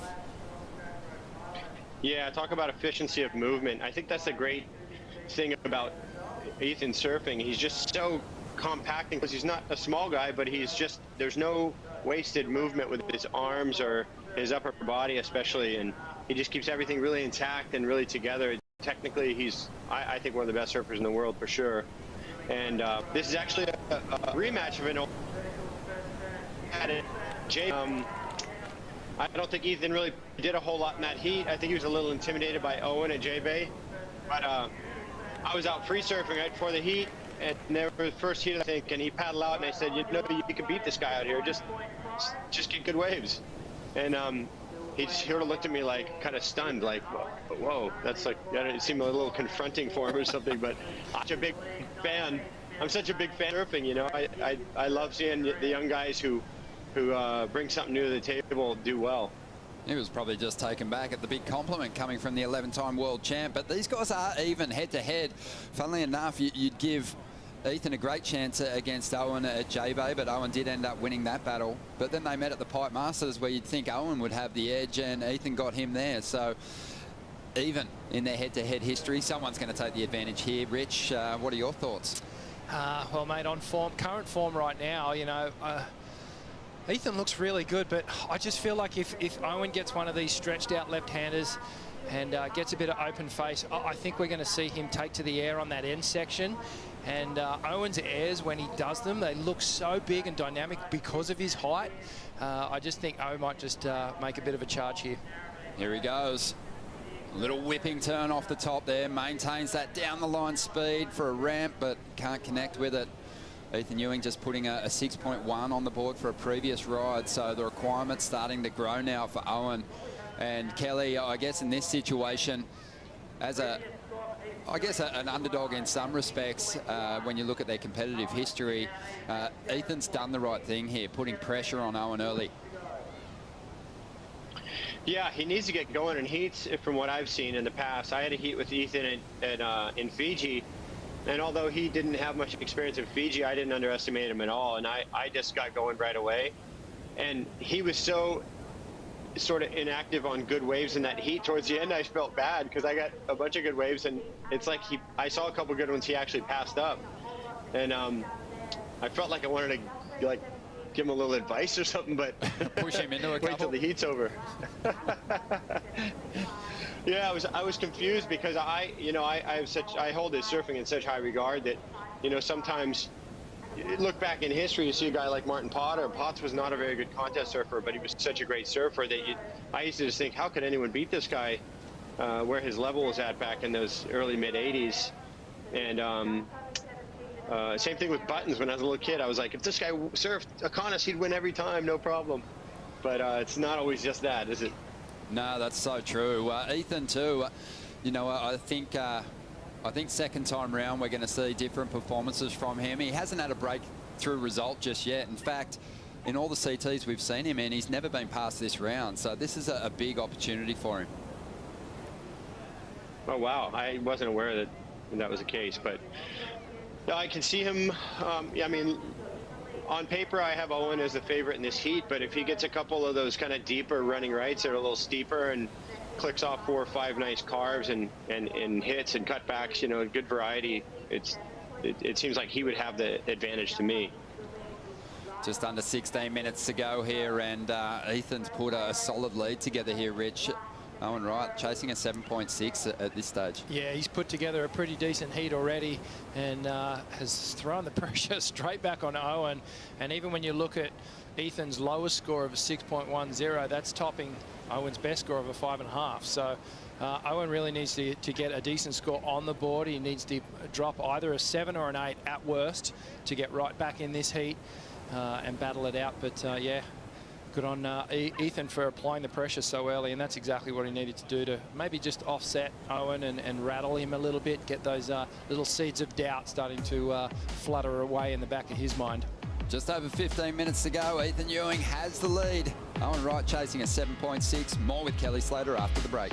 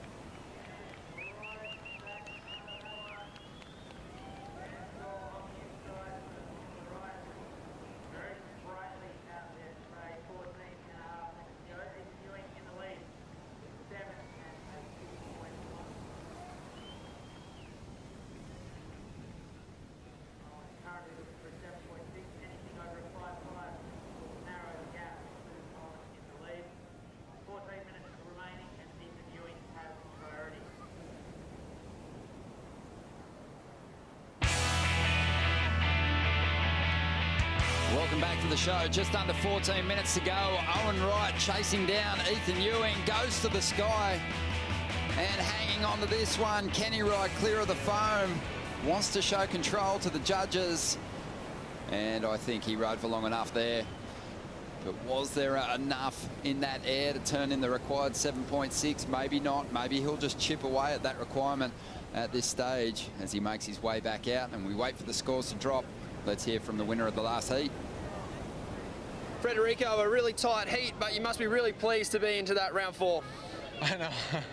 So stoked. I was talking with Doug before the heat, and we both knew it was going into the dead high tide, my heat. So I knew it was going to probably stop. Wanted a quick start, get some scores, and control the back end of the heat. So we basically did that. I think I surfed 3 waves, and then just kind of controlled my priority and made sure Michelle wasn't on one of the good scoreable waves. Luckily, none came true at the end, so yeah, stoked to be on the next round. You had a good matchup with Gabriel in Newcastle. I know you've had a good rivalry with him, and relationship over the last few years. You're going to come up against another Brazilian superstar in the next heat. What's it going to take to get that win and move on to the quarterfinals? I know. Make sure I'm on the best waves and I'm surfing my best. Looking forward to it. I always love big challenges. So yeah, Felipe is going to be a good matchup, and I hope I can make some damage. Absolutely. All the best, Freddie. Thanks. Good luck. Thank you, guys. Thank you, Stace. Meanwhile, Owen Wright again, looking to go to the air. Didn't get the payoff on his previous ride, just a 1.43. That one's not going to factor in either.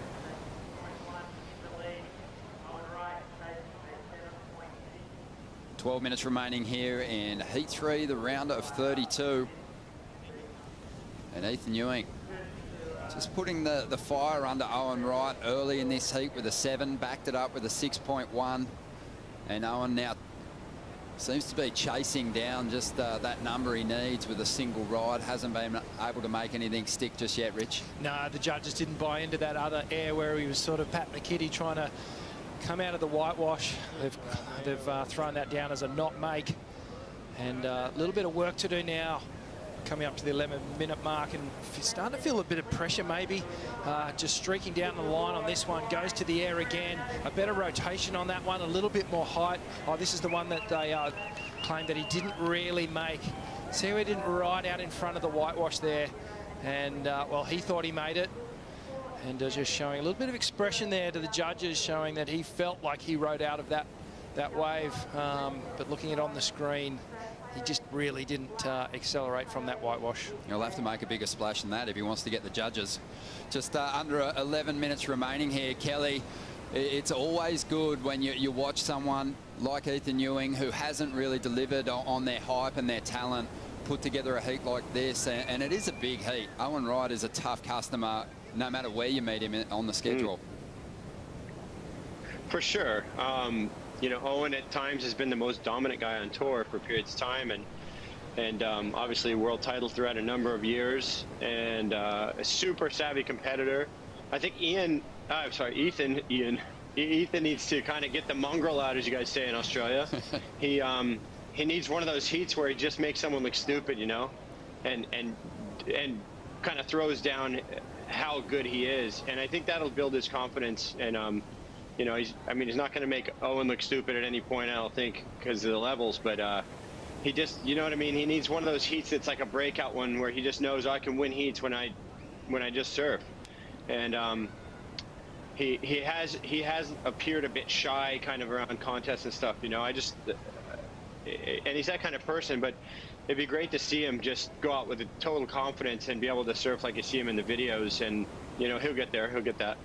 Richie and I have been touching on it quite a bit. There is a number of surfers on the championship tour who are yet to put together a memorable performance with the jersey on. When you go to their social media, you see incredible clips. It's almost like it creates an expectation of what they should be able to deliver at this level, yet they can't make it happen.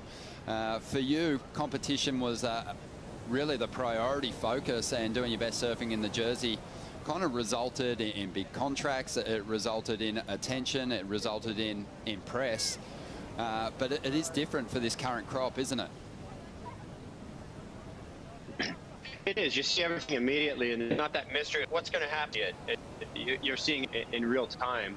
And so the pressure is constantly on to have to perform. But, you know, to your point, yeah, I really focused on trying to put my peak efforts of how I felt physically and mentally into competition all these years, and you know, it's paid off for me. Definitely paid dividends in the end, but it was always a focus of mine consciously all the time to try and do that. For sure. I think we're seeing it too. It's kind of become the key to success in the modern era, especially when you look at that last event. Guys like Gabriel Medina, that they're able to do in a 30-minute window what some people are away from competition are chasing those kind of clips for a year. To land an air like that in a 30-minute window is pretty remarkable. And it seems like if you're not taking those risks and sticking those big moves, then your chances of winning at the championship tour level are going to be diminished in a big way. Yeah, well, most people are chasing those clips and maneuvers their whole lifetime. It's not going to happen. Yeah, I haven't had one yet. The stuff that you know, John, Felipe, Italo, Gabriel pull off literally every single heat is just mind-blowing, and you know, and then you look at the crop that I would say is sort of considered on just the level below that, and all the stuff they're doing is mind-blowing too. So the depth in the tour and the amount of great surfing that's being is, and it's there's that constant pressure too, especially when you're younger. You want to you want to prove yourself. You haven't had that big result. You haven't got maybe the contract you want or whatever it is. You know, there's all these things in your mind when you're trying to build up to that place you want to be, and you're trying to make that recipe happen. And you know, those guys have figured it out. Italo's just so riding on that energy. He has so much support from people now, and I think you see his social media, and each day he puts them up, and you just can't help but smile because it looks like he's having such a good time while he's doing it as well. Yeah, it's incredible to watch, Rich. It is incredible to watch, and the energy that he brings is infectious. And I think, you know, there really is a different level when I'm looking at it live and I look at the performances that those guys bring to the heats. You know, the guys that we're talking about, Italo and Gabriel, even Philippe, John, you know, they are bringing their very best surfing, and there's a different sort of level once you go down under that. And there's the difference between what they do in their free surfs and in their social clips to what they actually bring to a heat. And it's not until they're going to marry the two that they'll be really considered and be worthy of that world title contention, in my mind. I guess psychologically too, if you're losing out in the early rounds, bringing your best surfing to competition becomes even more and more difficult. You try and shift things up with big turns and a huge performance, and you know, you start to force it a little bit and take falls. Well, and that's the thing, you know, you've got to reconcile that within your mind and be going, okay, I'm willing to risk this heat right now to put in some really high-risk manoeuvres, and percentages might go down that you're actually going to make the turn. But if you do make it and you pull it off, then you're almost off and running, and you've convinced yourself that you can do it, and it's something that you can carry all the way through your career from there. But you need that breakout moment. You need that one heat where you nail those 2 9-pointers because you've let go a little bit and you've shown the judges what you really are capable of at the fullest level. So yeah, there's a few surfers on the tour in my mind that are still kind of holding that and struggling to make that jump. Well, just on 5 minutes to go here at the moment. Let's dive into the Harvey Norman recap. Started with Ethan Ewing tapping into a 7-point ride here. Well, just so explosive off the top, and the speed. Check this kid out. I love, he's just like a little coil off the bottom and then springs off the top. Owen's found a couple of waves, just hasn't been quite on point. This one had a little warble through the second part of it and finished quite strong here. Just gets the little air rev and rides out of that nice and clean. You saw the little mini fist pump. He fit that one in as well. Ethan slamming on his forehand and then just hucks it off that final section. Just the read on this kid, being able to negotiate through these warbles is uncanny. Little whip on the tail there to finish that ride off. Just over 4 minutes to go here. And Ethan's trying to get rid of a 6.1 to increase his lead. Doubt he's going to do it with that ride, but Owen's still chasing a 7.6. And Kelly, we're missing you down here, man. I mean, this is a part of the world where you've had great competitive success, and it was awesome to have you down here at the start of the whole pandemic at the beginning of last year. Well, it's almost been exactly a year since I watched Ronnie Blakey make a hole-in-one. Thank you, mate. I miss the Northern Beach. I love it. I do wish I was down there. I actually surfed yesterday. Well, I was at Surf Ranch about a little over a week ago, and I hurt my back pretty badly on my third wave. That was the first time I'd really tried to surf in about a month. I'd had a couple sessions with a wave or two, but I really haven't been trying much to push it. Been just kind of rehabbing, working out. And then I surfed about 4 waves yesterday and then broke my board. So you're on a roll. It's just telling me to wait a little longer. Yeah.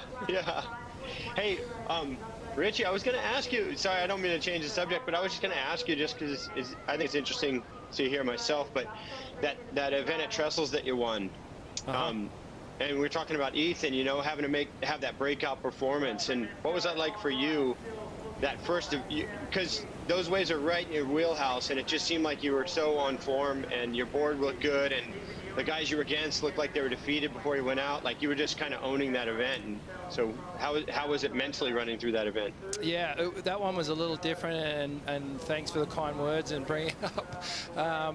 Yeah, there was something about that event where I just felt like there was no question that I was always going to win it in the back of my mind. You know, I had it planted in there, and I said something to myself before I paddled out every single heat.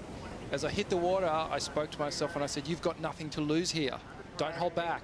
And I actually said it out loud as I hit the water. and it was something that I did every heat, and it just convinced me. I convinced myself not to hold back in that heat, and it was, from there on, I sort of believed that I could do it, and there was a sense of belonging there, and each time I just, you know, went to the next heat, went, yep, I've got this is no problem here, and I knew I had to think about strategies and how I was going to beat the guy and positioning in the line, all those little things that you do when you're at that level. But there was that belief factor that I hadn't had in the, I guess, several years prior that I'd been on the tour. So, yeah, it was a mental shift for sure. Well, Owen's up at the moment, and he is still chasing down that lead. Bit of a check turn to set this one up. Goes the rotation, successful. Still plugging away at this one. Does well on a foamy face to let go of a solid carve on the inside, and he'll add the extras on the final manoeuvre. Doesn't quite ride out of that, but the work was done. And this should be a decent score. Will it be a 7.6 though? Well, we'll break down the replay and then we'll throw some opinions around. But I love the approach. I love the attitude that Owen brought to this wave.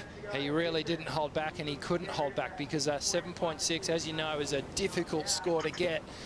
The judges have been hypercritical over the last few events, and they're making it really hard to get an excellent score. You can wakeboard behind Owen right now. The paddle is so strong. Here's the replay of the ride, Kelly. Really well done. The timing there was amazing, and as we talked about those airs he used to go to so often, it looks like he's just gotten back there and gotten comfortable with it. And you know, I dare say that's a point better than Ethan's best wave. I mean, I think it's clearly the best wave of the heat, and I think I'd be a little surprised if he didn't get it. I could get that 0.6 on Ethan's wave if I were the judge, but we'll see what they say. It had the variety, Ron. It had the progression. It had the connection between the turns. It had the speed. The way he zinged out of that air straight into that third slice, you know, there's not much he didn't do. So, you know, it's going to be right there in my opinion. Well, yeah, it was sort of a perfectly surfed wave for what it was. You know, maybe you could say there's better waves out.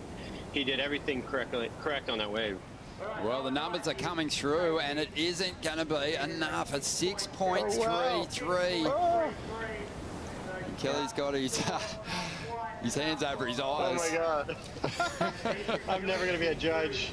No, that was really close. Probably should have been a little closer than it was on the scoreboard. 6.33. It was a great effort, Rich, in the final stages there. It was. He threw everything at it, and he surfed the wave perfectly, as we identified. But we know that the judges have lowered that scale. And like I said, those excellent scores or near excellent have been really hard to come by. Like yesterday, a 10 was an 8, basically. You know, they've made it that hard, and they're forcing the surfers to go to that progression. And well, that's heartbreaking for Owen. That's a huge result. You know, he's really yet to get his year underway, and we're 3 events in now.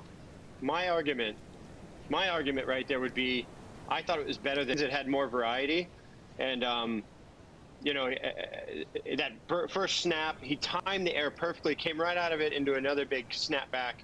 Maybe, you know, if you're going to argue anything, he didn't finish that last turn, but all the job was done at that point, I thought.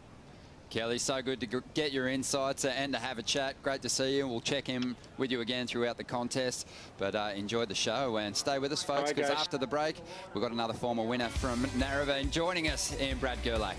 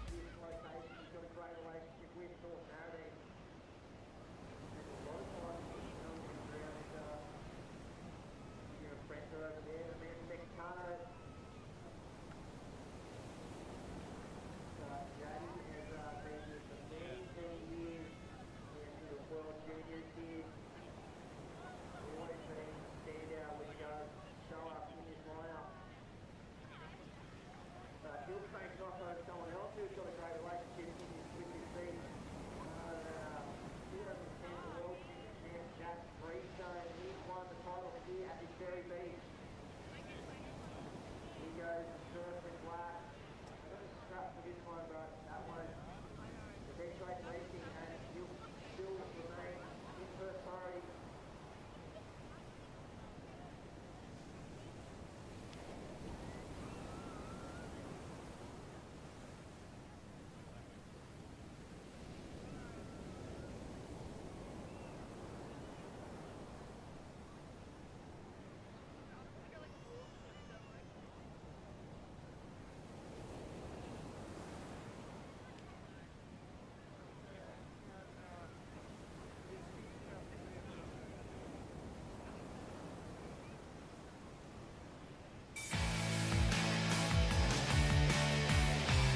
Welcome back to the show, getting stuck right into the round of 32. Heat 4 hitting the lineup now. Jack Freestone will be up against Jadson Andre. We just witnessed a very close battle going right down to the final hooter, and it was Ethan Ewing holding that lead over Owen Wright in the final stages. Ronnie Blakey with Richie Lovett, and joined by another Australian, and Brad Gerlach. Great to see you. That's right, Ronnie. I'm here and I'm ready to go.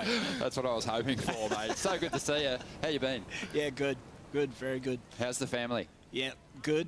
We're down in freezing Vico, but yeah, it's good. It's good. We're safe. Yeah. Beautiful. Yeah. Man, it's so cool to get you in here because we know that you watch all these contests so closely. You're a high-performance coach, really bringing your students up to the next level. You've worked with people like Connor Coffin in the past, so we know we're going to get some great insights. Looking at this next heat on paper, Jack Freestone up against Jadson Andre, it's going to be a great matchup. Yeah, definitely. I was able to watch Jack's backside air earlier today. That was very technical, really incredible. Has that amazing ability above the lip, and we'll see if he brings it out against this guy, Jadson Andre, one of the most just resilient competitors we've ever had on the CT.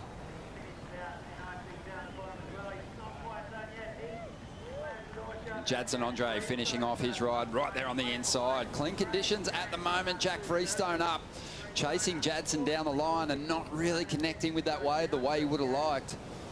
But this is a fun heat. I mentioned Jadson Andre, a very resilient competitor, has often relied on his qualifying series results to keep this place on the championship tour.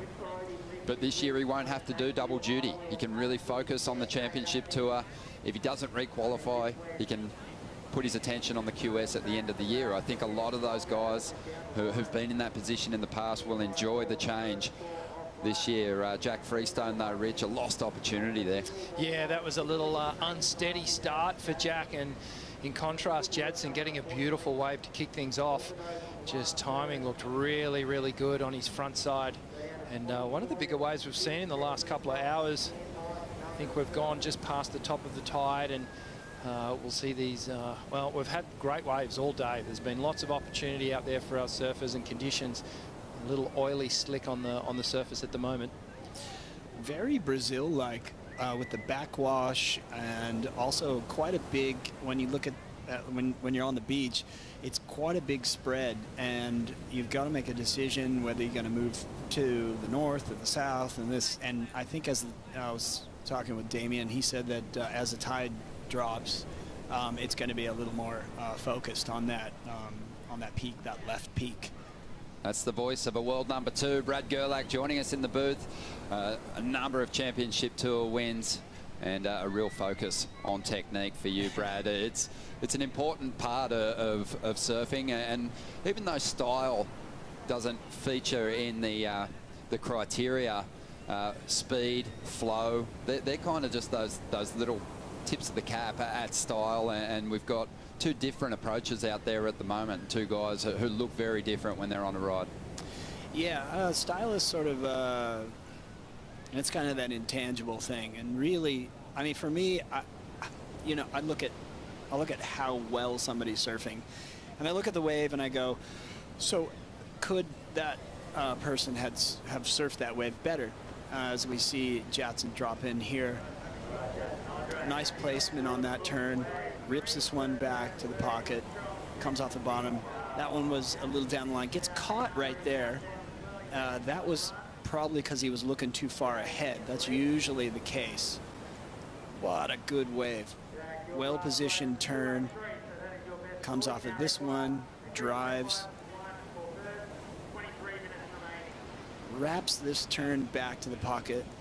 And if you watch this last turn here, he hits this one and then doesn't look down. Well, he does look down there, but then gets stuck right there looking too far ahead. See that looking too far ahead? That's a pretty typical thing in competition because you're looking to score, right? And so the guys that have that poise to relax in the pocket and really feel the wave, that's when you see the scores going up into the 8s, the 9s, the 10s. Yeah, we love that. Joanne Defay, I thought earlier on, connected with 2 good set waves, and she maintained her composure, and as a result turned in 2 excellent scores. But we did see Jadson as he hit that section. Almost there was a bit of backwash that hit it at the same time, and that may have tripped him up a little bit too. But I think you're right. You do often see surfers getting a bit ahead of themselves in competition. You're eager to get those scores on the board. Eager. And fit in maybe more turns than you need to. Here's a really interesting thing that is that I asked my students: are you surfing for relief? Are you riding this wave so that you can kick out and go, oh, okay, cool, I got one? Or are you in the moment and really feeling the power? Because that's what you need to do in order to be the best in the world. Love that. It felt like that was the kind of maybe the 2 different approaches we saw in the last heat. Owen desperately surfing his last wave, trying to fit the turns in where he could. Ethan just backing off and getting on his back foot and slotting in all these moves perfectly. And that is that elegance. Yeah. Just over 21 minutes to go here, and Jadson Andre getting the jump on Jack in that opening exchange. The first turn, Rich, it was on edge. He was really trying to get that move tight, and he's throwing everything at the closeout section. It's kind of thumping out there on the sandbar at the moment. Yeah, it really does have a lot of power. This southerly groundswell, which we've had for the past 2 days now, is just thumping on this sandbar. And we saw yesterday, world's best surfers were kind of struggling to finish their rides off, you know, and again, perhaps like you were saying, Brad, just getting a little bit too far, like a second, maybe a second and a half, 2 seconds ahead of where they needed to be. That's a lot. Yeah, well, in surfing, that is a huge amount of time. No, you see in the Olympics, you see those guys that get like 4th, you know, that they're 200ths of a second behind gold. You're like, what happened? And then they're able to show that you're able to show where they lost speed and stuff like that. And that's what's wonderful about surfing and all the camera angles and all that stuff. We can see in here, and that's why I do watch very, very closely. And if you see Jack's first wave, he definitely had the wave. He just didn't slow down enough. Now, I'm not saying that's easy. It's not. You got to really calm yourself down. I mean, we didn't see him paddling into the wave. He might have been paddling pretty hard to get into the wave. So once you get in the wave, you have to have that sense of like, all right, and slow down. And I think that's probably the hardest thing in surfing, is to slow down enough to feel there's plenty of power out there. And we saw it from Jack earlier. He was on point in the earlier heat. So one of the key things here is that he doesn't get annoyed at himself for blowing that wave. But the longer he goes without a wave, you know what I mean? The longer he goes without it, he's like, God, I could have ripped the bag out of that first wave and been sitting in a much better position. Yeah, you don't want to marinate on the mistake. A lot of the thing is sometimes, Brad, it's almost like they should just concentrate on the 2 turns and rather than trying to squeeze in that 3rd turn. And I almost feel like Jack on that wave, the 2nd turn is where the rhythm stopped, as far as I could see, and he possibly would have been better at getting that first hit and then just timing the 2nd one and putting all the emphasis into that second turn. They can get a little rushed when they're trying to squeeze 3. Might have another chance here. Yeah, Jack might get to correct that misstep at the start of this heat. Good looking section standing up in front. Clean float, well placed, drives up into the pocket. Vertical on that hit. And that feels a lot better. And the body language suggesting that he liked how that felt. He might have a little microphone in his ear, because that's exactly what we were talking about. And there was a moment when he came off that first turn where he just paused. It was a minuscule, like, millisecond, but he paused and then composed himself and then got the 2nd hit in, and his timing was near flawless. Let's get into it. Let's see the replay and he paddled that wave calmly too. You notice that? Calm paddle, mid-face bottom turn. Yeah, he definitely took that little bit of time to set that bottom turn to make sure he got the drive Nice right projection. there. Nice projection Oof. down the line Yeah, on that first one too, which set up that second one perfectly. Kept the speed there too. Didn't go directly to the bottom, as you said. And that enabled him to kind of get to that second turn, because as a surfer, he's already identifying now. He's reading it, going, okay, I'm down the line here. I need to generate speed off this floater, straight to the bottom turn. There's that little pause moment. Then gets that inside rail, that pivot point. That was the axis, and then just right off the lip there. I'll tell you what's critical. I'll tell you what's critical is after coming off that floater, it is extremely easy to lean over and dig a rail. Really easy. So he stayed very centered, as we see Jadson. That was a forced turn, and then he's very good at those, getting that extra whip up into the top. But he was in a hurry on that wave. Yeah, he can be really swift in that transition off the bottom to a vertical move, as we see Freestone trying to land an alley-oop. He has a great strike rate with that manoeuvre. Unsuccessful on that occasion, though. His last wave only came through at a 4.67. So it felt like there was a lot of punch in that second turn, but not getting the payoff for that combination. I mean, look, I'm going to get critical here. I think on that on the first turn with the mid-face bottom turn, I think he could have projected more speed off of that floater. We got a lot of action here. Jadson taking off again. Smaller wave, huh? Yeah, this one tapering off, but he's still going to work it over. He just wants to get rid of this 1.8 and push the requirement up for Jack, and he should be able to do it. That's very forced surfing in my mind. I don't think if he was free surfing, he would surf like that. Do you know what I mean? That's a very competition-like wave, and I think the score will be commensurate to it, you know? Yeah, 16 minutes remaining, waiting on the numbers to come through here. But Freestone playing catch-up. Jadson Andre just making the most of his opportunities out here at the moment, Rich. Yeah, so Jaddy just drives around up and over the lip on that one. And just, you know, he gets the wrap, he gets the release on that second turn, but he sort of, as Brad pointed out here, he's manifested a score out of that wave. Very competition-like, and perhaps just, you know, added a few little points here and there. He was trying to beautify the wave with the accentuation of that second turn with the fin release. And, well, looking at the positive, no doubt about it. He's one of the fastest surfers on the planet. Well, I think the difference here is just that surfing is an artistic sport. So, so feeling is everything. And what happens is you get yourself in the competition. The wave only offers so much. Or if you mistime it just a little bit, you end up forcing the turns, hoping that they throw a lot of spray and hoping they look good, but knowing he probably knew. I can't talk when somebody's surfing. Oh, yeah. Jack Freestone goes the big front side rotation, can't stick it. I guess for Jadson Andre, the main objective on that ride was to improve on the 1.8, to push the requirement a little bit higher, and he converted on that decision to ride that wave. He got a 3.43, and now Freestone, he's looking for a 5.1. One thing that I have noticed, as we see a replay of what went wrong here. So what went wrong is he didn't project this out far enough. So that's what they're doing on all the aerials, is when they leave the wave, they project, and see how he didn't get far enough in front? That just, he didn't predict.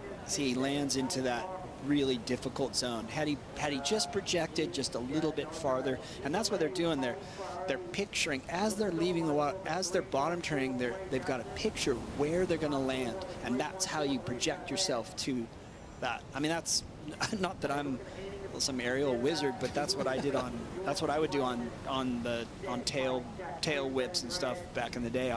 If I mistime them, they were because I didn't know where I was going to land them. You know what I mean? I know exactly what you mean. It's like jumping off the top bunk and trying to land on a pillow.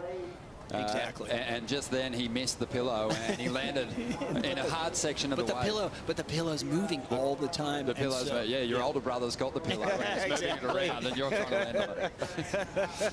Just over 13 minutes to go here, and Jack Freestone, he's still trying to play catch up at the moment. Jadson Andre, a busy start for both these surfers. We'll see if they settle in as the sun pops out. It's a beautiful day here, beautiful Sunday. Let's check in with the winner of the last heat, just hanging on for the victory, Ethan Ewing with Stace. Already a lot of chat online about that heat, but we won't worry about that, will we, Ethan? You're on through to the next round. Can you describe to me how that feels? It feels pretty good. I'll keep it down now. Yeah, it feels really good actually. It's that round's always so hard, and to get through that feels really, really good. You certainly earned it. Owen, one of the most clever competitors we have on this tour. That's got to give you an extra boost of confidence moving through to the rest of this event. For sure, yeah. He's always on his game and really fierce competitor. So definitely a little boost of confidence, and yeah, feels really good.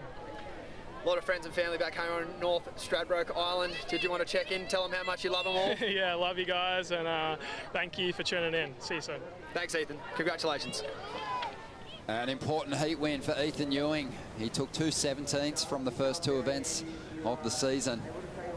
And with that result, he'll already start climbing those rungs in the ladder, making his way towards the top end. But, you know, he's a surfer that everyone's got pegged for big results on the championship tour.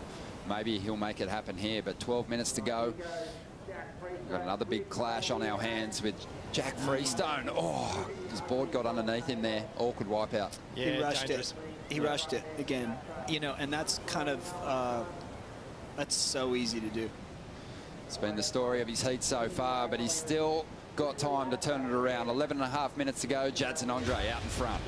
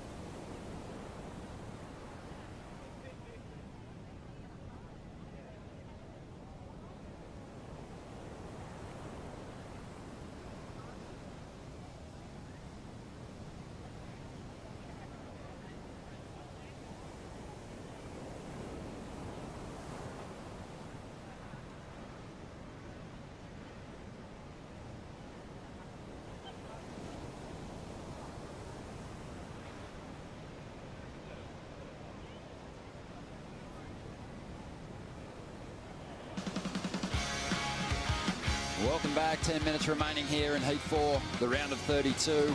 And Jack Freestone is chasing down Jadson Andre. He needs a 5.1. He's had some failed air attempts in this heat so far. Ronnie Blakey with Richie Lovett, also joined by Brad Gerlach, who's had a victory here at Narrabeen.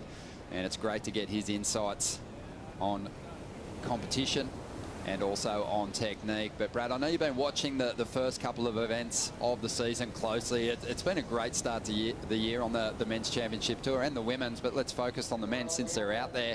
We'll get back to that in a moment as Jack takes off and just paces himself at the start of this ride. Does well to hang on to that whip. Nice little reverse on the end section. There wasn't much in that end manoeuvre there, Ron. He got the rotation, but there really wasn't much in the height department. It was critical, but not overly dynamic. So I don't think the judges are really going to buy into it too much. He had quite a bit of speed, though, and I actually thought he wasn't going to make that. Very similar, like that backside air in the earlier this morning. I was like, he's not going to make that, and then he does. He's really good at that. Yeah, just hits the lip there, really turbulent. He actually did well to ride out of it because he kind of landed right with that explosion at the lip coming down. He projected that one a little farther out, you know.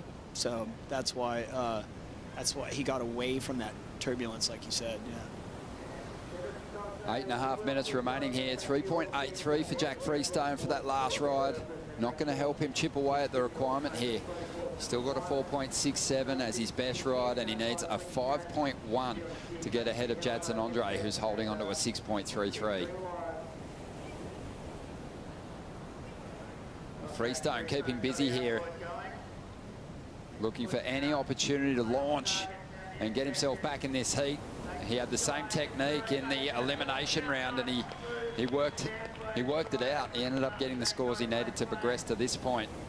But that was a very small wave, and it just doesn't feel like it's going to get him in a better position here. But we'll see a replay of it. But Brad, just quickly, your thoughts on the first two events and the performances we witnessed, especially from our event winners, John Florence and Italo up at Newcastle.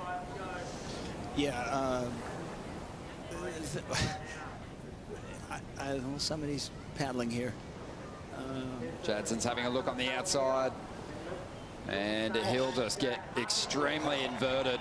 And this is a move that Jadson Andre brought to the championship tour in his rookie season way back in 2010. Actually broke through for an event win that year. His whole board, we saw his whole board towards the beach. That was impressive. Yeah, Jadson's definitely stepped things up with his power turns, Rich, in recent times, but he's always got that little ace up his sleeve when it comes to these front side rotations. Here's Jack's effort on the backhand. Yeah, Jack was just gunning down the line here. We knew from the start what he was looking for here. I love the air, executed really well, super clean, the smooth exit, and technique was, you know, basically flawless. But as you mentioned, Ron, just the size of the wave. If that was done on a 3-foot, 4-foot wave, then it would be a different story. And he was the answer back from Jadson. And when you can see the entire bottom of the board, the fins are skyward, you know that they're totally inverted. And that's a really difficult thing to get your board from that position right there to get it back under your feet, regain composure, and then come back out and ride cleanly. So that was a high-risk move, and that's in his, mate, he does these in his sleep. High-risk move in a critical part of the wave, and he's not done out here at the moment. Confidence is building. Scores are coming up, and Jadson Andre is feeling it. Working the crowd into a frenzy. He's slowly chipping away here and just making it more and more difficult for Jack Freestone. You know, that first air is going to better his situation, and I dare say the second one might even further his position, as we see the replay here. So Jaddy just gets this kind of triple, quadruple pump off the bottom, a little foam climb, so no real points just yet. And then again goes to the air, gets the grab, and perhaps not quite as inverted as the first one, but certainly a very high-risk, progressive maneuver there. And, well, we're splitting hairs when we look at those two aerials. Well, Brad, the first version of that same turn was more that projection, whipping your board out toward the flats. That time, a bit more of a ramp, so he had a little bit more height in there. Yeah, what I thought was notable here is, as I watch Jack. Yeah, Freestone up again. This is ride number 9. This has been a busy heat, a lot of opportunity for these competitors. Jack just trying to, I think, just light a fire within himself there. Just under 5 minutes to go. Jadson's got some solid scores on the way. Going back to that first aerial of Jack's, I want to say that his taking off on that wave and just telegraphing that he was going to do the air, for me, that like, you know, I need to see more unpredictability, and I think there was time and space for him to do a bottom turn and an accelerated snap that would have put him in a position to be able to also do maybe even a higher backside rather than waiting for the power. Had he taken off the bottom, accelerated snap, like I think a little bit more like what Felipe does, and then boom into like an even higher one. That's what I think, that's where the level is. And then with Jadson on that second wave, I most notably just thought he got no drive. He did like 3 pumps and got no drive, and then the wave came together and he was able to do that. Well, the scores probably reflect a little bit of that. I mean, Jadson, it was a super impressive maneuver, especially on the previous wave where he was able to project his board almost out of nothing and turn it into a 5.17. On the last wave, he got a slightly increased number, but a 5.33. It wasn't like the judges gave it that payoff. It didn't take him into the excellent range. So I think they're recognising some of the things that you're seeing there, Brad. And, well, there just wasn't a lot of speed on either of those waves. And here goes Jadson again. Looks more speed here. A bit of foam on the face, but Still moving with plenty of momentum as he comes through to the inside, trying to line something up to finish this one off. Trying to better a 5.33. Freestone is a little more out of reach after the last ride, the previous wave from Jadson. He's after a 6.27 now, even though he just put his best number on the board. Yeah, he hasn't quite let him get too far ahead. Jack was lucky to get that little 5.4 and stay in it. Time is of the essence here, just 2.5 minutes to go. And Jack with priority, so he's in the box seat. He just needs to Jadson looks like he's, if he's a boxer, he's just going to the body, going to the body, going to the body. He's just doing it again, doing another one. He started with the closeout, boom. Then he got the one that had a little more makeable. Then he got that last one. He just went bam, bam, bam. It's pretty hard to beat. It's pretty hard to beat. It is hard to beat, but you're right. He's been jabbing away at Jack, and we saw in the elimination rounds, Jack had a knockout punch, and he waited until the final stages of that heat to throw that big move, and he's still got time and priority. Need that again. I think he just needs to find a bigger oncoming section. Everything he does now will be compared to the airs that Jadson Andre has been able to pull from nothing. What did he get on that aerial, the little, what did he get on that? On the smaller one, he had a 4.37. Actually scored better when he just went to turns on his last ride. So I reckon if had he done that turn and then done a backside air, he'd be looking possibly around, depending on the quality of that first turn, could be a 6. It was a small wave, so that's the smaller wave kind of hurts you. So it's almost like you go the smaller wave and you're like, I really need to just give it everything I got on the smaller wave because I'm going to get deducted for the smaller wave. But if I can get a lot of pop out of that air, and actually it's got that feeling where you're watching him, he's going a certain speed, you think you know what it is, and then Felipe and Italo get this higher, they get higher than you think, and then you go, whoa, that's where a big score comes from. Definitely. Jack's got those moves too. And that air that he did in that elimination round was one of those. That was incredible. And he surprised us with how he rode out of it. It was a great recovery. It was very stylish too. Then I think that's a big thing with me and probably a lot of the fans, is how stylish is the air, you know. Well, 25 seconds to go, and he is running out of time, and we can't see a lot of waves rolling our way at this point in time. He was so busy in this heat. Now that first wave, had he ripped the bag out of that first wave? Turning points in heats. We're always looking for them, and that might have been the big turning point in this one, and it happened so early in the exchange. Yeah, it's hard to think that at that particular moment it was going to be a defining factor, and there's probably a couple of them through that heat. But as you see, Jaddy, he's always so expressive, and he's one of the favourites on tour. Everyone loves him, and well, that's just heartbreak for Jack Freestone. He's out early in this event, and a great result for Jadson Andre, and just some great surfing. That was a great matchup all round. As you said, it was a bit of a boxing match. They were going blow for blow, and Jaddy just more body punches. Let's dive into the Harvey Norman recap, and Gurr, you picked up on it early. Jadson, he put this first ride together really well, and Jack in response just didn't get the turns done in the most critical part of the wave. His timing was a bit off. Yeah, definitely. Jadson capitalized on the first wave. Jack did not. He had moments though, Rich. He did bounce back and gave himself a chance in the end. Yeah, this was one of Jack's better rides there. You could just see, you could look at the energy in that wave compared to the others, and he brought that energy, and that's where he got that score from. Here's Jadson just coming from behind here, streaking down the line, and that was that big air where he got the bottom of the board, pointing towards the spectators. That's always a thrilling moment in these heats. And Jaddy feeling it. Come on, let's hear the crowd. Love that. Did whatever he had to do to get to those end sections, made the move stick.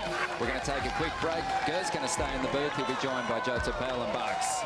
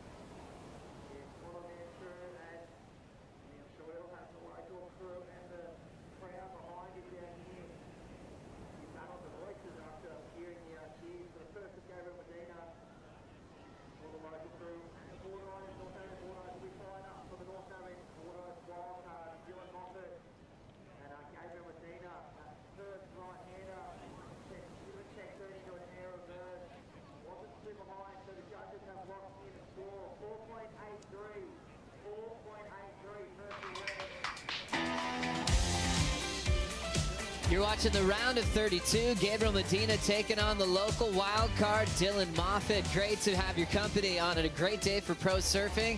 And I'm really lucky to be on the Harvey Norman host set with a couple of legends of the sport, Wayne Rabbit Bartholomew, Brad Gerlach. It's so good to see you, Ger, and love listening to your take on technique, pro surfing, and where we are today. And how lucky are we that we get to call the seat with Medina and this wild card, Dylan Moffitt.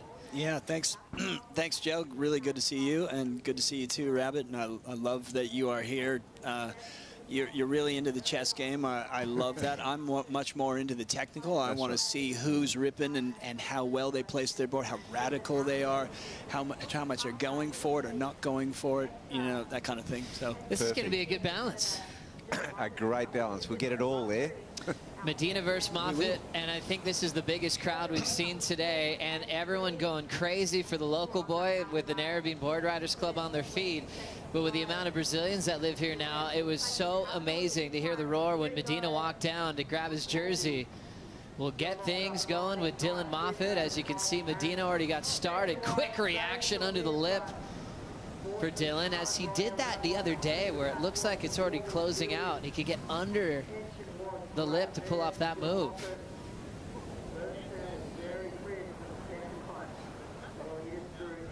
.25 on the clock. Dylan with what you would call the heat of his life, just getting started, and an opportunity to show the world what he's capable of. Taking advantage of this event wild card. You keep points these days, so if he has a huge result, you never know. He could show up at more events later on down the line. Bugs, you've seen a lot of Dylan just as a super grom representing Narrabeen, and impressed to see him throwing down some really big moves in the short time he's been in this event. Well, it is a short time and a very steep ascent, because it was only, I think, last October and November, Dylan won his first event. I think it was a Surfing New South Wales event, an Australian Open event. Then he moved into the QS, and he won QS on that Australian leg recently. And so confidence is everything. And he's really going from strength to strength just based on that confidence. And Ger, you know all about that. I mean, just getting that roll going with that confidence, and to come against a two-time world champion in Medina, as we see him go into the alley section. This wave got him at a 4.83, not a bad start. And was able to pull off the rotation there. Ger, what'd you take away from Medina's start? Well, one thing I noticed about Medina and Italo is they both changed their stance quite a bit while they're riding. First thing right off the start, they got a narrower stance to pick up speed. The back foot comes farther forward, as we see Moffitt right here. Little wide stance, nice snap in the pocket, and then was a little late to that next section. That next section was begging for a wallop, and if you're going to go up against the one of the greatest surfers ever in Gabriel Medina, one of the fiercest competitors, you're gonna need great timing, and you're going to need to be well positioned on the wave so that you can deliver. It's pretty rare that Medina falls early in an event, especially to wild cards. It has happened a few times. I know Narrabeen will be proud of the result Davey Cathles had at Bells when he got the wild card opportunity, got past Medina then. I remember Stu Kennedy also got past Medina when he was playing that wild card spoiler role. But the role that Medina's on now, he's never done before. Back-to-back finals to kick off a year. Even his world title years, he hasn't been this strong to kick off a world title campaign. Ger, can you pinpoint any changes in Gabriel Medina? Is it just come to experience? He's been here a lot and knows how to play the game. We'll be back to that question with an incomplete turn. I do think he has an advantage in this kind of surf. I think this is quite Brazilian-like, as he gets quite a bit of speed here, looking for something big. Woohoo! I love that. That is what we're all here for. We want to see some fireworks. We want to see the best surfers in the world going next level like that. And somehow he mistimed that. He landed a bit in the flats, and I think he sort of didn't want to hurt himself. The board came down quite flat. I need to see the replay, but I think he was using his body to soften the landing so that you can get hurt. Because if you don't come down on the tail of the board or the nose of the board, that's when you can get hurt. Heaps of speed, perfect section, flies up into the air, I think his head, see how his head doesn't go with the board? That's where he made the mistake. And you'll see when you watch the airs, the guys, when they project up in the air, they send their head over the surfboard and they turn around, and you can see how they, well, in Medina's case, he's a goofy foot, so he's gonna go try to, as he turns around, try to get the one side of his head going towards the surfboard, and he was a little bit late in that rotation. It's interesting too when you think about being that high in the air. Some of these guys talk about learning to land softly, and actually that layback technique to take the impact off your knees and your ankles to make sure that you're not going to buckle anything. That's a recovery because they made a mistake in the rotation. They made a mistake in their judgment, possibly. They were a tiny bit ahead or a tiny bit late in the turning around. So you're looking at the best surfers in the world with the most incredible ability to recover, as we see Medina. Narrower stance, widens it a little bit there. Not just that wave was just, that was pure Brazil, wasn't it? It really I mean, that wave was so backwashy and difficult to ride. Gabriel Medina has the lead, 4.83 and a 1.2, 3.67 from Dylan Moffitt, the local wild card, chasing the 2.37. If he can create the biggest upset of the event, his whole profile will change, because Medina has been basically unstoppable this year. And happy to be back here at North Narrabeen. I was talking to you briefly, Gur, about your run and an event win. Your event win was back in '91, so would that mean that Damien Hardman was your rival for the world title that year? He was, yeah. So North Narrabeen legend, a two-time world champ, the Iceman. As we look at the right-hander setting up for Moffitt. First turn, nice and clean. There's the tail-high reverse to switch it up. Nice composure from the wild card, Rabbit. Look, I got a feeling that, you know, Gabriel Medina knew he had a heat on his hands. You know, he knows that the crowd is right behind Dylan Moffitt. Dylan's a dangerous competitor. He's got nothing to lose, and he's got a lot of game, Brad. Yes, yeah. I mean, I wanted to see him unload there, and let's watch it from this angle. Off the bottom. Well-placed turn. Now, I guess to get really into it, there wasn't a lot of unpredictability to it. So that unpredictability part of surfing is where the huge scores come from. Did well to make that wave. I don't see that thing going super high. Good technique, smooth, no bobbling or anything like that, but in reality, probably that thing needed to have 2 more feet on it to really, you know, to really get the bigger score. It's interesting just on wave size, you know, how you can max out the scale. I remember Owen yesterday looked incredible, but he couldn't get out of the fives. He was surfing these little small lefts perfectly. If you look at that, if you looked at that wave again, where he bottom turned to do that air reverse, that's where had he bottom turned another foot up, a little higher on the wave and projected higher, so not blaming the wave, I'd say more the, you know, is this it? This is the same way, yeah, this is it. So take a look at where see how he's at the sort of bottom of the wave when he does this? Had he done that higher, like let's say he did another foot up, that's where he did the bottom turn, that's how you send yourself way up there. So you see the rotation there, and Gur breaking down the technique and what's possible on that inside right from Dylan Moffitt. Enough for a lead change. Ends up turning in a 4.9 on that 2-turn combination. That's now the best score of the heat. Moffitt feeling it, lining up a left air section, tail high to the sky, but can't pull it off. Cool looking style in the air, I like that a lot. Just didn't get the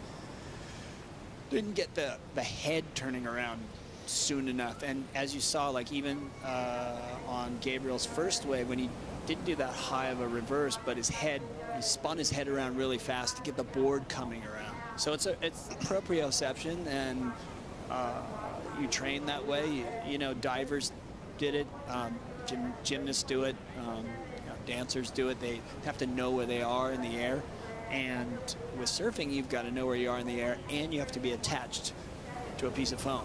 So it's, you know, and the dance floor is moving around, and it's very technical, very hard. And I'll tell you what, every one of these guys has done a million of these things and eaten it and taken fins to the legs and, you know, done all kinds of stuff, which is why a lot of us older gentlemen were like, yeah, you're all, you know, you guys can have it. We'll just we'll stick to tube riding and doing some swoopy cutbacks, you know. Which is always going to be a good call. Always going to be cool. All you fantasy surfer players out there, Tier A was a challenging one to really figure out who you're going to go with between Italo, Medina, John, all world champions. And looks like everyone was really feeling Italo's connection to his start of the season, back to world #1, looking to go back-to-back with his world titles, then went to Medina, and then John. And all three still on a roll in this event. Interesting knowing that Italo's got this edge to him, this spark, this personality that I feel like really did change once he got the world title, Rabbit. I feel like he's a different kind of person when you even talk to him. He's a world-class athlete. He's a superstar. I feel like he wakes up in the morning, looks in the mirror and says, I'm the best surfer in the world. He's owning that position on tour. What do you think, Rob? Yeah, I think every word you said was true. And I mean, he's also, you know, he's a rock star. I mean, now Gur knows all about it. I love the flair you brought to the tour, Gur, you know, the rock star persona. And it's just surfing needs more. And then Italo Ferreira is just the best. He's got it all. Well, I took a page out of your book. I love the Muhammad bugs, and you were one of my major inspirations, major hero, and I loved it. And we had a couple of good conversations on the North Shore, and way back in the day when I was just coming on, and yeah, I was so stoked to be starting my career, and you were still on there. It was really thanks so much. I really appreciate you and Sean and Nemar and even Bertelman and Shane and Richard Cram, and you know, I know he's a little younger, and Tommy Carroll and Simon, and you guys were just, I saw you in the movie theater. I didn't get to watch videos. I just saw you in the movie theater, and I just went, man, I got to do that. Especially that Stubbies event, like with all the people on the beach in the clear water, and you guys coming off the bottom tube riding, and then you guys were so serious, like in a good way, you know, like professional, and that's what made me think I could do that. You know, or I hope I could do this. Well, it's true. I mean, we were trying to make it a professional sport, and so we turned up for interviews, and we laid it on. You know, we talked it up. Great storytelling with Gur and Rabbit. Let's hear from Jadson Andre with Stace. This might be a bold call, but I'm here with the unofficial captain of the Brazilian Storm. Jaddy, how good is it to perform in front of your friends and this huge crowd? Yeah, man, feels happy to be pretty much at the other side of the world and just being pretty much feeling at home. First of all, be hanging out with all the locals guys. They really like welcome me so well. Thanks to Kieran and Jody and all the boys. They've been taking such a good care of myself. And after competing and listening to everyone just screaming like, "Let's go, Jared!" Just like, yeah, feels great, man. I'm an emotional guy, but that really makes me so emotional. How much do you love it? Yeah, I really do love it, for sure. Yeah, Brazilian people, they're awesome, man. Thank you, boys. Yeah, that's incredible. Talk to me about coming up against a surfer like Jack. Obviously know his variety of repertoire is very extensive. Do you factor that in and try to mix it up, or you just stick to what you know? Yeah, I'm watching his hit in the morning, you know, and he smashing the whole thing. And it's just like every hit is a different history, you know. So I was like, well, if I just keep thinking what he just did a couple hours ago, I'm not going to be able to surf. And then I was like, you know what? I'm just going to go out there, going to try to remember what happened 12 years ago that I made 2 finals here, 2008 and 2009. So yeah, happy that I caught a bunch of waves. That's when I surf better, when I catch a lot of waves, and I'm so stoked with to be able to win a heat. Absolutely. Congratulations on making it through to the round of 16. I'll let you hang out with all your friends and all the fans down here. Hey, of course, and yeah, I see you guys later. Thank you. So great to see Jowdy just fired up, happy, stoked, and has close relationships with people right here at Narrabeen. He's staying with a family that owns a restaurant right around the corner, the Mexicano, and so he's got the local crowd backing him. He's also getting insight on the wave as well. As we had this last exchange, Gabriel Medina just had this really rippable left, Rabbit. Well, he did, but this wave, you can see it's pretty flat. There was a little sort of section in front of it. Dylan had the wave of this exchange for sure, and if he could have just held it together there, because Gabriel only got a 4.33. Yeah, it looked quite forced, Gabriel surfing in that situation, and as we see, nice speed snap, lots of speed here. We're expecting something big. Oh, yes.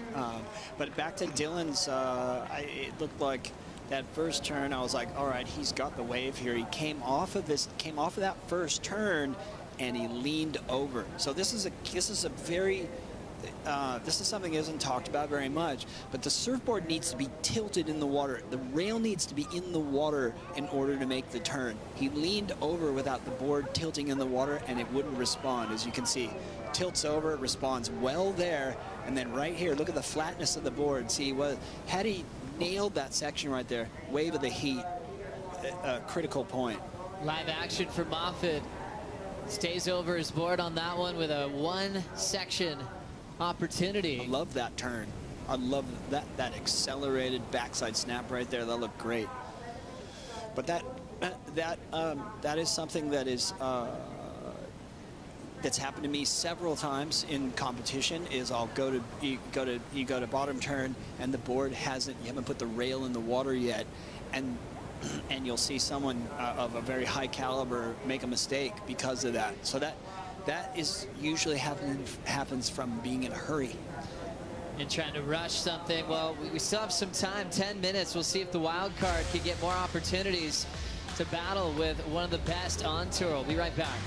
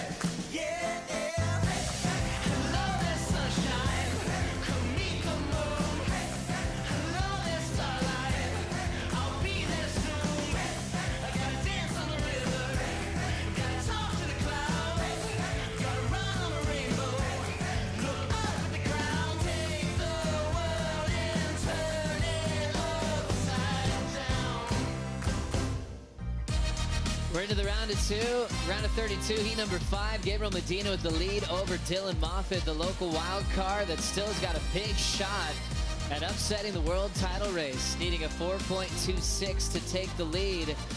Medina's up now in motion, saving that snap through the backwash. Here's the windup for the air. Clean air reverse for Gabriel to look to better a 4.33. Now right behind him, Dylan Moffitt punches the fins free, but he won't be able to hang on with control. So a couple little finishes that he couldn't hang on to in the last couple of minutes.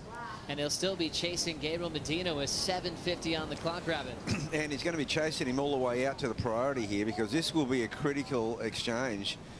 Because before this, I felt they were completely dead tied. I thought those second scores are irrelevant. It was a 4.9 versus a 4.83, and the heat was still wide open. There could have been a little separation there with Medina's wave. So we'll see how Gabriel handles priority now with 7:25 to go. Dylan still chasing that 4.26.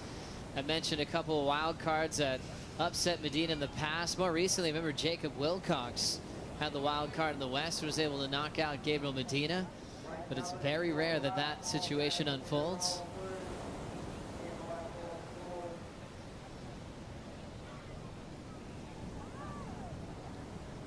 So Gabriel Medina still out front, and Moffitt chasing the 4.26 for Italo, for John, the crew in the title race. They want Dylan to find a rhythm to change this crazy roll that Medina has so far. What'd you think on this one, Gur?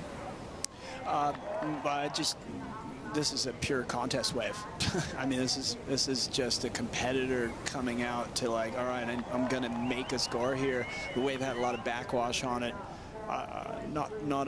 It's not going to be an incredibly huge score, but it might be one of his keepers, just based on that second turn and the speed that he had going in it. But I want to say I think Dylan is a danger man. I think he's got a real good backhand snap, and that it showed right there in that reverse he did. But he looks like he's in a hurry. He's rushing in a little bit, and that's pretty normal for a rookie and, you know, a person in that position. But he's got to almost go in the, hey, I got nothing to lose here. I need to just settle down, relax, and do my thing. This is my home break. And yeah, he's got to that. And I think he's one wave away from taking this guy out, taking out Gabriel Medina if he just. But again, now, like Rabbit said, he doesn't have priority. So now he's basically got to sell. He's got to sell Medina, who is the best at it, you know, a dud if he can. You know, now Medina knows he hasn't really locked in like a major score, so he also goes, well, he can go on offense too. We go back to Dylan Moffitt on this last replay where he punched the fins free, but ended up getting hung up there. Gur, what happened? No, the first part of it looked beautiful, and you can tell that it's just where his head ends up is he doesn't see how far away his head is from his back foot. That's what keeps him from going back down into the wave. I love that. I love the first part of that turn. Looked real stylish, but he definitely should have made that and made it. He could have made that real smooth and come through that thing, and that could have been one of his keepers. Thinking about your role, Gur, with technique when you're on tour full time, is that where it began for you? Really trying to understand your body mechanics and being able to, you know, correct mistakes when it happened in competition? Definitely. I was really inconsistent. And Tom Curran was very consistent, and I got to watch him warm up every single day and before the event, and he just surfed good every single time I saw him. And and some days I felt like I could take it to him, and other days I'm like, man, I don't even belong on this tour. What's wrong with me? But I figured out why, and the reason is because I lean over my toes and lean over my heels, and he does not. And so through what I teach, Wave Key, I teach people how to turn and how to control the surfboard without leaning. And it's a, I mean, Connor, that's what I helped Connor with a lot, and what I helped Parker with, and Taro and Max Beach, and yeah, just all my intermediate students that they want to know, like, how do I control the surfboard? And in the case of, you know, Dylan's best wave of the heat where he did that backside snap and then he wasn't able to get that second turn, was basically he moved his head away from the surfboard. So you have to use gravity and keep yourself over the surfboard in order to tilt the rail in the water, and that's your leverage point. Then you can lever off of it, and then there's a bunch of, then you have to extend and spiral up and send yourself in that direction. But here goes Dylan possibly now, but yes, definitely it's the drive of my inadequacy that made me, you know, want to help others and improve myself. So well, being incredibly humble as a former runner-up in the world, as we got a little racetrack section, unable to find a ramp for Dylan Moffitt. It was there. It was there. The ramp was there. He just missed the timing by that much. And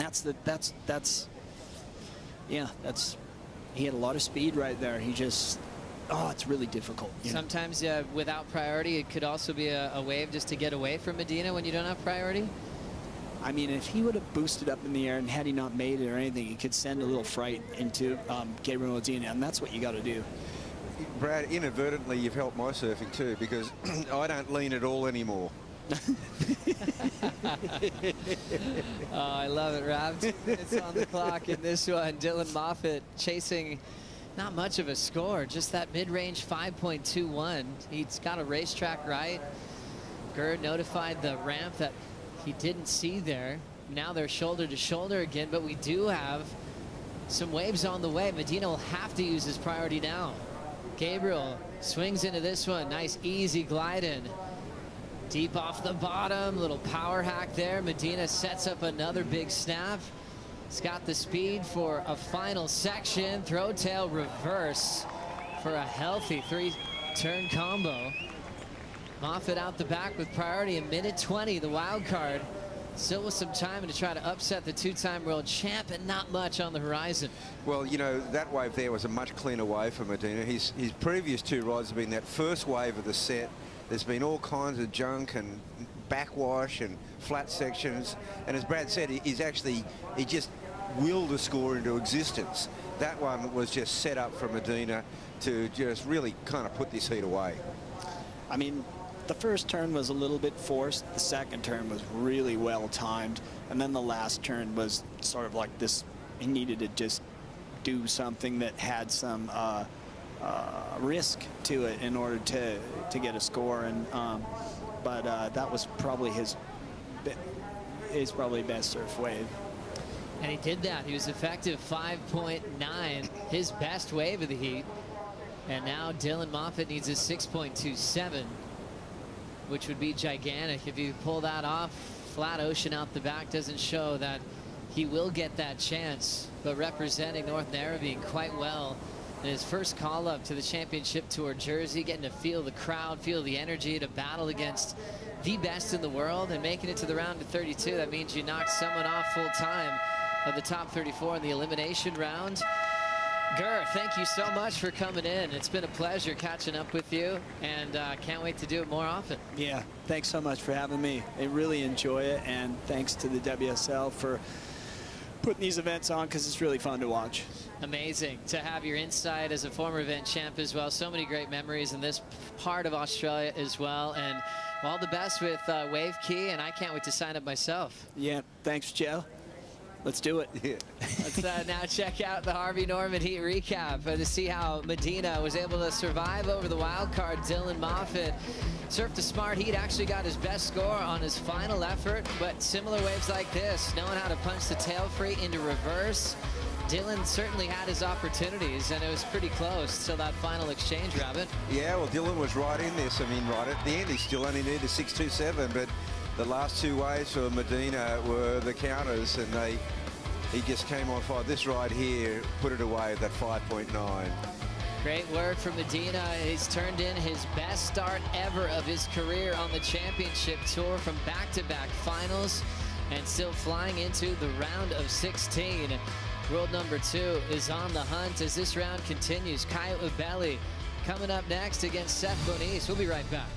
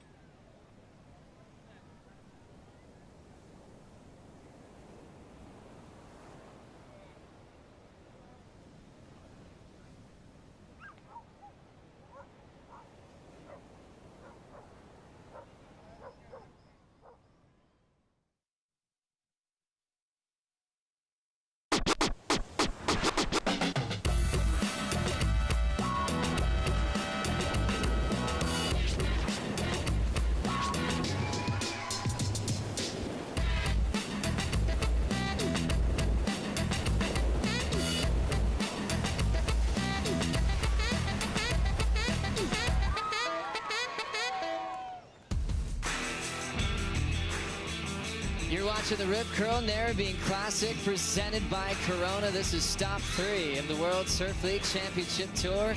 Kyle Ebeli taking on Seth Moniz.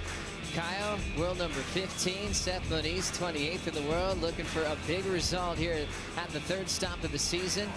And this will be a classic matchup. These two met up in Tahiti 2019.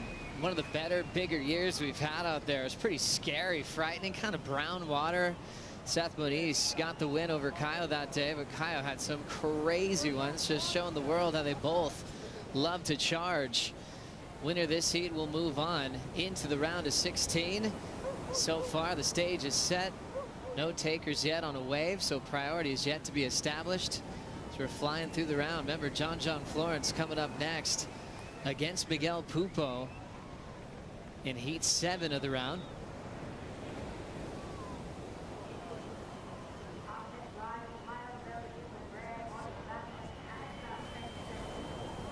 Kyle Ebeli just finishing his opening ride against Seth Moniz.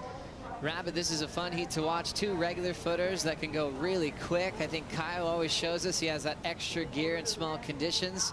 And even though Seth is kind of famous for what he does at pipeline and in big conditions, I always reminded of his start of his rookie year at D-Ball, how talented he is in beach breaks, really good in the air as well. Look, I'm not surprised that this heat's got going quite early. I could see him going blow for blow.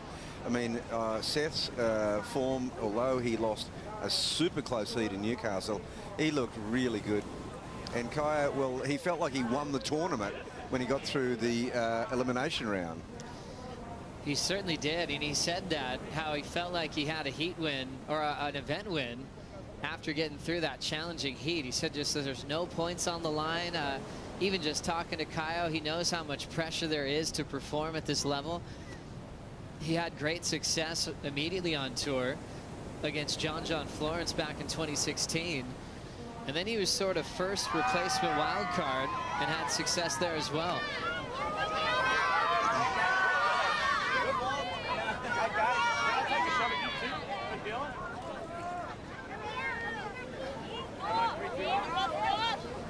Medina and Moffitt with one of the biggest receptions from the fans.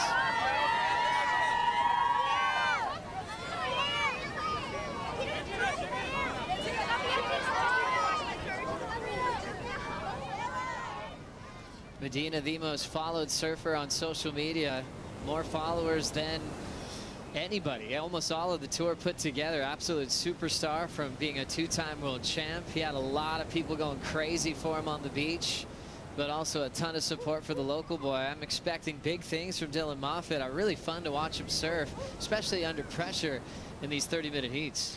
Oh, look, Dylan's had a great tournament, and it's been a big splash for him.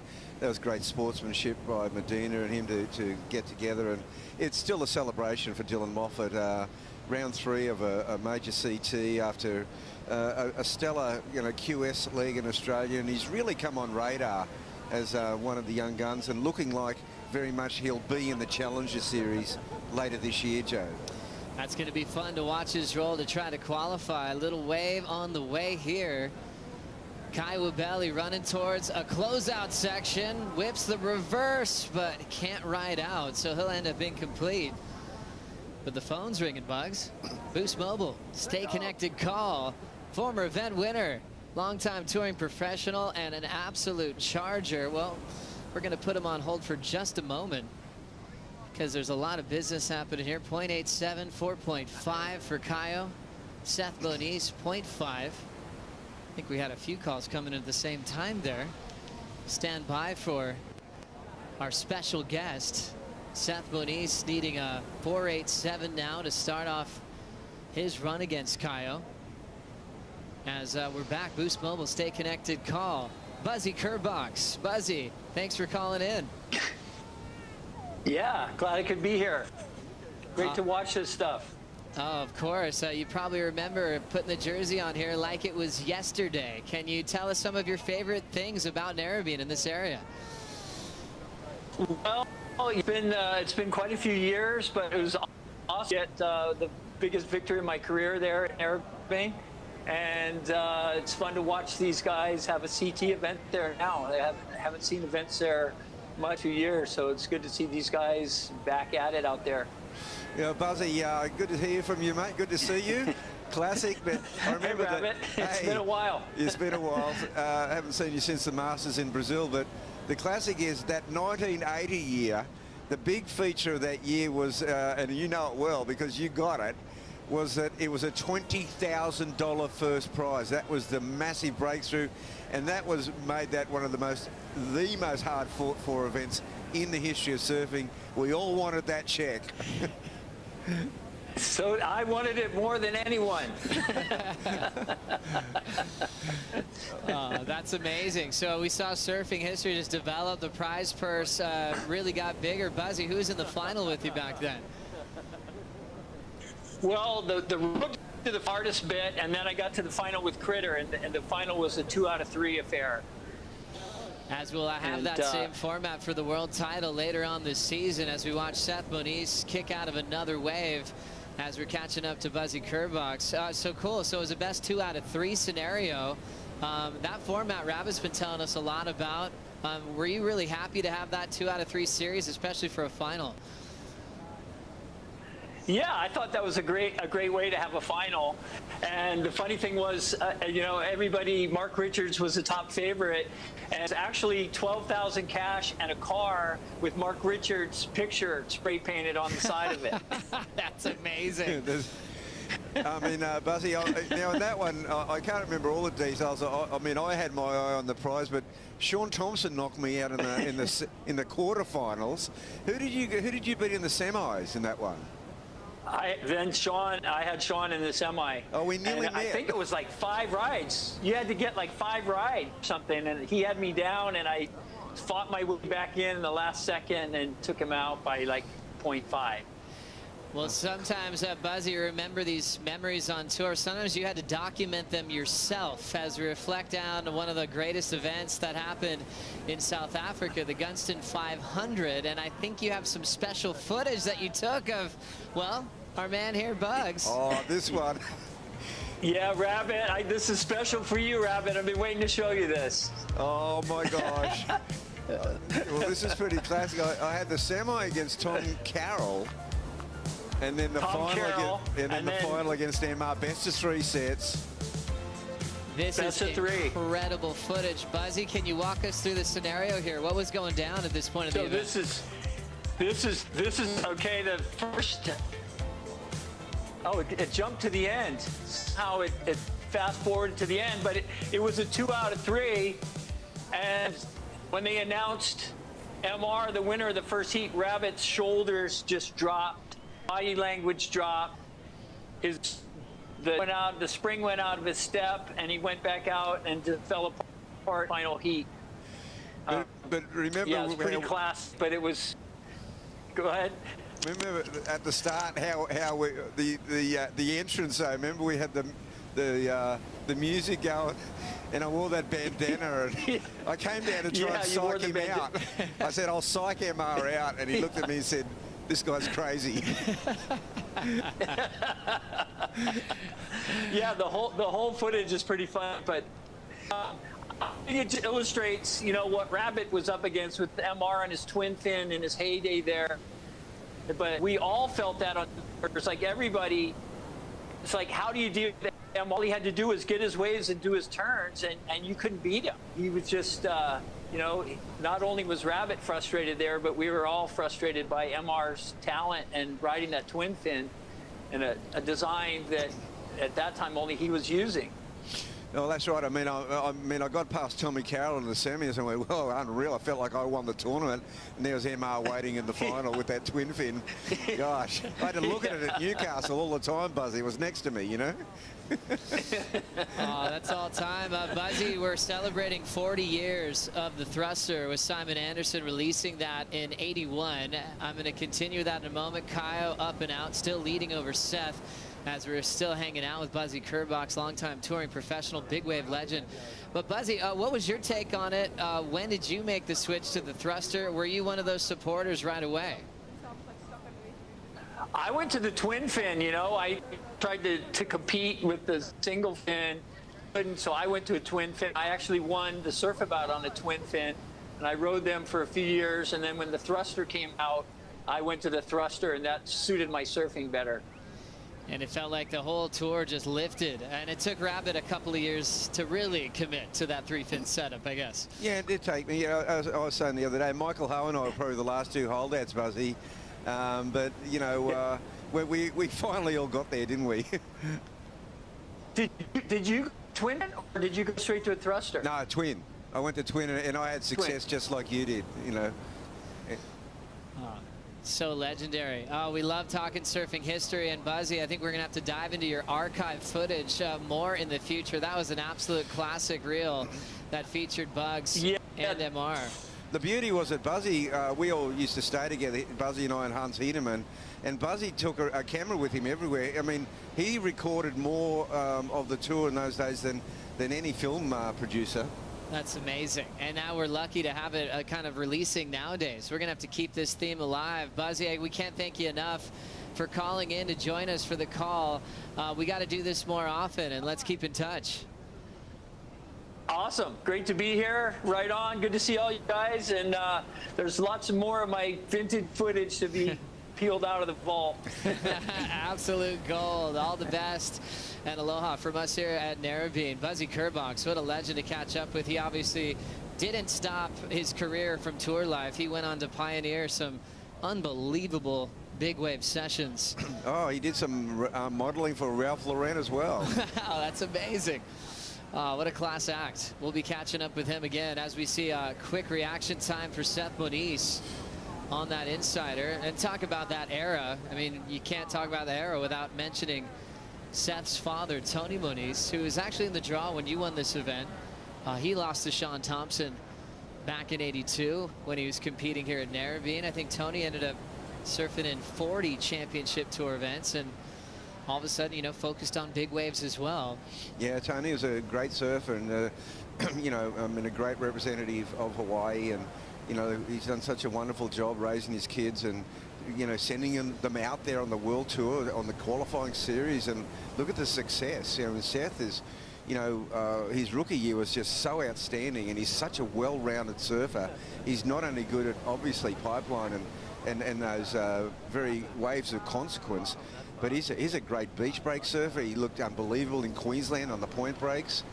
And, you know, while the interview with Buzzy was on, not a lot happened in this heat. It's been a kind of a quiet period. Seth look at him, he's sort of hunting around now, looking for a wave because he doesn't need a lot. He needs a 4.7. Now with some speed and a ramp, tail blow, reverse. Seth Moniz trying to show the judges he has control, and that backwash has been brutal with riding out of those air sections. I mean, for us, you're going, he landed it, but the judges will look at that very closely to call it a make or incomplete. Yeah, well, I mean, he wouldn't be too stoked with the finish of that one. It's not going to get him the points he needs. But, you know, he had to get busy because, I mean, there's still 13.5 minutes remaining, so there's certainly not a need to hit the panic button. But Kaya Belly's sitting out there with priority. He's got that 4.5. It doesn't sound much, but just incrementally, it's that little edge that holds him in first place and then with priority. Hence, Seth sort of hunting around, knowing he can manufacture a score out of hardly anything as well. So true. 13 on the clock. Seth and Kaio both going through quarantine. I opened the door of my hotel room, and Kaio heard my voice because I was saying thank you for dropping off the lunch, but you couldn't leave your room. Kaio started screaming from his doorway, "Joe, is that you? There's a human there." You know, you didn't have human contact for 14 days. We realized we were neighbors. He was like banging on the wall next to me. It was just a way to communicate. So oh wow, so he had a bit of Morse code going there. He did, and when he got out, he was just so thankful. It was pouring rain, it was a storm, and he was one of the happiest guys you'd ever see released into this beautiful life in Australia. Racetrack, big ramp. Kaio Belly almost pulls off a huge air. A hard landing there in transition. Wow, he nearly pulled that off. He looked the goods all the way. Yes, he'll work his way out the back again. 12 minutes still to go in this clash for a spot in the round of 16. Both surfers looking for a huge result here at Narrabeen. We'll take a quick break. Right back after this.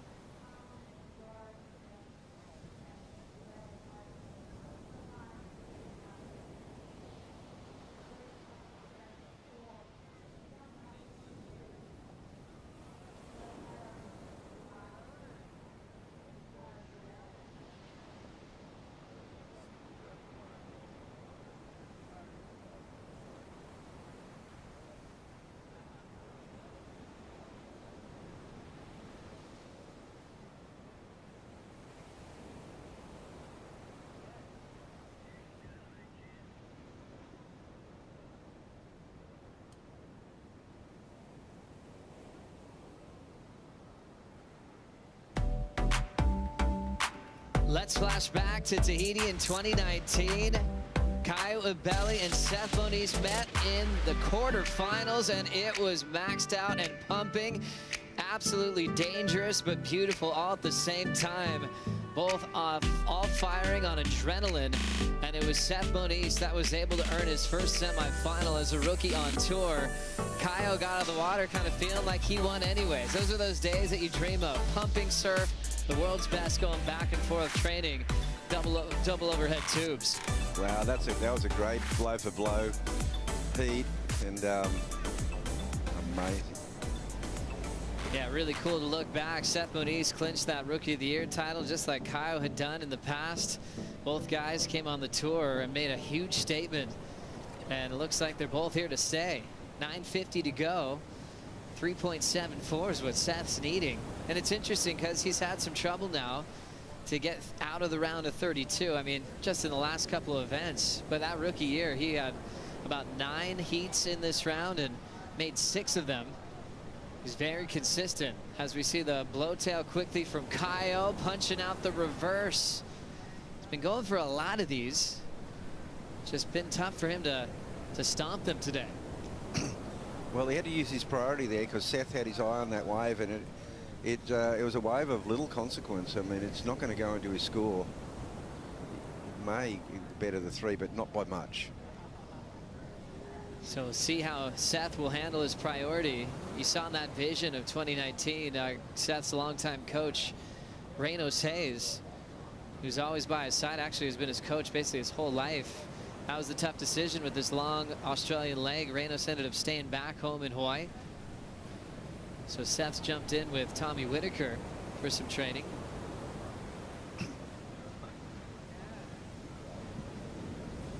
Seth Moniz headed to Boomerang Beach with the Colapinto brothers for some warm-up training. Fresh out of quarantine to get really sharp before the event at Merriweather. And it was interesting what you go through when you're on the road of a professional surfer. I mean, Seth's in that lockdown and then got news of the home that he grew up in went on fire, and all of their memorabilia was lost.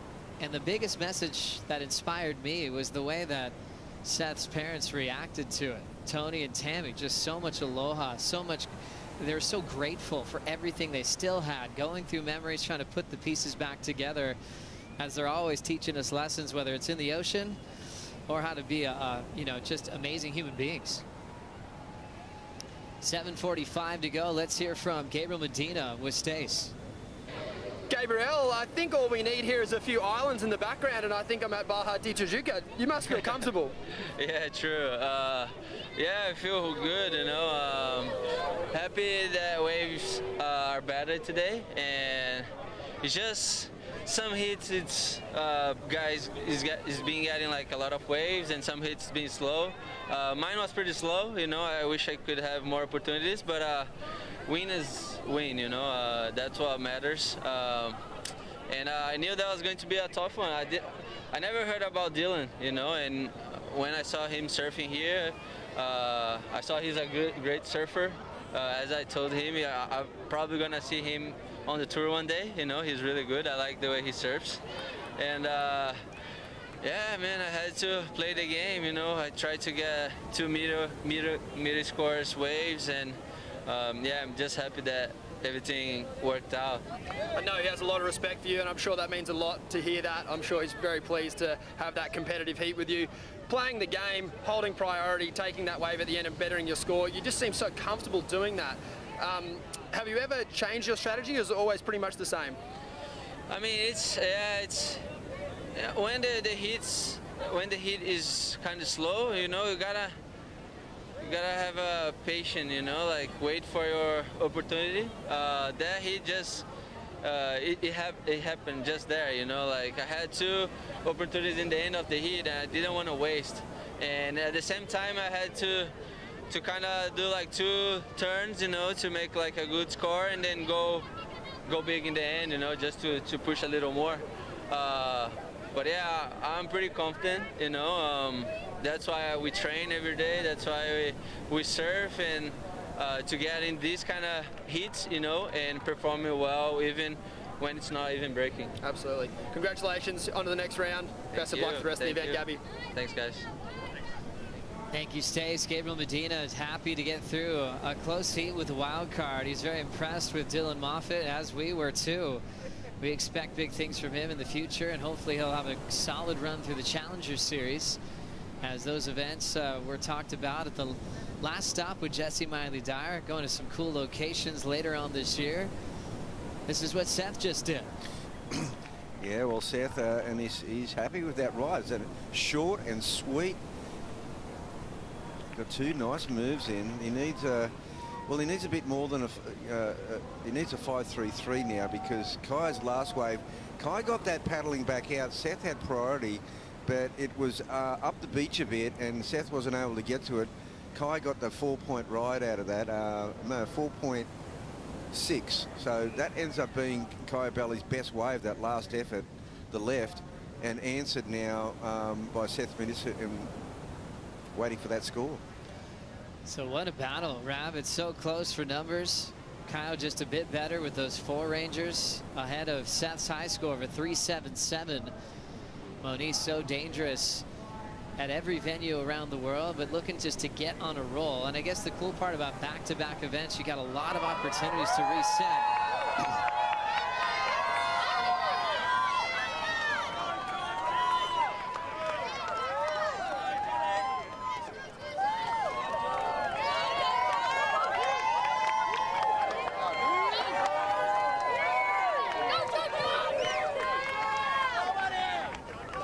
Two-time world champ John Florence, current world number 3. One of the most popular surfers in the world, no matter if he's surfing a pipeline or a Narrabeen. He'll be the headliner in the heat with Miguel Pupo coming up next. And Joe, a big movement here. Seth Moniz, that 5.83 on that little that two combo wave. He took the lead. So this is super interesting with 3 minutes 20. Kaya Belly has led all the way through this. He improved his position by getting a wave under the priority of Seth, only because Seth couldn't get to that takeoff zone.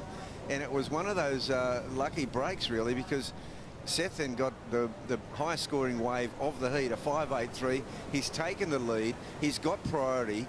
Let's see how this unfolds. Seth Moniz with a very important lead change. 2-turn combo was nice and solid, and with priority. 2:45 to go. It looks like he can manage the next set, try to keep Kaio off the best wave. And Kaio's going to use lots of mind games here. He's going to force him onto this wave, but it could be a little keeper. Seth on the windup. There's the vertical 2-turn combination. You almost feel like Kaio maybe did a good sell job there. Oh, he definitely paddled him onto that wave. Little bigger wave on this one for Kyle, but he's up and out. And he sort of, this wave behind the last one could have been the one. It's pretty walled though, but it just goes to show it's a little bit skitsy right now. No, that wave peeled off. That probably would have been a much better wave for Kaya, but he went the one behind, and this is how tricky it's been out here. There hasn't been 3-wave sets. He paddled Seth into that first wave, definitely, but then wasn't able to capitalise that. He took the second wave, and the third wave was the money wave, but he's going to get and regain priority, and there's more waves on the way, Joe. Kaya Ubeli chasing the score. He did kick out quick enough to regain first priority. Here he goes. Big first turn for Ubeli. Back to the lip, and he shuts it down. Ubeli fired up, needs a 5.01 for the lead. Yeah, it was a good-looking wave.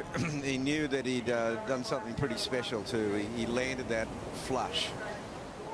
And then the easy comparison for the judges will be to Seth's 2-turn combo as well, which earned him a 5.83. Kyle was explosive. His transition was really tidy. And after a super slack heat, there's hardly anything happened. There's been a flurry of activity in between the 3-minute mark and the 1-minute mark.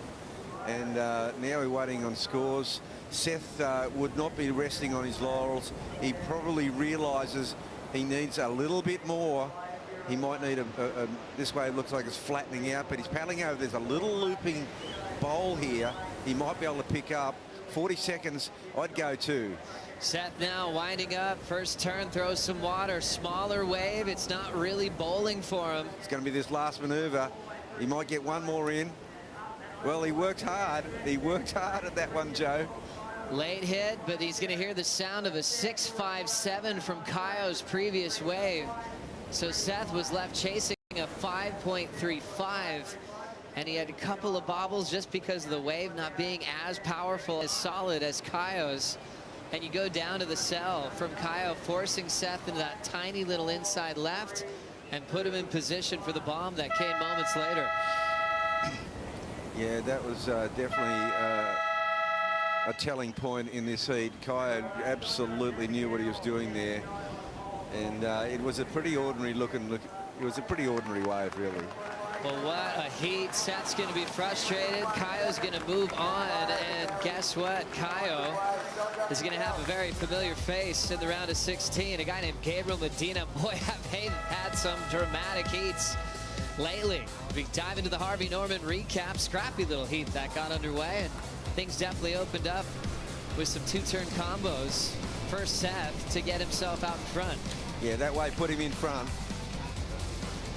And then he went on a smaller inside left. This let Kaio take this wave. Beautiful transition. There's the celebration. He felt like he won the event in his previous round. He's got to be on top of the world and ready for a rematch with Gabriel Medina once again.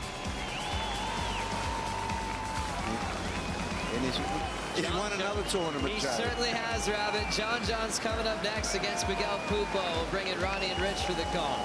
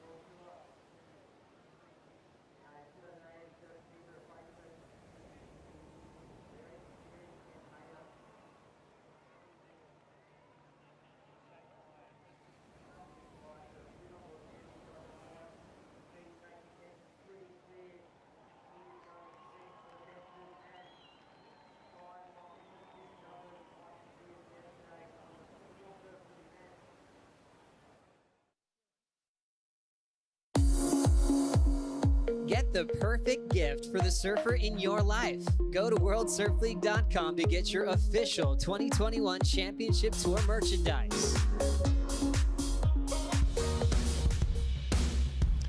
Welcome back. Well, the round of 16 is taking shape with some very interesting matchups coming together in those first few heats. Felipe Toledo will be surfing against Federico Moraes, Ethan Ewing against Jadson Andre, and we've just established heat number 3, Gabriel Medina and Caio Abelli. Now, these guys have some history.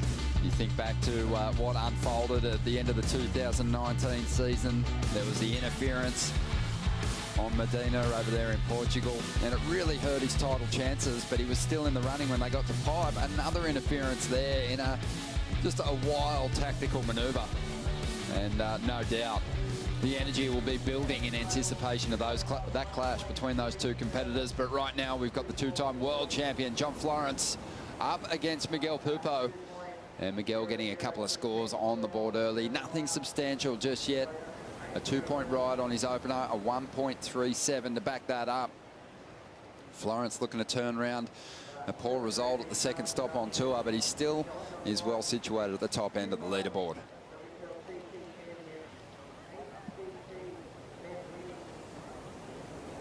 Ronnie Blakey with Richie Lovett to call these next two heats for you.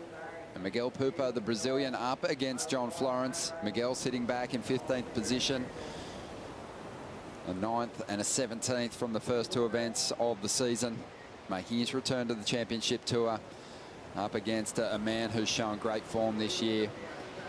A victory at the Pipe Masters, finally breaking through and getting that win at home, where we expected him to stand on top of the podium at some point in his career. Finally did it, but he didn't back it up with a solid showing at Newcastle. Fell out of the mix in this round. A 17th there, but still well situated in third position coming into this contest. Yeah, John just looked really, really on point up at Newcastle as well. His surfing was amazing. Clearly been doing a lot of work in the head-high range and under, in the smaller waves. Just looking so fast, better than he's ever looked in his entire career in the small beach breaks, and unfortunately just, you know, didn't quite get out of his heat at Newcastle midway through the draw. He'll be looking to bounce back in a big way here, and what a matchup with Miguel Pupo, who really at this point doesn't have anything to lose in this heat and everything to gain. And he was one of the better performers yesterday, put in a really good showing, and if he finds a few of these little open-faced left-handers, he's going to take it to the world champ here. So this one matching up really well. 29 years of age, Pupo, and a solid championship tour career already into his 9th year. Came on during that 2011 mid-year rotation. Fell off the tour, missed the 2019 season, but he's back and looking really good. But one of the big conversations up there at the Rip Curl Newcastle Cup, especially after his early round performance, was the equipment under John Florence's feet. Is he riding that same board, Luke, in this heat? Hey, Ron, no, it looks like John's elected for a PU construction. That full carbon board that we've seen him riding was sensational in Merriweather, and we've seen him do some good surfing here in the free surfing, but looked just a little bit stiff, or, I mean, within flex, and in his last heat. So it looks like he's going to the PU just to compensate for the power out here. We'll see how it looks, but I think it's a good change. He just, on completion, it looked a little bit erratic, that last heat, and yeah, well, let's see how it looks. Yeah, Rich, you were really interested in what John was riding. I think we all were after that seeding round performance up in Newcastle, but it is a different lineup, and you've spent plenty of time out here. North Narrabeen has plenty of push. It does. It has a decent punch to it, the wave. Shallow sandbar, a lot of power, and not necessarily, you don't really necessarily need a board that is going to be that light, and a lot of the epoxies have been parked now. A lot of guys going back to the polyurethane construction, and you know, you can get so much speed out of the wave, and oftentimes, well, we saw it at Newcastle. John was generating his own speed and the wave speed better than we've ever seen him do before, and perhaps here at Narrabeen not needing to really generate as much of his own speed. He's gaining that from the wave itself, and perhaps that was the defining decision for him to go back to that different technology. Looking sharp, Florence, as far as his fitness goes. Cuts a pretty solid frame physically, but I think he's trimmed down a lot and worked hard with Ross Williams in getting the right equipment together, but also just sharpening his small wave surfing in anticipation of these 2 stops on this Australian leg. If there was one little question mark around John's performance, it was in the smaller wave realm, although he has had moments of sheer brilliance in the smaller conditions, but the consistency perhaps was something that he just wanted to work on. And we had some insights from Ross when we've been talking to him, and he's done a lot of work in those smaller waves, and even up at Newcastle in the free surfs, he was never out there looking for the bigger waves in the sets. He was out there looking for the smaller and medium-sized one, and that shows to me that he was really looking to hone his skills in the smaller conditions. And well, he's certainly done the work. He's looking exceptional in these type of beach break waves now, and well, he's going to have to look good against the likes of Italo and Gabby, who he's no doubt going to come up against as we go later in the draw, but he's going to have to get around Miguel Pupo in this heat. Miguel Pupo, his return to the championship tour has obviously been welcomed. I think he's had great performances. One of the most stylish goofy footers from Brazil that we've ever seen. And he surfed with plenty of spark in his last heat. As we see Florence getting things started here. So waited some time for this ride. Just kicks on the tail, loading up for a rotation on the inside. And unsuccessful on that occasion. But no major scores on the board for either surfer. Not much in the open exchange. Let's take this opportunity to hear from a man who really turned things around in the dying stages of that last heat, Kaio Abeli with Stace. We got a little insight in our last chat a few hours ago that you had the mongrel dog in you. It really showed just then, my friend. Well, things just start happening for me when I let some stuff go. And just being so patient. I know if it's meant to be and win the heat, like something gonna happen. And I really had to trust in that last heat after seeing Seth's last wave. And yeah, I knew something was coming and I knew I was gonna have a chance. So I'm thankful, thank God. How much does that settle you down? Are there any negative thoughts that creep into your mind, or are you that certain you're going to get that opportunity? Well, after this morning, like the worst thing that could happen is losing second round. This heat, I just like let everything go, as I said, and just want to have fun. I don't think there's nothing more than we love to do than surf for this crowd and feel the energy. And I feel like the best of me comes when I see the show. So I want to be part of it. I want to just perform, and slowly I'm trying to get that stage that I'm performing better and better every heat. You're going to need to perform again in the next heat. You'll be facing Gabriel Medina. You excited? That's all we like. Bring it on. Lovely. Yeah. Best of luck. That is going to be so much fun to watch. But Kaio Abeli doesn't want to miss out on this opportunity to surf in front of this vocal audience. Solid crowd turning out today on Sunday. I think we can expect more through the rest of the event window. Northern Beaches has just come to life in anticipation of Championship Tour surfing, returning once again to these shores. 18.5 minutes to go. And really no one's taken an advantage here, Rich, in the opening stages. John Florence falling on his first effort with the backside rotation. Just a 2.23 for that opening ride. Yeah, just a little sleepy in the opening stages of this one. No one's really grabbed this heat, and they normally want to put in a really good number on their first ride, and no one's done that. So it's going to be a bit of a scramble straight away. Gabriel Medina had a similar start in his heat. He's a guy that can probably keep his board in the water and outsurf his rival. That's talking about Medina. I feel the same way about this heat. John Florence doesn't necessarily need to go to the air just yet, but Medina did the same thing. He went looking for those airs early on. Then he slowed down a little bit, started to thread some turns together, and then towards the end of the heat, or midway point in the heat, after putting a couple of mid-range scores up, he started to push a little harder. Well, at that point in the heat, you need to think about it and go, okay, do I really need to go for this you know, high percentage turn that you know, is a high risk maneuver. I may not make it. Let's just put some numbers on the board here. Let's put the pressure on. And it's really in those moments, the champions, the best in our sport, they're able to draw into that energy and draw into those tricks when they need it. And like you said, John, if he just surfs the first part of this heat out and puts a couple of 5s and 6s on the board, he really is going to put some pressure on Miguel, and then he's going to release and be able to take to those big high impact maneuvers and really put the pressure on him.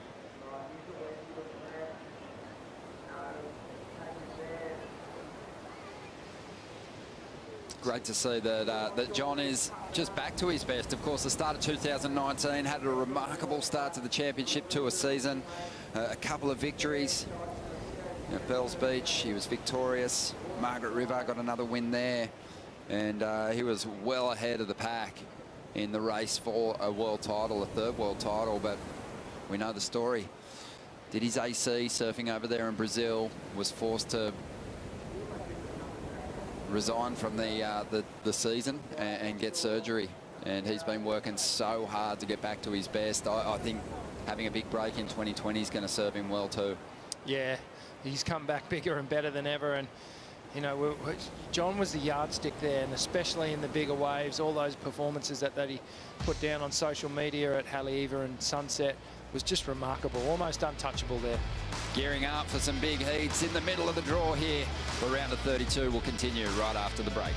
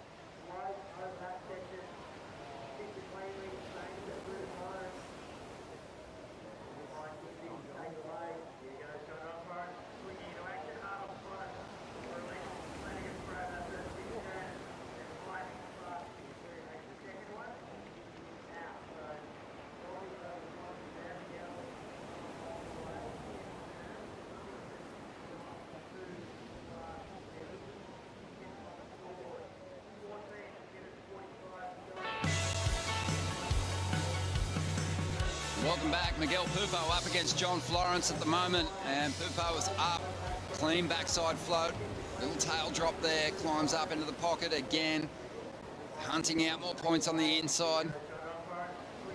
Also adding some extras there, just can't really complete that tail slide. And right behind him, Florence will get an opportunity, drives up into the pocket. Nice jam to get started, a clean section to bank off there. Clean combination of 2 turns.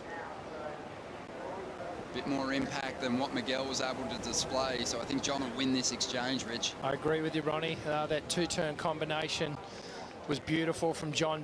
Lots of speed between the 2 turns, which is something that the judges have really been scrutinising in this event in particular. You know, it's okay to do that 1 big turn, but they want to see you connect and do 2 and even 3. And if you can connect it with flow and style, then you're going to drop those big numbers, and it's something that John just does so well. And Miguel just a little disjointed in his wave. Nothing of really high impact. Had the horizontal float up, projection down the line, but didn't really have that one dynamic moment in the heat, in that wave then. Yeah, just a 2.57. Still waiting on the numbers for Florence, coming to you live from Narrabeen, New South Wales, Australia. And this is one of the most consistent surf spots on the east coast of Australia. A great choice for a Championship Tour event. It's just delivered so many great moments, memorable moments in the past, and it's going to present a couple more in 2021 with the men and women putting together great performances already in the contest.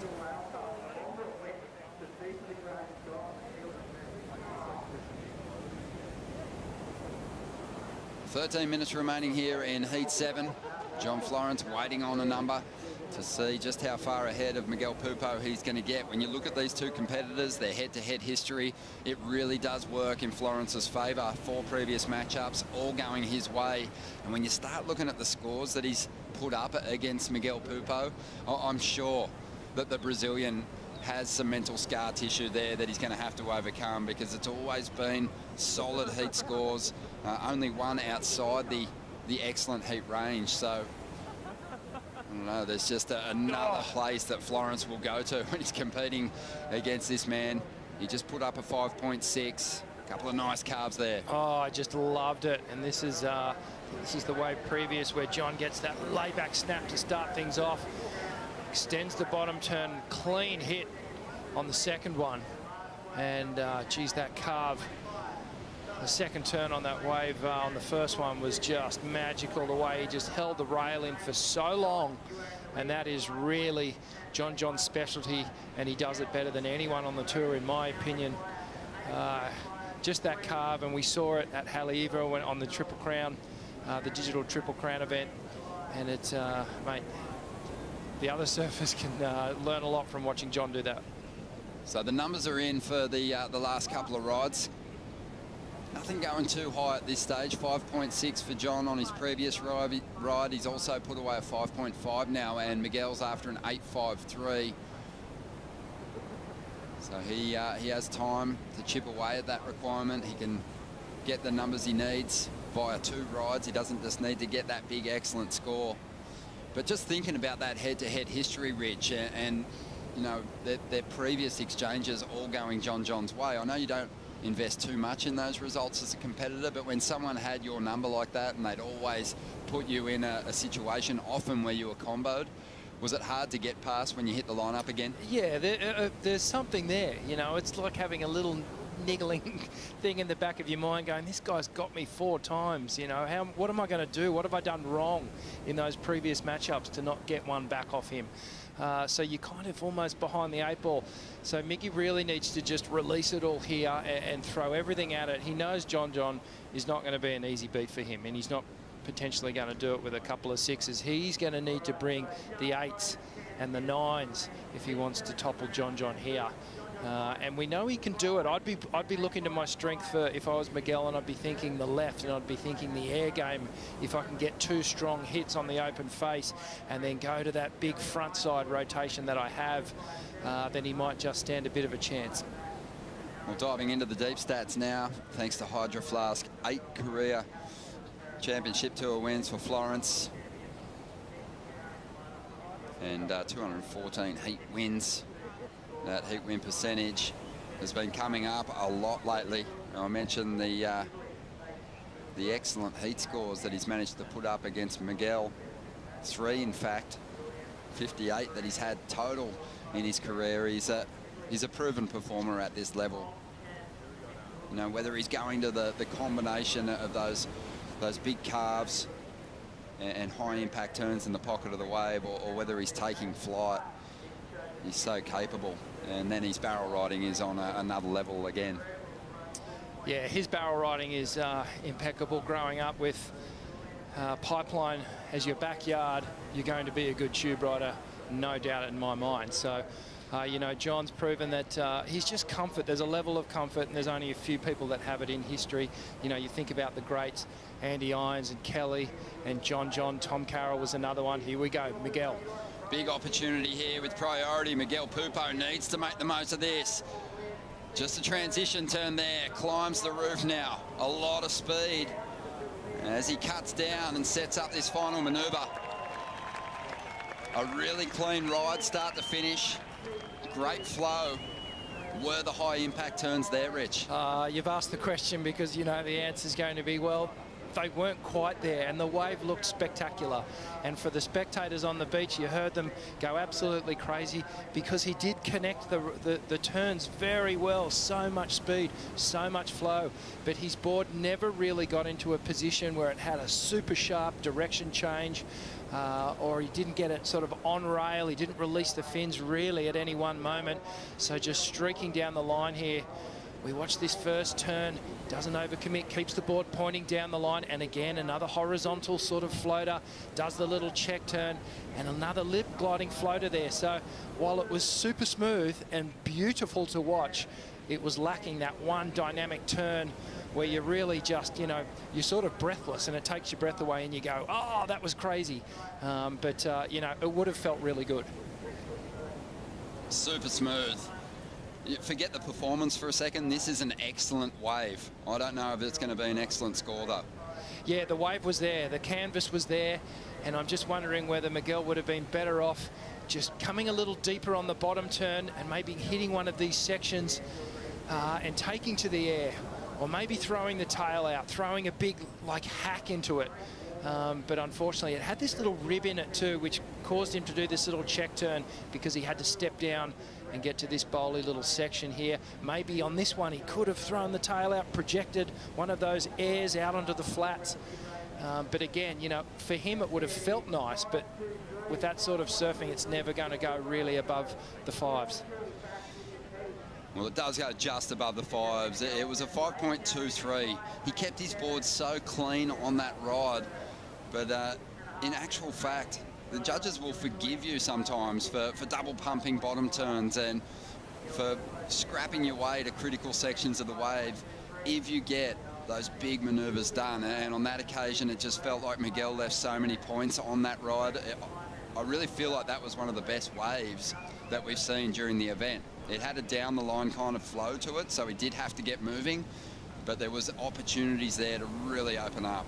Yeah, it was a beautiful wave, and that's really, you know, what we expect to see when we come to North Narrabeen. It's that left-hander that just walls up all the way down the beach, and that one really did grind down the sandbar, and promising signs for the afternoon heats. Miguel Pupo has chipped away at the requirement. That is the big bonus on that number, even though it was only a 5.23 and it was such a great looking wave. He now only needs a 5.87 and he'll understand the messaging from the panel. Yeah, well, this was earlier in the heat. This is a replay of John John's wave there where he gets the little layback hack. So even that first turn that John did on that wave, there was the severe direction change. There was a bit more theatrics and an explosion of white water, and that's the difference that I'm seeing between these two competitors at the moment. And this, the carve, if we... Well, we're going to have to get another look at that at some point there, and I might even bust out the telestrator and just break that one down a little bit further. Yeah, it's interesting, you know, just comparing those two scores. John had such limited space to move. The wave was actually a little bit flatter than Miguel Pupo's, but he did get up into the pocket of the wave and he pushed onto the tail of his board. He released a lot of water. You know, you can get as much speed as you like on a ride, and if you don't lay down the turns, you're just not going to get the scores that you desire. Well, Miguel's going to make a big adjustment. I think it'll be very apparent to him what he's got to do on his next ride. Yeah, absolutely. The judges have basically told him that, yep, it's a great wave, but we want to see you open up a little bit more and take somewhat more risk. And I just want to highlight something on this wave of John John's, and in particular the carve that he does on the second turn. So he does this layback snap here and comes into this second turn here, hits the lip, and just releases the fins out and able to ride out cleanly. And if we can get a replay of his second wave where he does that big open face wrap, there's a point of note that I want to make here. So John just streaking down the line, sets it up, beautiful turn here, and then just generates so much speed.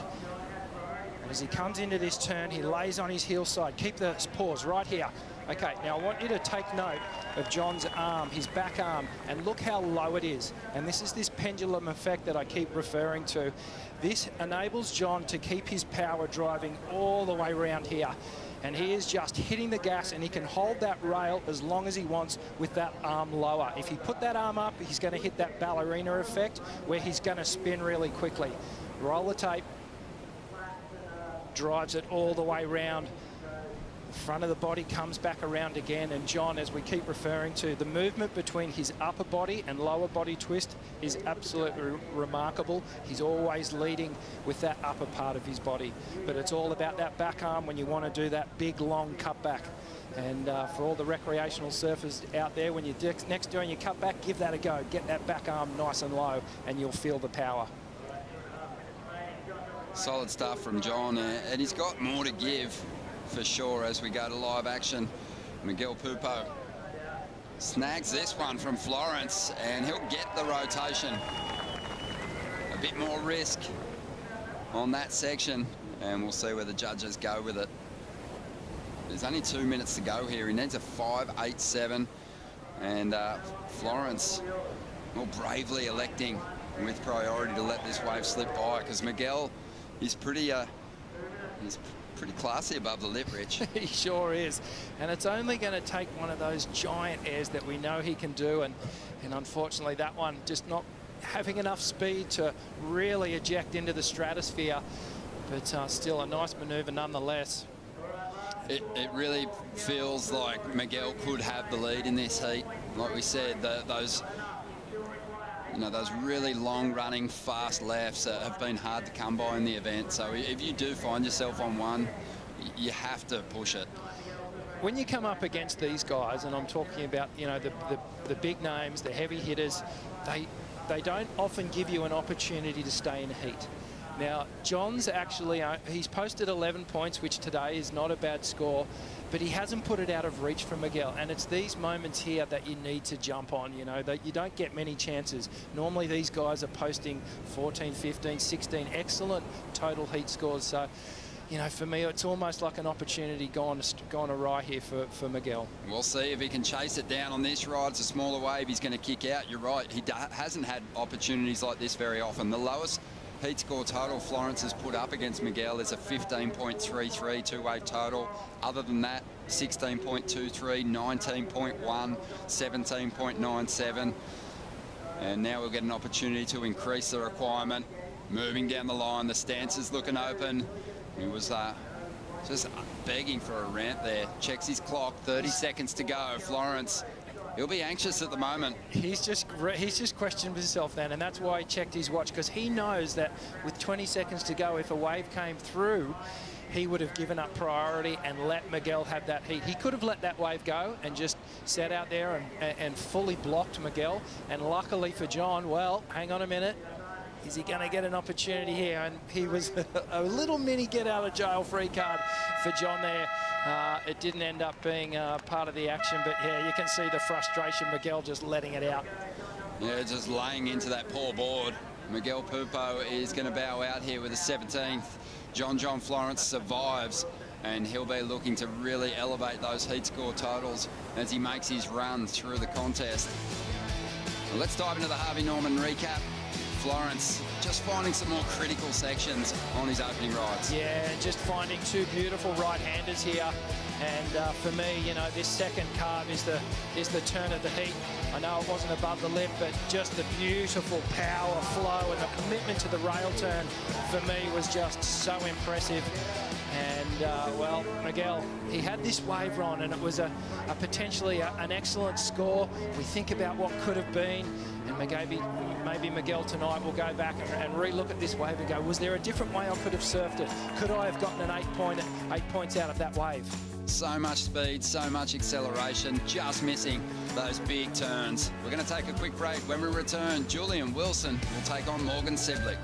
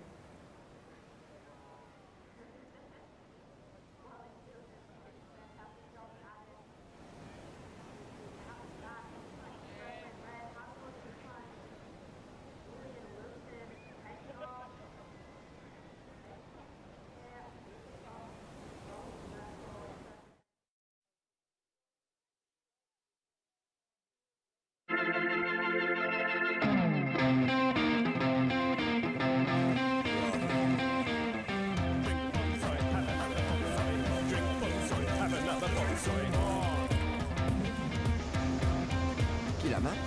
Hello. Far out, a few waves around. Look at this Yeah, thing. it's pretty pumping. No way, look at these nuggets. Frothing. Oh, Let's double up. sick, frothing. Yeah. What do you reckon? Yeah, let's get out there. All right.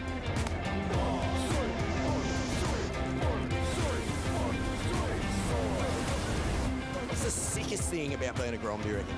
Being fearless, I think. How frothing were you when you first paddled out? Like 100.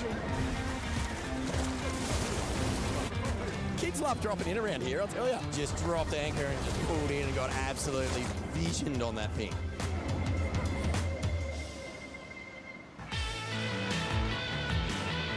The vision's there from Julian Wilson's Grom comp. He's out there in the lineup now, up against Grom, a rookie on the championship tour this year in Morgan Siblick. Morgan having a semi-final finish at the last stop, the Rip Curl Newcastle Cup, and Julian Wilson falling out of the mix pretty early to Adriano de Souza. A 9th place finish there. So this is a big heat for Julian. He hasn't had a solid result yet this season, and he is hungry.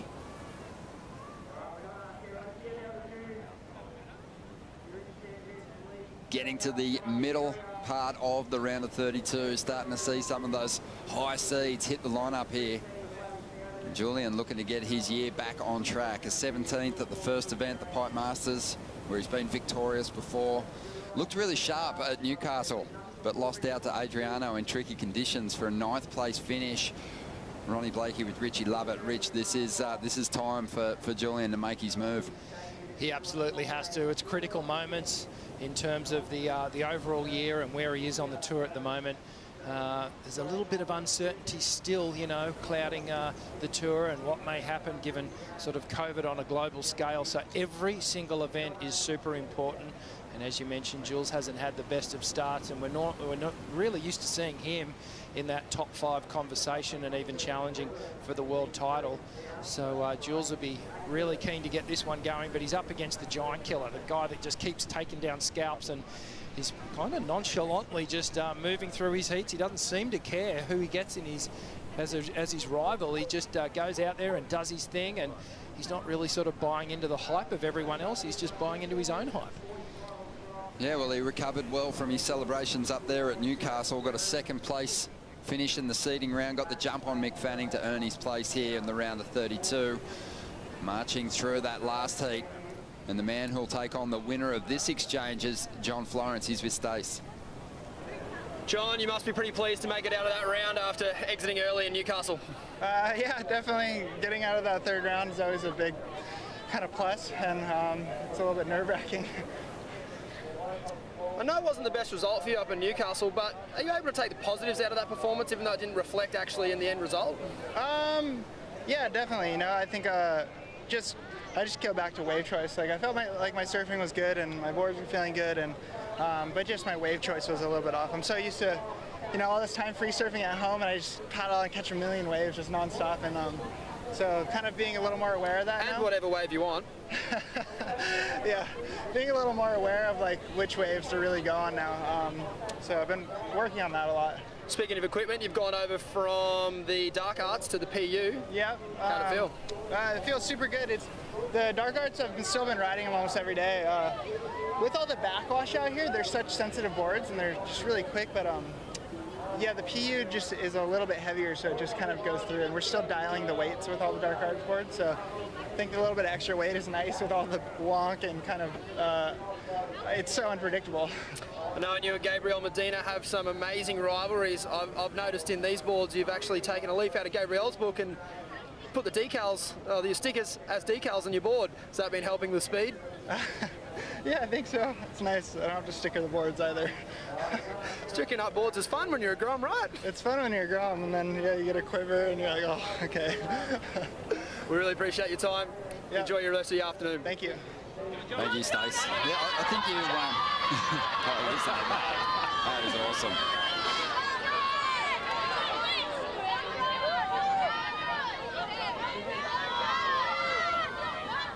I think the novelty of stickering up your boards gets a little old when you're getting around, you know, anywhere from 50 to 100 boards a year. So opting for the decals now. Well, that's, and you know, it's top and bottom too, you know, deck and bottom, so there's a lot of stickering up to do, man. So yeah, Gabriel, and he was the one that sort of really pioneered the under the glass decal coming back rather than putting the stickers on. Yeah, his boards wouldn't float. He's got so many stickers on than Gabriel Medina. But Julian Wilson out there has had a score, a 2.07 to kick off this this heat. It just feels like Julian needs a heat with a lot of rides at the moment. He's been so wave-starved in his last couple of efforts at the Championship Tour. It's actually been a long time since he's broken into the final series of a Championship Tour event. The back end of 2019 wasn't too kind to him. So we'll see if he can just sort of start to find some rhythm in the ocean. I think you hit the nail on the head when you spoke about rhythm and momentum, and Jules likes to kind of be fairly busy in his heats, and he likes to build on his scores, and just seems to not be happening in his heats this year as yet. But yeah, hopefully the switch will flick on him and he'll start really riding some waves and building that momentum, and we start to see some of those performances from Jules that he's so well known for. Obviously, his above the lip surfing is without doubt a highlight, but again, you know, he's another guy like John and Gabrielle who have such a strong rail game, can put such a big, huge layback hack on a nice open face. Really, he has all the ingredients.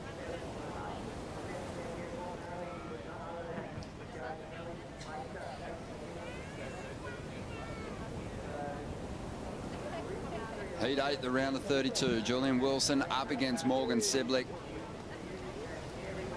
We're talking about Julian Wilson's run and just the fact that he just hasn't had one of those big convincing performances in a while. Morgan Siblick, on the other hand, just had it all his own way, making the most of the opportunities that have come his way. So performing well under pressure. And he'll need to be sharp here against Julian Wilson. At the moment, Julian, it's sitting very deep here and hoping that something stands up on the outside section of the bank here, Luke. Yeah, I like where he's sitting. He's the tide's going out, and there's a little nugget of sand on that outside that the medium ones will break and have some nice open face across there. Clearly, he's trying to get a quick start, but this heat has gone a little slow. It's really been heat on, heat off for consistency as we see him having a look at this small little left now. Unfortunately, not getting into it. He's got second priorities, though. That doesn't matter.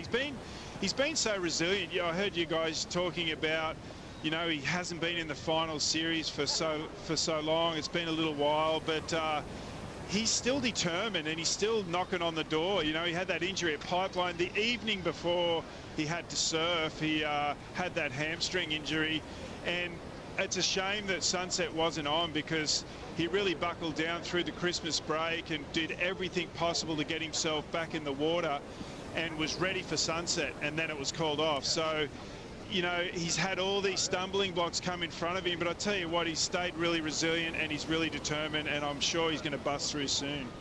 He's definitely one of those, we've been talking about it a bit, those competitors on the tour with the fire in his belly, Luke, and he loves a big battle.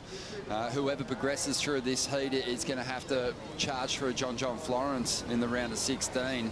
But Julian's one of those guys that really rises to the challenge when he's up against those world champs. Absolutely does, Ron. And yeah, I feel like the free surfing and the clips that we're seeing him dropping over the last 12 months have just been phenomenal. The surfing he's been doing is amazing. He's just got to get that on a consistent basis where he can turn up at any beach and produce what he's doing in the clips with the jersey on, and then look out. Yeah, 18 minutes remaining here. We are hanging to see it. Morgan Siblick still waiting for his first opportunity out here in Heat 8.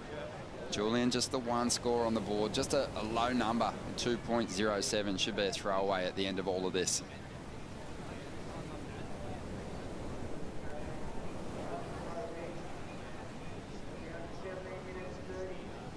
Been a big day. Had to get through those elimination rounds earlier this morning. Said goodbye to some serious talent on the men's side. Connor O'Leary, Leonardo Fioravanti, Matthew McGilvray and Adrian Buchan falling out of the mix with 33rds. And now we're into the round of 32. And we're going to see some big heats hit the lineup shortly. Coming up next, Italo Ferreira will take on Mick Fanning. It's a replay of that Bells final. It's going to be a lot of fun to watch. Can't wait for that one. And you know that Italo's not going to be taking Mick lightly at all. And you know that Mick is going to have to bring all of his expertise. He's going to have to bring him out of retirement if he wants to take down the world champion. And it's a bit of a dance-off here between Italo and Mick. Different I've seen contrast of warm-ups here, huh? I've seen Mick dance before. It's not pretty. Italo's got him covered. He is amping. One of the things that's maybe working in Mick's favour is the fact that the longer the day wears on, you know, the more amped up Italo gets. He can kind of really psych himself up, and we've seen it before down at Bells Beach, almost amping himself to the point that, you know, he got flustered. I think he's totally learnt to contain the froth now, and he's just learnt how to harness it and then bring it out at the perfect moment in a heat. He basically bottles it, and as soon as that siren goes, he is on. It's going to be a fantastic clash. The whole afternoon is shaping up beautifully. A lot of great head-to-head matchups. But right now we're watching Julian Wilson hold a very narrow lead over Morgan Siblick. And Luke Egan mentioned it. The Ocean's kind of been on for a couple of heats. There was plenty of waves in the previous exchange. But this one just hasn't seen a lot of set wave action. Julian making a move at the moment, though. Driving off the bottom. Just a clean turn to get things started. He'll chip away at this one. He'd be happy to get a decent score on the board. Just runs into some backwash there and goes down. Unfortunate there for Jules, because you know, that could have been another okay score, and then with Morgan not even taking off on a wave yet, that would have start to build the pressure. But Jules just pushing maybe just a little bit too deep on that bottom turn, and the backwash, the combination of those two things just offset him, and he lost momentum going into that third turn. But yeah, the Ocean's gone a little sleepy. Frustrating for surfers in a heat when there's no waves to actually perform on. And then we say that it starts to become a bit of a scrappy heat. And let's just hope that in the final 15 minutes, the Ocean comes alive again and both our riders get plenty of opportunity.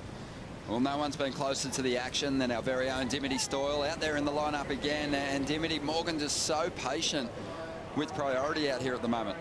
Yeah, I'm out the back with Dometic, and it's been a really slow start to this heat. That last heat had a little bit of a flurry at the end, so generally that's what happens, is there's a bit of a lull in the action, and Morgan's held priority here. His plan is obviously just hold priority now and just wait and see if he can get a strong start. And I'd like to see Julian just get busy now and try and, you know, create a bit of a rhythm, because who knows, it could stay flat, we could get sets, but you never know, so see how it goes. Been pretty impressive. Morgan's just stealing nerve so far in both the Pipe Masters and up at Newcastle. Has he still got that aura about him? Yeah, he's definitely looking just solid now. He doesn't give that rookie feeling, and here's Jules coming towards us on the ski. Good view. Wow, that air, so good to see him. Oh, he didn't ride out, but I love watching Julian do airs like that. He's one of the best, and I'd love to see him do more, because the conditions out here with this light onshore wind, it's just perfect ramps for the boys. Yeah, it's begging for it. Julian Wilson unsuccessful that time, but Dimity's right. When Julian takes to the air, generally there's quite a bit of loft. The rotation is always solid above the lip, and he can score well here, but let's have a look at what happened. Yeah, one of the best, generates so much speed on those first two turns, gets that second snap. You saw the back foot just shift a little further back on his pad, and I think it was just the explosion of the whitewash that he was landing on, just sort of offset his balance somewhat. and he just didn't have a ton of speed going into that turn. And I know Jules, when he does that maneuver, he likes to really get lofty on it, and he generally burns into that with so much speed. And he's one of the guys on tour that generates speed really quickly, and I think that's from all those years of growing up around the Sunshine Coast where the waves don't have so much power, and he's able to use his body strength, and you can see just how strong he is now. Well, 12.5 minutes to go, just another 2-point ride for Julian Wilson, but he does hold the lead over Morgan Siblick. Just over 12 minutes to go.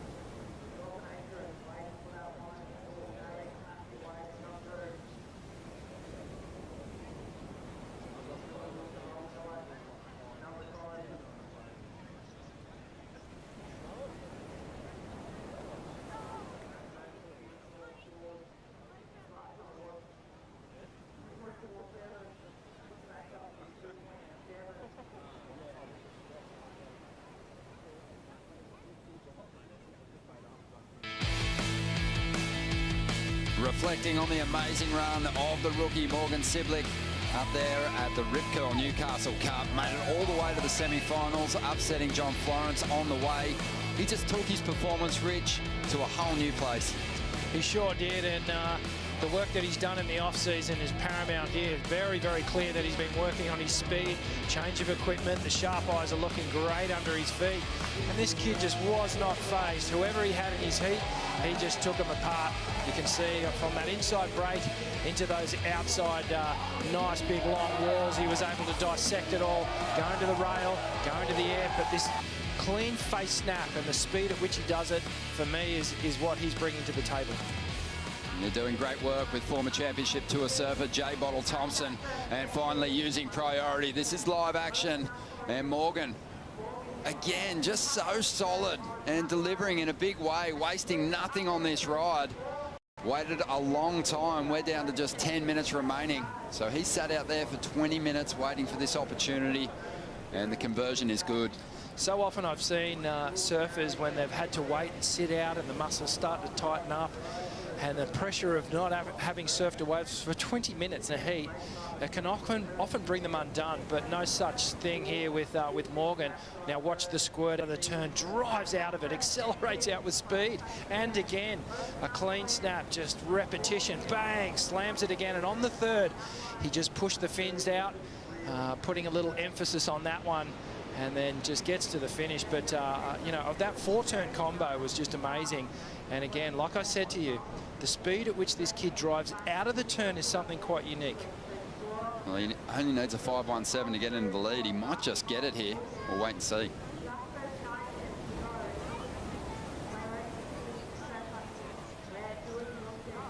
Waiting on the numbers to come through for the rookie up against Julian Wilson. Morgan Siblick converts a 6-point ride. That rockets him into the lead.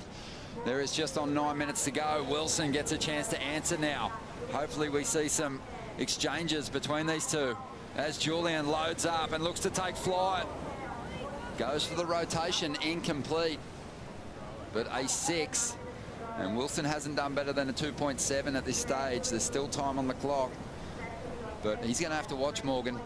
Morgan's going to have priority and an opportunity to add to that 6-point ride.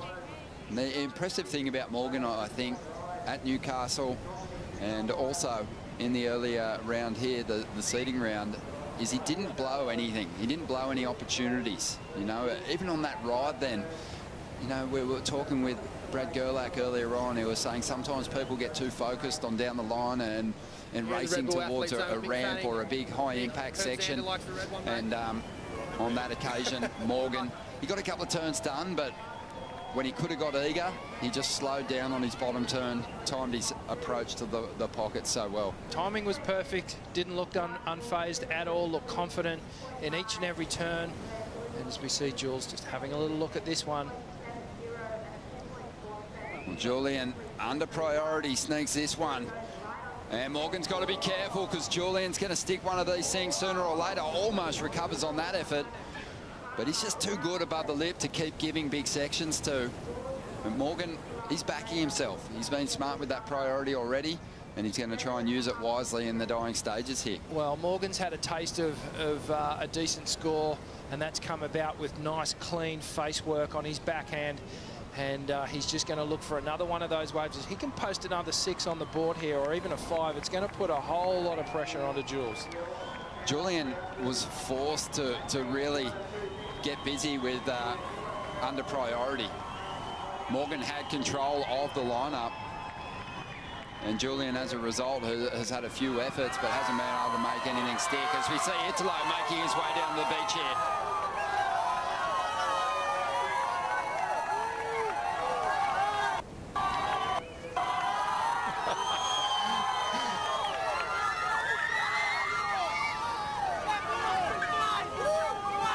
Awesome scenes. The 2019 world champion, the current world #1. Such a showman. There'll be a big applause for Mick as well, but Italo, he's a guy that completely rises when there's a big audience cheering him on. And his make rate with those huge airs is so solid that Mick is going to have to do something pretty special in this next heat.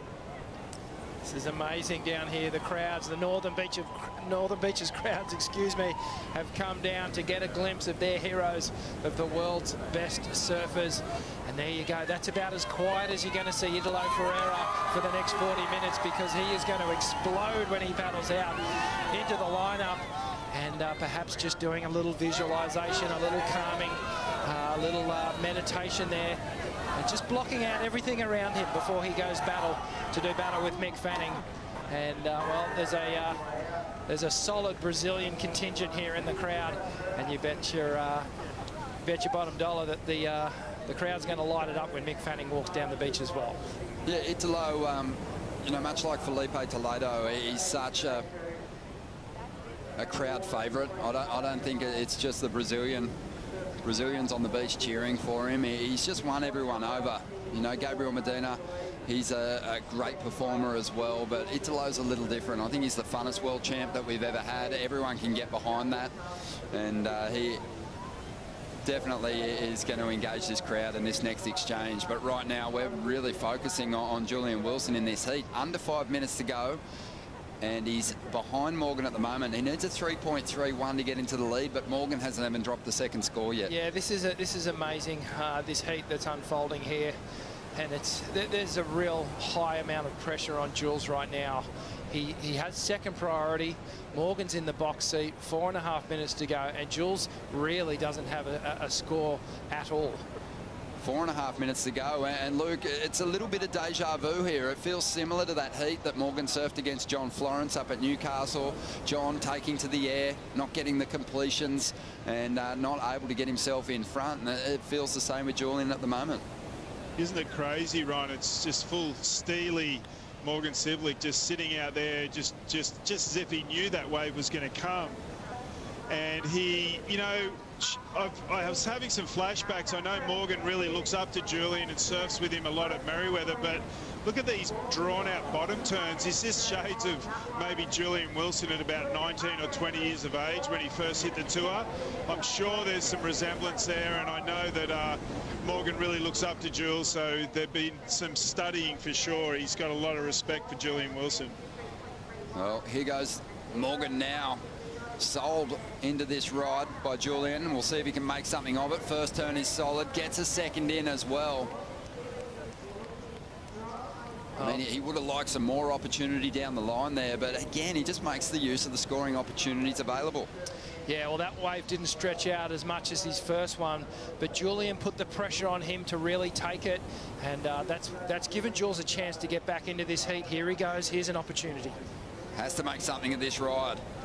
Drives off the bottom, gets that board vertical. And he now sinks into his flow.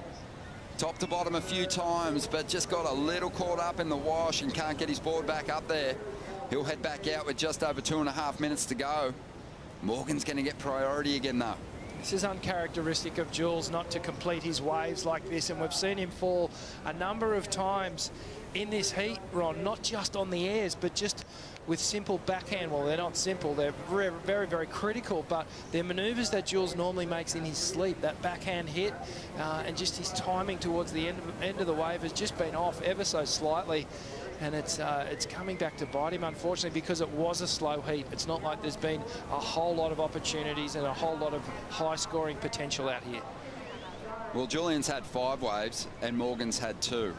I'm going to say there's been 7 waves in total that have rolled in during this heat. Nothing has been passed up by Julian, and Morgan's capitalised when he's had a couple of opportunities. But the big thing is that Julian's failure to convert applied no pressure to Morgan in the opening stages. So he took off just going, well, Julian's holding throwaways. I'm in a great position here. Yeah, exactly. And when you think back to that forehand wave that Julian had where he went for the front side rotation, if he had made that in hindsight, perhaps it would have been a 4.5 or even a 5. And then he'd be right there. He'd be right there with Morgan and actually probably out in front. And this would be driving Julian a little bit mad how long this score's taking to drop for Morgan Siblick. It's come through now. It's a 4.67. So Julian knows that he's still a chance here. He needs a 5.95. He can do that with his eyes closed, really. He just needs one big section. The problem, however, is Morgan's got priority and there's only a minute to go. And like you pointed out, there hasn't been a whole lot of waves. It's been one of those heats. Yeah, it's just been a little sleepy out there, and if that trend continues for the next minute, it is going to be Morgan who's going to control the lineup here. Julian hunting something. What he has to do is force Morgan into a wave that'll allow him, or sneak one under priority like he's doing now. Let's see what he can do. He has a quick look at this one. It shuts down. 45 seconds to go. And now Morgan on the outside with priority. Just moves into a position to control the final stages of this heat. He had a look at that little wave. He knew Julian was too far inside. And now starting to track him down. Julian trying to find some space in this lineup. 25 seconds to go. Well, this is devastating for all the Julian Wilson fans around the world and watching on. You know, this is a clutch moment here. You know, Jules he hasn't had any really decent results in the first 3 events, and it looks like he's going to go out early in this event as well. So back to the drawing board, unfortunately, and well, hats off to the young fella from Newcastle, Morgan Siblick. He is just on a tear. What about the names Morgan Siblick is taking down? These are guys who've been on the championship tour for a decade, and he's disposing of them, and he's going to charge through to the round of 16. And interesting to note, he's going to be coming up against John Florence. Well, that is going to be a real test and another interesting matchup.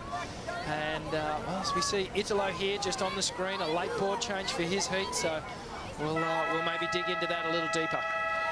Well, that is interesting, but Italo will get back out there as the heat gets underway. He'll be taking on 3-time world champ Mick Fanning. We'll take a quick break. When we return, Joe Turpel and Bugs will step into the booth.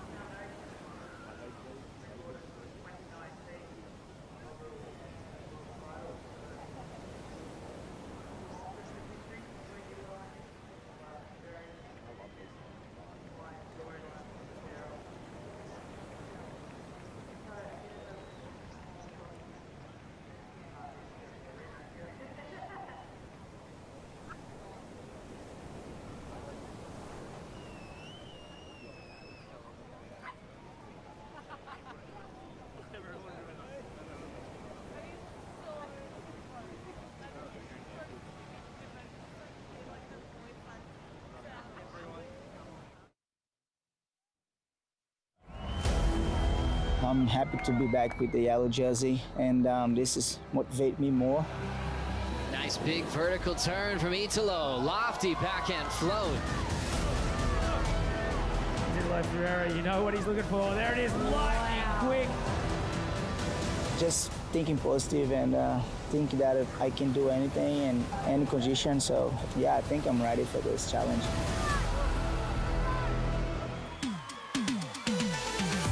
It's the moment we've been waiting for.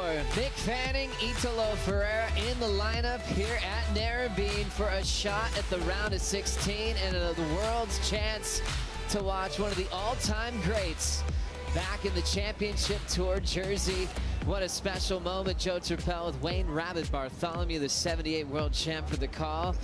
It's just so fitting that we keep getting these heats with Italo and Fanning after the Bells final when Mick called it quits for full-time competition. Now they're back once again, this time beach break format. Let's hope the surf comes to life. Looks like we will have a start from Mick.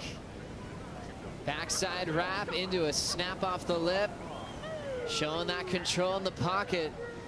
Still carving away, getting that quick start, Rabbit. Wow, that board looks sharp under his feet. That was a small wave, and Mick just said, I'm going to start this heat. It's down to business, and he looks like he's here. He's sharpened up since that first round yesterday. That's for sure. That's right. First heat was a bit tough for Mick. Ended up coming in with a broken board. He had a joke about it, saying his son was actually picking out the red board for him, and he should have ridden it. He rode it today. Remember, his son's 8 months old. Well. 26 to go. Italo, interestingly enough, paddled out after he was swarmed by the crowd, and then kind of was in two minds, I guess, on what board he wanted to ride. Luke Egan, what'd you see there? Yeah, it was what an amazing adjustment, Joe. We saw Italo, there was 45 seconds to go before his heat. He was already out the back, and he's turned around and started paddling for the beach. And he came in and decided that he wanted to change boards. I know the yellow rail one is his normal high performance shortboard, but he's gone down to a 5.6 epoxy. I saw him ride it in some of the tiny days around the Newcastle area last week, and this board is electrifying. So he's decided to go this smaller board. Must have got out there thinking the open face was a little bit flat, or he needs to get a little bit more speed to get into some of these waves where he's sitting down towards the clubhouse. So let's see how that changed. Last minute change for Italo.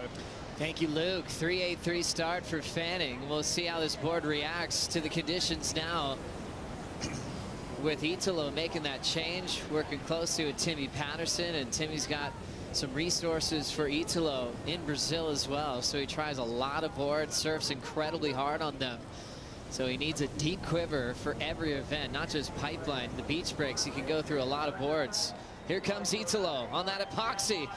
Late hit on the extension in the flats. Already turns in a highlighted move off the lip. Perfect landing. Already pressure on the three-time world champion. Look, it's a clash of the titans. It's a clash of the cultures, and it's a clash of the different schools of surfing. So true, Bugs. Italo is pulling off everything, and we talk about the hot streak, him being #1 in the world, looking to defend his title. I mean, when you really think about the last 4 CT events, Italo has been on top of Portugal, Pipe to win the title over Medina. Then we had Pipeline to start the year, and then he won Merriweather. He's won 3 out of the last 4 CT events. And that small, that short board looks just so neat under his feet, Joe. He knew, he saw something in Shortney's equipment with the epoxy board. Look at the projection into the flats once again. This is phenomenal. And right there, if you didn't know it was him, you'd be going, could he make this? Could he possibly make it? You just knew he would. Italo Ferreira pulling off that one in such a hard landing is already going to put pressure on Mick. Remember, Mick had the 3.83. We're expecting bigger numbers. Mick had a 3.83 for a very well surfed wave. It was a very small wave, but you know, he looked sharp. And Italo, again, like he did in Newcastle, there's Mick Fanning sitting over on the traditional North Narrabeen peak. Italo coming over, looking for those corners, sort of up the beach, and it's working out for him. But although you've got to consider, though, that wave was a closeout. It certainly was. Italo's impossible to shadow with priority. He can turn just waves you'd let go by into big numbers. A 6-5 start from world number 1. Well, the 6-5, you think about the last heat, you think about that wave of Morgan Siblick that he rode, just such sharp surfing. He got a 6 on that wave. So a 6-5 is a significant score today. It certainly is. Fanning with so many accomplishments, a man that kicked off his career with wild cards. On the other side, when he was the new young name that was taking on the world, he was actually in that last CT event in '99 as a wild card. He went down in round 2 to Sonny Garcia. Next year, he got a couple more opportunities. He had a lot of run-ins with Pedersen Rosa.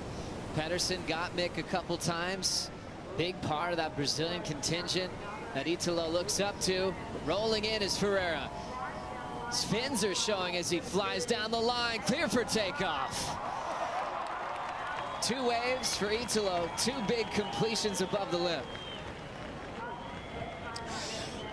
You know, Joe, what's been amazing about this event too, just the reception each surfer's getting as they come down, you know, down through the chute, as they come out, and the cheering, and it's just wonderful. I'm feeling gratitude that there's a live event on. 100%, Rabbit. How'd you like this one? Yeah, look at the speed he's got. I mean, it's just, you know what he's going to do.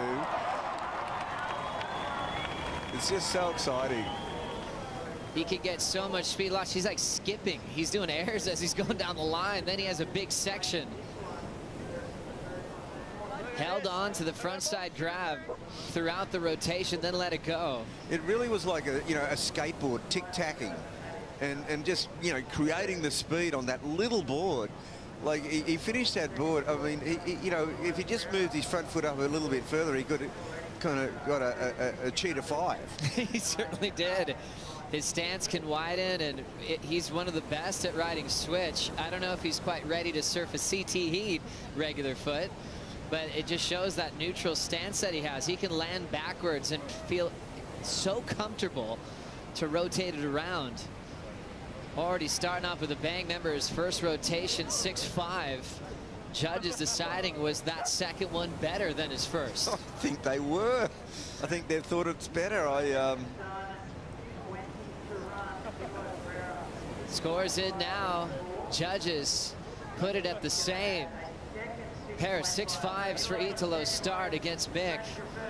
We talk about a difference in a couple of years and how much that could make for a professional surfer like Italo.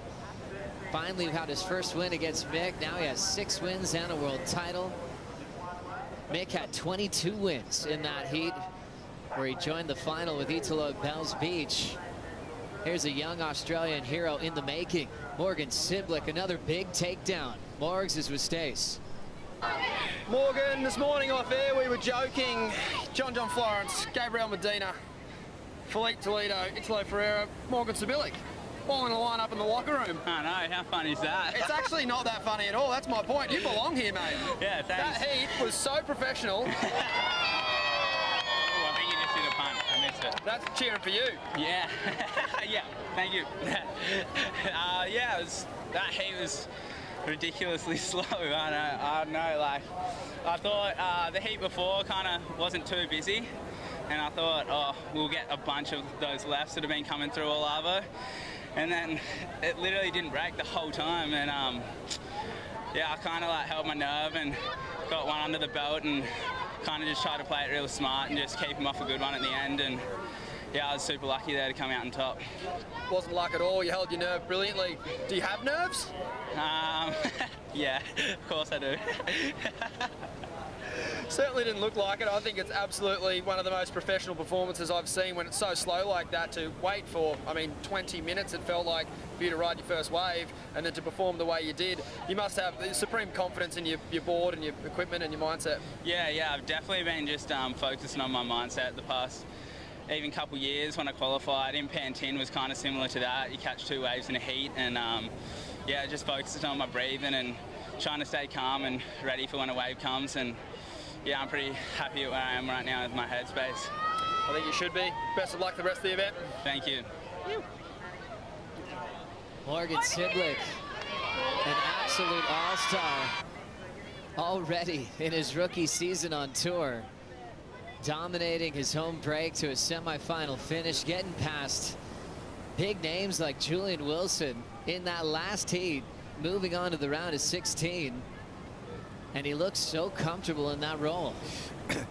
He made a good point about the breathing, because, he sat for like 25 minutes there for a while. And as you see Mick Fanning on the replay, he got this right into the alley, Joe. We didn't see the ride because it split the peak with Italo. Italo was on the same wave going on, but Italo's wave was it just flopped over, didn't offer any scoring potential. So Mick there, just getting a couple of nice moves in. Don't see it being a threatening sort of score. Fanning, one of the greatest ever, still has the record for the most bells, equal with MR and Kelly. 3 world titles, and came so extremely close to equaling MR with 4. Nothing closer maybe than the 2015 run, where Adriano de Souza ended up winning the Pipe Masters and changing the whole storyline of what was going to be Mick's 4th world title year. Look at all the speed from Italo. Another full rotation. This one incomplete. But that board knows how to make it. The board completed it. And that's being in tune with your board's equipment. His rotations above the lip are unbelievable. Remember, he was out there on dark this morning. He never runs out of gas. His heat so much later than when he woke up at 4 in the morning, still firing. 15:50 to go. Italo out in front of Mick Fanning. We'll be right back.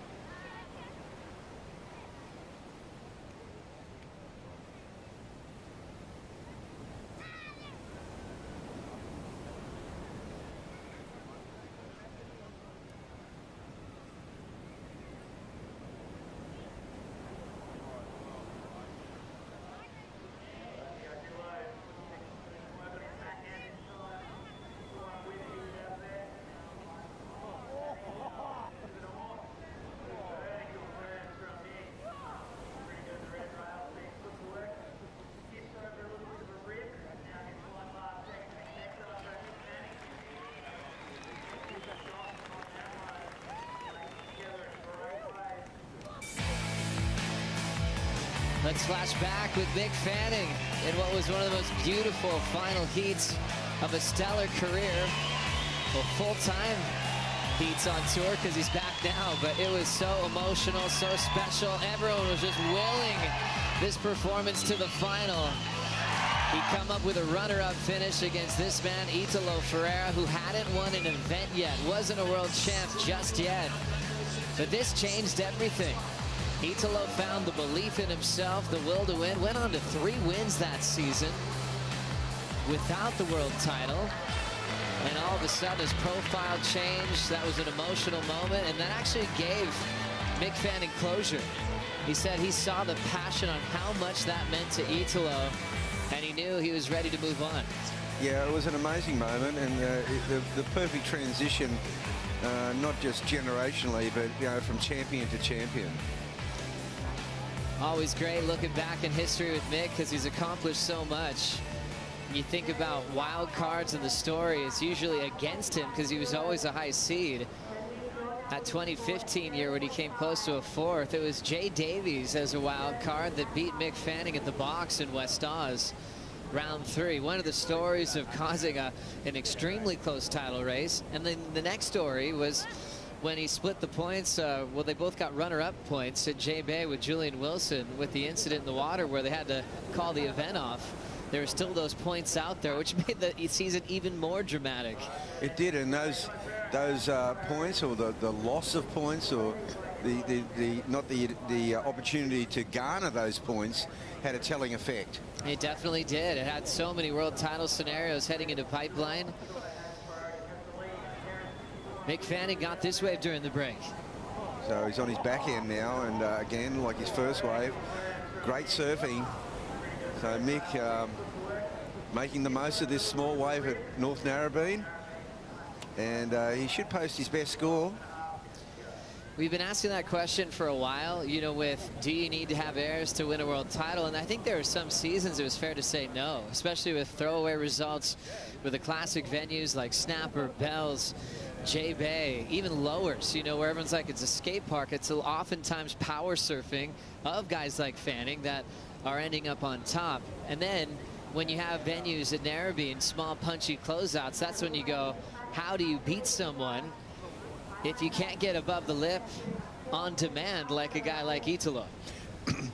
Yeah, well, this is what's happened through the Australian leg, you know, and also going to 2 new locations, even though North Narrabeen has been a traditional home of professional surfing.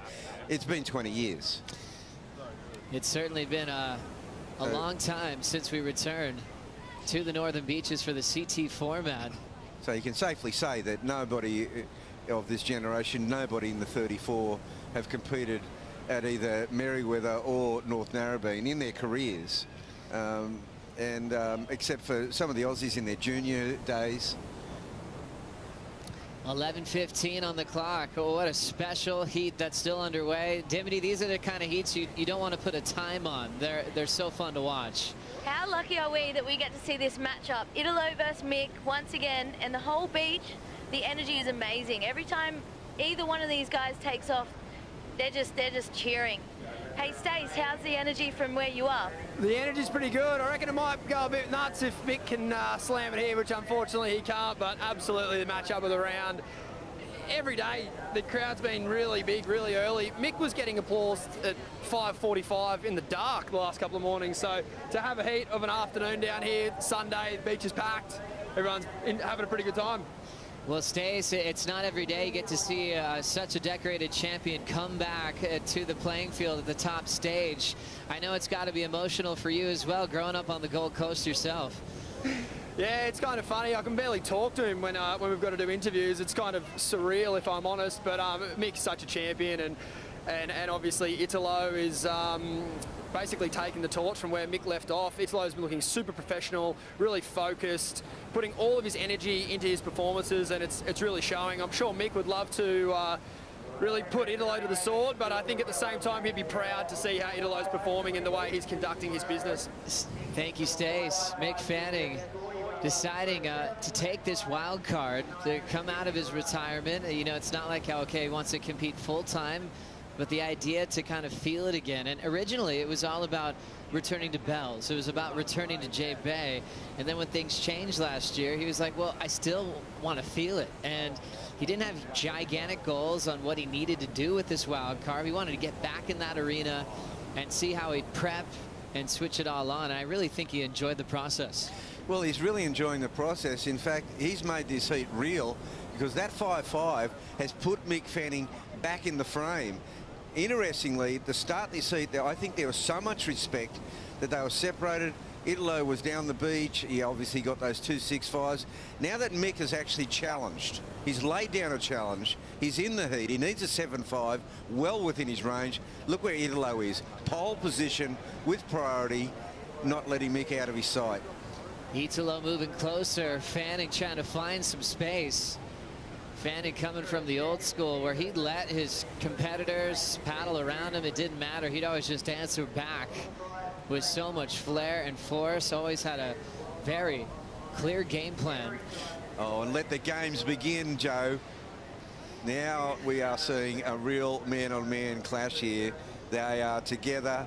Italo is just slipstreaming Mick Fanning as he paddles up into the northern part of the beach where you do get those deep running left-hand peaks, and now they're very close together. The heat's on. A lot of people flying down to watch Mick Fanning compete. A lot of his best friends, best rivals, like Dean Morrison showing up this morning. It's great to run into Dean. He wouldn't miss this for the world to see Fanning back in the jersey.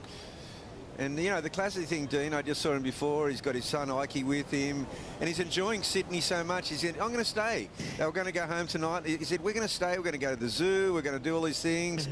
And I went, that's classic. Sydney is a classic city to enjoy, and it's been at its finest here for the world to see. The metropolitan beaches in Sydney are some of the finest in the world. We had the 2000 Olympic Games here. We tried to get surfing in those games because of those metropolitan beaches. Why not show them off to the world? But we were just a little before our time, and fortunately Fernando Aguirre has, you know, clinched surfing as a sport in the Olympics, and there's that great relationship between Fernando and the ISA, and of course the best of the best being the World Surf League champions. Special time in pro surfing, and also all watching Mick Fanning and Italo Ferreira, Luke Egan. What a heat, and we know that Mick and Italo have a lot of respect for each other. Yeah, look, I think Italo is not giving Mick Fanning 1 inch right now, and my perspective on that is he's got so much respect for him. He knows he's capable of the 7.5 that he needs. Mick's been off the tour for a couple of years now, but he's been so sharp even on the first couple of waves that he had. It's just that he's against a world champion that's on absolute fire, but the way Italo's just sticking to him right now, I take that as a sign of respect, because he's like, I'm not letting Mick Fanning have 1 inch. So maybe, Luke, at the beginning of the heat, it was more a courtesy call, not respect, a courtesy call by the separation. Of course, Italo has done that. He did it in Newcastle, surfed his own bank, but now the respect is he's not letting him out of his sight. Yeah. I was having a chat with Ace Bucket, and we came to the conclusion that Italo's got himself into a position he doesn't even really need a good wave to get a mid-range score. He can take off on a closeout and fly down the line and go to the air with so much variety that he doesn't necessarily need a good wave to get a jump on you, and that's exactly what he did here to Mick Fanning. Now he's sticking to him like you wouldn't believe. It's interesting playing defense. Sometimes you say, when is it too early to just shadow your competitor? Back in time, you know, if someone starts sitting on you with 8 minutes on the clock, they'd be like, hey, give me some room. Let's wait till the final minute. But Italo knows that if he can just shadow him, make him feel uncomfortable, zero out his chances, maybe get him off his lineup marker, he could put this thing away early. And even though he's behind, I'm thinking Mick Fanning's loving every second of this, Joe. Why? Because this is the cauldron. He's in the cauldron with the world champion. The world champion's on his case. He's got priority. Mick's got to somehow maneuver and finagle his way out of this hole he's in.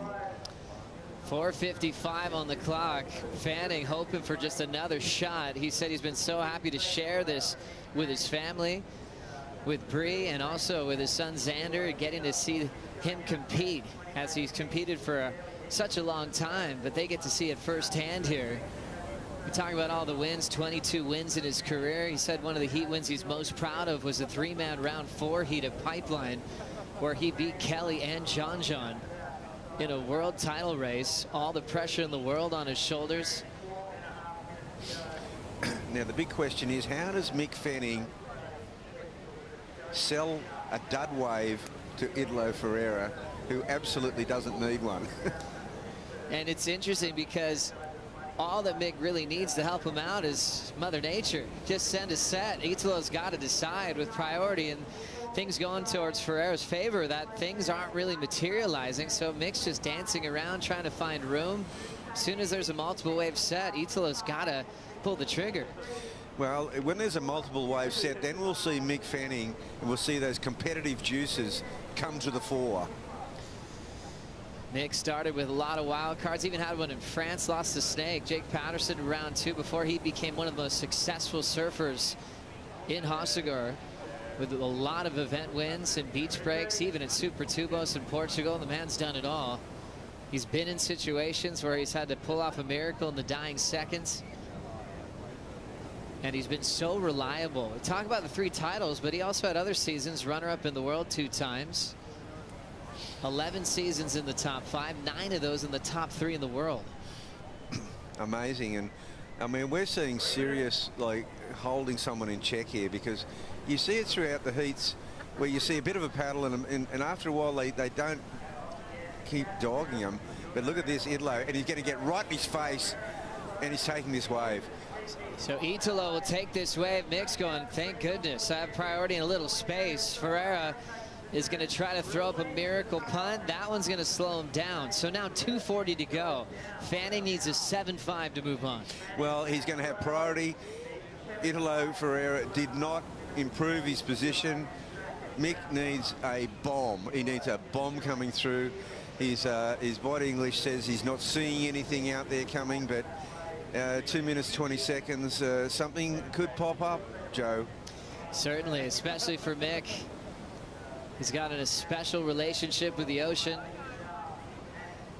As we know, the 7.5 has been a gigantic number in the last couple of days of competition. A lot of the scores in that excellent range have been coming from huge airs. I mean, should he paddle out to where Julian Wilson was earlier and maybe try to just pick one up that just fluffs up out there and allows him into it and get about 4 or 5 turns in before he gets to Italo? All those things in Fanning's mind. Started prep work, sparring with Ethan Ewing on the Gold Coast. Got all of his shortboard weapons all dialed with Darren Hanley.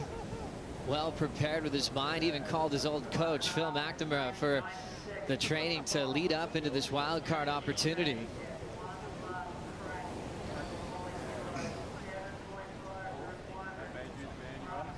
Well, 1:20 and Mick's on the move.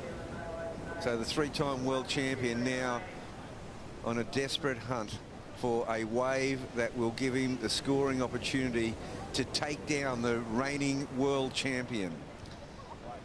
1 minute to go. Fanning, member, started early on the back end, 3.83, built to a 5.5 to keep himself in the game. Italo started with back-to-back 6.5s with closeouts. Those full rotations. Fanning's making a decision. Needs a 7.5. Speed down the line, section to throw it vertically. Trying to get back out in front, throwing the backhand punt, and he will just let it go, incomplete. And still such a warm welcome from the fans on the beach here at Narrabeen. 25 seconds ago, he's looked at his watch. He's going to paddle back out again. What a treat to see Mick Fanning return to the best in the world and have a meeting once again with Italo, not once, but 2 times as they had the opening heat of the draw.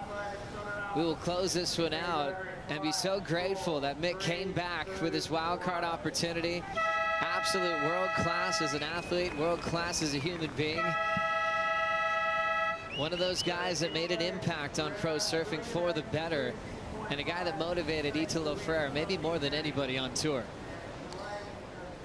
Absolutely, Joe. This has been a wonderful match and definitely a crowd pleaser. So Mick Fanning returns to the arena that he made famous, the arena that garnered him 3 world titles, and truly in the pantheon of greats, Mick Fanning has taken his place.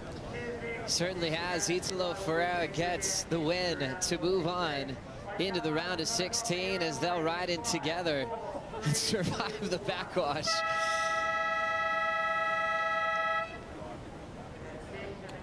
And I'm hoping this isn't the last time that Mick makes a decision for a wild card. I hope this motivates him to come back to play more often than not. Back to the Harvey Norman recap.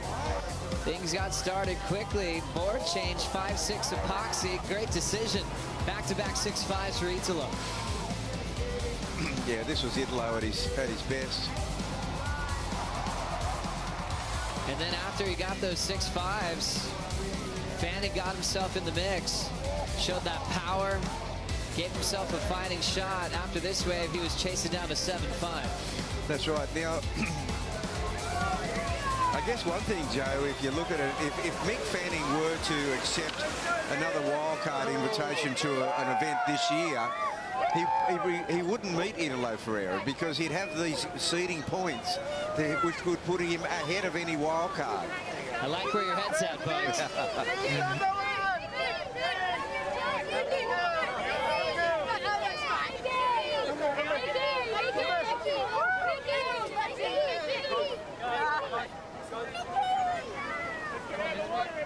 A lot of happy surf fans here at Narrabeen that talk to world champions like Italo and Mick Fanning because they're not sure when they might get the opportunity to see Mick wearing the jersey once again.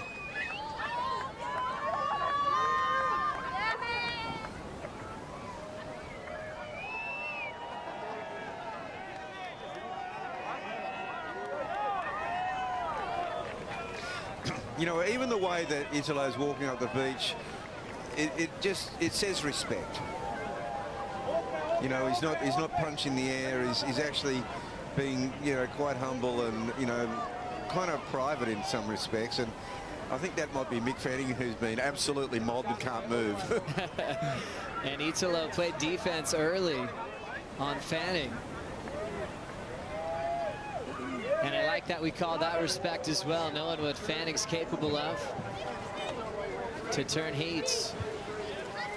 Let's throw it to Stace on the beach. Yeah. Freddie, get right next to it, Freddie.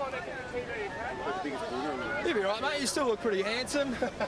Happy to accept the challenge and get the Rashi back on, mate. Yeah, look, it was fun. I enjoyed the process of it all. That was fun, that heat. I was hoping that last wave was going to line up, and it just went all wonky, you know. That's sort of what you hope for in situations. You got one last shot, and yeah, it was a dud bullet. You tried to break out a bit of an Italo for the crowd. Yeah, I was like, well, once it sort of just fell apart, I was like, stop it, whatever. Try and do my first step there. Absolutely. On behalf of everyone here, mate, we're really excited to see you back in the Rashi again and hopefully see you again sometime soon. Yeah, thanks, guys. I appreciate everyone for coming down too. It's been fun.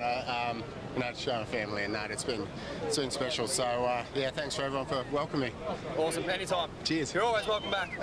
Thanks, mate. I can call it, right? I think that's it. Mick Fanning, always a gentleman, as he will have fun with all these fans swarming him on the beach. Italo moves on as the round of 32 continues. Wade Carmichael taking on Connor Coffin coming up next.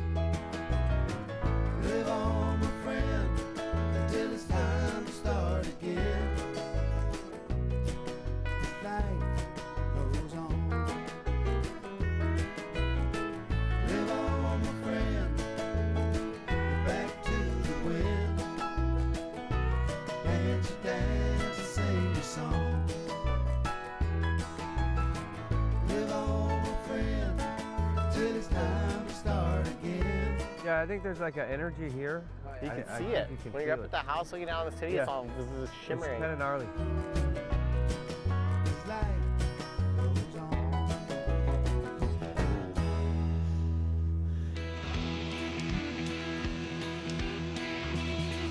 Rip Curl just released In the Band with Mason Ho, Connor Coffin, and three-time world champ Tom Curran. I want to be in the band. How fun did that sound? Just jamming up the California coast. I want to watch that. Haven't seen it yet. Connor was a big part of that. Loves his music, loves his heroes like Tom Curran and his good friend Mason Ho. A really cool cast in that film as they hunted waves all the way up through San Francisco, as that leads us into a powerhouse type heat. Connor, you think of his best answer to his Australian version of himself might be Wade Carmichael. And they've had a heat together at Jeffreys Bay. Wade won that one a couple of years back. And that was those kind of heats that you hope for. If you're just dreaming of the locations on tour, you'd watch Connor and Wade go head-to-head at J-Bay all day long, Bugs. Yeah, you really would. I remember watching that heat, and they're both so amazing. I mean, Connor being raised on a point break, and of course the power of Wade Carmichael fits J-Bay so well, and that heat just went back and forward all the way, and here he is now, Wade Carmichael. So this wave ridden during the break, 4.33, showing off the power on the backhand. And then Connor answered a bit better. This was the 5.17, Bugs. Yeah, well, that celebrated backhand attack of Connor just paid dividends. Yeah, he's been so reliable with that backhand attack since he was just a little kid. He can throw different versions of airs on. I've seen him do it in heats over the years, but oftentimes it's those power moves that he lays down. And great to have, you know, an opening exchange early. And Connor on top, 5.17 to the 4.33. Like, this is a fantastic clash. You kind of get a feel that we've returned to Earth again after the space odyssey of the last heat. It was certainly that feeling. I think the crowd gives you that energy as well. I mean, you could look at all the stats and see who's in the water, and that energy felt from the people on the beach. It's such a big factor in all sport, and it's so welcomed here through the Australian leg, having fans on the beach again, as we have a couple of big power moves from Carmichael. If he's got a lip, an open face, or all whitewater, he can still drive through those sections. Now let's catch up to world number one, Italo with Stace. Italo, before we move on to your own individual performance, I know how much respect you have for Mick Fanning. How awesome was it to surf one more heat with him? Yeah, that was a special heat, and I knew it would be a good challenge. And then I'm so glad to get two good waves on my first minute of the heat, and yeah, make it happen. And just on your own performance, you're looking super focused. It almost, I know Mick is a huge hero of yours, but you just look like it doesn't matter who you have at the moment, you're ready to go. Yeah, just thinking catch a wave and do my job, you know, and don't think about the other guy on the other side, you know, just having fun, and that's why I'm training every single day, you know, and yeah, I'm super confident right now, and yeah, let's keep going. Absolutely. Looks like you'll be surfing again pretty soon in the next couple of days. Best of luck for the rest of the event. Thank you so much. See you guys. Answer in Portuguese. Italo looking focused. He doesn't like days off, I don't think. I mean, he'd love to live in that jersey. That's the kind of profile he's been giving us, especially in his world title defense. I mean, when the tour took a break last year, his Instagram blew up. I mean, it was hard to find clips of some guys, like even like Medina. John was holding some secrets from us, and then all of a sudden Italo daily kept us entertained, where in his mind, he was in the title race. And, well, Bugs, phone's ringing. Boost Mobile, stay connected call. Koa Smith, what's up, Koa? Thanks for calling. Yes, boys. I randomly found your number and I just thought I'd give it a call. It works. You're allowed to call us anytime. Tell us, where are you calling from? I'm here in my home in Kauai, and yeah, just so psyched that the contest is on again. I mean, I feel like everyone, this is so good for the surf world, because, I mean, what was everyone doing with their time off, you know? Like, now we get to see where the level is, and like everyone's training, everything's paying off, And now when I go surfing, I know what I need to do and see where I'm at. And I'm sure all the Groms are watching this and they're so psyched too. So cool. Koa is going to be hanging out with us for the call of this one. Split peak from these powerful surfers, Australia, USA, Carmichael Coffin on the split. That's Carmichael in the red jersey. Still has some room on the end section, slams it shut, and he will ride free to back up that start of a 4.33. Remember, Connor had the 5.17. A fun heat to watch, Koa, for you. I know you've seen both these guys surf for a long time, and you had battles with Connor as kids. How do you like Connor at this stage of his career? So he's had a lot of years on tour now, and he's shown a lot of strength, especially coming off a quarterfinal in Newcastle. Yeah, we used to battle it in the NSSA days, and I mean, it's so cool to see once people like break that barrier and get to the CT, they're like, wait, like, I've made it. Now I can buckle down, I can do the training I need to do, like I can work on my boards, work on myself. And Connor's like a surgeon. Like, he gets out there and he just bangs the lip, rides the waves perfectly, and it's cool to see how far he's come, and I feel like we haven't seen what he is capable of yet. Hey, Koa, Bugs here. I wanted to sort of dig a bit further into what you said before, because, you know, you've seen a lot of these guys surfing. You've surfed with them all around the world, and when they come to Hawaii. I mean, are you seeing the progression, are you, that, you know, since you've last seen them, say, 18 months ago? Yeah, it's interesting because these guys are like celebrity levels, you know? Medina, John, Italo. It's interesting to see, with all that time off, what are you going to do with it? Is it going to make you better? And I feel like you can really see that in Italo's surfing, like, he's shining maybe the most right now in my eyes. And I think he just is so passionate about surfing. That's all he does every day. That's what he's doing. So you can really see that he's so confident in his surfing right now. Oh, it's so true, Koa, and it's a great read because we're feeling it too, like where he's got a world title, and that changed everything. He believes that he's the best surfer in the world, but also the title race. Let's dive into that further. You spend so much time with John in Hawaii, and he had a tough result at Newcastle, obviously won the Pipe Masters. What's it been like watching him through, obviously, the Hawaiian winter season, and what his chances are this year? I would say John is like a super learner, and sometimes he needs to dive into other activities to then learn them and get that stimulation. Then he brings that back into his surfing, and he's even stronger and better. I feel like Newcastle might have been a situation where he needed a little bit of a wake-up of being like, okay, I'm here. This is what I'm doing. Like, I don't want to lose again. And I feel like that fire is pretty dangerous. He's not messing around anymore. Like, he's awake. And Koa, John also had a pretty major shift overnight where he changed boards. Today, he really looked alive. That board looked really good under his feet. Yeah, I mean, he works so closely with Paisel.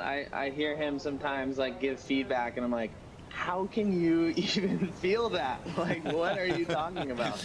But then Paisel just pumps out a board in 2 days, and he's like, yep, you did it right. So, I mean, I'm sure he's got magic sticks. I know he's been riding, like, some shadows and boards that are just, like, he's so comfortable with. So, yeah, it's cool to see him sharp, and, like, what is he going to be able to do when his back's against the wall? That's what I'm waiting for. And obviously, it's like you have to sometimes really put time in when the waves are 1 to 2 foot. I mean, is that something that you were witnessing from John this year on the North Shore? Was he trying to search out conditions like this? I mean, last winter pumped, so it was pretty tough to find flat days. Sometimes you got to dodge the good waves and go find, like, the worst wave. And, I mean, there's some perfect, that's why the North Shore of Oahu has shaped some of the best surfers in the world.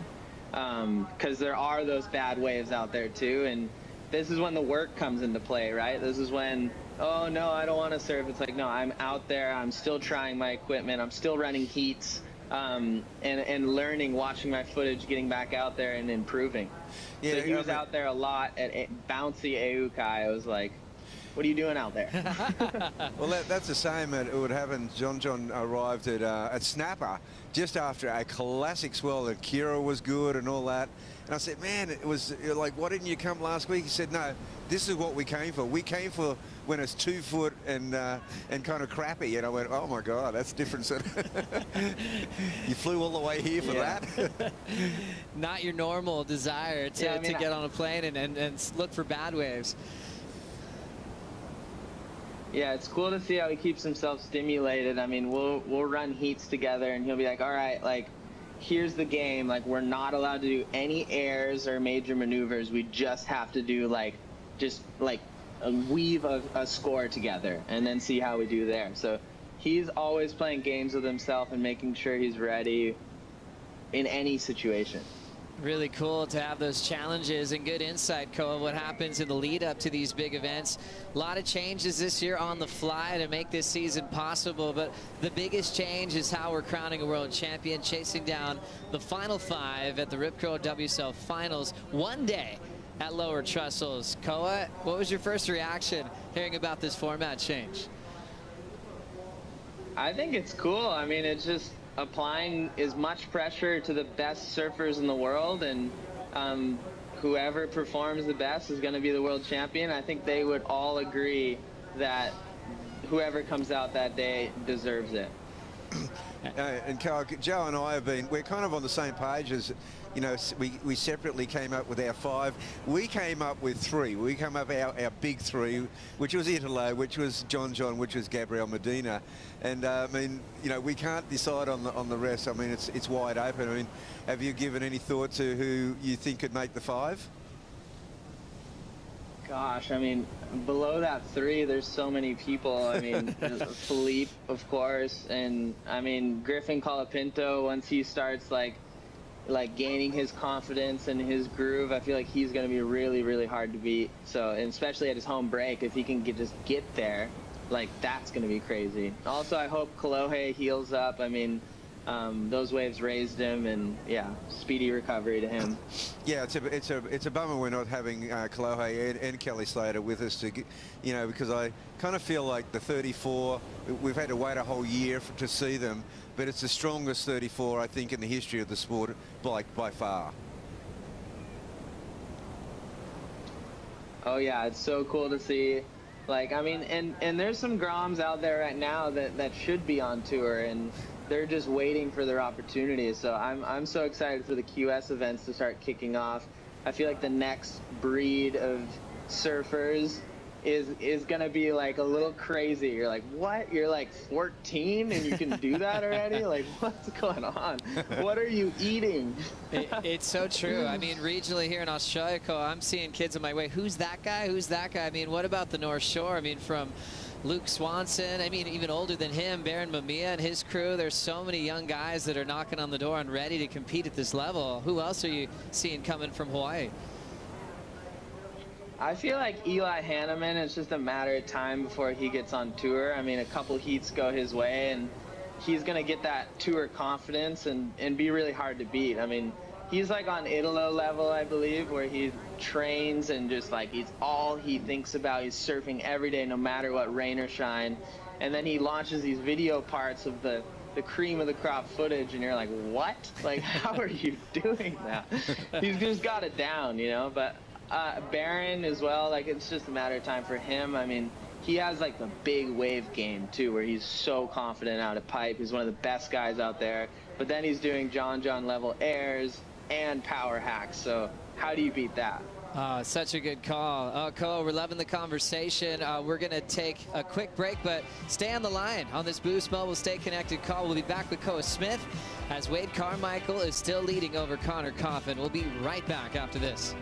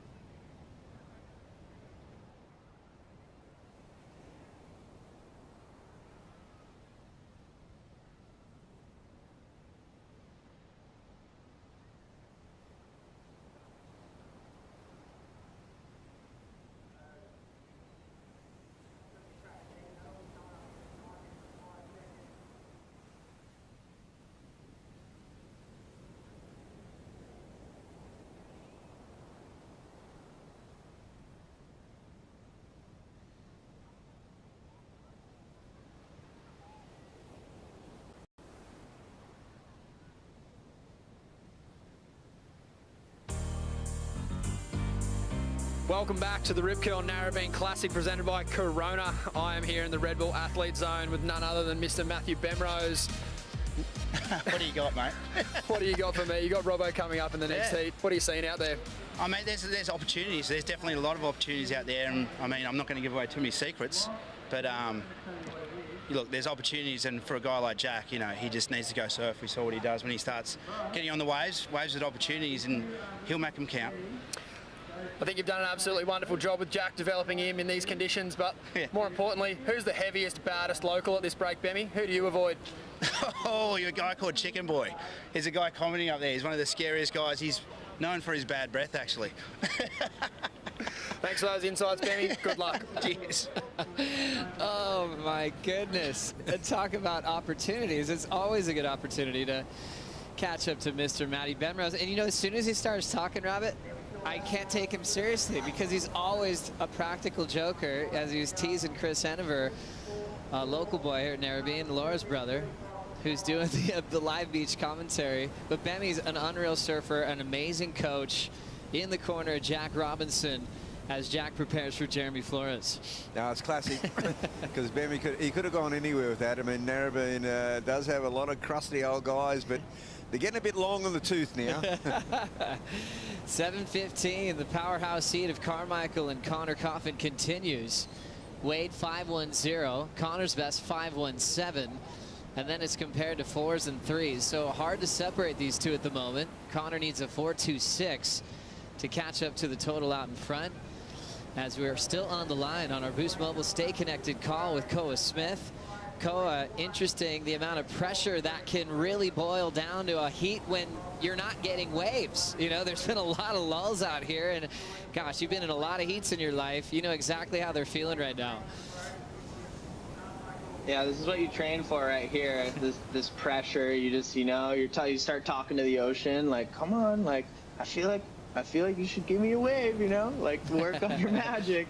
But this matchup is just kind of classic because I feel like low-key these guys could be brothers. They both surf so similar. They're such powerhouses, but we're in small waves here, and like they're having to grind to get those scores. So it's really interesting to watch. It's interesting when you talk about just mental prep and preparing yourself to believe you could win no matter what the waves look like. Koa, I've been really interested and inspired with what you've been sharing to the world on how you wake up and start your day and then goal set. Can you kind of walk us through that again? Because I feel like I'm maybe becoming a little bit better of a human because of your teachings. Right on, Joe. Appreciate it. Yeah, I mean, it's like, I feel like we got so much going on in our lives that really easily you just wake up and go right to your phone and like you see everything you need to do, and the next thing you know, you're not in control of your emotions anymore. So I was like, I need to build my mental strength here so that I can perform in situations like this to my highest level. And I found that a nice morning routine is super key to that. I wake up, I do a cold shower, I get on my gratitude, I start just like being super grateful for everything in my life, my family, my house, growing up in Hawaii, surfing and all it's taught me. Then I get into some stretching, stretch the body, do some meditating. And then I've been writing and just writing down what I want to manifest into my life. Like exciting things that, excite me. One of the things I've been writing down is I want to be in one of these CT heats one day. It's been my goal since I've been 6 years old, so I don't know. Anyone at WSL, you want to throw me a little wild card here? Let's go. I love it. And I think that warm-up routine before key heats would work out well. I want to see that happen as well. I think you could take the whole tour on your morning walk, you know, your morning routine, the whole tour. I got it. I'll just be the shaman. Just, all right, you guys, cold shower. Let's go right now. Oh, gosh. As we get caught up with Carmichael real quick here, Koa, because he just got a nice little runner that really is helping him keep his lead. He actually didn't factor in as I look at the numbers. So Carmichael 5.10, 4.33, as he'll keep that lead over Connor. Connor with priority only chasing down a 4.26. It feels like Connor is always comfortable in key situations. I feel like Koa, when Connor came on tour, he had big heats with like Mick and Jordy Smith at Bells, where you're going, oh, good luck. And Connor's like, up, got him. And then also at J-Bay as well. He was so dangerous. I feel like when he was against the big names on tour, I feel like that translates well when you need a score under pressure. As we'll dive into the Harvey Norman recap. Two powerful surfers. They've only had one heat before. It was at J-Bay. Wade won that. Connor trying to even up the score, and it's still incredibly close, Rabbit. Well, I've kind of felt this whole heat's been tied up, because if you look at it, Connor's coming second, but he's got the highest score of the heat, but only just incrementally. That 5-1-7 compared to the 5-1 for Wade, it's that second wave that's just made a slight difference to Wade Carmichael just getting the edge, but this heat's still wide open. There's 3 minutes remaining. We've got priority with Connor Coffin. It's a kind of a similar situation we've seen with several surfers. Now, as Carl was saying, where's your magic? I need your magic coming my way, and hopefully it happens for Connor. I'd like to see another great exchange between both of them. Right there with Connor just needing a 4.26. So interesting position for the Californian. And Cole, do you remember that at D-Bah at 2019? Feels like a lifetime ago, but Connor lost on a close decision. He was on his way through a quarterfinal heat where he was very explosive with one individual turn in a 1 foot section where he did this carve and huge fin release. And it was really cool to talk about progression that wasn't an air. And I think Connor fits that description really well with one major individual turn where he could easily get a 4.26.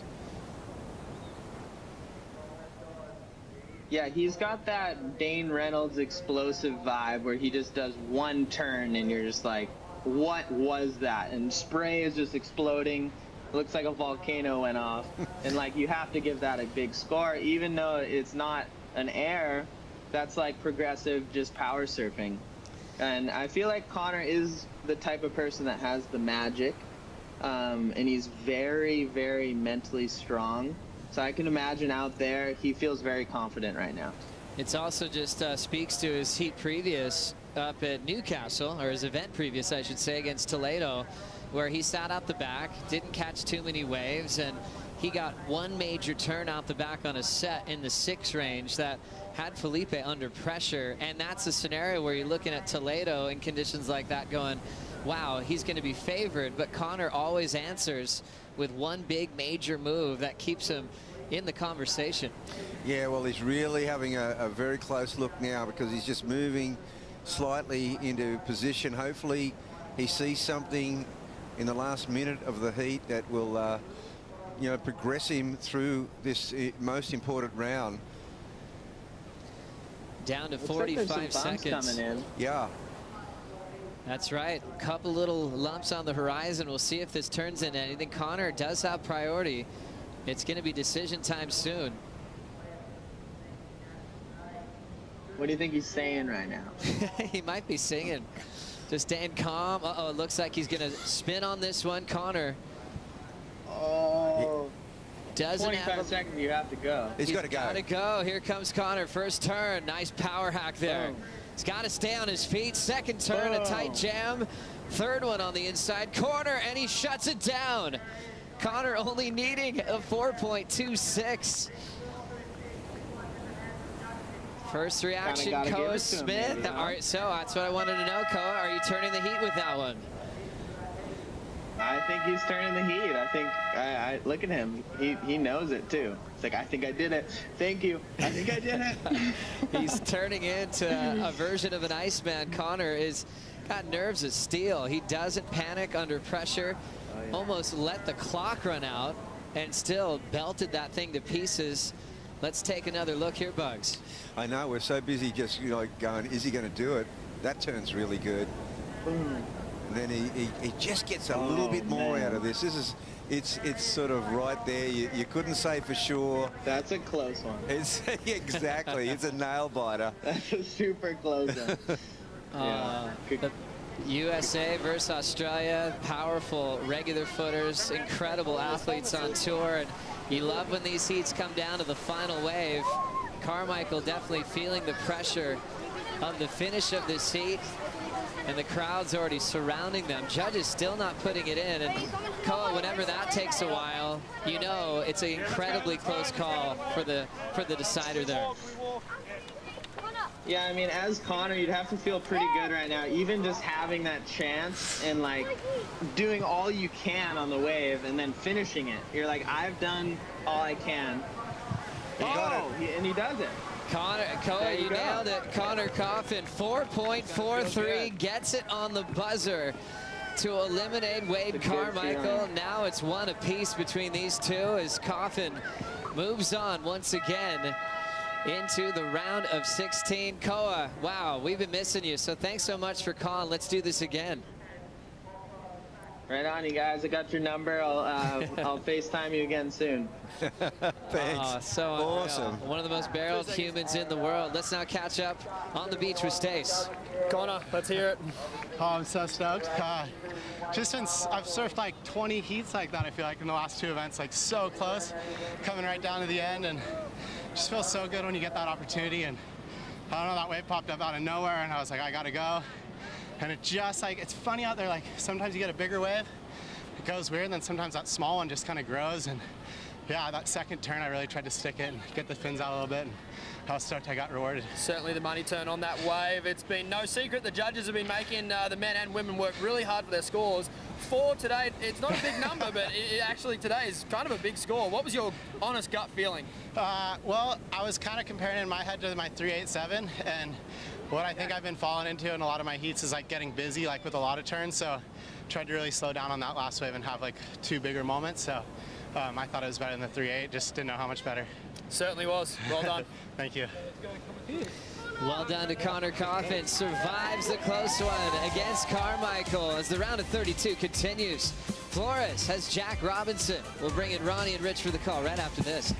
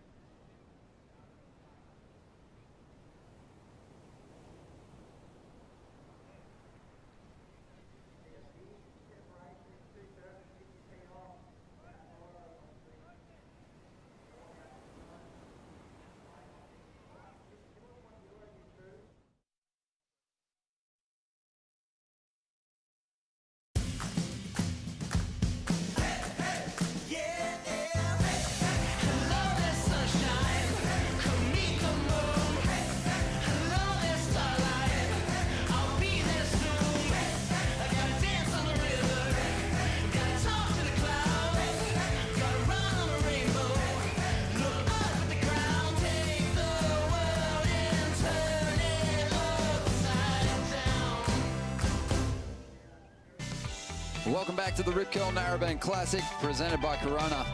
The crowd hanging about to watch these last 2 heats of the day. Heat 11, the round of 32, features Jeremy Flores, the veteran on the championship tour, up against the rookie, the young Aussie, the only West Aussie on the CT at the moment on the men's tour, as we see live action there.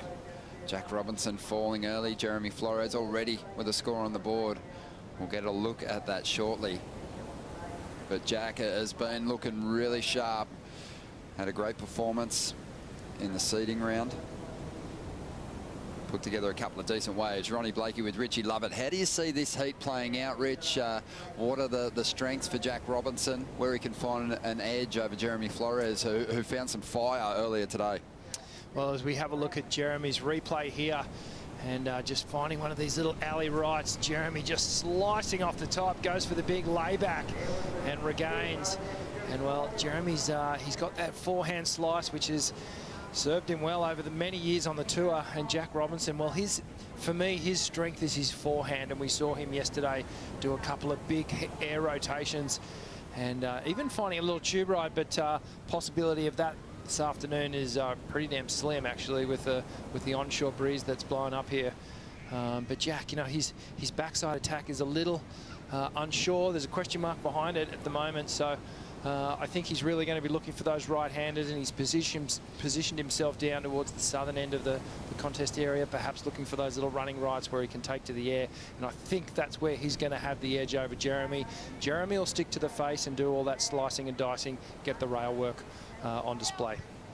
Flores scoring well on that single move wave, and I like it. We've seen so many air rotations throughout the contest. It does kind of get to a point where you're like, please give us something else. And Jeremy there, it was progressive. It was still high risk, but like you said, he's going to keep his board in the water more often than not. Yeah, he is, and Jeremy, you know, he'll be a self-confessed, you know, non-aerialist. He can do them, and I've seen him do them many a time over the years, but, you know, he really shines when he's got some clean open face wall to work with. And, well, Jack, you know, he's worked on his small wave game over the past 12 months, and he's looking really, really fresh. One thing Jeremy does have, and it's not an aerial but a very progressive manoeuvre, is he's able to do that full projection pocket reverse, where he basically grabs the rail and just completely inverts himself, goes upside down. He'll do it on an end section, stick the nose of his board into the face of the wave and complete the rotation that way. And that's just a very unique turn. Jeremy Flores, Andy Irons, Josh Kerr, they're three surfers who execute that move extremely. And if he's looking for a point of difference or a high impact individual turn that can take him into potentially the excellent range, we might see him attempt that this afternoon. Yeah, I'd love to actually see him go for one of those turns at the end of a nice little right-hander. And, you know, it is quite it's an interesting one, that one. It almost looks like they disappear in the whitewash, they stab the nose in, somehow get recorrect themselves within that whitewash, and they ride out of it. But Jeremy's been doing that one on lock for years now. In a lot of heats that we've seen already in this contest, do you think there's been instances where a surfer with a high strike rate with their aerials and their rotations has gone to those manoeuvres to find an edge over an opponent that relies more on rail turns and has been left chasing scores at the end of the heat? Well, Jadson took to the air, and we know that he's one of those guys that really banks on that. And well, Julian and Morgan Siblick, that was another example of where, you know, Morgan just stuck to the face and tried to do some good clean surfing, bringing that zippy little backhand attack. And we saw Jules take to the air a couple of times and not really execute on it. He did that one forehand rotation, which we normally see him make, you know, every day of the week. Probably 9 times out of 10 he'll make it. And unfortunately today, coming off, Jeremy. On his second ride now, Flores. A lot of spark on that first turn, gets the fins free and gets his board back into the section again for a second manoeuvre. Pretty decent combination there to kick things off. Looking to apply some pressure to the rookie early on in this heat. Jezza looking really zippy on that wave. And you get the feeling after that clutch heat this morning, where he had a good couple of rides, he's really starting to feel the momentum of this competition. He's starting to get into the tournament here.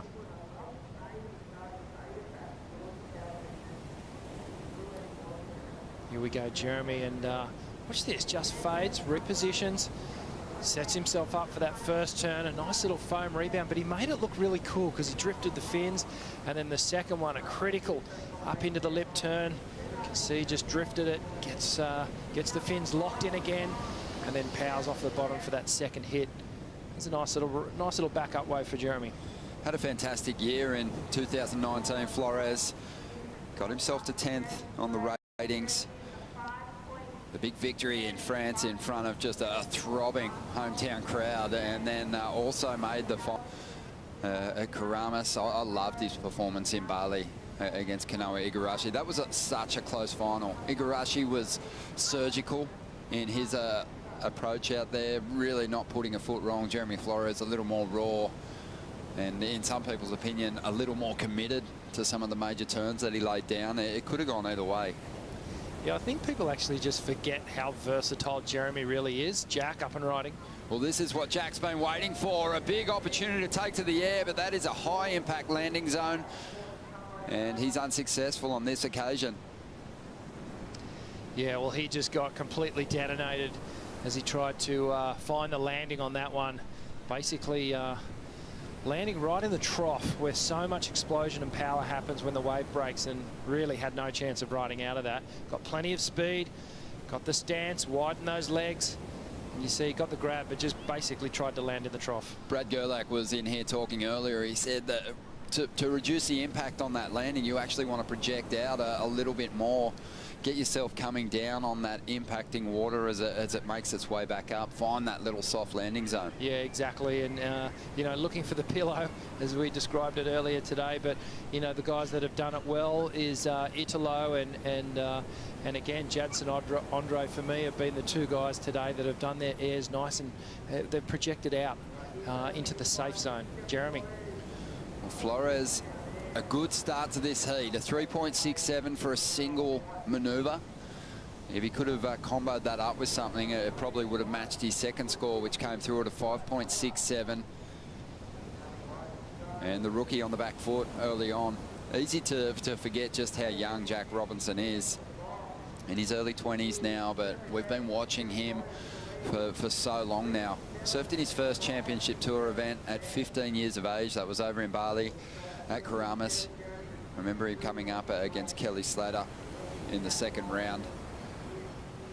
He lost out in that one, but he's had plenty of opportunities as a wild card. Can't forget that amazing performance he put together in Western Australia at the box, overcoming Felipe Toledo as a wild card with a heat score total of 18.57. That was an incredible display of surfing, and just showed you how confident he is at those heavy water breaks, and in particular the box where he's basically been surfing since he was knee-high to a grasshopper. I mean, he lost out to Kelly Slater at the Pipe Masters this year for a 9th, but if you pack the schedule with waves of consequence, heavy barreling waves like Tahiti, Pipeline, Cloud Break, for example. Even Sunset, those big open faces as well, you know. But if you did do that, Jack could probably be the world champ. He's unbelievable. It's interesting. Everyone has their pet events where they do well, but it's rare to have a rookie join the tour. And when you're thinking about event winners at those locations that are typically dominated by veterans on the championship tour, to go into those contests as one of the top 3 favourites is rare. As we see, Jack, he did everything right then, but just concentrate on the finish. It actually looked like he had it, and then something happened, and maybe just a little turbulent, you know, a little boil happened under his board, and maybe just got him off-centered as he tried to ride out of it. But he did all the hard work. Certainly got a lot more pop and height. This is a good-looking wave for Jeremy. Jeremy well positioned on the outside. Wave number 4 already has a couple of decent rides, and that one's going to shut down on him, unfortunately. You can tell Jeremy's just trying to push it a little bit with every move he attempts at the moment. Just working the nose of the board back up as he came out of that floater. Just trying to add a little bit of fire to his performance. A little bit of spice on it. Yep, for sure. And well, it's pretty clear. We know what Jack's going to do now. He's just going to keep looking for these right-handers. Takes to the air. That was a bit more projection on that one, and I think he was just maybe a little far up on his board, and the caught an edge there. Jeremy just marginally late on that little floater, but there wasn't going to be anything more offered down the line on that one, so he'll go back out the back and reset. There's 16 minutes to go as Jeremy Flores has a look at another ride here.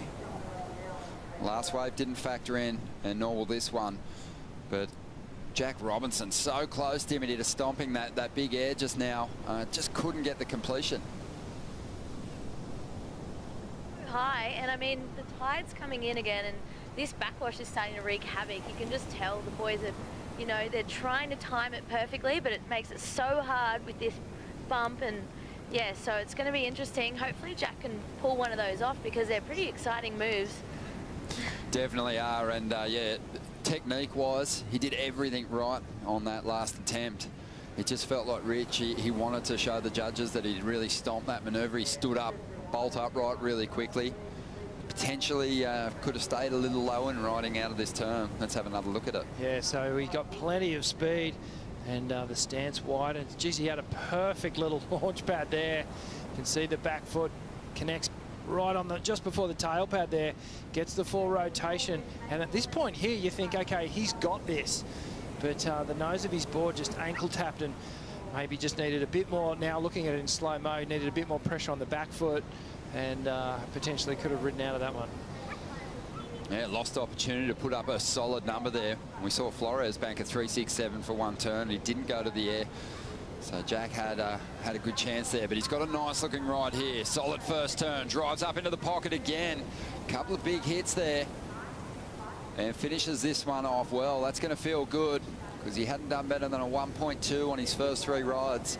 That's going to get him right back in it and chip away at the requirement. Yeah, well, that was too good of a wave to waste and just try and streak down the line and hit that one big aerial. He knew he needed to just get busy and surf the wave for what it was offering, and as a result gets a couple of nice big face turns. Quite a critical hook here as we watch him. Okay, jump into this one. Okay, hard off the bottom, slams it off the lip, keeps going down the line with plenty of speed. Another critical turn, and just a little late on the third, but has managed to get up and over the roof of that third turn as well. I just love this angle here. You can really see how they get the board loose and get the fins free. And then the ultra slow motion here. Slams it off the top. Look how he's looking down the line already.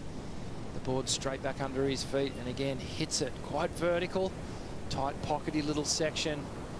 And then as the wave breaks, just uses his brute strength to just force it up and over the roof, and sort of manufacture a final little hit there. Such a great surfer, Jack. And you know, when he was on his forehand earlier on in his career, I think he liked to kind of go to a carving turn, and he'd almost do that little cheat release. That's something that he's really worked at. You could see the punch and the power he's putting into his back foot. Just as the wave was exploding out the back, he was really pushing hard on his fins there. A 4.93.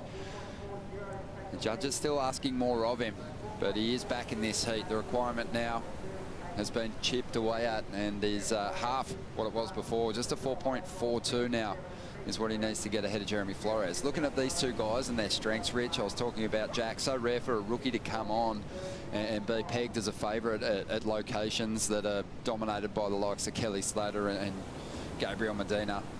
But, you know, Jack's in that mix. Jeremy Flores, on the other hand, we knew he was a good tube rider, but he just forced his name into the conversation when it came to those heavy water locations by just chipping away and evolving over time. Yeah, he really did. And, you know, he was such a wiry little kid when he first jumped on tour years and years ago. And he's built up his body strength, and he's built up his reputation at those big heavy water waves. And sometimes the only way to really get comfortable out at those sort of places is to spend time there and take a few lickings and be there when those big swells hit and dominate them. And well, to have the record that Jeremy has with the Pipeline Masters wins and the wins at Tahiti, he really is a favourite when you come into the Hawaiian season. So, you know, I think Jack, as you said, just at such a young age, he's a mature guy too. He seems like an old soul, and he's been able to develop his big wave rep early on in his career. Well, let's see what he can do on the back end here. Just pushing hard now, chasing down that 4.42. Just over 11 minutes remaining. Jeremy Flores still hanging on to the lead. Jack Robinson after a 4.42.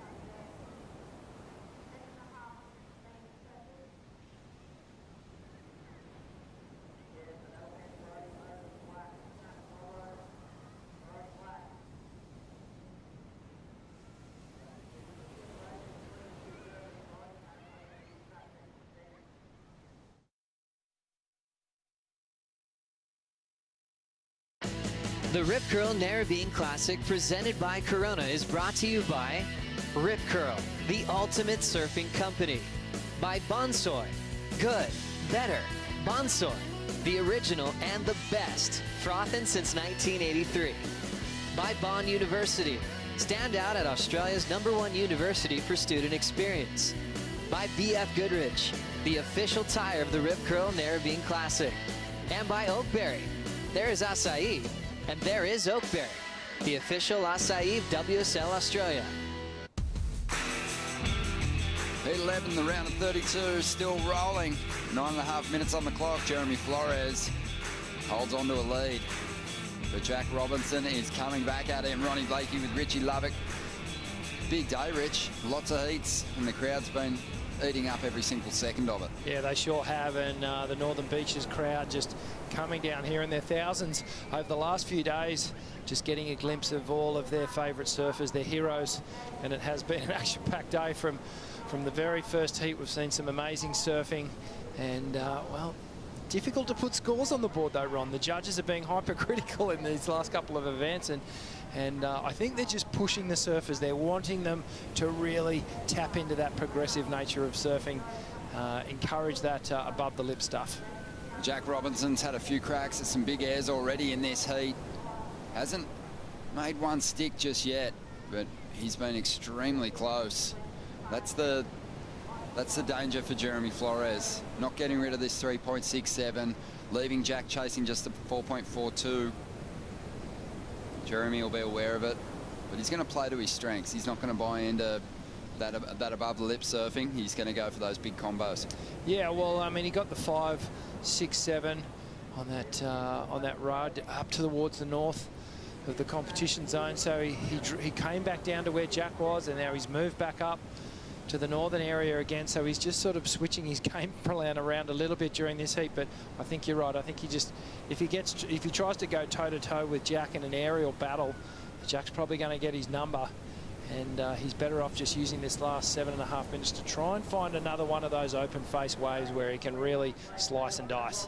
Well, good looking section here for Jack, and he lets go of a high quality turn to get things started, but can't finish this right off. Flores on the outside now, trying to get rid of a 3.67. He's going to opt for priority instead. Jeremy travelling with his wife Hinarani and his daughter Hinahay. They've been loving it, their time here in Australia. Yeah, I think a lot of the surfers were just so blown away when they came out of quarantine, coming from various countries where there are so many restrictions and everyone's wearing masks. And thankfully here in Australia at the moment, we're sort of quite free of all those restrictions, and we can travel freely. And a lot of the internationals just totally eating up their time here on the East Coast. Jeremy Flores has had 6 Championship Tour finals, 4 victories in his 13 years on the Championship Tour, now in his 14th. Jack Robinson, his best result in a Championship Tour event is a 9th. He's had that result a couple of times now, as we see David Silva making his way down. He'll be surfing in the last heat of the day in what will be a fantastic clash. Not an easy one for him. He's up against Kanoa Igarashi. Yeah, that's going to be a great matchup, Ron. I think Kanoa, I mean, we know what Kanoa's going to do. He's going to give us a mixture of face and face turns and taking to the air. And, well, David Silva, he's got a mean air game on him, and he's served it well down at Manly in some of the events down there, done very well. So he'll be eyeing off some of these left-handers. Looks like Jack Robinson's eyeing off something here. He's looking like he's going to have a paddle. 5.5 minutes to go. Sitting in a completely different section of the sandbar to Jeremy Flores. Takes to the air.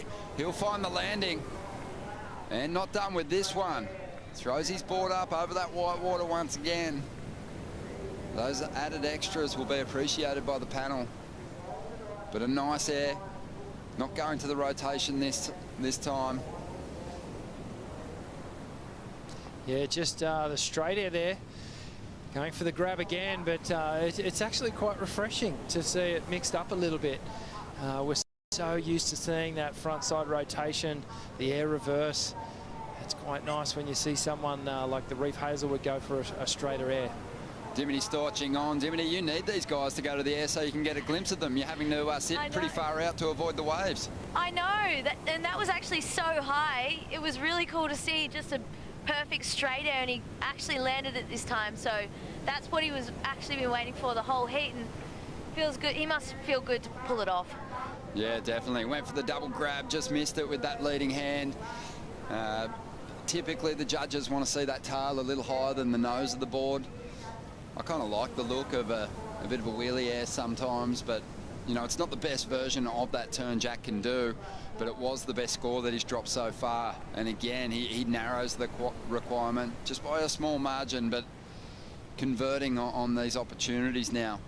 A 5 there, 4.26 is what Jeremy Flores needs to get back up into the lead. Yeah, it's been mostly the lefts versus the rights here, and Jack focusing all his energy on his rights. And we said it at the opening stages, he was going to go to the air, and that was going to be the point of difference that he could turn this heat with, and it seems to be working in his favour. Out in front with a slender lead, and there's not much in it, less than a point. And Jeremy now just needing that 4.26 to regain the tops position. When you look at their higher scoring rides, Jeremy still got a slight edge with the highest scoring ride of this heat, just a 0.67, but we have seen so many heats decided by less than a point, less than a tenth of a point even, and Flores has got a chance here, but he's given this. These two guys are surfing completely different ends of the competition bank here, and Jack's up again, trying to get rid of that 4.93 now. Is he going to ride out? No, swallows him up again. So Jack not able to ride out of that one, and Jeremy just showing a little bit of frustration there. You saw the water splash, and he was upset about something, whether he's just not buying into the score that the judges are giving him for that air that Jack did. I'm not too sure, but we'll hopefully be able to get some insights. Well, Jeremy is really only seeing Jack on the rights and probably thinking, wow, he's only getting that one big air section. I'm going to back myself to get multiple turns done. What Jeremy doesn't know is the two lefts that Jack has had and not converted on. If Jeremy was on those waves, I think he drops a pretty solid score. Yeah, absolutely. And Jeremy looks like he's starting to think about heading down towards Jack, and it's a really difficult decision to make. With 2 minutes to go, he's in the priority situation. Do you wait there at the top of the peak? And that's where we're seeing these larger waves break, and that's where Julian was sitting in his heat and nothing eventuated. But there have been heats through the day, Ron, where we've seen that bigger set jump up there and peak out on that outside sandbar, and that's obviously what Jeremy's thinking. I'll wait for one of those. So it's going to be a nervous 2 minutes, and let's see how it pans out. Jack's stayed really busy and gone for a ton of airs, and well, he's had the landing on a few of them, and that sees him out front. We'll keep eyes on Jeremy Flores here, because he's had a couple of heats like this now where it's taking him a while to get going. The seeding round in particular, he just couldn't connect with a decent ride at all. 1 minute and 20 seconds to go. He needs a 4.26. He's just searching the lineup now, just willing something to come to him. We can see there's a little swell line here approaching the contest area. That one might have pushed a little too far north, but this is what he's been waiting for. He's going to have to really dig in on this one. Jeremy lining this one up, drives off the bottom into the first section, gives it everything, but comes unstuck. Less than a minute to go now. He's going to try and scramble back out and have a shot at this score again. Here comes Jack. The motor is running, and he's got priority. He's going to try and control the final stages of this heat. 40 seconds to go. He's got a lot of ground to cover here, and there is more set waves rolling in. Will Flores get another opportunity here? Well, I don't think Jack's going to get to him, and whatever wave that Jeremy takes off on, if he gets another opportunity here, Jack's going to try and take off on it as well, because he has priority. So let's keep a close eye on this. Oh, so Jack just, he was looking like he was going to take off on that wave if Jeremy had a look at it. And we're counting down the final 10 seconds. He has to go this wave. Flores goes, and Jack's eyeing it off as well. Jeremy digs in, a little whipping turn. Jack utilises his priority. He gets to his feet before that hooter, so no dramas there. And it was a massive save there from Jack Robinson. Huge. He was in a lot of trouble there for a period of time, just couldn't convert on the airs, Rich, but he reeled it in. Yeah, he did. He just kept sticking to his game. He kept going for it on those fast little zippy rights. And there was actually a couple of left-handers, like you mentioned, the last one in particular. If he had made that last turn on the left, it would have been another decent score. But as we look at what happened here, so Jack got started. He started ripping into these right-handers, streaking down the line, bashing it off the lip. And this was the score where he just stuck to the face work. Repetitive snaps. And look, Jeremy started really well. He had this great opening left-hander. He had the best scoring single ride of the heat, and it was courtesy of those two turns there, connecting them really, really well. Plenty of speed in between, but Jack flying down the line, and this was his second scoring wave. Wasn't a high air, wasn't one of the best airs that we've seen today, but it was enough just to inch him out front of Jeremy, who just couldn't find that backup score. Well, just one more heat to come this afternoon, and it's a good one. Kanoa Igarashi will take on David Silva right after the break.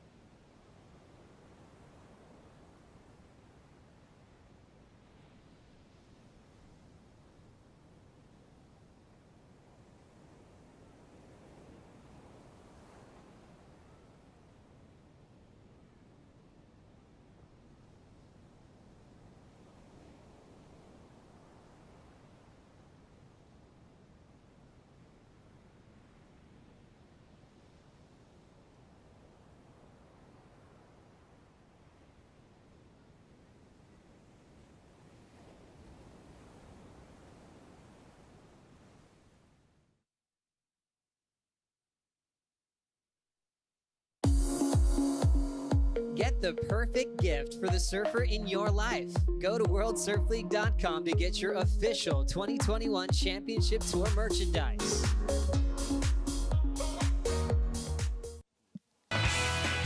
Welcome back to North Narrabeen, here for the final heat of the day, but it's not the final heat of the round of 32. We'll get those completed when we get competition back underway, but this should be a good one. Kanoa Igarashi up against David Silva.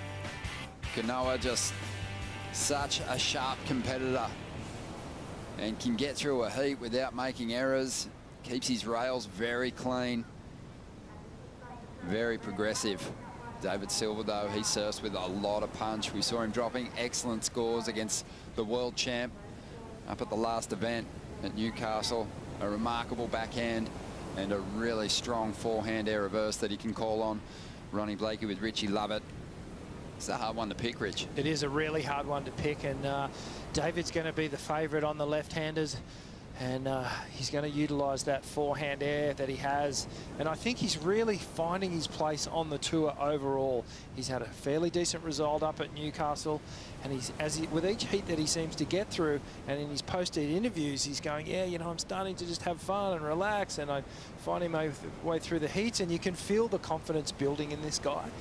Whereas Kanoa, on the other hand, he's had a few years on tour now, and he's really settled in. He's an established guy who can win events and certainly win a lot of heats So it's a really, I think it's quite an even matchup in these sort of conditions. Really interesting, Dimity, to see these guys sitting on different parts of the bank again. I can't recall a heat where someone sat deep on the bank yet today and had a victory over someone who's had more opportunity and more reps down the line. Yeah, I know, and it was so clear with that last heat. Jeremy was splashing the water because he knew that he'd left Jack Robinson unattended on a good peak down the beach, and Jack took full advantage and got the lead. So it's very interesting to see that David's up sitting on that peak, but we have seen him get his good scores up on that deep left because he's got that nice quick forehand. He can do snaps or airs, so I guess that's what he's hoping for, but we'll see how long and if they stay separated or whether eventually later on in the heat they move back together. Yeah, hopefully they get in each other's faces. I know, that's what we want to see. We want to see the gritty action, you know, bit of hustling and bustling. Oh, for sure. Yeah, amazing too, Rich, when you think back to David Silva and his heat against Italo up there at Newcastle. It was the same story. Italo surfed the middle section, the shore break section, and David stuck to the rocks, and he got an excellent score on his backhand and then didn't move down to where Italo was and back his aerial game against Italo. He just stuck to his guns on the one section of the sandbar, and eventually Italo, if you give him enough repetitions, he's going to put some big numbers up against you. Well, that's exactly what just happened in the previous heat with Jack and Jeremy. Jeremy left him to his own devices down there, and sooner or later Jack was going to find those two decent waves. And if Jeremy, in hindsight, had gone down and stuck with Jack, he would have potentially got those left-handers. So the point I'm trying to make is that you need to be able to adjust and adapt your game plan when you're out in the water. If that's not working, switch to plan B and get on with plan B. Yeah, and on getting heated, Mick Fanning was talking about what he was going to do, and it didn't pan out for him, obviously, but his idea was to really apply some pressure to his rival by getting in that order of priority. If you're sitting next to that competitor and you're getting priority as well, you're halving their opportunities basically because you're getting a peak at the same waves. Yeah, totally. It's a good way to look at it, and really when the guys are spread apart like that, priority doesn't really come into play at all in the heat. They're left to their own devices, but if you actually get into a duel with someone, and a priority duel, and you're exchanging waves, then you can really highlight what it is that makes you special. Well, priority became very important in the final ride of the last heat because Jack Robinson utilised it to keep Jeremy Flores at bay when he was chasing a low number. Kanoa Igarashi sitting in equal fourth position on the rankings at the moment. And there is a number of surfers in that same position, most of them still alive in this contest. And he wants to maintain that place and give himself a shot at the top 5. Because if we get to Trestles and Kanoa Igarashi has a chance at a world title there, he's a good shot, very well rounded. Oh, absolutely. He is very well rounded, and you know, if there was a little bit of work to do, you know, maybe it is in those big, heavy waterways, but he's really starting to prove himself in that area as well. Small wave game, without question. He's had wins all over the world in beach breaks, so yep, you know, he's got it all, and sooner or later he is going to get into that world title conversation. Just over 23 minutes to go. Let's check in with Jack Robinson. He's with Stace. Jack, I think it's an awesome trait to see that you're not really scared of anyone. Nice tactics at the end there. Yeah, just anything to get the job done, really. I was kind of having a bit of a hard time just landing stuff. Like, I was just going like that. So, yeah, just had to try and get through it. No matter how high the scores were, you just got to try to get through. So. Absolutely, it's a challenging day and scores are hard to come by. Moving on, that's obviously something you'll want to tighten up, I'm sure. Yeah, no, I'll be looking to go again and, yeah, just get back into it. I was pretty puffed out after that one. I just had to chase him down and just because it was such a grindy heat. So, yeah, just get the job done and get through. Happy with how your board's feeling? Boards are feeling good. Yeah, I don't know. It's just kind of tricky. Like, I had a good surf yesterday, and you know, the waves are fun out there. Like, almost landed a couple of good airs, but you just got to keep trying and keep going, and yeah, eventually you'll get there. So, yeah. Absolutely. Best of luck in the next round, mate. Well done. Thanks. Yeah, really just tough conditions in that last heat for Jack, and he did well to snatch it away from Flores in the end there. Yeah, he did, and he played a good game. You know, I think he just he identified prior to that heat where he was going to be able to get the most work done. And as you said, Ron, a lot of the heats won down there on that southern part of the bank where there is a little bit more punch. We've seen these rare moments, the left-handers up the top with there's some good scoring potential on them, but just a little bit more power in the wave. In only a 50-metre radius, there's more power in the wave down on the southern part. So, that's where Kanoa's sitting right now. He's at the bottom of our screen, and David up the top towards the north there. And conditions have been tricky this afternoon. And Narrabeen just dishing up a little bit of everything. We had beautiful offshore groomed waves this morning. We've had this onshore sea breeze come up this afternoon, and that's, potentially these guys haven't surfed in these type of conditions. They've only been in the offshores up until now, so another thing to sort of work on. It won't really affect either of them too much because they're both so capable above the lip. I think it is rare to see Kanoa throw down the backside airs, so he might be eyeing off the rights as Jack did to get the win. But we'll see what unfolds here. There's plenty of time, but when we reach the 20-minute mark, once we're 10 minutes into a heat, if no one's had an opportunity to get a scoring ride, we'll see a heat restart. So watching that clock closely, but David Silva starting to make a move.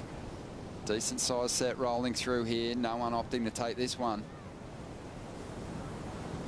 And sometimes if the surfers are out of position and there is scoring opportunity, the head judge can say, no, you let waves pass up and or pass by, and you let the scoring opportunities go. Yeah, that's true, and we'll know in about 10 seconds time what's going to happen here. Because our surfers haven't ridden a wave yet. I would have thought potentially that could have been a ride. Little set wave coming through there, but there you hear it, the horn. I think it was a straight closeout, that wave, so both surfers passed it up, and the head judge deeming that there wasn't any scoring opportunity in those opening 10 minutes. So we've got a heat restart, and we'll see a fresh clock here, getting that heat underway now. So 30 minutes again for Kanoa Igarashi and David Silva to get a couple of big numbers on the board. Yep, fresh slate, start again, and hopefully the ocean really does come alive in this last one, and we've seen it kind of go from on to off, heat to heat, and well, now that we've reset the clock, let's hope the momentum shifts. The winner of this one is going to be taking on Jack Robinson, who just overcame Jeremy Flores, but Jeremy Flores, on his last ride, we saw him gesturing towards the beach. What was going on there, Stace? Yeah, Ronnie, you never quite know Jeremy sometimes. Obviously, he's very passionate, wears his emotions on his sleeve, but I believe he was gesturing to a rule that I believe came in at Snapper a few years ago with surfers sitting down the line of the peak. And in a point break situation, obviously, it's quite clear. In a beach break, I think it's worth a question, but I highly doubt the decision will be overturned. Jeremy's pretty relaxed, but the Commissioner's office have invited him up for a chat just to check the replay. Obviously, as the surfer, you have a different view from the judges. So he's pretty relaxed. He does just want to double check and make sure he's been, adjudicated fairly. Yeah, thanks for the update. I think if it was classic North Narrabeen and it was running from the outside right through to the inside here, there would be a case for Jeremy, but it just has been a little too shifty. It hasn't been breaking in a predominant spot. It's been rights here, lefts there, and that wave actually did shut down, so it wasn't like it was a clean tapered wall and Jack blocked him. Jack could have even gone right on that wave. Yeah, absolutely, and I think it's pretty clear cut when you look at it. Jack was just utilising priority. He just made a beeline for Jeremy there, and it's a different to snapper rock situation where if someone actually drifts right down the line and someone tries to take off and then you take off on that wave when they've done 2 or 3 turns, that's where that rule comes into play. At this lineup, it's a little different. I like where Jeremy's head's at, though.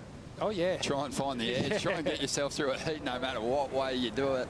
But he's amped, and can't wait to see him over there at Margaret River. But he will take a 17th from this event, and that's going to hurt him.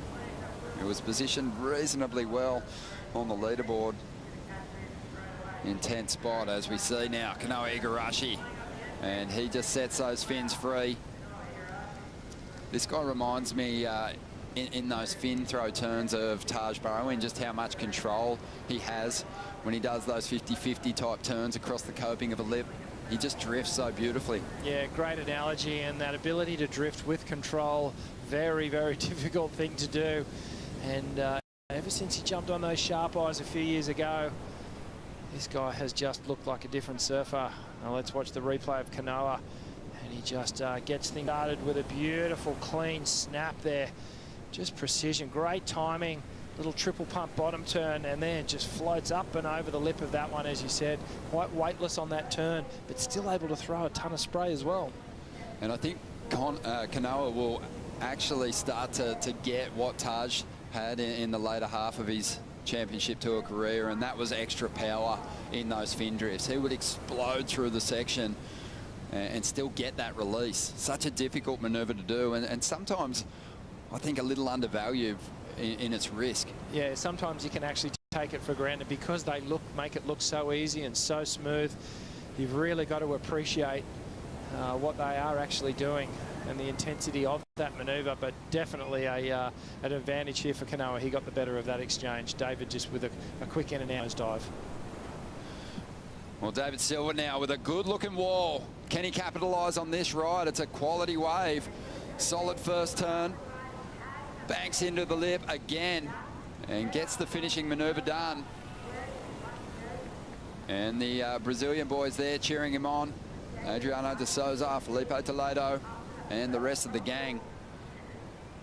And that was a quality ride. That was a really good wave, and he surfed it exceptionally well. Just maybe a little late to the party on the third turn, and I'm wondering whether that's actually going to detract from the score a little bit, and the judges are actually going to score it down for that fact. But look how much speed he got off the takeoff here, and a very clean snap. Drives out of it straight into that second one, and then up late for the third hit. Still added that third turn though. I don't think he'll lose any numbers. The first turn, he kept a little bit of a down the line flow. The second turn was so much stronger. The second turn is where David really rips in here, and you can see the fins just flaring out the back of the wave. Puts the pressure back on the tail and gets it up and over the roof there to finish off. And again, just jumping up onto the roof and able to de-weight and come down with control. So, you know, when I think about that wave in comparison to Kanoa's, very, very similar. But I think the finishing turn on Kanoa's was perhaps just a little bit bigger. Well, this is interesting. Miguel Pupo's still out there with his jersey on. He lost out to John Florence in Heat 7. What? So he's taking a serious moment here to just digest that loss. And maybe he just wanted to stick around and watch countryman David Silver surf this afternoon, but... Wow. Well, that's interesting. Maybe he went for a little paddle and down to Collaroy and back. Maybe just having a good hard think about what went wrong and just wanting to have a little moment to himself. Yeah, he's had a difficult start to the year. He did have some moments in that heat. Had a nice ride where he let go of some smooth, clean turns, but he's been sitting out there for an age. Yeah, it's almost 3 hours now since he hit the water for his heat with John, and that's a long session in any surfer's mind. Have you let go of some of your losses yet, Rich? Yeah, I've let them all go, mate. There's not many I'm hanging on to, if any. 23.5 minutes to go. And I did see Miguel watching on as David finished that ride, and he looked pretty stoked for his friend. He just dropped a 5.5. Kanoa Igarashi had a 6.33 on his right. And he's up again. Always surfs with so much speed. Gets that release in the tail. It's a bit of a trademark of Igarashi's. And a clean finish. Were you interested to see where the numbers went on the previous exchange? I was, mate. I didn't think there was that much of a deficit between the two, or a difference between the two scores. I'm just trying to reflect back to Kanoa's ride, and if we can pull up the replay of his 6.33, we can have a better look at it. But, you know, David got the 3 turns in, and the first two were really, really explosive. And if we get to compare it to Kanoa's ride, we can really throw some opinions around. But here we go, up and riding. Well, Silver, he'll dig in a little bit to now, knowing that last ride only came through at the 5.5, mixing things up this time. The pocket hit, a carve, and now looking for something to launch off. Gets the fins free. Does well to get the completion. Needed a 4.67 out of that ride to get himself ahead. Igarashi had a 3.83 on his last wave. This heat is getting very close. Well, this is going to put a little bit of pressure back on Kanoa Igarashi, because for sure David Silva got the better of the second ride here. You can see all the fan of spray just ejecting out the back of the wave there. Gets the little wrap just ever so slightly. His fins just popped out of the water there as he tried to accelerate out of that bottom turn, and he got a little put off, but he reset himself well. Look how tight in the pocket he is. Throws the hands up. The momentum of the turn helps him accentuate it. Drives hard off the bottom here, and then grinds around, gets some rail work done. And just watch here as he recorrects. Just this little turbulent spot right there. Just set him off his rail ever so slightly. But look, he just resets again and then eyes down the line, because he knew there was one more turn in this wave. So a tiny mistake, which he's... he basically just made it become invisible by finishing off right there. Another beautiful blowtail. Yeah, he's just negotiating those final manoeuvres so well, where other surfers have struggled. He's got that nice, solid, low centre of gravity power stance, and he hangs on for the finish. So waiting on the numbers to come through. Do feel that David Silva, he's got that punch in that front side hit, but sometimes he doesn't bring his board right through the turn. Yeah, it's a good observation, Ron. And we know that the judges, to lay down those big scores, they want to see that board wrap all the way around, like John and like Gabrielle do. You know, bring it all the way around and then do the recorrect, get the direction change. And the more acute you can turn and the angle of attack that you can bring to each turn, you know, if you're just pointing the board down the line all the time, even though it might be throwing a bunch of spray, they're looking at what the surfboard's doing as well as what the surfer's doing. Yeah, 5.7 for David Silva on that last ride, so they're giving him more credit for that wave than his previous ride. I think they like the fact that he really committed to that turn. And Igarashi has priority now after a 4.87.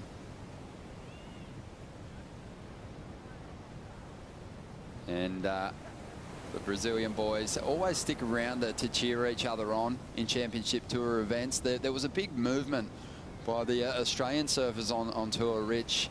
Once Kelly Slater established his dominance, you guys were actually having crisis meetings, figuring out how you were going to get to the top end of the ratings again, and it was cool. It definitely sparked something. But Adriano de Souza's just paddled out to join countryman Miguel Pupo, who's still in the lineup after losing out to John Florence back in heat 7. I think he's gone to check on his friend. But 3 early round losses. It was great to see Miguel get as far as that 4th round, the round of 16, over at the Pipe Masters, an event where he's had some memorable moments. But a big smile on his face as he's chatting there with the 2015 world champ. Well, at the end of the day, he's a surfer, and perhaps he was just finding a bit of solace just in the ocean and having another surf, you know. So we look to the ocean for so many different ways of therapy, and you know, instead of coming in and dealing with the loss on land, he's just chosen to deal with it out in the water. Yeah, it was a cool moment to capture there. Beautiful afternoon here on Sydney's northern beaches, and Miguel Pupo's got plenty of time to recover from that 3rd straight early round loss.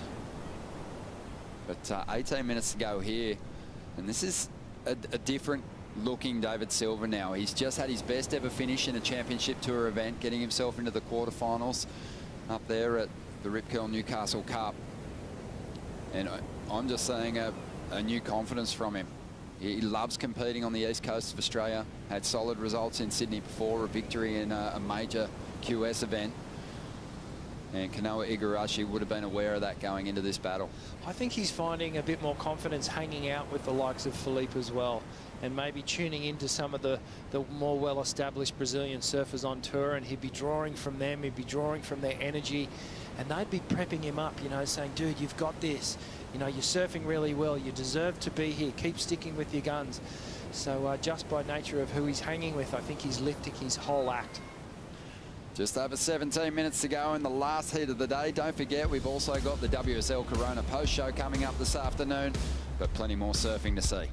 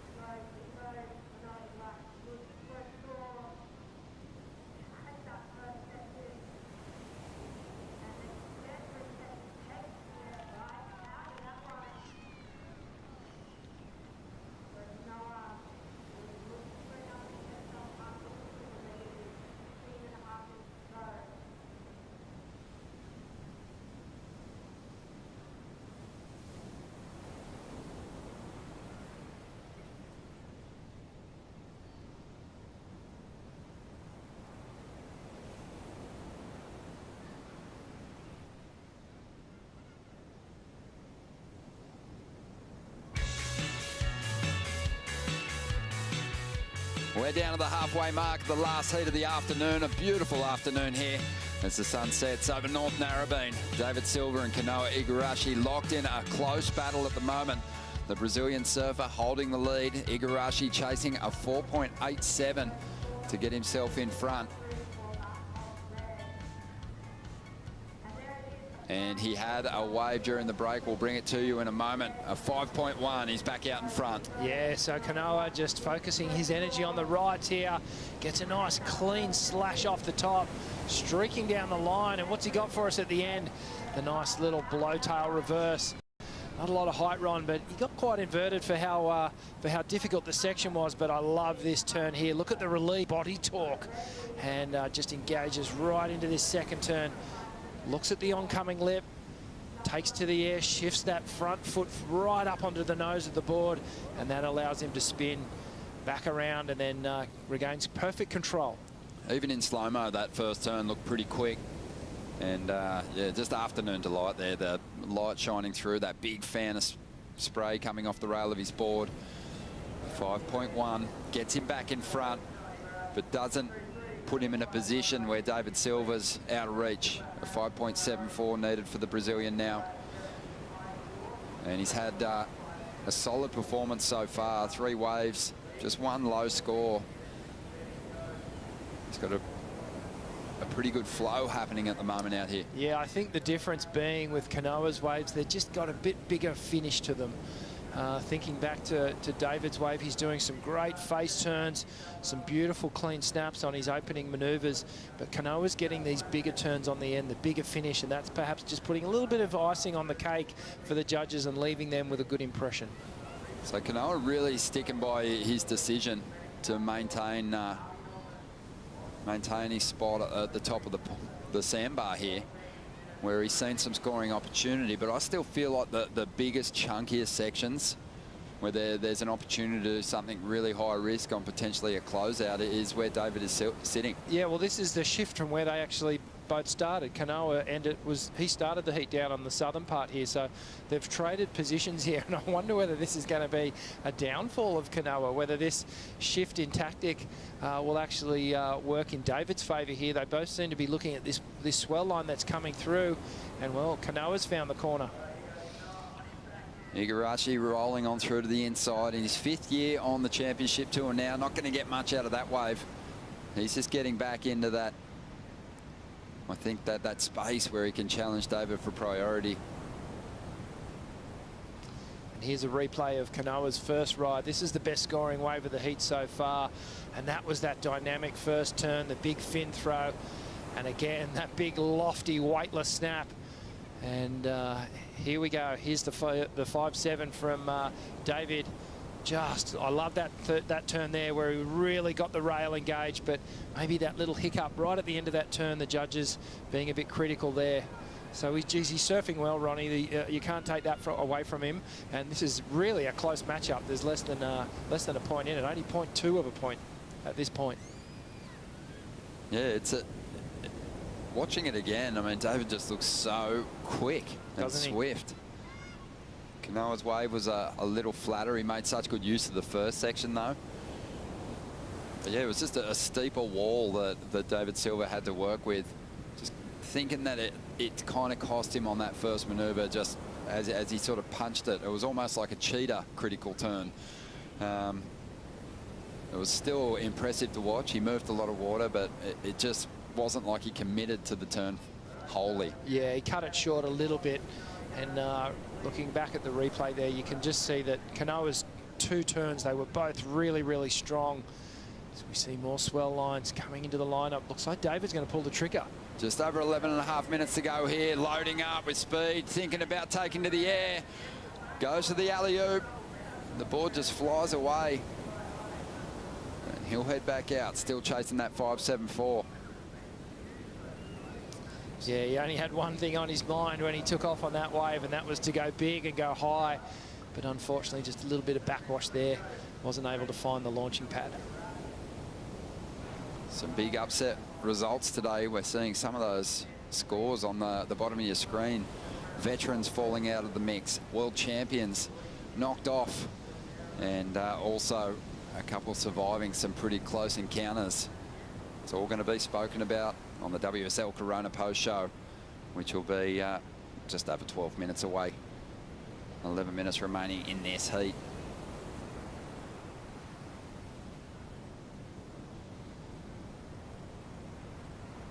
Narrabeen's just continued to deliver in these smaller conditions, Rich. We were hoping for a bit more swell, but it was clean today. And the opportunities were there to either take to the air or sink your rail into the face of some of these waves. Yeah, the canvas was there, and our surfers have put on an amazing show here. And I'm just blown away by the spectators. They were down here at pre-dawn, and they've hung in right to the end there. We saw some huge crowds during the money heats, as we call them, where all the world champs, the real title favourites, turn up, and the crowds came down in droves. But mate, still some really contestable waves throughout the whole day here. We've seen this swell just hang in, which has been super consistent. Light variable winds. Looks like we've got a paddle. Yeah, we've seen the tactical move come into play now. Kanoa Igarashi putting himself down there right next to David Silva in this lineup, and he's trying to take away some of his opportunities. Kanoa, a super experienced competitor, his 5th year on the championship tour, 2 finals, 1 victory. That came in 2019. He beat Jeremy Flores in the final over in Bali. He also had a runner-up finish to Michelle Perez at the 2016 Pipe Masters as a rookie on the championship tour. Yeah, that was a massive result, and everyone, I think, was thinking, wow, who is this? Who is this kid? Well, they knew about him, but they were going, how is he in the final of the Pipe Masters? You know, it normally takes a couple of years of experience and many seasons in Hawaii to even break into the top sort of semi-finals and finals of a Hawaiian event. But Kanoa found his way all the way through with some classic barrel riding.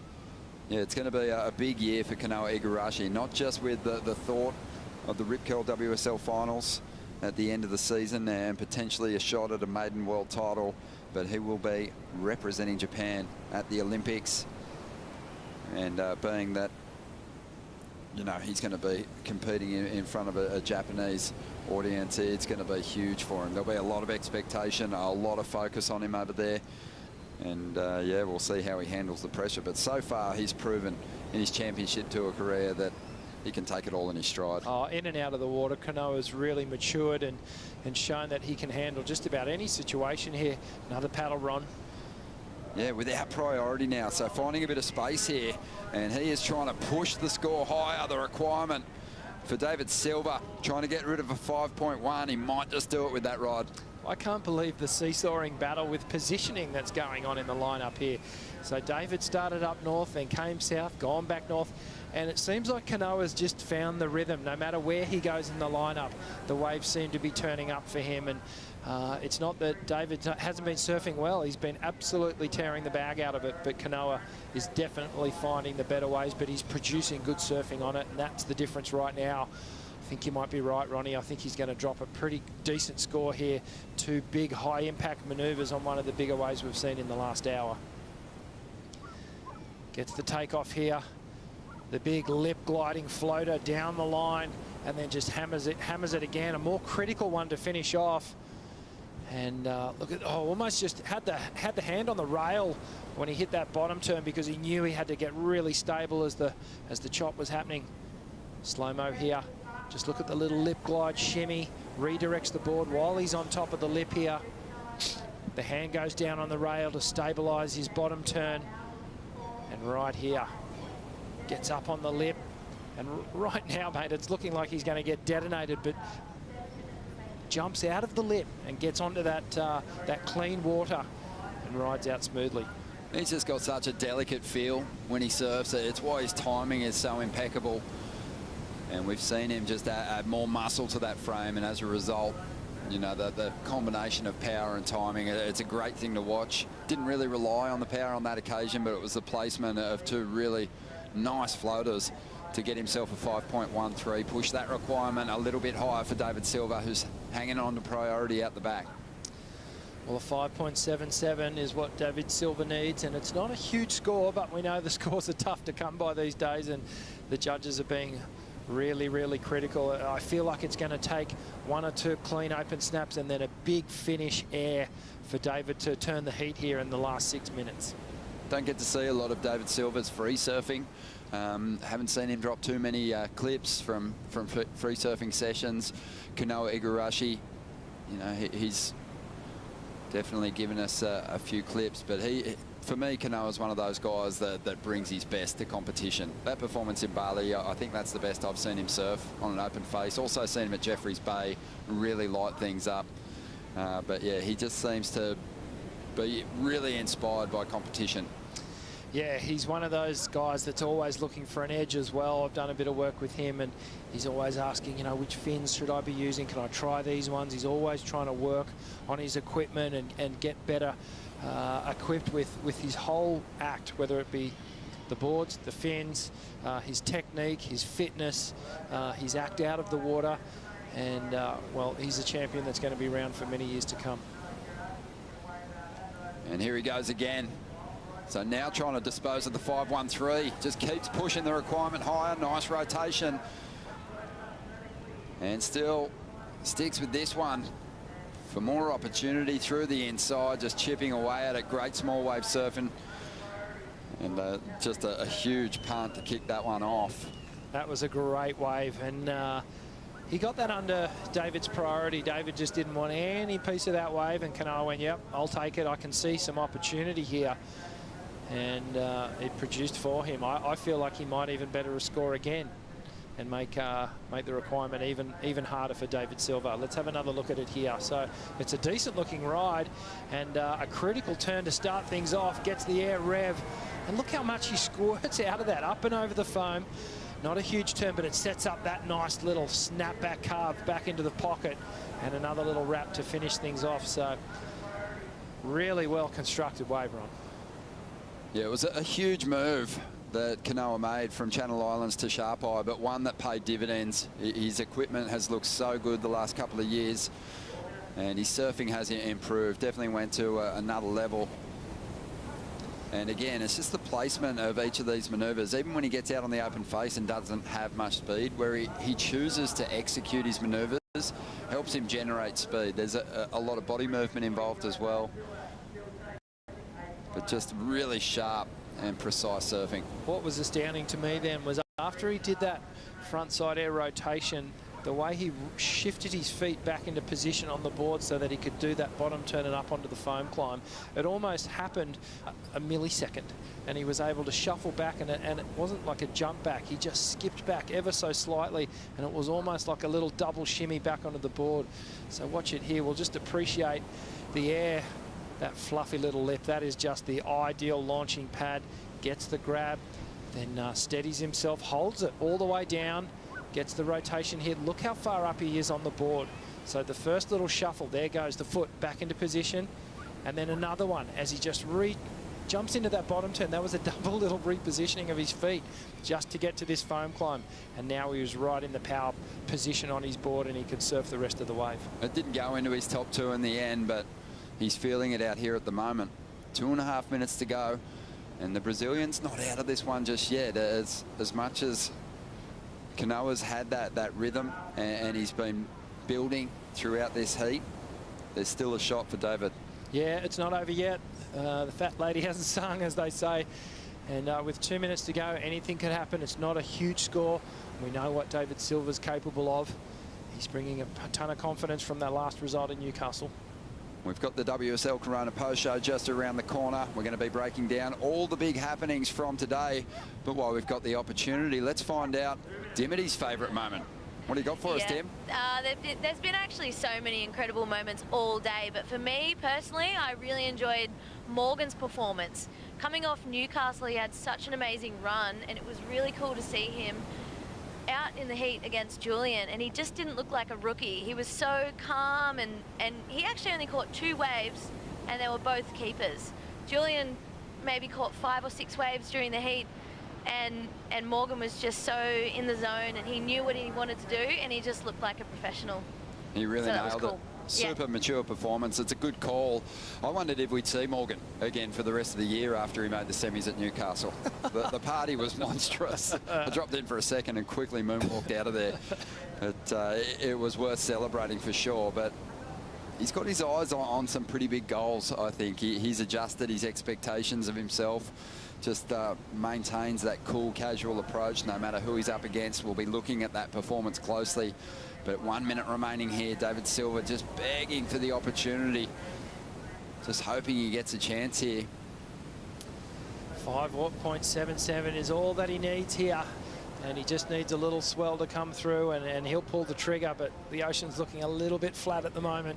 Both these surfers delivered great performances in this final heat of the day. Kanoa Igarashi, you could maybe say, was a little bit more committed to the major turns in this heat. And David Silva might reflect on that if he doesn't get this opportunity and think back and wonder if he should have smashed those first clean waves just a little bit harder, just brought that board through those turns. Yeah, well, you know, he'll look back at the replay, and they were great looking waves when he took off on them, and he did surf them really, really well. But in hindsight, you know, maybe he could have pushed a little bit harder and just jammed it, maybe taken to the lip on his second turn there. But it looks like, well, he's up and riding. He's going to get a chance. This one before the hooter, generating some speed. Doesn't get the big launch ramp to throw himself into the air. And that's going to be the end of David Silva's run here at the Rip Curl Narrabeen Classic, presented by Corona. Kanoa Igarashi winning through in the last heat of the day. We will still have 4 heats to get through of the round of 32 when we do get competition back underway, and some great matchups there. In particular, heat number 16, Ryan Callanan will take on Reef Hazelwood. But there are the numbers, and it's Kanoa Igarashi winning through in a close one as we dive into the Harvey Norman recap.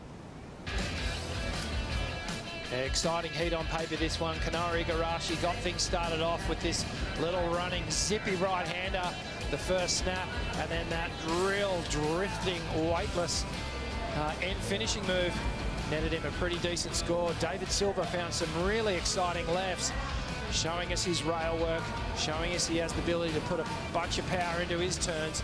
He just didn't quite get the big finish that Kanoa did. And have a look at this thing, standing up. For Kanoa, he found all the good waves in this heat, and didn't he produce some amazing surfing on them? And it was enough for him to come out on top.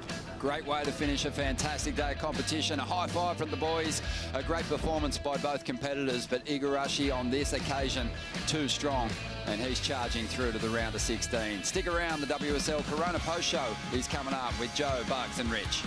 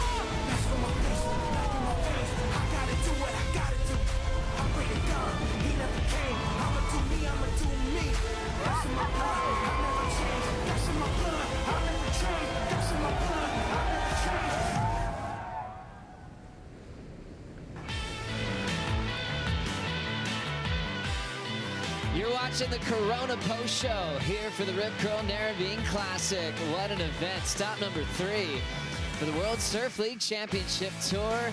An incredible Sunday for pro surfing as we had a lot of big heats today, sending our surfers out of the event for the first time with the elimination round. A lot of drama there, even more drama when we got into the round of 32. We didn't even finish that round. Still Jordy Smith, Alex Ribeiro on deck, along with Yago Dora, Pedersen, Crisanto as the round continues.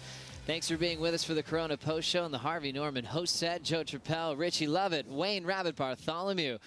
Richie, what a dramatic day. It was hard to even keep pace with the rhythm of the ocean. It would go flat, then it would fire. It really kept the world's best on their toes today. Yeah, it sure did. And, you know, Narrabeen, we think of Narrabeen, we think about these classic left-handers, but it really hasn't been that. It's been a mix of lefts and rights and shallow sandbar and punchy little swells, and it's really tested the world's best surfers, and I'm loving the fact that they're getting tested. Bugs, we had the restart in the last heat. Then we had the pause earlier when the skis were on it. Got everyone out of the water just to be safe, and gosh, what else could have happened today?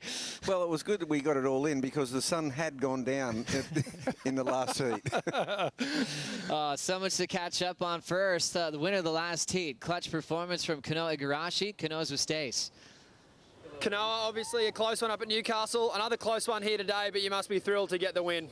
Yeah, I mean, it's just hard out there. Like, it's so hard to tell on Friday. I mean, I was watching all day at home, and I come down here, and it's like a completely different wave. It's just like there's a pretty big playing field, and it's hard to really keep track of your opponents, so you have to really focus on your own game. Do you mind if me asking, do you think it looks bigger, smaller on the webcast? Sorry, is it a bit bigger once you're actually out there? It's just the waves that you're looking at from the beach aren't what they look like, you know. And the rights are like running like crazy. Like the angle of the wave is really weird, so it's hard to really belt it. And then the lefts are coming at you, so you always have to go down the line. So it's just like it's a mind trick. But I mean, it's fun. We have waves, so yeah. Thank you. Tell me, in the warm-ups, I saw you get 2 of the biggest ramps I've ever seen and get really close to landing 2 of the biggest airs I've ever seen you do. You must have been licking your chops. Oh, well, yeah, I'll speak in English. You must have been really excited to see that ramp on that right under priority from David. Oh my God, there's some rights that just slingshot like crazy. I've already broken a few boards on that section, but you know, it's just one of those ones where I was just waiting to see that wave because, you know, my strategy was, you know, I figured that he wouldn't be looking for those rights anyways. He'd be looking for those lefts. So I just figured if I sat next to him, he would pass up a little right and it would give me a ramp. And, you know, I didn't get as many opportunities as I wanted. I had that one and the section wasn't as big as I wanted. I hit it wrong. I actually buckled another board. But Brandon, thanks for this board. The board was magic, but it's broken now. But yeah, it's like I said, there's big ramps, there's everything. Hopefully, you know, the swell sticks around and we have more waves. Lecky, we'll take another one of these. Kanoa, good luck for the next round. Yeah, thanks. Thanks, guys. Thanks, Kanoa. Kanoa talking to his team manager at Sharp Eye, Brendan, saying, hey, that worked great, but send me some more, because which he just went through it against the heat with Silva, and I thought that was impressive because, I mean, I put Silva on my fantasy team. Don't rub it in. You're doing well, Rich. I think I put him on mine too, just to let you know. Right. So. We're in the same boat. But that was clutch for Kanoa against a guy like Silva who's so dangerous in small conditions. That was a great way to finish off the day. But I know the moment that we all were waiting for was to see yet again Italo Ferreira hit the lineup with the legendary Mick Fanning, 3-time world champ, a wild card this time. The beach was out of control in anticipation for this heat, Rich. Yeah, the beach went mad, and that's for good reason too, because this man here, one of the most popular surfers in the world, and didn't Italo put on a performance there? He knew that he could probably lock Mick out with a couple of big, huge airs. He got them done really early in the heat, and then sort of sat on Mick, which to me tells me that he was sort of thinking Mick could come back in a big way. But unfortunately, you know, Mick just didn't find that wave of real consequence where he could really open up. Geez, he was surfing fast, he was surfing on point, but just needed a slightly bigger open face canvas for him to really show what Mick Fanning is all about. What a special heat to see Mick once again, and Italo shut it down with those big full rotations, back-to-back 6.5s. Made the switch to a smaller epoxy board actually right before the heat started, and then sat on Mick with respect with about 9 minutes to go to really shut that thing down. Italo looked like, you know, Duma, the Iceman of today, and really had no mistakes. Well, look, Italo Ferreira is destined to join Mick Fanning as one of the all-time greats of surfing. And to see both of them there today was so special. Huge crowd turned out, and, you know, we were treated to the best of the best. I mean, obviously, yeah, as Rich said, you know, it would have been great for Mick to get another wave to kind of match it up. But he showed... He showed moments of Mick Fanning, the greatest and Australian surfer since Mark Richards. And Italo is just unbelievable. He got 265s on his own down the beach, and then just the heat was on. I mean, Italo putting the heat on Mick. It was really cool to see. Special heat for surfing history. It's not every day a world champ like Fanning comes out of retirement to show us his stuff on the top platform. But this is interesting for Italo. Into the next round, he's got a draw with Connor Coffin. Connor was very clutch, getting past Carmichael today on the buzzer. Richie, your thoughts on this heat? Oh, it's a good matchup. And on paper, you know, you automatically think Italo's going to go to the air and he's going to lock Connor out with that progressive air game that he's brought to the last few events. But Connor, he showed just his face work is amazing. And he's super quick with the backhand snap. Also on the forehand, silky smooth. So it's going to be a good matchup. But Connor's going to have to bring absolutely everything to get up over that one. Right before that heat 4. Look what we have here once again, Rabbit. Morgan back with John Florence. Oh, this is a rematch from Newcastle. And, you know, I think last time, I think John's going to take this on. Not like he didn't take it seriously, but he knows he's got a guy as a competitor. He's mowing through the field once again more than Morgan Siblick. John overnight changed boards, he changed equipment. I thought he looked really, really sharp today. Really good. Really clutch performances to get there. Can Morgan do it again? But before that, the heat before that, heat 3, look what we have here.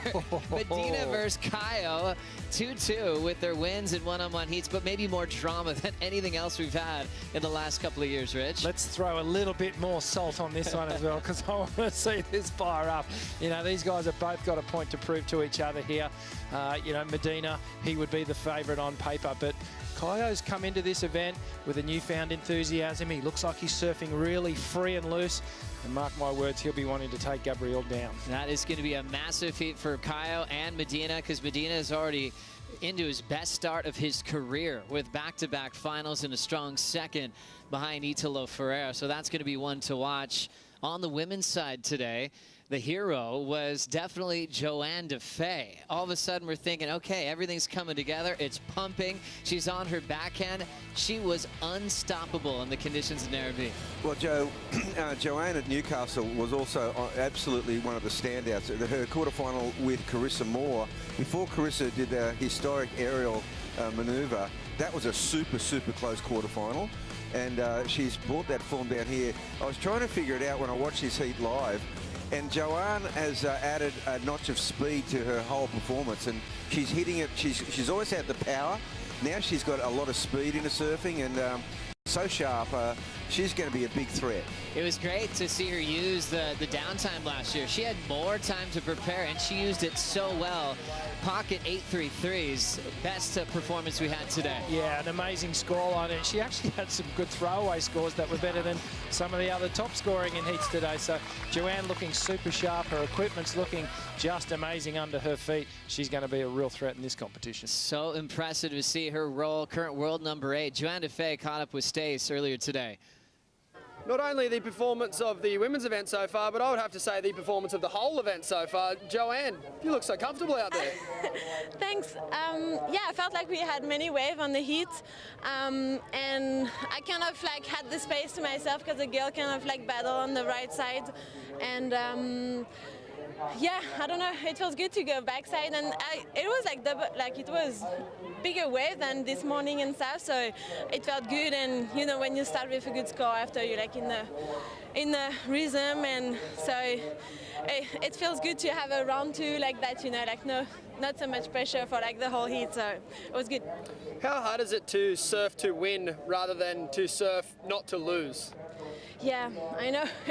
I know it's a lot of the mindset that I think all the competitors have to work on, because it's like a big difference. You know, that feeling of you're like, oh, I might lose, or you know, no, I might win. Like I want to win. So I think it's a lot of like mental things, but obviously it's helped when you have an 8-5 at the beginning of the heat. It's just like puts you in better conditions. So yeah, I'll just try to keep that in mind if I get in like struggle next heat, and I just like, okay, last 5 minutes, it's okay, I can win. Anytime, anywhere. Good luck in the next round. Thank you. Thanks.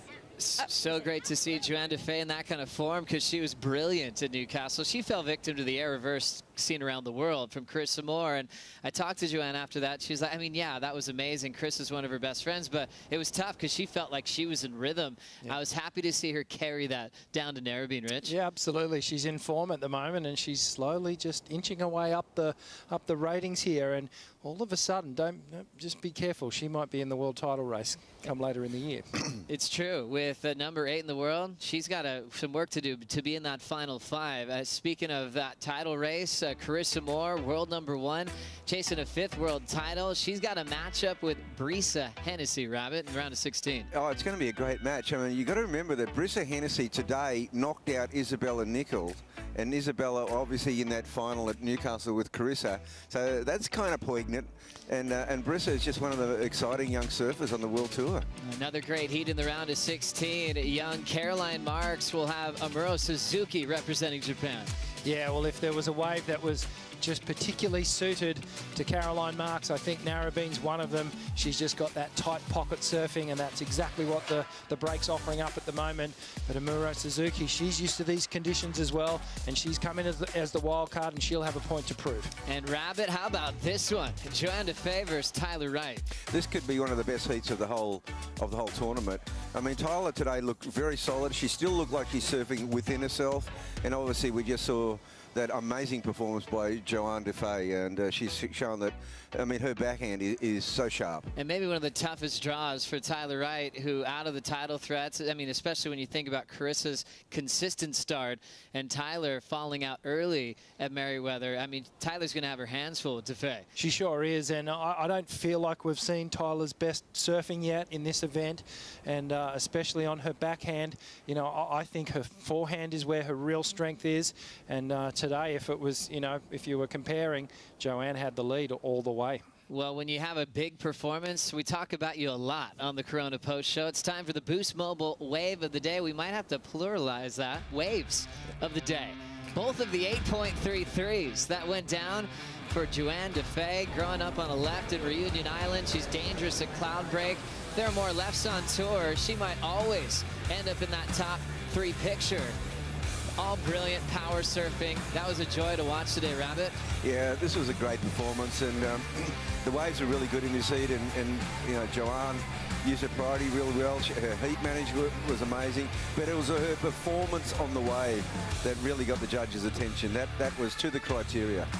And the way she can pivot and change her theme with power turns, fin releases, the backhand got even better this year. Yeah, she's been working on that, and you can see the dividends paying off now. The speed between the transition from link to turn, it's just phenomenal. She's doing it sort of better than any of the other women in the draw right now. I think she's going, hey, everyone's talking about Caroline Marks' best backhand on tour. Hang on a second. Hang on a minute. I want to compete with that. Lots still to come on the Corona Post Show. We got to go into the top 5 Surfline forecast. Remember, Dimity Stoyle goes behind the scenes. We'll be right back.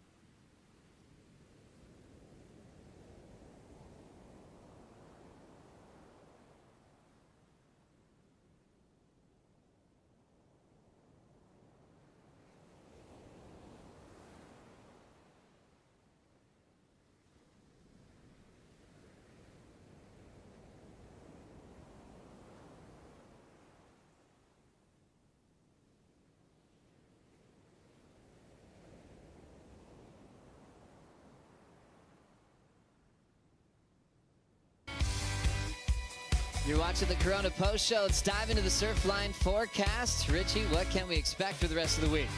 Mate, I think we can get more of the same, actually. This groundswell from the southeast is going to continue to just keep producing some nice rideable conditions for us for the next couple of days, at least anyway. And it's going to ease up a little bit tomorrow, I think, but basically through the next 3 or 4 days, we're going to see the swell just go up and down, and we can see the Monday, Tuesday, Wednesday, all the way through to Thursday. We're in the 4 to 6 foot range. Now, when we talk about those heights, we're actually talking about wave faces, which is very similar to what we've seen today. So yeah, more of the same, and I think what we've had in front of us over the last couple of days has been highly contestable. There's been so much opportunity, and we've seen the surfers go absolutely haywire. So by the feel of that forecast, tomorrow, the next day, we could be pretty busy. We could be pretty busy. I think we're going to possibly keep running through. Of course, I don't make the calls. That's above my pay grade, but certainly we're going to have great conditions. The wind's going to continue to be light and variable, switching from the offshore in the morning and maybe a little bit of an onshore breeze in the afternoons. Looking forward to that call tomorrow with some big heats underway. Remember, Dimity Stoyle always has this amazing backstage pass. Let's see what she came up with today. Hey boys, do you want Mikey to cut your hair for you? Yes. Oh yeah, still the crowd favourite. Air guy. Air guy. More of them. More of them. What about the backside hammer attack? I don't know, like some cellular wave cam to me right now. St. Lou. St. Lou. She just humbled the whole field. Humble land is just this other dimension. I was stuck there. Who's your favorite surfer? Oh, wash your mouth out with soap. How did it feel to crush the local beach's dreams of Laura and Emma? I feel so bad because I love Lauren, but I need to do well too. Exactly. What's your job now for North Narrabeen? I've been summoned to take the esky down the beach. Be esky. Watch me try carry it myself. What up? Oh, hold on. Dimity always does such a great job. Remember, she was on tour with all these women. She's such a talented surfer, but definitely brings the best out of all the characters on tour, doesn't she, Rob? Oh, everyone loves Dimity, and they respond, and she just knows to get them in the right mood, and she lifts the whole mood. And not that it needs lifting on a day like today. I mean, everyone was so stoked and frothing, and we had thousands of people on the beach. What a great day at North Narrabeen. Really special. That brings us to our daily top 5, and starting off at number 5 on the list, Ethan Ewing breaks the curse of round 2 and round 3 losses for the first time in his career. He's able to get out of the round of 32 with a big win over Owen Wright. It's hard to imagine that this guy actually hasn't progressed further in an event, but it's with surfing like this that this guy is going to do it time after time. We've been talking about just how strong he is, forehand and backhand, and of course just super smooth. One of the most attractive surfers to watch on a wave. Just makes it so appealing. Insane to watch that rhythm from Ethan Ewing. Number 4, Morgan Siblick does it again, Bugs. Morgan Siblick he was a giant killer at Newcastle, and now we're seeing his forehand, and his forehand is slick. So strong under pressure, and you think that was a one-off at Merriweather. He's proven everybody wrong as he does it again. No, he's fast moving up the ratings as one of the crowd favourites, and also one of the favourites to take down anyone in the draw. Number 3 on the daily top 5, last-minute victory for Kaya over Seth Moniz, Richie. Oh, this was a really, really crazy heat, seesaw battle, and it was Kaya who found this magic left. The 2 strong turns on the backhand, showing all the passion, and that sets up a pretty interesting matchup in the next round. Number 2 moment, went on hold, and then when they went back to the lineup, everyone went to the air, from Jack to Leonardo. It was amazing to watch. Moffitt also got in the mix. Yeah, he sure did. Have a look at this. Bang, just takes to the air. And this is some of the... It was literally like an air show, this heat. And, well, Jack Freestone, he was producing some of the most innovative manoeuvres we've seen all morning. And the young local kid, he answered back as well and progressed through with that one. Got the crowd just on their feet screaming. And cool to make the daily top 5. Crazy to think all 3 of these athletes already knocked out of the event. Jack was impressive. Leo was getting in the mix as well. I thought this was going to be the theme. for the rest of the day, going above the lip, but that was just back and forth. And number one on the top 5, Mick versus Italo. Once again, Rabbit. Yeah, this had to be number one. It's a heat that everyone came down for. The whole of Sydney just was looking forward to the whole of the world. And it did not disappoint Italo. He changed boards. Look at how short this board is. Tiny little board. And like, he comes out of this thing, look, he's nearly hanging 5. He basically is hanging 5, mate. But let's not take too much away from the multiple world champion, just slicing and dicing on these left-handers. Mick looked good, and I hope it's not the last time we see him in a CT. Really cool heat, and amazing to see Mick back. Italo got the win to move on into the round of 16. For now, we'll say goodbye. We'll see you tomorrow morning at 6:45 local time for the call here at the Rip Curl Narrabeen Classic, presented by Corona. Mick is going to be tricky to overcome in the elimination round. Flores smashed that one and celebrates the fact. I love it. Shark was spotted in the competition zone. Local wildcard Dylan Moffat.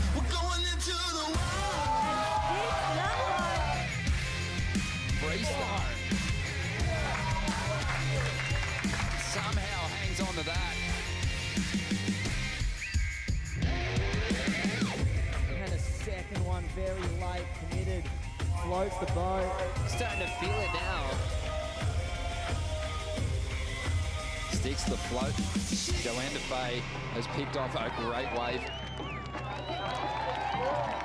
She's taken this one apart. Toledo in motion.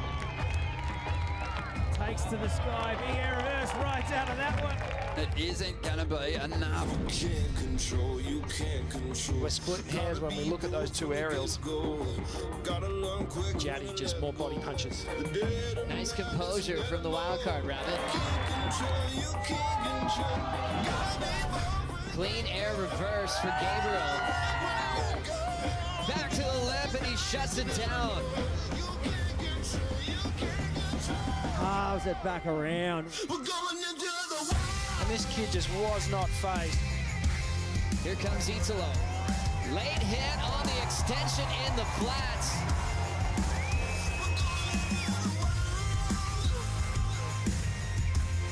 Flies down the line, clear for takeoff.